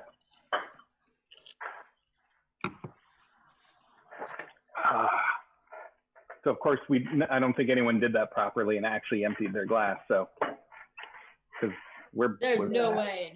Yeah, exactly. If you drain a cocktail like Drink the Mai Tai. You know you want to work tomorrow. Yeah, you sip the Mai Tai. We will not last through this. Through this. And notice my Mai Tai does not have fruit punch or orange juice in it. This is important. Make shot size Mai Tai. No. There you go. I could. I've done it before. Okay, Johnny, get her off camera. Thanks, Lauren. Alrighty, I think we decided next was going to be a colorful bow tie. All right. First of all, you need an empty cocktail glass. Oh, here we go.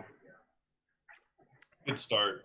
Let's see if I can do this before this hits me. All right, so. Too late. First, you're going to absinthe wash your glass. So just pour in a healthy dose of absinthe into your, I'm using a little bottle of absinthe I had, into your glass and give it a nice swirl. Make sure you coat that entire glass. And then you're supposed to throw out the absinthe. I throw it out into my mouth. Don't waste the absinthe. Never waste alcohol. That's a terrible thing to do.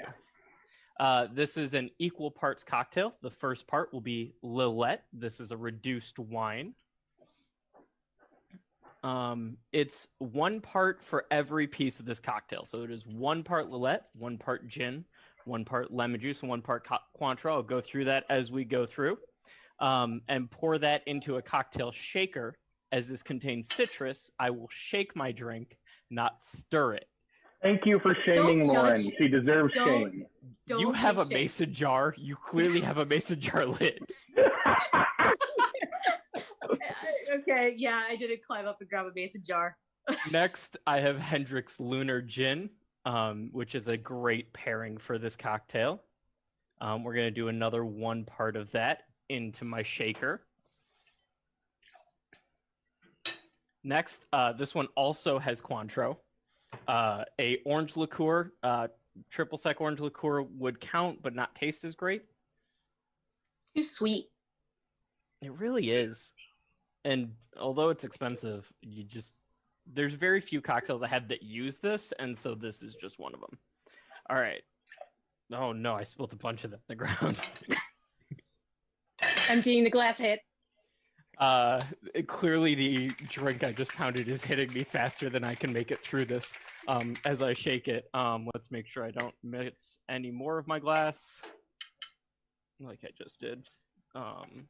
This is what I get for making cocktails at my desk. You fill your glass.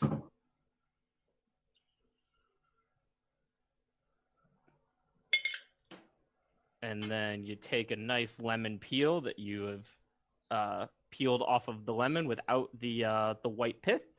Kind of express it over the top. Give it a good rub along the edges and just drop it right in. And then you have yourself 1 Corpse Reviver number 2. Salute. Ooh.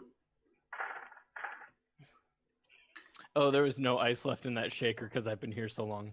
That's all alcohol. Oh, I forgot a whole ingredient. Oh my gosh. I was wondering why that was so clear. We are professionals. So he did say he was going to try to make it before that pounding that last drink hit. He didn't make it. Narrator, he didn't make it. Lemon juice. That was the last ingredient. No. So you made a big deal about your citrus and then didn't add. You know what? Citrus. You have to just drink them separately now. Just drink lemon juice and then the cocktail. Right, so you shook a drink that had no juice in it, and then you just poured it in. Oh God. We're gonna go with like the fancy bougie. This is a deconstructed cocktail. You drink all of the ingredients one at a time as you go through. Then you do hipster version. Then you jump up and down to shake it in your tummy. Don't do this. Not recommended. Oh, that is so much better. Okay. 10 times better. A+. All right, that was that was a huge mistake not adding the lemon juice to this cocktail. So, for those of you trying to actually make this, 1 part gin, doesn't have to be that gin, it can be any gin. 1 part orange liqueur, I use Cointreau. 1 part Lillet, the only actual ingredient that I think needs to be name brand. 1 part lemon juice from this ever-filling glass of lemon juice.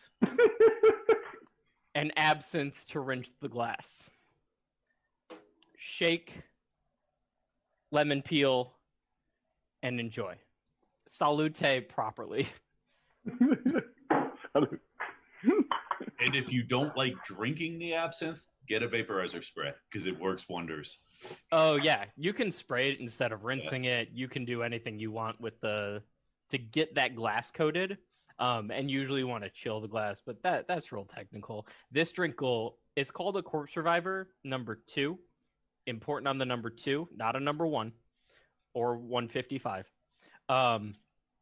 It will really mess you up after like 2 of them.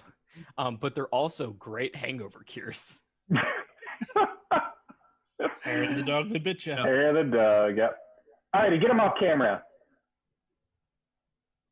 Say goodnight, Gracie. Spotlight removed. Spotlight removed. Hi, everyone. You know, we didn't plan any farther than this, so we're winging it. And so that was the planned part, so you can imagine how shitty the rest of this is going to be. Thanks for hanging with us. So let's see. Who doesn't want to go next? Because like you're going next. Cocktail con. OJ doesn't want to go next, so he's going next. OJ! Hey, everybody. Hi, Johnny. Oh, hold on a second. Okay, I'm sorry. I've had a couple. And I don't do tech anymore. I just tell you how you're doing your job wrong now. So, all right. Hey, there we go. Hello, everybody. And my name's Job, also known as OJ. So we're going to have a glass of OJ, but we're going to booze it up a bit. So we're going to have a tequila sunset.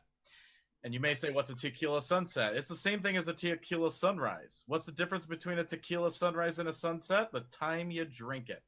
So get your shaker. Make sure it has some ice in it. Make sure you have a glass you're going to pour it in. Make sure it has some ice in it. And then we're going to go for 2 parts of tequila. I happen to be using Patron Silver. Some of you made a grimace there, even though I didn't look. Yeah, I was going to say, so can I teach you about good tequila someday, OJ? Yes. He's just trying to make this as accessible as possible for everyone in the world market. Hold on. 2 ounces, and we go in. I was like, how many ounces is that part? Are you filling that thing? I'm jealous of that jigger. That's amazing. That jigger is kind of crazy. We do 1 part of grenadine. Oh, I'm already sad you don't make your own grenadine. So that I'm goes sorry, in. I'm still fixated on the jigger. I'm lusting after it. And then 6 parts OJ, that's me.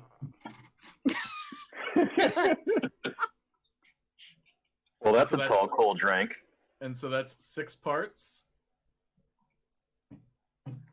Is that a 6 ounce? Are you? Hey, real colorful bow tie. Are you upset he didn't squeeze his own oranges too? No, but I am slightly like I wanted to ask pulp or no pulp on the orange juice. We are currently going no pulp, and it has calcium and vitamin D in it. Oh, so we're healthy. So this is a healthy cocktail. This is a healthy cocktail. So we have the shaking, and you must make sure you have ample shaking. Shake from the hips upward. There you go. The arms. Make sure you get proper shaking. Shake, Sonata. And I like this shaker because a little cap comes off. It's already got the strainer. Pour into a glass. Beautiful. I believe that's called a Parisian shaker, right? This kind? Sure. And a nice little maraschino cherry to look at that. Nice Wow. garnish. And for a little toast here, if you defend, may your vulns be patched and your incidents be few. If you attack, may your payloads always land and your findings be resolved. Ganbei. Ganbei. Ganbei. Ganbei. Oh. Wow. No, see that's not happening. All right. He's still going for It's happening. He's not it's stopping. happening. Oh no. This is Oh no. I'm looking to call this a real sunset. Sun's getting Johnny, real be low. prepared. Sun has set. Oh, gauntlet thrown. Oh, Damn. dear God. Jazz hands for that. All right, I'm gonna have to go soon after this because there's no way I'm gonna be able to keep up if we're draining glasses. Yeah. Okay. Wow. OJ, thanks for that. I have to wake up tomorrow. Be safe. And I don't know. I don't know if Johnny is still in charge of the video and if he took him off. Trying to. There we go. He'll figure it out. Sweet. So real quick interlude. So I'm Carl Cosmos and Johnny Sparkle there. The two of us are the two who founded Cocktail Con. We actually did this originally at DEFCON because we were too lazy to try to go to all the other parties. So we just decided to throw a party and have people show up. But we wanted it to be more of a cocktail themed party rather than just loud thumping music and people making out on the couches and stuff. So not that there's anything wrong with that, but there's enough of that at DEF CON. So we wanted to do something a little different. And then,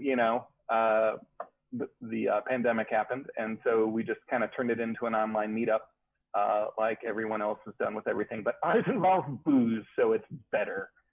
So anyway, who wants to go next? Johnny wants to go next because he's not going to be able to handle this much longer, apparently. Yeah, I can go next. I'm going to make not one, but two cocktails. No, you're not. No, you're not. Fine, Oh, boy. Hey, give yourself the spotlight. Okay, all right. Going to move myself in the spotlight. Thank you for the cue, Mr. Director. All right. So, pretty basic cocktail. It's going to be three equal parts. We're going to make a Boulevardier. And what is a Boulevardier? It's an amazing cocktail. I'm going to switch my camera here really quickly so you can see what I'm going to do.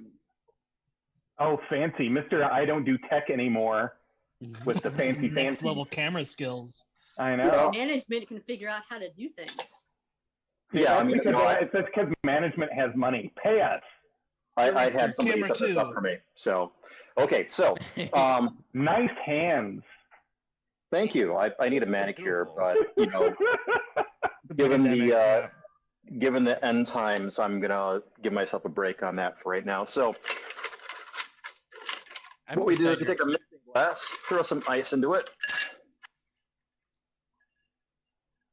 Mixing glass, ice, and 3 equal parts of bourbon,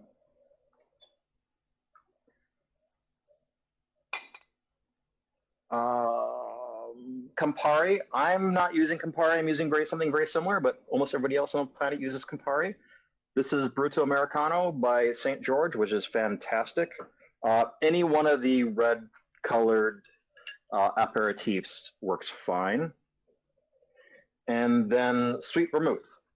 I personally love the Cocchi del Torino, but you can use Cocchi. Johnny loves Cocchi. Well, duh, yes. So here we go. Rather than using really good bourbon, and you can use whatever bourbon you like. Always use ingredients that you like. I'm going to use the $5 bourbon in a $300 glass. So mix equal parts. What is that, old granddad? What plastic bottle did you get the bourbon out of? This is very old Barton, so it's an actual bourbon. It's just the cheapest bourbon I could possibly find, and I bought it on a whim, and actually it's good for cocktails. Is that proper leaded crystal in the decanter? It is. You know that gives you cancer in the state of California. Yeah. given all the other shit I've done in my life and things I've ingested and eaten and jumped off of and done, that's like the last of my worries at this point. Well, you're also not in California, so you're safe from the leaded crystal. Oh yeah. Yeah, Chicago's toxic enough on its own. You know, it won't protect you from anything. We just used lead in everything here. You drink Chicago water. Chicago water is the best water. Tolerance. Chicago water is very good. What is this cocktail called, Johnny? This is a Boulevardier. Boulevardier. And equal parts bourbon, sweet vermouth, and Campari or other red aperitivo. And you just put it in a mixing glass, stir, and have a nice little conversation. Grab your, you know what? I'm going to use a different glass. I like this glass better. Notice how this one was properly stirred because there's no juice in it. Right, absolutely. I was just giving you a demonstration of what not to do. Yeah, thank you. And this one, the most important part of the Boulevardier is having a proper Death Star ice cube. So I thought that was a large egg. It is not an egg. That is ice. It's a very pretentious piece of ice. Oh yeah, absolutely. No, it wasn't hand chipped. It's not that pretentious. Oh. Whoa, where's your mason jar lid? Right. Yeah, you know what? I'm low on mason jar lid, so in lieu of that, I used a strainer. I live in the South. Everything's in a mason jar. Come on. Why you could have shaken your cocktail in one. Or until you realize that's no moon. Climb up on the step stool. That's no moon. Now, the biggest argument you're going to get is, do you use a cherry or do you use an orange? And really, whichever one you want to do is fine. I personally, on a cold day, I like to use cherries. On a warm day, I like to use oranges. Because I can't get the lid of this jar off for some reason, I'm going to use an orange. Really, Johnny? Yeah. You're gonna just be that non-committal here? And Chekhov's knife comes about into to do play this with here. a knife. So. Yeah. I keep pliers in the drawer of my bar for that reason. There may be blood. There may be blood. Also, where's the lighter? He's a professional. Oh, I don't need a lighter. So what you want to do, if you're using an orange slice, just express it like so. Give the glass a nice little rub, and then take that orange slice, put that in there. So Give what a nice rub? Really pretty. Whisper good things to the orange slice. Give your rim a rub because you really want to have that, you know. Switch cameras for the sip. Switch cameras for the sip. All right, camera A, camera A, camera A. And go! Hey! Hey!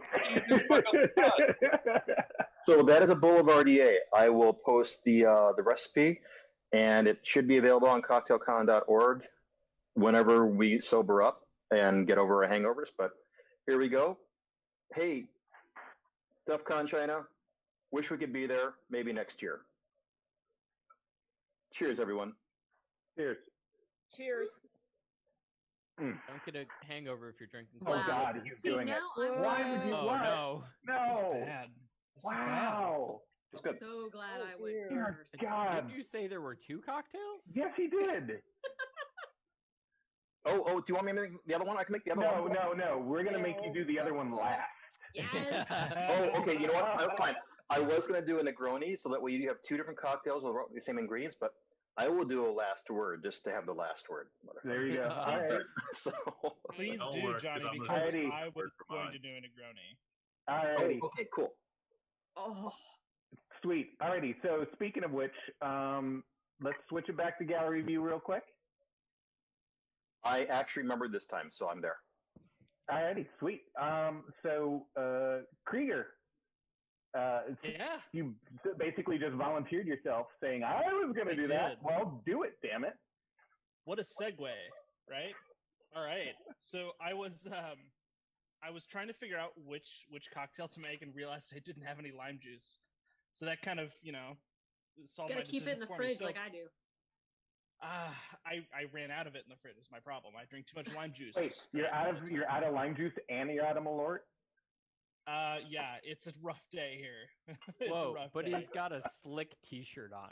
Let's all just That's take right. a moment to appreciate that. Just admire nice the Cocktail Con swag. Yes. So I'm gonna make a Negroni, which is basically the same thing that Johnny made, except instead of bourbon, you use gin. It's equal parts Campari, a sweet vermouth, and a gin over ice. I don't have my fancy cocktail shaker like within reach, but I have a glass of ice, right? Cute little glass here. It's got some sweet crystal on it. I am also using Hendrick's Lunar Gin. It is the gin that I have closest to me. My other bottle of Hendrick's gin is much further away. So I'm going to pour 1 part gin in my glass. Got my bottle of sweet vermouth, and I'm using some Giuseppe Carpano sweet vermouth. Again, use whatever you can get your hands on. Sweet vermouth is, to my palate, sweet vermouth. It's all the same. It's probably not all the same, but people will shout at me. Anyway, sweet vermouth. Yes, I'm internally screaming at that last statement. Yep, as most people probably will. Yep, that was there to trigger some people. And then just whiskey. Yeah, this is fine. And I'm using actual Campari, which is, I don't know if you can see it from the camera, but it is red. It is it's a liqueur made from bitters. So if you can't find Campari, you could probably substitute any like red, alcoholic liquid. Wait. Except you're wine. saying I Don't hold on a second. You might want to back off. Within reason, yeah. Fireball also is not adequate. I was like, who could get candy apple schnapps in this Campari? Listen, the cocktail is whatever you want to give a name to it. Get wild with your bad self. Just make whatever drink you want. And your end result should be this sort of cute little red here. I'm going to stir it up, with a giant spoon. So, Krieger, what weather goes best with what garnish? Garnishes? I'm not fancy enough for garnishes. But I would imagine just garnish it with the breath of your best friend. And then take a breath, right? Oh, nobody's coming over during current times. Yes, the breath of your best friend is really bad in coronavirus time, so I would advise against it as your doctor. Note, I am not a doctor. Anyway, now that we have our Negroni, it's beautiful. Look at this. I will say to DEFCON China, cheers. Cheers. Cheers. Oh, dear Lord. Oh, he's doing it too. Limited trend. This is danger. This danger. is bad. Danger. Look at what I brought upon us. This is bad. I need to drink the water after this. Earlier. I need a water break. Johnny, you might want to get it off of focus view. He looks like he's gonna pop. Do I look that bad?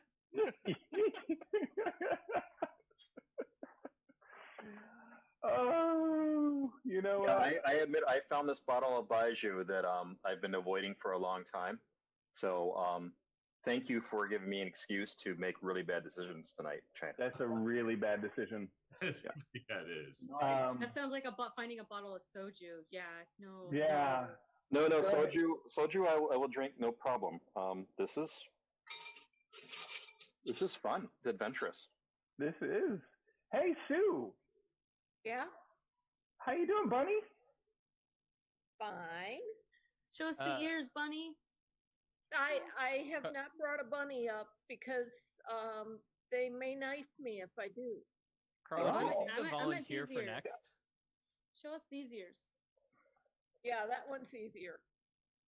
There we go. Flip, flip. Oh, hey, before we do this, I just saw something. Sorry, in the chat. Duck. Do you still have time to do it? Yeah, absolutely. Sorry. So, Sue, I'm going to cut you off. Can you go after Duck, Sue? Well, I'm not set up to make a drink, but I can tell people how to make a Manhattan. Sure. So we're gonna go do Duck Duck first because he's on a time limit here. So Duck Duck, who's really looking like the Emperor Palpatine from the original trilogy here right now. So. Oh, good. I thought. How you doing, buddy? Good. How are you, Carl? I good to didn't know see I was you. doing this tonight, so I had to figure out the cocktail because, as you know, I'm not a cocktail man. But I decided what better for a convention type crew than an overnight gin and tonic. So what we're going to do here is we're going to try and have you drink all night and think you're ready to go in the morning. So I've got some gin. And let me get a glass because I don't have a special second camera set up. Well, I do, but not for this purpose. So. Hey now. So yeah. Hey, you can do this from the bathroom. That's That's for fine. his OnlyFans site. Exactly. And you really don't want to see that right now. So I'm going to do one part of gin. I got some Bombay Sapphire going there. Whoa! I just looked at your ingredient list for this. What the fuck? This is a bunker cocktail. Yes. This yes. is Gatorade. Oh my god. No. And we're going to do about 2 parts of that. That's enough. All drinks with Gatorade are incredible. great. Come on, it's hydrate while it dehydrates. The color is just not quite right yet, so we're going to do a splash of Midori. That was Show us the Midori bottle. Damn it, Neon I green. did too much. There we go. I'm not going to enjoy. I'm not going to enjoy Neon tasting that. green. You want to do just a little bit of that, not the giant glop that I just did. And then we need some tonic syrup.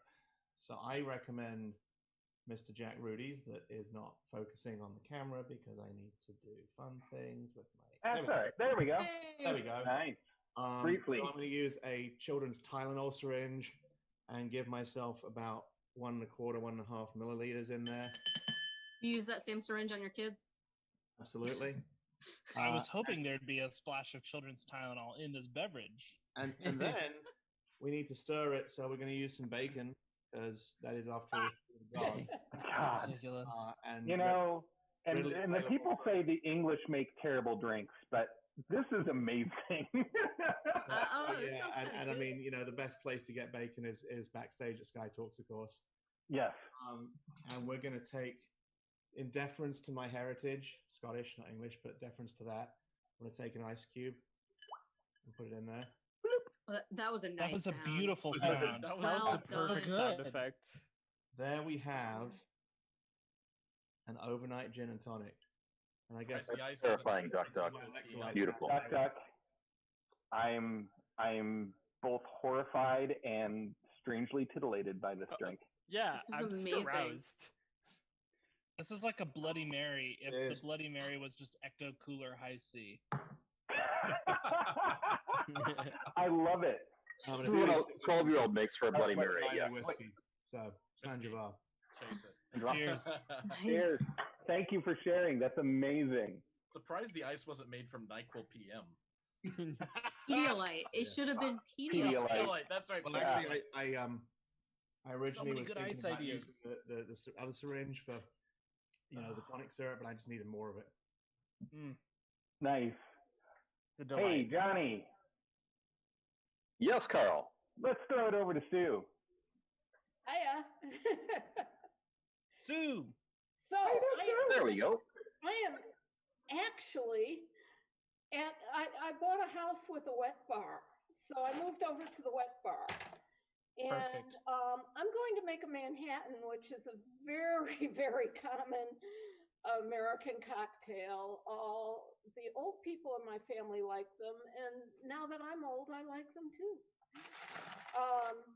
So you start with some ice, and that's enough, not too much. And then 2 parts bourbon. This is Basil Hayden Kentucky bourbon, and it's very good.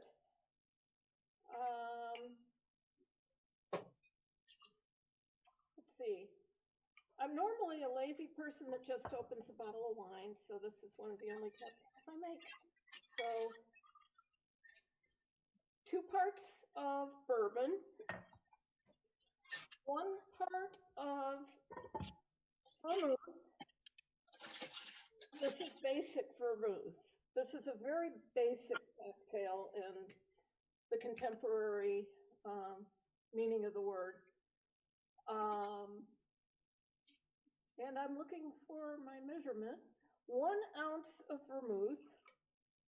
Is vermouth one of the ones that goes bad? Or is that? I don't Sweet think vermouth so. doesn't go bad as quickly as dry vermouth does. So dry vermouth needs to go in the refrigerator. Sweet vermouth can stay on the shelf. Yeah, this is sweet vermouth, and I don't know. My dad made martinis and always had vermouth, and he never put it in the fridge. So, and that wasn't what killed him. So. I was like, yeah, he could have just been like me, and whatever that particular liquor is you like doesn't last. So, I couldn't tell you if bourbon goes bad. And then for flavor, I just put in 2 dashes of Angostura bitters. Wait, does a Manhattan not have any flavor? Well, ooh, ouch! Only if you don't put any bitters in it, you know. You can get better bitters. It's for the Sounds like aroma. It's an it goes aromatic. down like Everclear. Bart, what do they do to deserve this dry, flavorless Manhattan? I did this on top of my previous drink, so I still had a cherry left. Maraschino. I love it. But does this go with a winter cocktail or a summer cocktail in this instance? This is a winter cocktail. It's This is a cocktail for all seasons. You can split the difference and say it's for spring. Okay, yes. Well, it has to be for spring because it's March. Exactly. Clearly, you've never. It's been March for like a year and a half now, though. So. Yeah, it's still March. Which March is this? March 2. 16. It's the 16th of March 2. It looks like a thank you, wonderful Sue. That looks lovely. Sue, looks awesome wonderful, drink. Sue. And you do not have to be like the idiots before you and chug that. I'm not going to chug that. I know. Yes. Ah, the streak is admire that. broken. Yes. No, I am with you, Sue. I'll give my Do toast, not. which is from Bill and Ted, be excellent to each other. I love it. Yeah, excellent. Be That's a good one. excellent to each That was other. an excellent one, Sue. Oh my goodness. What have we done here? Only great things and bad decisions. Only great things. And bad Wow, let's see. We're Well, since we already had the Manhattan, I can't do the Manhattan, but I can do a little side spin on something related. there's my wife lounging lovely on the chair there. You're married to Deviant too? Oh, okay, sorry. I am married to Deviant. No. So, actually, you know what? Can you talk about your old travel old-fashioned kit? Or you can do whatever you want. But man, I thought that was such a great. I can definitely go. No, I haven't traveled in a year. I know. You know what? No, do what you're gonna do. Well, Carl's in charge, so. This is all 30 seconds. I'm in charge. Right. Classing up a situation when all you've got are garbage ingredients. So hey, let's go ahead and give him the focus because it looks like Deviant's just taken over. Deviant's starting. So yeah, that was a perfect execution that we just saw of the classic Manhattan with the 212, easy to remember. My phone number is also a Manhattan phone number, even though I've never lived there because hacker life.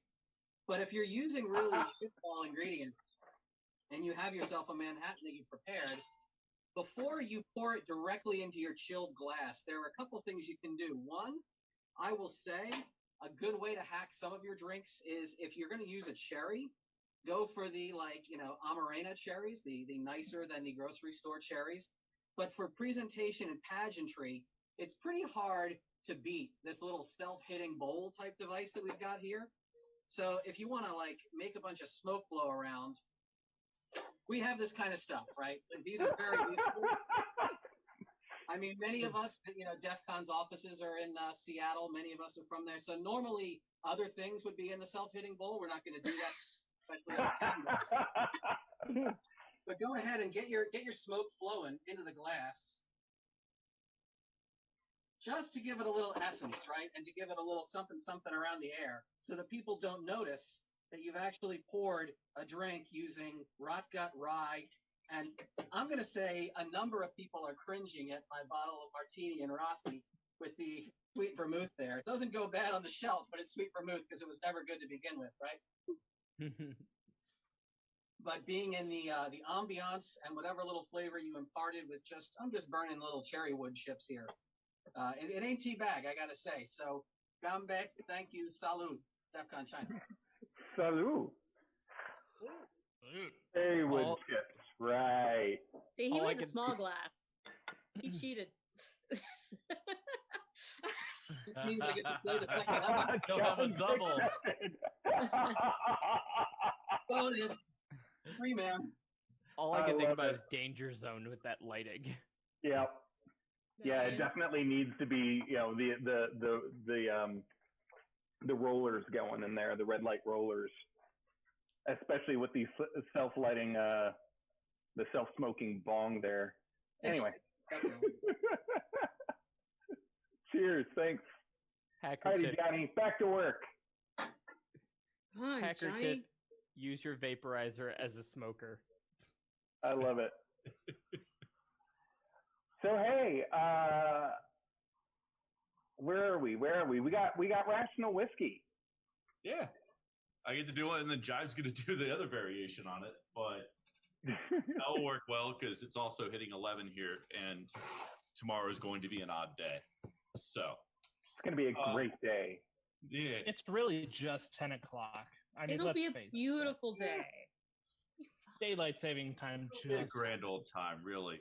All things considered. Background a Halo map?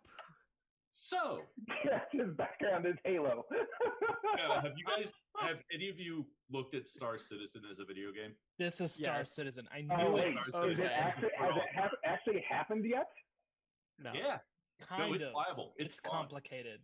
It is complicated. See, I'm more of an Elite Dangerous kind of guy, but anyway. It very much exists because one of my dearest friends from school is actually like the community manager, which is the weirdest connection I have to anything.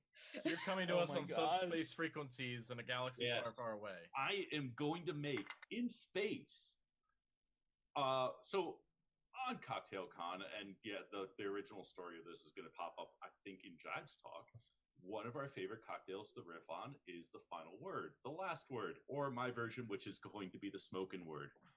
And all these are variations on you swap a liquor and some other ingredients, but mostly it's just swapping the main liquor. The smoking word is with.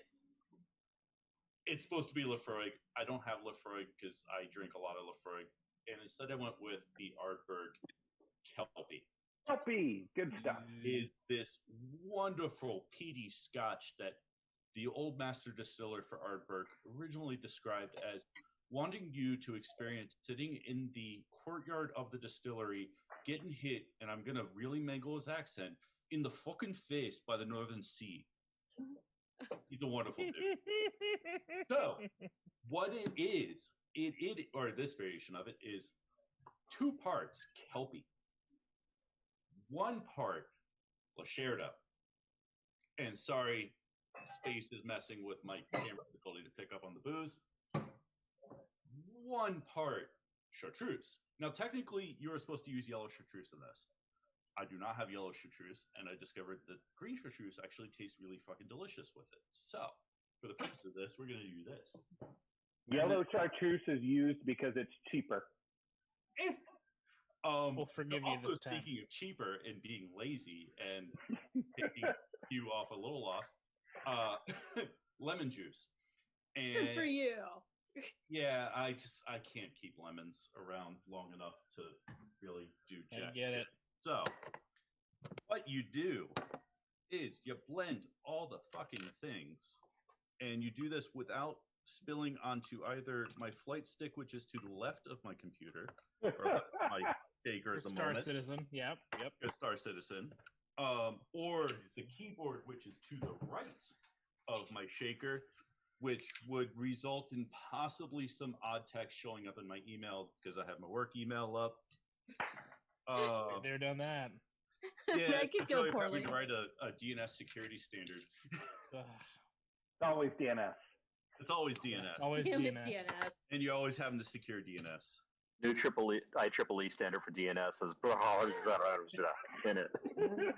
Hey, there's a reason that my handle is Rational Whiskey as my camera blurs out. I used to write way too much material at a whiskey bar. Published material, like research papers and everything at whiskey bars. And so when I miss whiskey bars so hard. Oh, so what's wrong with this? Well, why can't we do it now? Is my old Twitter handle was not exactly politically correct. So when I took a job at a consulting company where I'd actually go up and talk about my research papers at places like DEFCON, one of the constraints on my job was you had to put your Twitter handle on your presentations. So I rapidly had to change my Twitter handle. My boss texted me, was like, this is so much better than what you had. I'm going to mute quickly so I'm not shattering your ears with shaken ice. I get it. Pikachu is so dumb, but really I studied for my master's degree in finals in a bar, so I actually took them in a bar. If I remember Johnny, correctly. in post, make sure that we put some silly noises over him shaking that, like rubber duckies or something. I think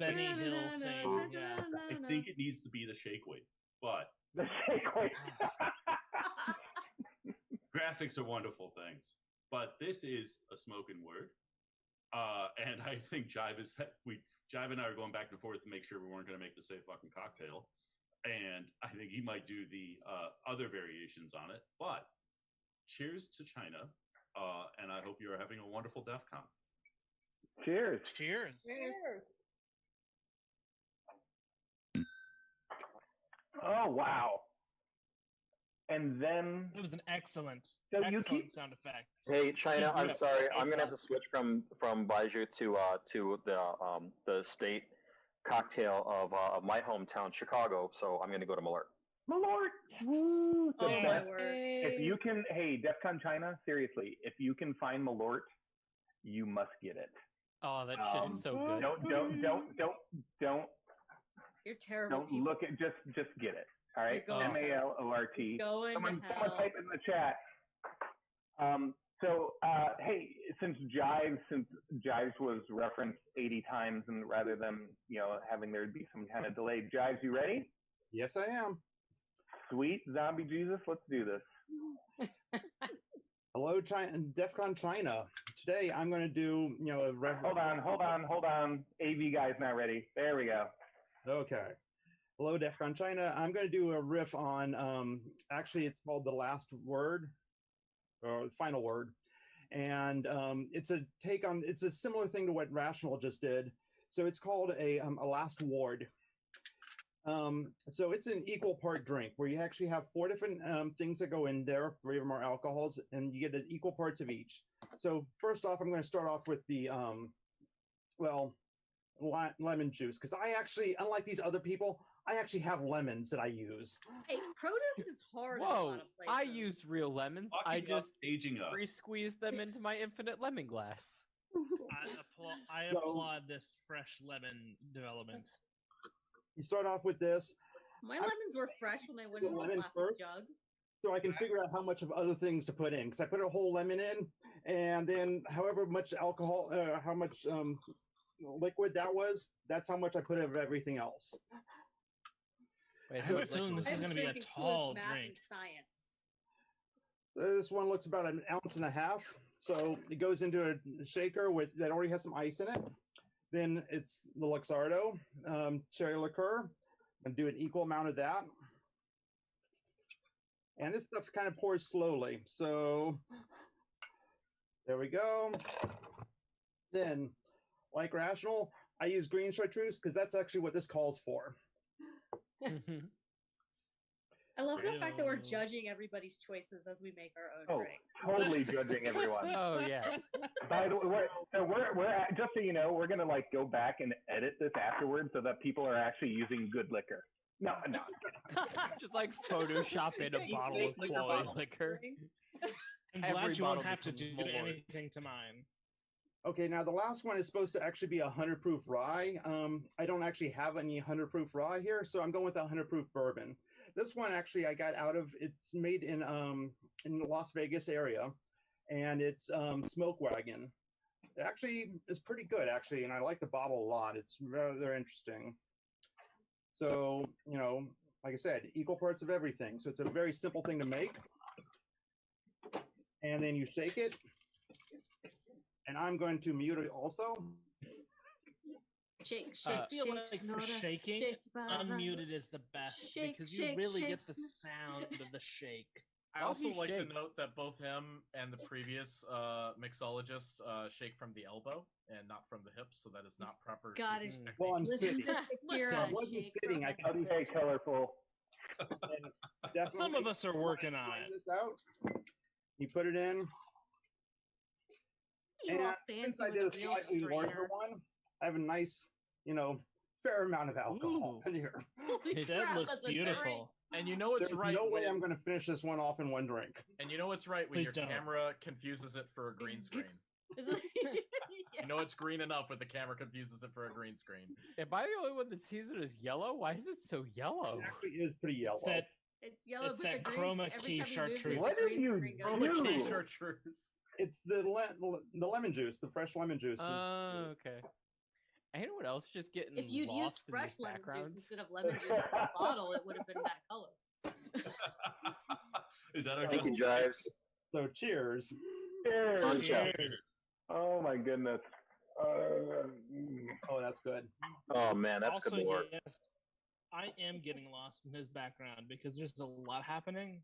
and There's it's a making lot me happening in that background. This would I'm be just the last focused on the RSA that was in cookies. person. I got all these stickers there, and I made a board out of them, and it's Yep.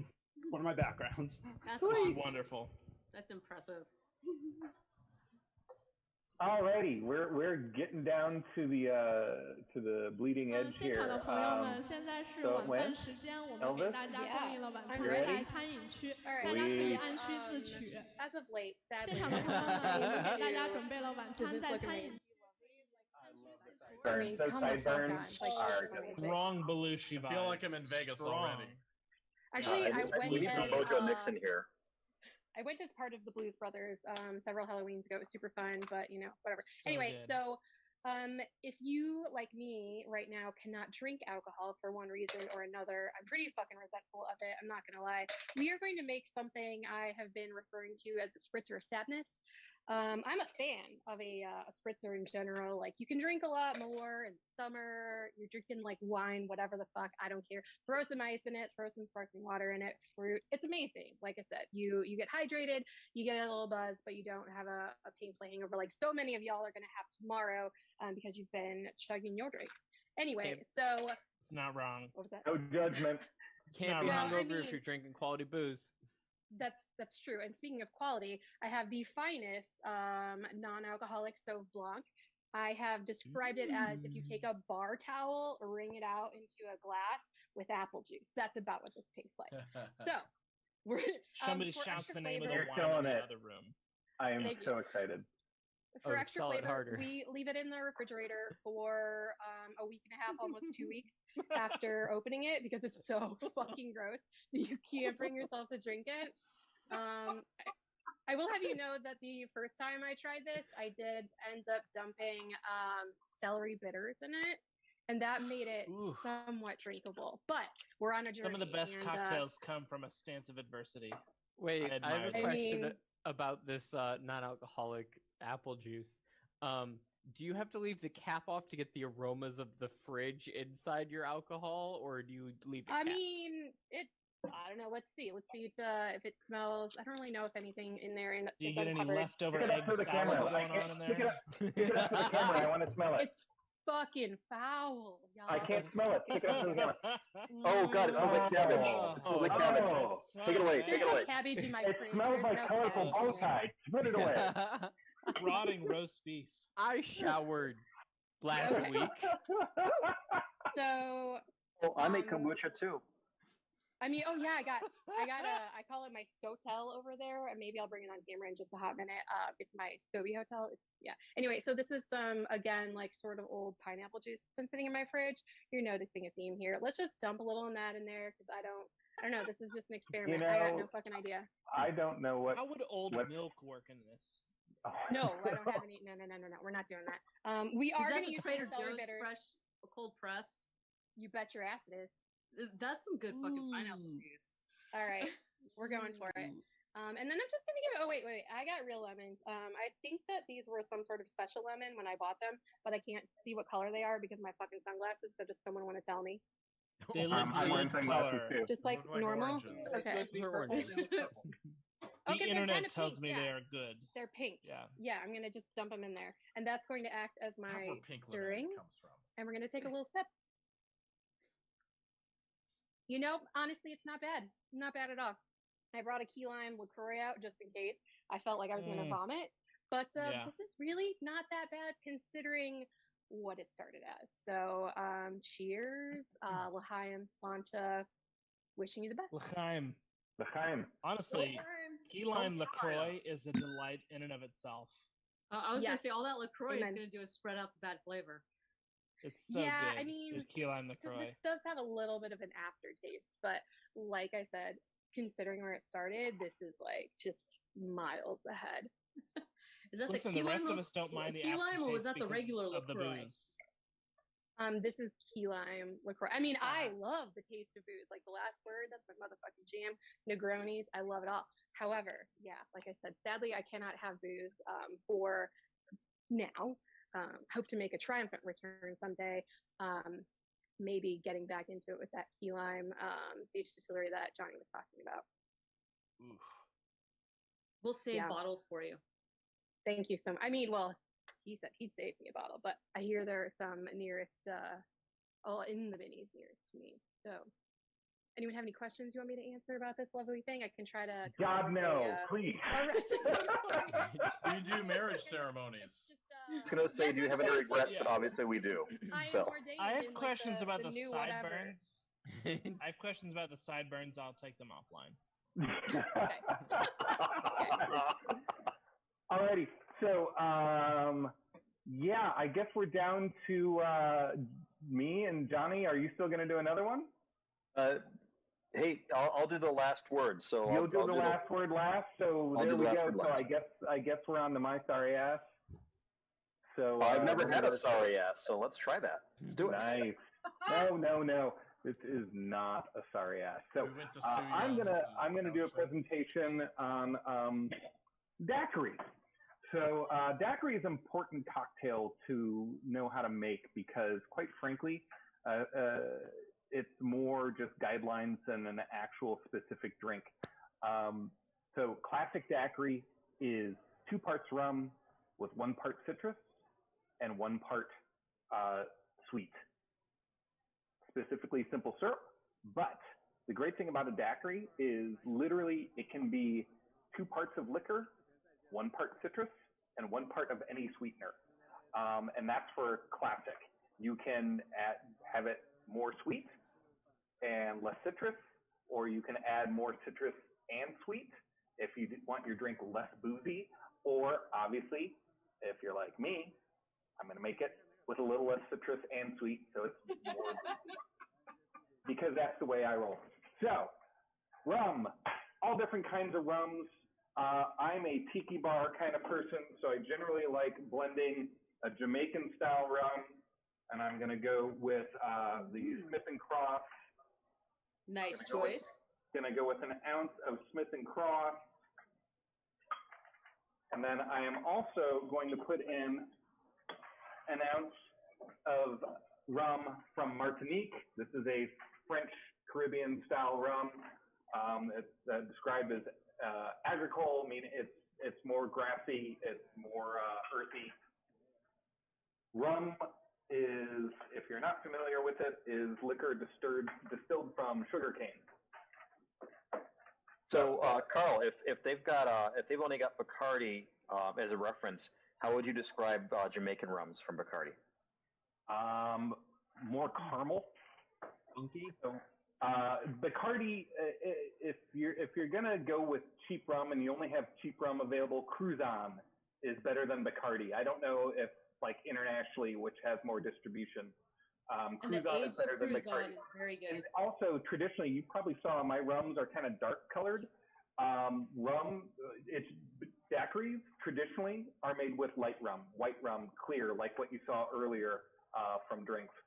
But again, the great thing about daiquiris is it doesn't matter. Booze, citrus, sweet.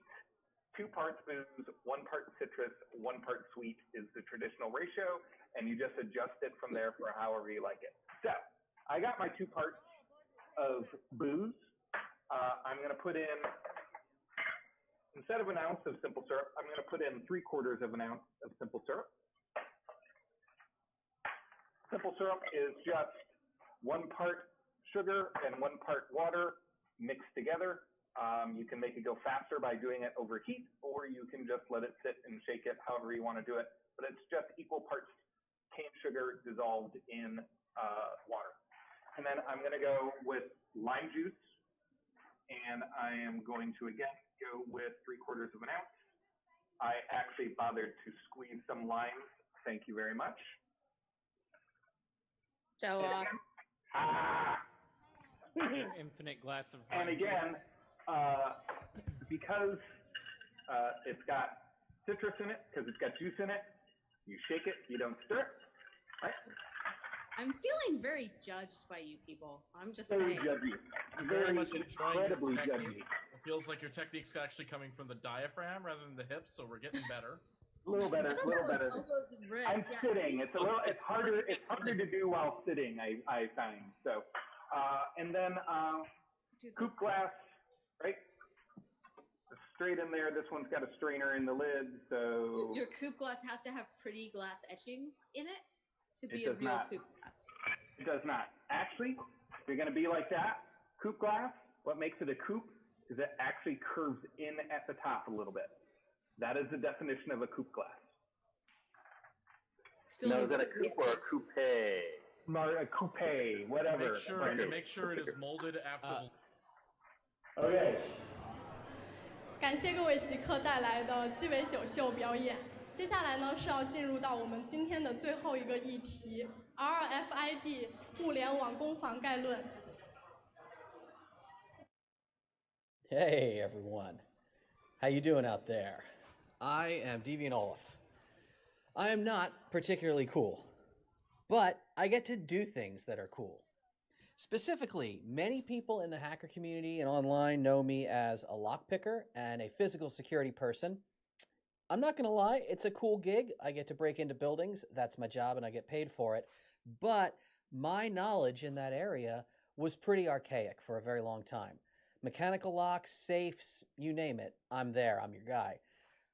RFID and electronic access controls, however, that's the direction that a lot of things are moving, right? Using little boop boop access cards.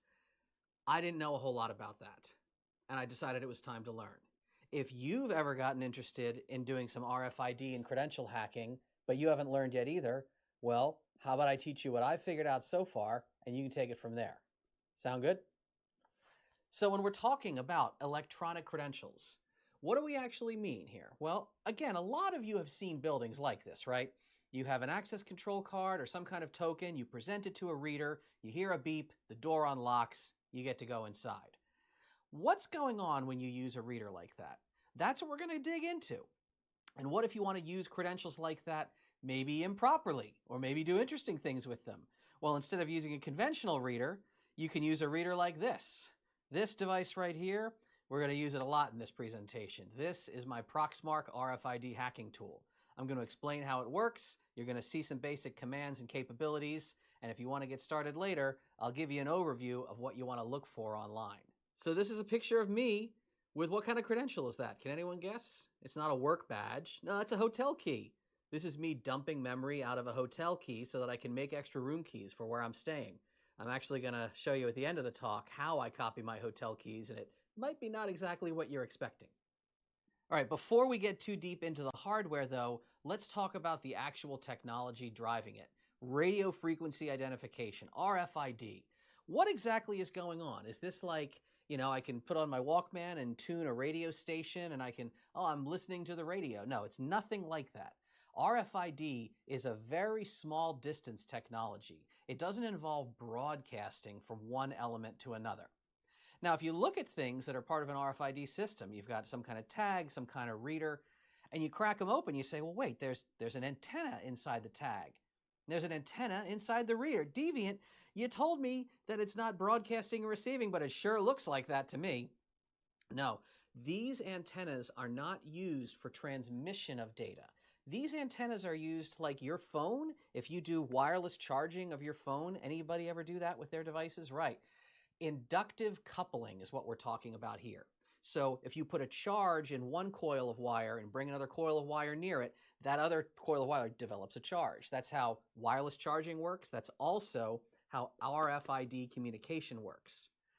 The reason is because of that inductive coupling, right? You can send and receive signals. And again, they're not broadcast signals.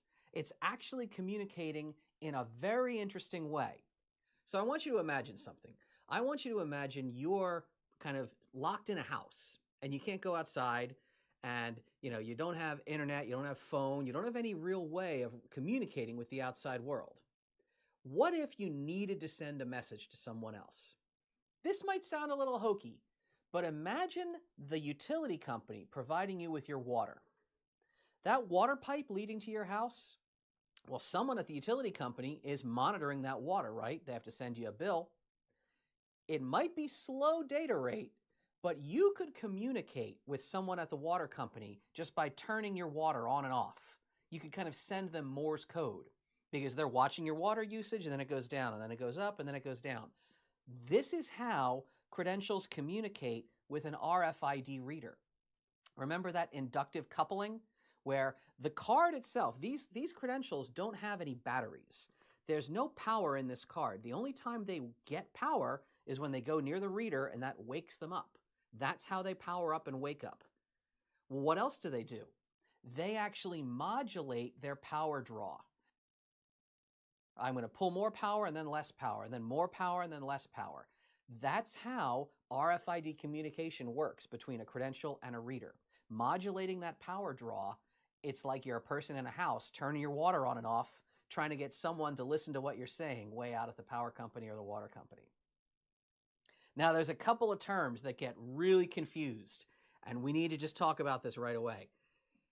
RFID is what we're hacking on here today. How many of you have ever heard of NFC? Probably a lot of you. It's in your cell phones these days. If you have contactless payment or anything like that, boop, boop, boop. Well, that's NFC. Oh, my phone is NFC enabled. And some people don't quite understand. They say, well, RFID, that's like NFC, right? It's the thing in my phone. Kind of, but not exactly. Let's make a big diagram.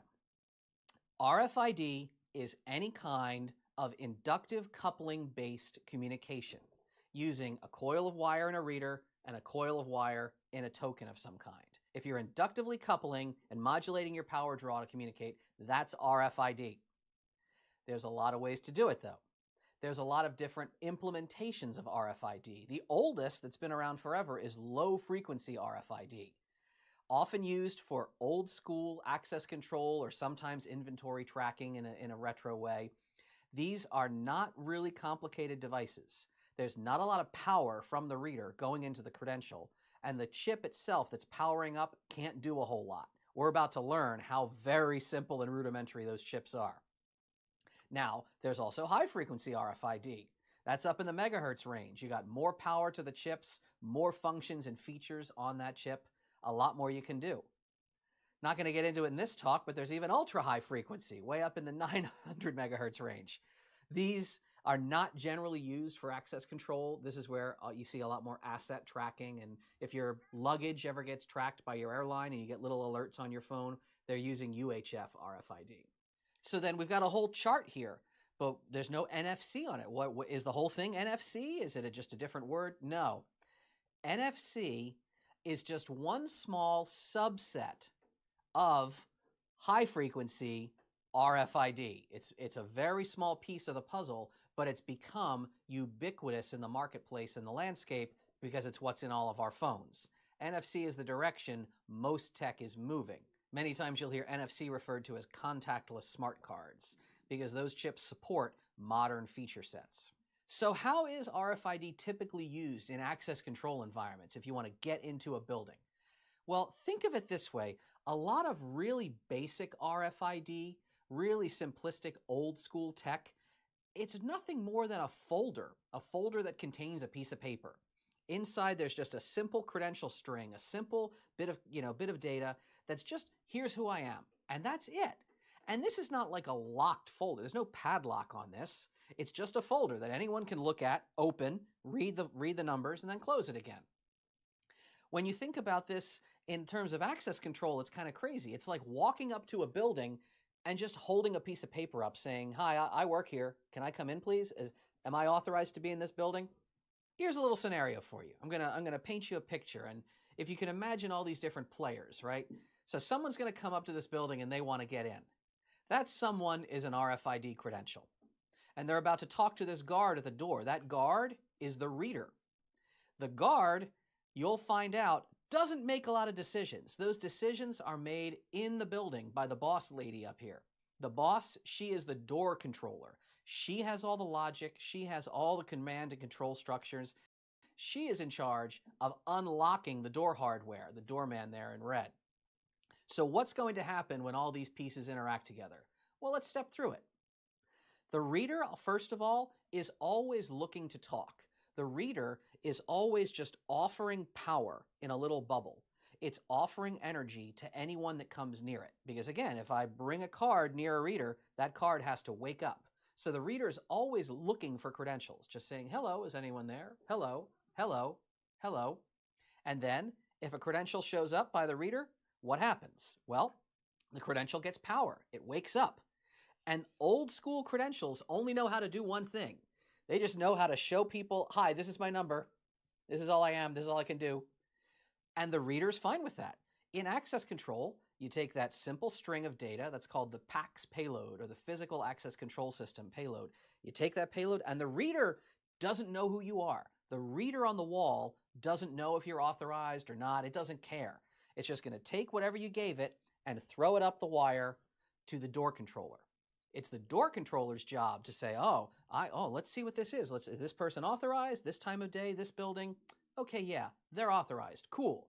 And the door controller, the boss lady, she tells, okay, unlock, bzz, the door opens, lets you in. That's access control in a nutshell. Now, when we think about this, though, remember, those credentials, especially old school credentials, don't have a lot of protection to them. So we can clone and copy these credentials very easily. Let's talk about how that would work, right? Well, here we have our credential, right? Our credential sees a reader, wakes up, spits out its number, and hopes for the best. The thing is, these credentials don't know who they're talking to. They don't know if they're talking to a reader that's attached to a building, or if they're talking to maybe an interception device. If I come along with something like my Proxmark device, remember, this can act like a reader. Well, my Proxmark device can offer power into the world and say, hello, who's there? Hello. And if I have a credential on it, that credential will wake up and say, oh, I'm in front of a reader. Here's who I am. Here's my number. And this card just doesn't know any better. This card doesn't have any logging capability or audit capability on it. If a person goes ahead, accesses a building where they belong, now what have I done? I've listened in on their credential data because they gave it to me. I can come along later, walk right up to that reader, and then I can replay that data. I can simulate being that credential. And if that credential is authorized to open up a building or open up a locked system, there you go. That's all you need to do. Would you like to see a demo of that? It's pretty straightforward and simple here. All right, let me fire up the Proxmark environment here. So this is actually a lock designed to hold a shotgun in a police car in America. Here's the credential that operates it. So if I pass it in front, boom, that opens up just fine, right? Well, what if I'm not presenting it to that reader? What if I present this credential to my Proxmark tool? And if I do a quick search function, low frequency search, What do we have here? Wow, look at that. We've got a whole bunch of data. Again, this card wakes up, spits out who it is, and says, okay, I'm done. And here we have up here, we have an EM style credential. EM is a credential made by the Swatch Group. Very popular use in kind of low cost access control systems. Once I have that unique ID, if I want to use a low frequency command, and we're working again with EM chipsets, this is an EM 410 style system, which is a very popular EM chipset, so 410X. If I want to simulate a card, how would I simulate a card? EM 410. Okay, so if this is my syntax, I just need to simulate the ID number. Just plug the ID number right into the command. Low frequency EM tag 410 simulate this ID. Paste. Boom. Simulating. So what's happening now? This Proxmark is no longer acting as a reader. This Proxmark is now acting as the credential. It is pretending to be the credential. And if I bring it in front of the locker, there you go. Simple as that. Get yourself a shotgun out of a police car. Now, of course, this looks a little weird. I wouldn't want to walk around a police car and kind of like start pushing this into windows. This looks odd. It would look a lot better if I wanted to steal something out of a building on a test that I'm doing, if I could be carrying a little white card like this. So let's go ahead and do that. Let me take a blank card that I can put on my reader here. Now, if we want to check and see what is on this card, search for it. Nope, no tags found, nothing found. All right, but we do have a reprogrammable chip. Okay, so instead of running that simulate command, what if I want to clone that badge data onto a blank card? Well, let's see if we have a nice little clone command. Sure enough, I do. And what does it want? It just wants the unique ID. All right, let's go to clone, unique ID. There's our badge data. We'll put this right on the Proxmark. All right, tag written. Let's see if that works. Instead of walking around with my laptop trying to unlock a police car, what if I just have a little innocuous white tag? Doesn't look like anything special, does it? But what does it do? Works just like the original tag would, because whatever was on this tag, we've copied it now onto this one. So that's the kind of thing you can do with a tool like this. RFID hacking tools are really common on the marketplace. And if you want to clone simple credentials like the ones you see here, you don't need something as high-tech as the Proxmark at first. There are a lot of really cheap tools that are on the market. The famous blue cloner, it looks like this little fist gun. There's a different one that has a little more verbose display on it. But these cloners are out there. You can do a lot of these attacks on the low-end credential technologies, low-frequency technologies, older technologies, with pretty cheap hardware. But I'm not going to lie, the standard of the industry is the Proxmark 3. What is the Proxmark? Where's the history? If there was a Proxmark 2, was there a Proxmark 1? Yeah. The original Proxmark was made by someone named Jonathan Westhuse, and it was made as a student project just to demonstrate when RFID was becoming on the market really new, and companies like Texas Instrument and others were saying, oh, this is super secure. No one could ever clone our technology. It's brand new. It's impenetrable. Jonathan Westhuse said, that kind of looks pretty easy to do, actually. I see how you're doing inductive coupling. I could do that. So this is the original Proxmark. And it went through revisions over the years. He released a second version of the project and started publishing more. But really it came into its own, and the hacker world got a hold of it when Jonathan Westhuse gave it to everyone in the community. He open sourced it in the Proxmark 3. And there started to become kits where people could buy the parts, solder the board. They would actually hand wind their own antennas, actually tuning the copper. Eventually, enough people liked this technology and RFID became so common and hacking on it became so typical that people started making ready-made kits. They were commercial antennas, the boards were pre-populated, but again, it was all still the original Proxmark 3 code that people were working on as open source at this point. We started to see the hardware being repackaged, so Electhouse released the RDV2, which was like these nice integrated antennas, very well tuned. You didn't have to fudge around with weird chunky antennas anymore. Then you have companies making like the Proxmark 3 Easy or the Proxmark 3 Evo. These weren't as good. They were trying to maintain that Proxmark 3 name, but honestly cutting a lot of corners. Frankly, it looked like the project was going to kind of really go in some bad directions until really amazing people, principally Iceman and some others from the RFID research group, manufactured the RDV4. They designed a complete revamp of the hardware package, and they've been rewriting the code base as well for years. This is a really gorgeous unit at this point. There's really nothing else like it on the market if you're trying to do RFID attack and hacking research.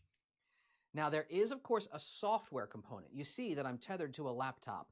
You can run a Proxmark in standalone mode with a little battery. It doesn't have true functionality unless you're connected to an actual software environment, the client application that controls the Proxmark itself. You can run it on Windows, you can run it on Mac, you can run it on Unix, you can even run it on your phone nowadays with a little Bluetooth module, which my Proxmark has. That's why it looks a little different and extra blinky. Now, that's not the only tool on the market if you're doing RFID hacking and attack like we do in the field, right? So if you've ever seen a long-range RFID reader, you know, we're not talking, again, it's not broadcast, but if you've ever seen a parking garage where they have a reader that you can be a foot or two away from, this is called the hunt pad. We weaponize these long-range readers, and you can be about half a meter away and still get a credential grab out of someone. This is what it looks like in the field if we're trying to grab someone's credential to break in a building later. Here's a colleague of ours named Dennis, and he's going to sit down, and in his backpack, he's got that hunt pad. So he looks like a person, oh, I'm just checking my messages. Oh, you're here? Oh, I'll come meet you. But what happened? Well, the gentleman next to him had a credential in their pocket. And then Dennis was able to grab that credential without getting that close to him. So there are a lot of ways we can use this in the field. We do this all the time, trying to break into buildings. I'll get near employees on trains. I'll get next to an employee in a restaurant. I will get near someone when they're at their most vulnerable. And if I have my backpack or my laptop bag and it's got a hunt pad in it, I can grab that credential and then we can recode it, rewrite it, simulate it, clone it, play it back later. Now, some credentials try to anticipate this, right? There are some technologies where they say, well, that RFID thing, it's not that secure. If you get near the card, it'll just release its information. Well, what we're going to do, if you want a secure technology, our card is better because we scramble all the data on the card and it makes it hard to copy. Let's think about that for a second. The credential reader wants credential information, right? And if you have their special brand of credential reader, well, it knows how to descramble the card. Here's a credential and it talks really funny. It says, hi, my number ends with 47 and my facility is 16 and my code starts with 33. That's kind of a dumb way to communicate, but the reader's like, okay, sure, I understand what you're doing here. The reader fixes it and then passes that PAX payload up to the boss, and the door controller sees it as a regular credential string and unlocks the door if they're authorized. Now, that's the whole idea of the security of this scrambled card. They say, well, you need the special reader. And without the special reader, which we sell, you know, that company says, well, you got to buy our reader because it understands the scramble pattern. However, let's think about this. Do I have to understand someone's language if all I want to do is replay what they're saying? What if I just put a tape recorder up to someone who's speaking and I played that tape recorder later? I don't have to know what the language is if I can copy it all in one raw dump. Remember that guy? We said a guy holds up his, hi, I'm this person. Can you let me in the building? What if that paper has something funny on it that I can't read? I don't understand. What if it's in symbols? I have no idea what this paper says. You know what I can still do? I can still put that paper in a photocopying machine and make a duplicate of it. I don't have to care what it says as long as the reader on the building understands what it says. That works just fine for me. Let's look at some scrambled data and talk about copying that data. So here we have a different type of credential. This is old tech, by the way. Motorola originally made this scrambled kind of card. They called it Indala. Indala's been around forever. It's actually been acquired by HID, the corporation. Motorola doesn't make it anymore. But if we did a quick search on our Proxmark tool, what do we have? Oh, there we go. Look, we've got some data out of this card. And the Proxmark is even smart enough to say, that looks like Indala. And now the Proxmark will try to descramble it. It'll say, I think this could be the internal ID. I mean, this is probably the card number and facility code, but none of that really matters to me. I can look at this big string. That's the raw dump. This raw card data, as long as I've got that. If I want to take one of those special blank cards, if I want to clone an Indala credential, LF Indala clone, what do I need? Do I need all the descramble patterns? Not if I don't want to. There is a -R. There's a raw switch. What does that do?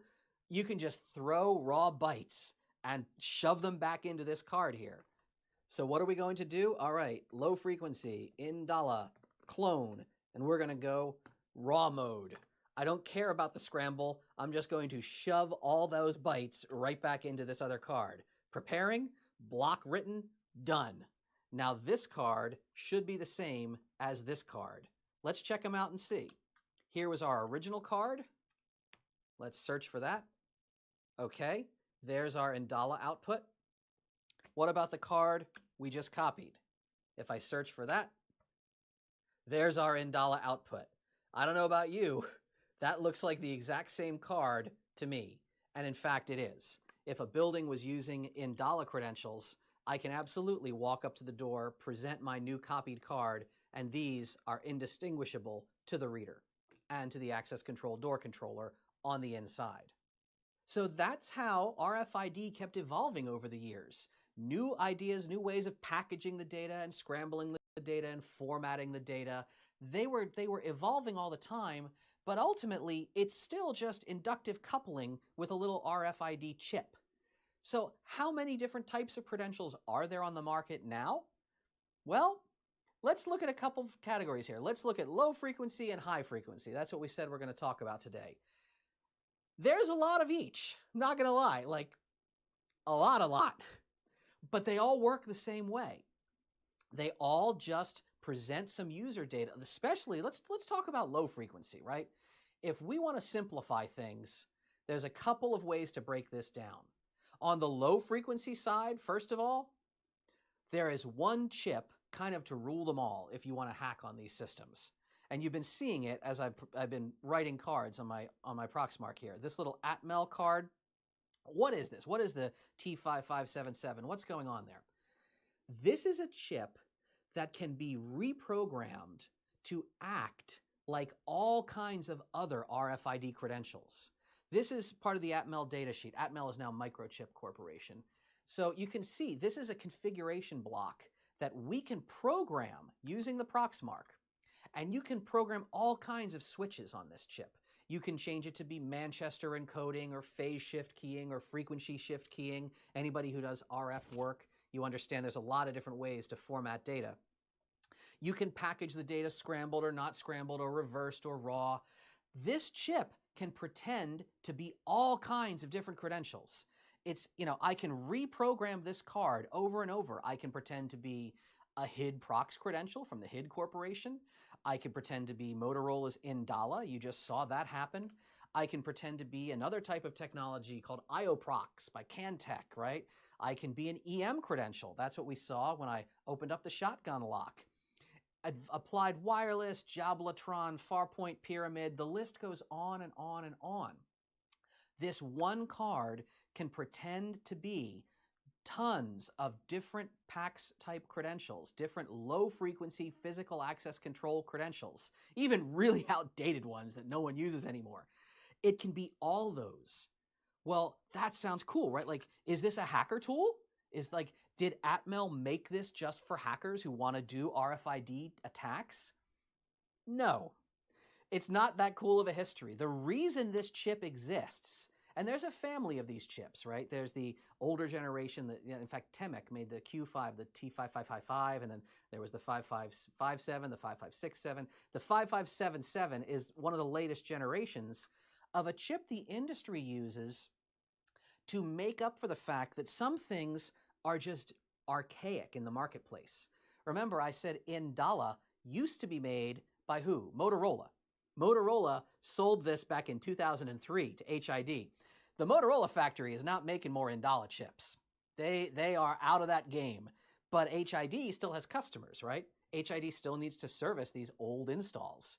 That's where Atmel came in. Atmel said, hey, you've got a really old chip. You've got Visa 2000. You've got Honeywell, NextKey, Gardall. You can still support your old customers. Just use our chip and reprogram it as you need.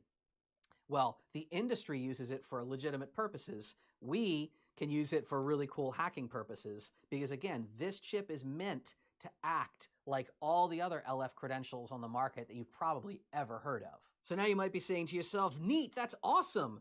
Are high-frequency tags just as simple? Like, this is a high-frequency tag that I've got here on this little key fob. Is there one special card that can copy all of these? Not exactly. So on the high-frequency side, tech has gotten better, right? We do have more power coming out of the reader. As the megahertz, the clock frequency, there's more waves of energy coming out of the reader. So these chips can actually use more energy to perform more advanced functions. Because of this, there's a whole lot of work the industry has been doing to implement secure features, to implement encrypted sectors, to implement key exchange. They're often called contactless smart cards in many instances. But there are data standards now. There are working group standards that have been put out. And you'll actually see, you can read data sheets. You can understand the commands that you use to interact with these cards. They're not hidden in secrecy the way they used to be on the old, obscure, low-frequency tech. Now, there are different types of NFC and contactless smart cards. For the most part, you're usually dealing with Type 2 and Type 4 in a lot of kind of phone situations. Sometimes Type 5 for some access control things. Type 5 is no longer supported by smartphones. Apple killed support for 15693. But let's break it down a little bit. Why is this better? Why is this supposedly more secure? Well, when you have more energy to play with, the credentials can actually use locking and unlocking of different sectors. There are segments of memory on these credentials that need to be unlocked with a key in high secure environments. How is that implemented? Well, you know that guy who says, here's my credential, here's my paperwork, can I be let in? Imagine taking that piece of paper and instead of just showing it to anyone who walks by, you put that piece of paper in an envelope. And then you put that envelope in a secured banker's bag. And then you put that zippered locked bag in a safe. And that's how you transport your credential around. That's a much better way of going about security, right? So if you have a secure building, you still have a reader. The reader's looking to talk. Hello, hello, is anyone there? Hello. And now a high-frequency credential comes up with secure segments of memory. It will still introduce itself. It'll say, hi, I'm Susan. This is my unique identifier. But that's not the security token. To do security, this credential goes, can I trust you or not? And they do a little exchange. The chair is against the wall. John has a long mustache. Let's do a secret handshake. Okay. Now the credential says, okay, I'm unlocked. I trust you. Then it will unlock and offer that PAX payload, that credential data that is important for the access control system. The reader passes that along. The boss lady looks at it and says, oh yeah, this user, cool, they're authorized. Go ahead, open that door, and the door unlocks. That's the way it's supposed to be done in high-frequency environments. How secure is this process really, though? When done correctly, it's pretty good. I'm not saying that the encryption hasn't been broken on certain technologies. There are a lot of credentials out there where the master keys are known and the implementation of the encryption was weak and has been broken by hackers. But let's say you have a brand new technology right off the line that hasn't been broken yet. Is it 100% secure? Well, it depends how it's being implemented.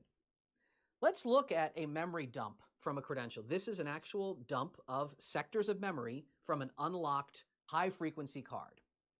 Now, that first block, block 0, remember, when the card first wakes up, it does introduce itself. It says, hi, I'm Susan, I'm this type. So this is a unique identifier called a chip serial number and some manufacturer data that identifies what type of card it is. That's public. That's not encrypted.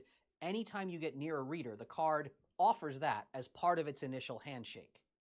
But the rest of the memory on the card is potentially encrypted and all locked up, and you can't get to that memory unless you do the handshake correctly. And we can see on this particular memory dump, there's some interesting stuff in here. There's definitely PAX payload data. There's credential and access control data in some of these sectors. And those are the locked sectors, right? So how secure is this in the real world? Well, if you do it the right way, it's great.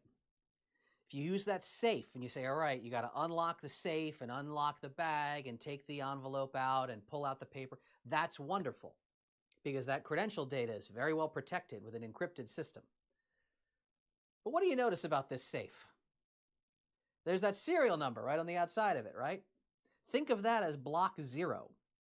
That is the first thing the card will present to people whenever you see it. That is not encrypted. That is not secured in any way. There are systems that use that as the security token. Let's see what it looks like if we want to just read a high-frequency chip. What happens if I get near a high-frequency card? HF search. All right, we're searching around. Oh, there we go. This card woke up, this little credential woke up and said, hi.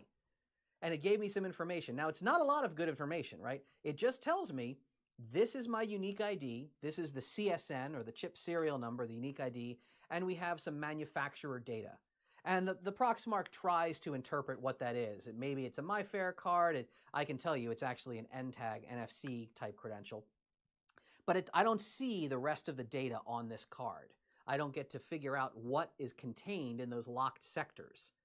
The thing is, in many instances, I don't have to care. There are lots of technologies out there where they only use the CSN. This is really common in any kind of product where they advertise interoperability and compatibility with other systems, where they might say, like this Samsung deadbolt, they say you can enroll new credentials. We ship you a few credentials, but if you want to use your student ID, if you want to use your work badge, if you want to get more credentials, you can enroll more credentials. Use your phone, who cares? That's great. I love that you're helping people out there, Samsung. But do you think Samsung has spent the time to figure out how every one of those different high-frequency credentials works and where it stores its security payload, and is it encrypted, is it not, how do you do the key exchange? They don't have time for that. They want the user to have a smooth, seamless process. If I want to enroll my hotel key into my home deadbolt, like why not? Sure, let it work. They do this by only caring about the CSN, the chip serial number. It's like this. If you have this building where the reader is looking to talk, a high security credential comes up to the reader and says, hello, I'm Susan, and this credential is ready to do that crypto exchange, right? Are you going to unlock the safe? Are you going to take out the piece of paper? And they say, okay, let's start our handshake. The chair is against the wall. What's happening? This reader literally doesn't know what's happening. It doesn't know the encryption. It doesn't know what technology that is, and it doesn't care. It says, I got your name. Your name was Susan, right? All right, let me just tell the boss you're here. Hey, Susan's here. And because the system is set up to say, well, the CSN, the chip serial number, is supposed to be a unique ID, that's probably fine for security, right? No one can change that. Sure, Susan, we know a Susan. There's only one Susan in the world. Let them in. Go ahead. What's the problem here? The problem is that you're not using any secure memory segments. You're not accessing any of the secure functions on the chip. You're just using the CSN as an authenticating token. You can clone that almost as easily. Again, I don't have to be a reader that has all kind of crazy crypto functions. I don't have to know how to unlock this credential. If the credential immediately gives me its CSN the moment I see it, they might want to do a bunch of encryption. I don't care about the encryption. The credential says, well, I don't know how to talk to you, and it leaves. Do I have to do encryption if I walk up to this building? No. What's the building expecting? It's expecting just a little chip serial number, and I say, hi, yeah, guess what? I'm Susan. Sure, why not? Consider me Susan. And is Susan authorized? Sure, Susan's authorized. In systems that want to be as smooth as possible as an operating experience, they're only relying on the unencrypted CSN. And they rely on it because they say, well, there's no way to change the CSN. It's not like I can rewrite that block 0 on this token, right? It's burned in at the factory. Well, that doesn't mean I can't rewrite it on something else. Just because you're not supposed to be able to rewrite the CSN doesn't mean you can't. There are a lot of credentials out there now on the shady kind of places on the internet where it'll say block 0 changeable, UID changeable, clonable cards. This is tech that's out there now for people who want to hack on RFID. So what we have here, this is a little NFC enabled padlock, right? So if I want to unlock this, present the token, that works. But part of the functionality on this lock, they advertise it as, ooh, it's super extensible. If you have other credentials, you can enroll new credentials. So I've taken a card that didn't come with this lock, but I've decided to program it into the lock instead.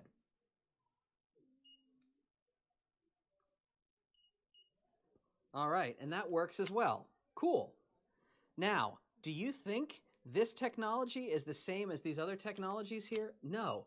It just happens to have a high-frequency chip inside of it, and that means it has a CSN that'll spit out whenever you're near a reader. So, if this padlock is operating in CSN mode only, let's go ahead and do a CSN cloning attack. So we had this right here, right? This was the serial number that spat out when we were scanning this tag. I can actually tell you that a lot of these systems don't even use the entire serial number. I'm just going to grab the beginning of it. And now we're going to use one of our reprogrammable cards. So here we have a magic card, sometimes called a magic reprogrammable MyFair card. So I'm going to say, high frequency, we're doing a MyFair credential here with set UID. And what do I want to set it as? Well, I want to copy the UID that I know works. Old UID was 1234. That's going to be written over. New UID. Okay. This now has the same CSN, the same unique identifier as this card. I haven't copied the rest of the credential, nothing of the card contents. I've only copied that UID, that CSN string. Let's see what happens. Green light, lock is open. And I know this sounds crazy, but that's how it works on a lot of these systems. Manufacturers want to put product in the marketplace that has maximum compatibility. So here we have a reader by RF Ideas. This is a high-frequency reader. It's, it's sold as a super secure solution. And they even say, like, look, our reader is so awesome because it works with, look at all these technologies. Look at all these different high-frequency card types. There's like 20 cards here. How many does it support? It supports all of them. Awesome. How does it achieve that level of support? Because it's operating in CSN mode. All of these chips, yeah, it's just chip serial number, chip serial number. Does it support any secure memory unlocking? Yeah, with 2. And one of them, by the way, Legic Prime, is super broken and outdated now. German hackers broke it like 10 years ago. So this amazing solution that supports all these credentials, wow. But are you really supporting anything securely? Or are you just reading the unencrypted portion of a card that was never meant to perform a security role? Now, better standards are emerging. There are interoperability proposals. The LEAF standard is a good one if you want to research into this, where they're going to say, look, all credentials should try to store the credential payload in the same sector, and you should try to unlock it in this fashion. And this is how you manage keys. And this is how you interoperate between different systems. We're not there yet. So right now, if you buy a product and it advertises, oh, this can operate with all these different card types, be skeptical of it. Okay, so you want to start getting into this, you want to start doing some of these attacks, maybe getting a Proxmark or even a cheaper device if you're starting out just to learn about this. You're going to need blank credentials, right? You want to get some reprogrammable credentials to do some hacking, some cloning, some attacking. What are your options? Well, on the low frequency side of the house, we've talked about the T5577. That really is the gold standard now, and it's available in plenty of form factors. You can get cards, you can get little fobs, you can get it as stickers that go on your cell phone case or something. You can find them in all different shapes. For high frequency, for those NFC and other functions like that, well, remember, NFC is a pretty open standard. You can read the ISO standards. You can pick up reprogrammable tags. The NTAG family is one of the biggest ones. So you'll see NTAG 216 or NTAG 215 or NTAG 213. What's the difference there, by the way? Just memory size. The only difference is how much storage capacity is on the tag.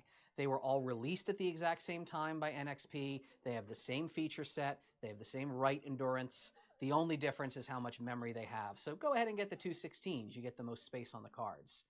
But the really fancy stuff for the hacking of areas of the chip you're not supposed to be able to modify, that's where we get into those magic cards, right? And there's a different varieties out there. There's the old MyFair Classic, which is a very common type of credential that's a little outdated now. That's been around for a while, the Magic MyFair card. But they even have newer ones, Magic DesFire cards and so forth, where you can write that block 0. You can modify things you're not supposed to be able to modify. So this is all accessible stuff.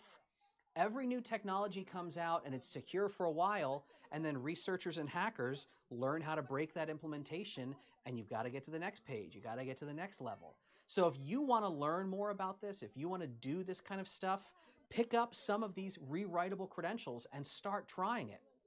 By the way, I noticed this chart's not really to scale here. Those sticker dots are pretty tiny, right? They're smaller than the fobs. Let's fix that. Also, what's that at the end there? That's also not to scale. Let's fix that. You know what those are? Ever heard of these? That's right. Those are implantable credentials. Those are biohacking implants that you can insert between the first and second metacarpal of your hand, or really anywhere on your body if you like. And they are T55 chips or Magic MyFair chips or NTAG 216 chips. And I can speak with experience here because both my wife and I have these in our hands right now. We have had them injected, we've hacked on them, we've played with them, we've reprogrammed them, and we use them for all kinds of purposes, right? One time my wife, wanted to get into a building. We had a copy of her ID written to her hand, so she was able to access wherever she needed to go in that facility without carrying cards around. What do I do most of the time? I don't go into high secure, well, sometimes on pen tests I will write a badge to my hand and then people can't figure out how am I getting in this building? You don't have a card on you. For the most part, I use it for hotel rooms. I like to crack the implementation of whatever security is on my hotel key, clone it, and write it to my hand, get myself in that room, and then I go to the next hotel, and again, they're rewritable. So I can erase my hand, and I can rewrite it at the next time I travel, and write the hotel key for that door. So I think this is really neat stuff. If you want to get into that, well, look for a talk at the DEFCON this summer in the US, where we hope to talk about this for biohacking and implantables. But all of these chips, they are really well known and they're understood by the hacker community now, who are developing these toolkits and these different ways of interacting with them. If you want to learn more about this kind of technology, if you're excited about this, couple of names I'm going to give you. Babak Javadi, one of my longest time friends, one of my business partners, great guy in the access control space, and our colleague Iceman, right? So Christian Herman, this gentleman, he is responsible, again, for much of the RFID Research Group's project work. He's responsible for the design of the new Proxmark, and he runs a Discord. There is an open Discord server. Anyone can join, anyone who wants to learn about this. It's a wonderful community of hackers that just share information. They say, hey, I've got this new chip. I don't know what it is. I think it's low frequency. How do I decode it? And people would start jumping in and say, well, let's try this. Try these commands. And someone else says, oh, those commands need to be rewritten.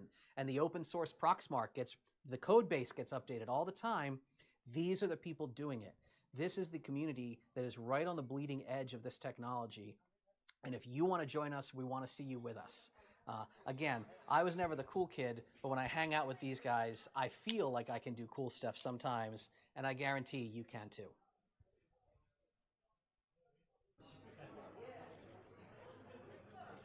线上的朋友们，如果对这个议题有任何的问题，可以通过留言的形式进行互动。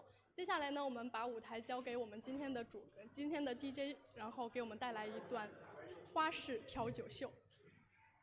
大家好，我是本场的调酒师，接下来给大家展示一下这个花式调酒的魅力。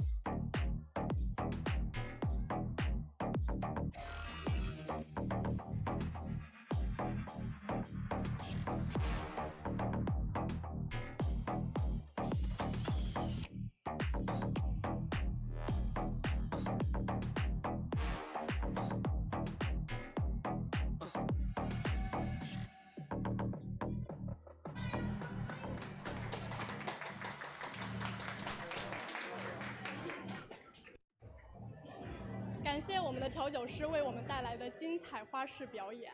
然后很多弹幕的朋友在问我们这个怎么 VR 参会，手机打开百度 APP 搜索头号即可，点击3D 参会，然后下载相应的程序包即可参与。然后接下来呢，就是大家非常期待的未来街明星秀，包括樱花兔机甲女郎舞蹈秀、吉拉爱丽丝 Memory 钢琴独奏、Cuba Girl 全息玫瑰神经漫游者机器女郎调酒秀、乃万 Battery 歌舞秀、洋舞街舞秀、技术大咖街舞秀，敬请期待。Yo, everybody, welcome to the DEFCON China Party.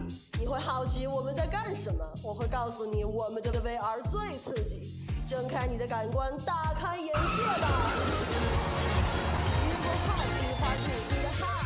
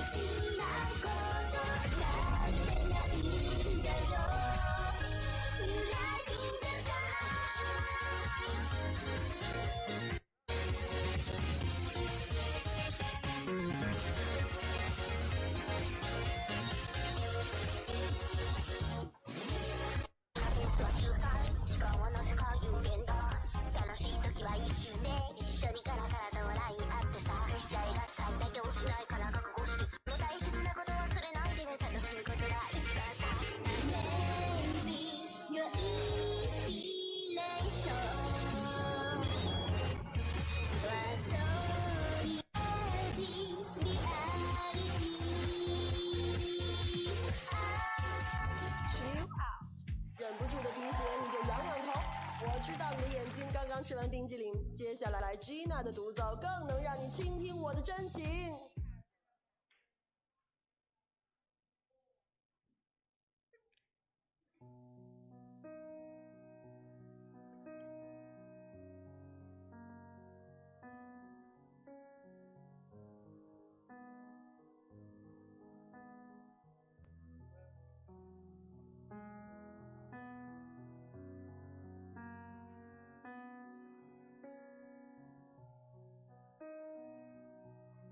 先别摇我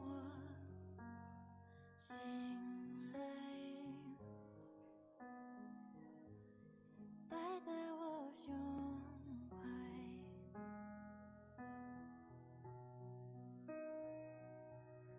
像做梦的小孩，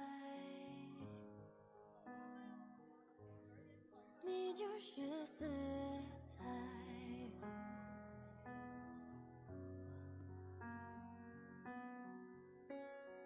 爱近一点，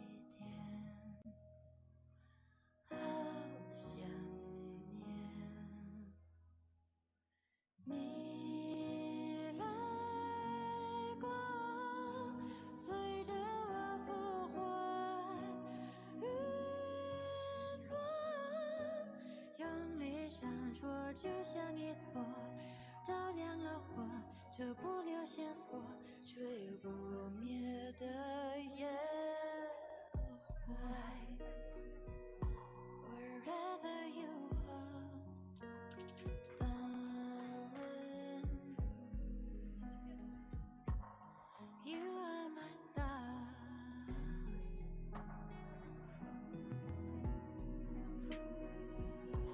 Whenever we meet, darling,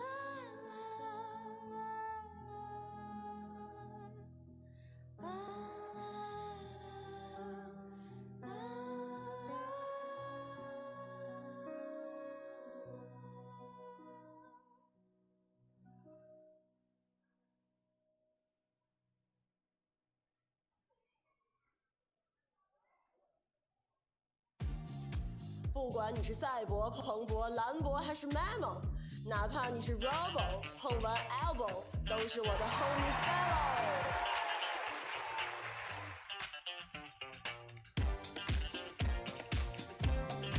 极限女郎的调酒秀，喝完这杯即刻特饮，不就 hands up？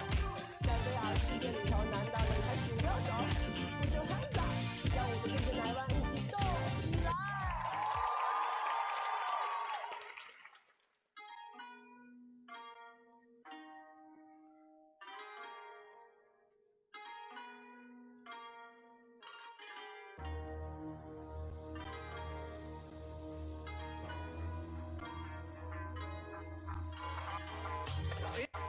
！Feel like now might be the time， 图梦想家的符文最绚烂的色彩。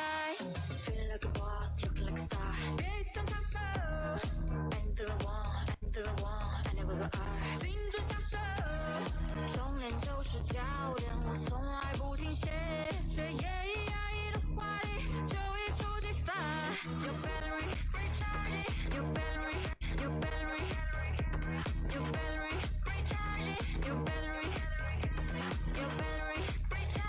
your battery。选择野蛮生长是我公开的计划。别太早亮出底牌，结局不是100%才值得期待。You don't even have to try, shining like a diamond, girl you make 'em blind. Feel like a boss, look like a star， 别想插手 ，I'm the one, I never will are， 精准下手，起点就很耀眼，我从来不停歇，骨骼里埋藏的风味就一触即发。Your battery, your battery, your battery, your battery, your battery, your battery。选择野蛮生长是我公开的计划。Go girl, recharge, recharge. Go girl, recharge, recharge. Go girl, recharge, recharge. Go girl, recharge, recharge. Now 充满野心的点，50个闪光构成一个面，保持着沉淀，保持着沉淀，不是变现，保持着分辨，不是片面。Recharge ASAP， 十足的把握不再眉笔，勾白了非议，出棱角，别忘了谁才是最后的赢家。Your battery, battery, your battery, recharge, your battery, your battery, recharge, your battery. Na na na na na na na na na na na.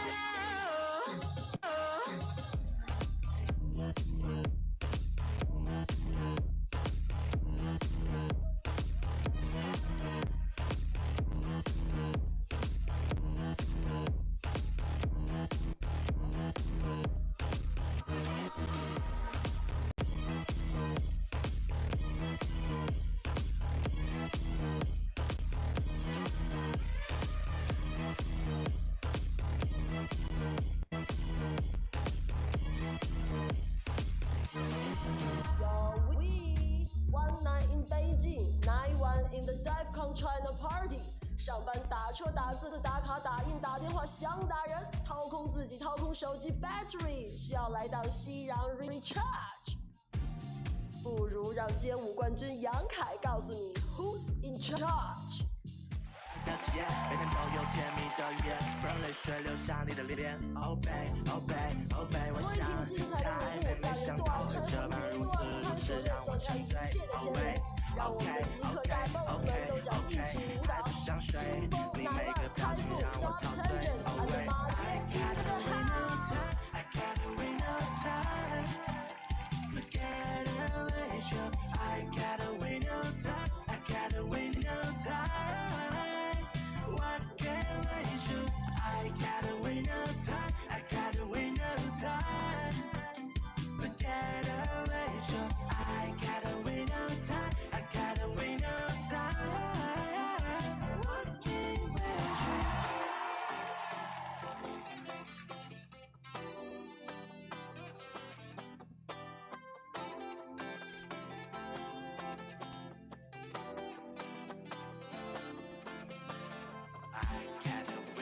time. I gotta wait no time to get away. So I gotta wait no time. I gotta wait no time.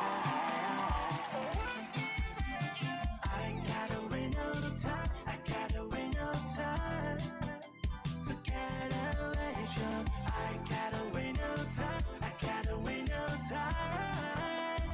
What can I do?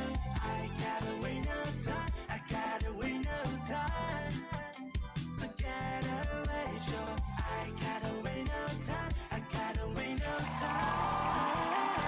What can we do? I gotta wait no time. I gotta wait no time to get away. So I gotta wait no time. I gotta wait no time. 美好的时光总是短暂的，此时此刻，我们的 DEFCON China Party 也即将落幕。在这里，首先请允许我代表 DEFCON China Party 的组委会，代表百度，感谢我们的行业领袖们、我们的艺术大咖们、我们的潮流先锋们，能够与我们的万千极客一起加入到 DEFCON China Party 的团聚中来，共同见证的 DEFCON Struct 的诞生，共同在熙攘的虚拟互动空间中去开创这样一个全新的尝试。我特别喜欢这种 party 的形式，因为 party 才是 DEFCON 的精髓所在。首先 party 就是一场聚会，给我一个时间，给我一个地点，给我一群朋友，我们会达成共识，也会发生争执，甚至来一场攻防的 battle。这是我们不远万里相聚的理由，也是我们去下载那个不太好用的熙壤 APP 的理由。相互交流，相互学习，相互成长，相互成就。Party 还代表着我们是一个家庭，一个可以容纳全球极客的大家庭。无需顾忌那些条条框框，一起迎接那些风风雨雨。我们能够彼此信任，彼此接纳，彼此关照，彼此连接。我们欢迎每一份创想，欢迎每一份勇敢，欢迎每一个最重要的你。最重要的 party 还有它特有的仪式感。实际上 DEFCON 就诞生自一个 party， 而我们则希望将它的专业、进取与开放和中国这片神州大地的历史文化与精神相碰撞、相融合。由此，在 DEFCON China Party， 我们看到了这个虚拟的空间，看到了赛博世界遇上东方朋克。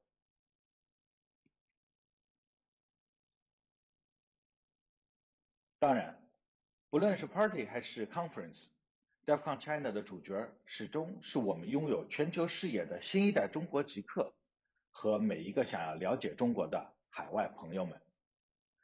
而连接全球网络安全社区最重要的两极，助力年轻极客们的成长，也始终是我们的目标所在。在这个疫情依旧凶猛的时刻，在 DEFCON China Party， 来自海内外的无数极客与我们一起去打破不可能，去创造奇迹。这一切对于极客世界的重启，对于大洋两岸的重联，对于现实与梦想的重聚，都意义非凡。此时正当时，就让我们重拾好奇心，打开探索欲，在全新的 AI 时代里，以极客的方式，以技术的力量，以极致的坚持，结伴而行，共同迎接一场新的签约，共同开启一段新的旅程，让我们所畅想过的所有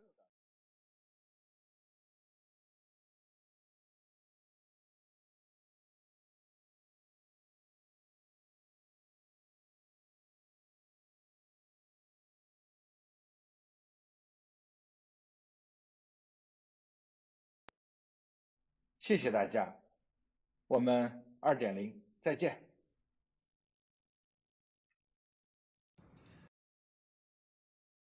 Ever DEFCON party in China, and the first event we've ever held in VR. Now we've learned a lot. We never thought we'd go into 2021 trying to build a virtual space and create avatars and interact this way. I thought it would be more like a Discord chat server. So I was really excited, and it's been fascinating how this all turns out. So I'm saying next time we see you in China, if it's not in person, it'll probably be in VR. Now, none of this would have been possible without the help of our partners and supporters. So Baidu, thank you very much. XR Space for helping build the environment. But I really want to thank those who brought the content, the speakers, sharing their knowledge with us, the DJs, spinning, producing the music, creating a chill space for us to just relax and meet each other. Darrington for building some of the history of DEF CON, giving you something new to learn. Jason Scott, who produced the DEF CON documentary almost 10 years ago, 8 years ago. Now, I hope you learned a lot. I hope you got exposed to some new ideas, but DEF CON has always been a balance of technical and social. If we have too much of a party, you don't learn. You learn too much, you don't make those social connections. So it's always a balance with DEF CON. So I hope you took some time to hang out and make new friends. These are friends you can have for the rest of your life. They share a passion for the technology, for figuring out how things work, hacking them, putting them back together again, making the world a better place. Now, because technology is global, hacking is global. And no matter what the future holds, the pandemic, we will always strive to build a global hacking culture and community. And you are always welcome, whether it's online for DEF CON 29 or DEF CON 29 physical. Could be China next year. But whatever it is, I want to encourage you to get involved. Get involved with local DEF CON groups. Get involved in local chapters. Start something new. Tear something apart that hasn't been looked at before. But whatever it is, please reach out, make it social, share your knowledge, and help try to improve and make the world a better place. And we can have a drink while doing it and making some new friends. So, 谢谢, thank you so much, and I look forward to seeing you in the future.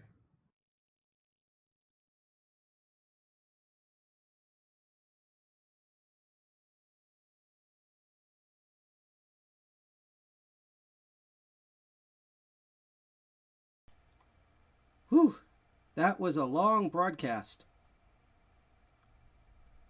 I think we covered everything we could about hacking in China. Is there anything we left out? Oh yeah!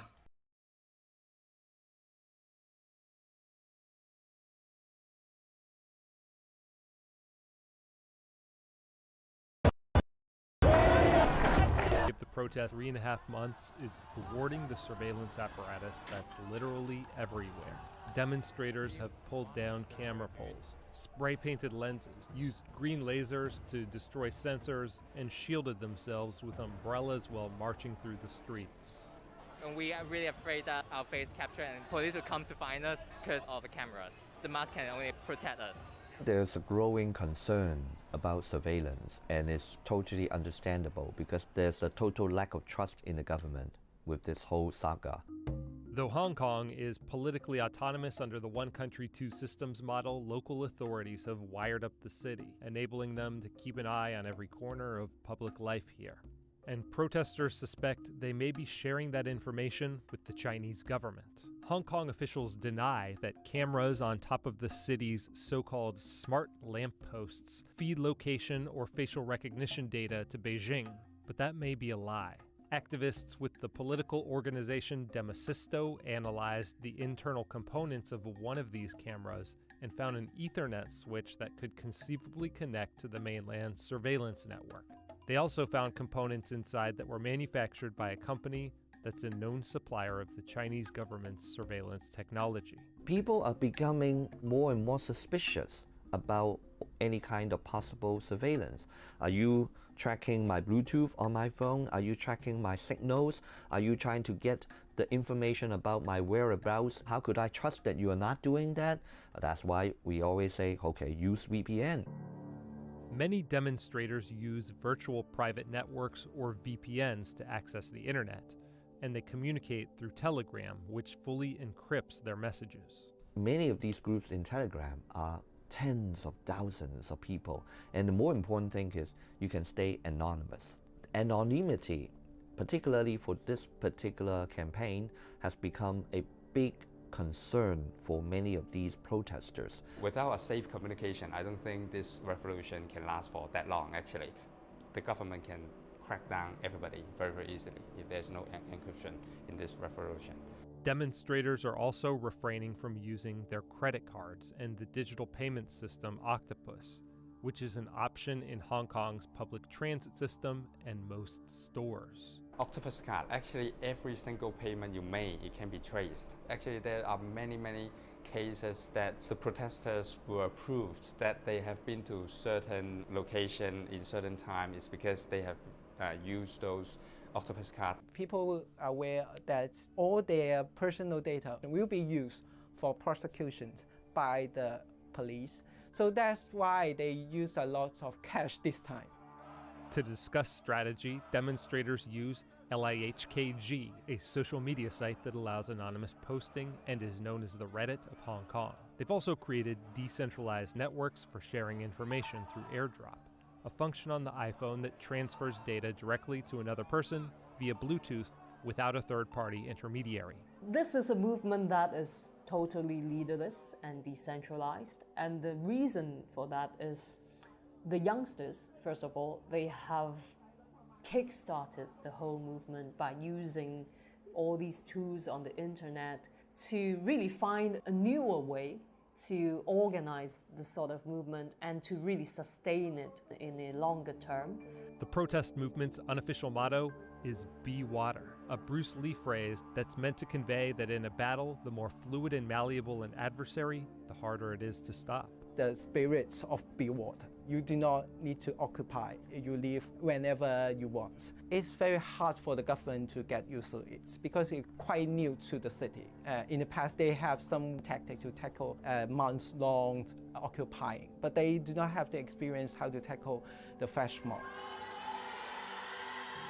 They work as an AI. They keep self-learning, keep improving, keep changing the tactics.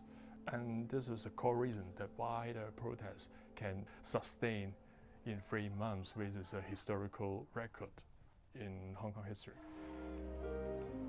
The absence of a central authority has left the protesters' communication network particularly vulnerable to sabotage.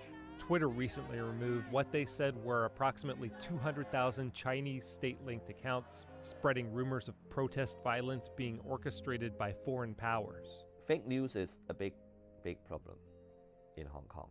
They make up a lot of stories that try to defame the activists and have a lot of conspiracy behind it that is mobilized by the international power. So that's why it's very important for the activists in Hong Kong to do a lot of fact-checking as well as clarification job. People actually set up a lot of Telegram groups and ask people to report that kind of fake news. I'm working with some people in journalism and academic areas to try to see that there are more locally based fact-checker organizations that can be set up, and I think that would go a long way.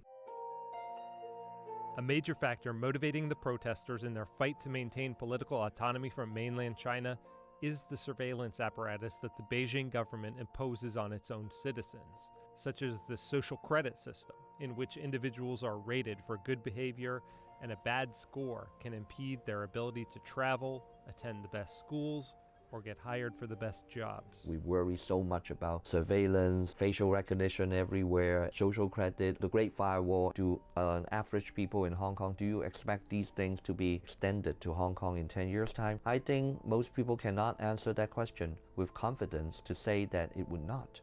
And that is the problem. If you go to outspoken, you are willing to voice out what you think and what you think is right or wrong. They will have different tactics to make you trouble. they will use police forces to maybe arrest you or following you, which is legal. Nowadays, more they will use triads to try to break into your storage place or your office, to try to disturb your family, your living place, to try to hurt you. They will try to make you nervous. The Hong Kong government has stopped answering the demands of the protesters, and the conflict grew more acrimonious on October 1st after a police officer shot in the chest and injured an 18-year-old demonstrator who had attempted to hit him with a rod. Last week, the government announced a ban on wearing face masks in the streets. It has escalated to a point where people are realizing what we need is a political reform in the whole Hong Kong legislative system. And also, of course, the Communist government is not backing down either. So we are preparing ourselves for an even longer fight.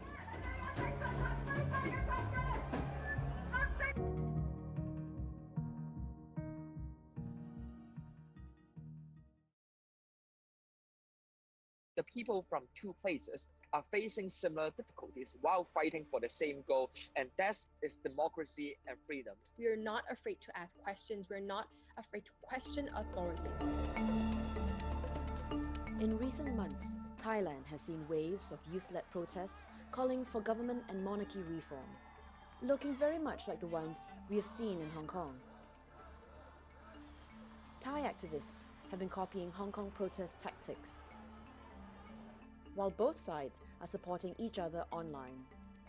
They're part of an Asian youth activist network called the Milk Tea Alliance. We asked two prominent young activists to tell us more. Our similarities between our protests are the flash mobs, on how people are coming out of the streets almost every single day to come protest. The footage of umbrellas and helmets, water tanks were astonishing to protesters in Hong Kong because of the emotion invoked by recalling the memories of last year. Full-gear protesters with physical clash are less likely to be seen after the pandemic. And I think that's one of the reasons why Hong Kongers really care a lot about what's happening in Thailand right now. Our situation in Hong Kong are very much the same, and thanks to Twitter, we know that we are not walking alone.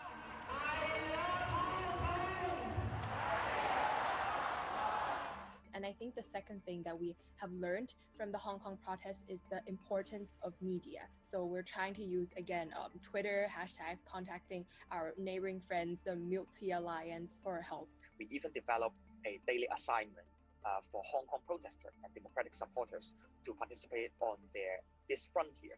Each day, you have got a list of essential tweets to comment or retweet to boost protest-related content into hot topics. Following the Thailand movement, we connected to share some Thai hashtag.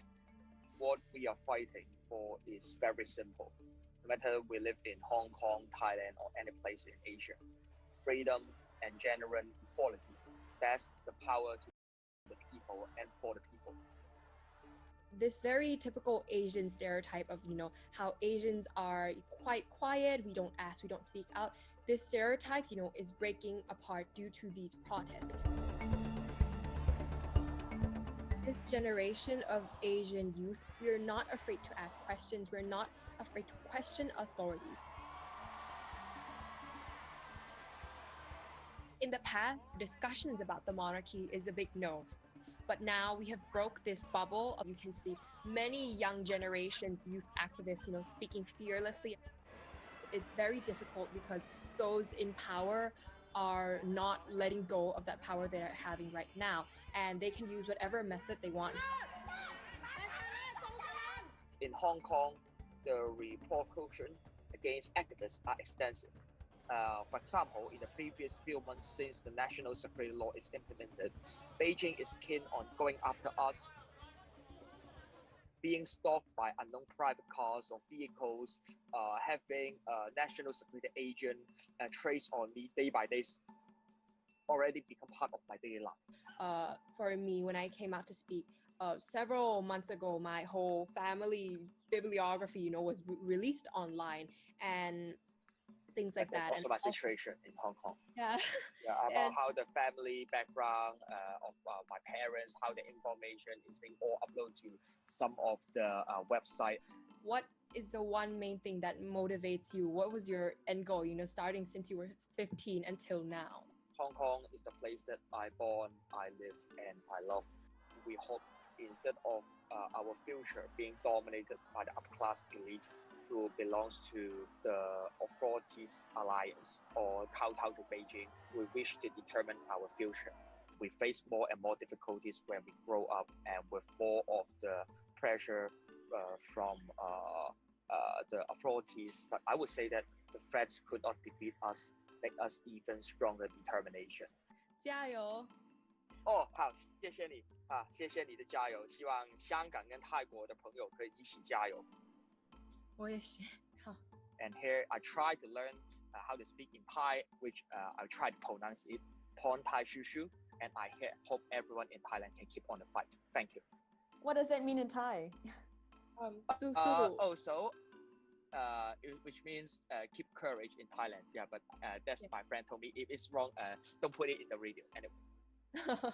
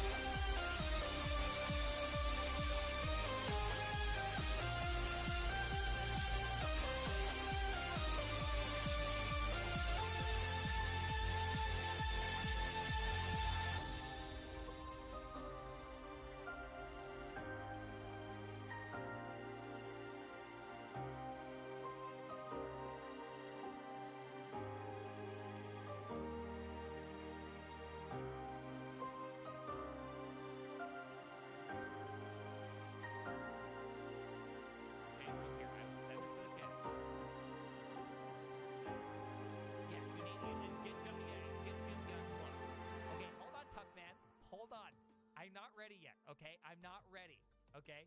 Toggle it in, input your name.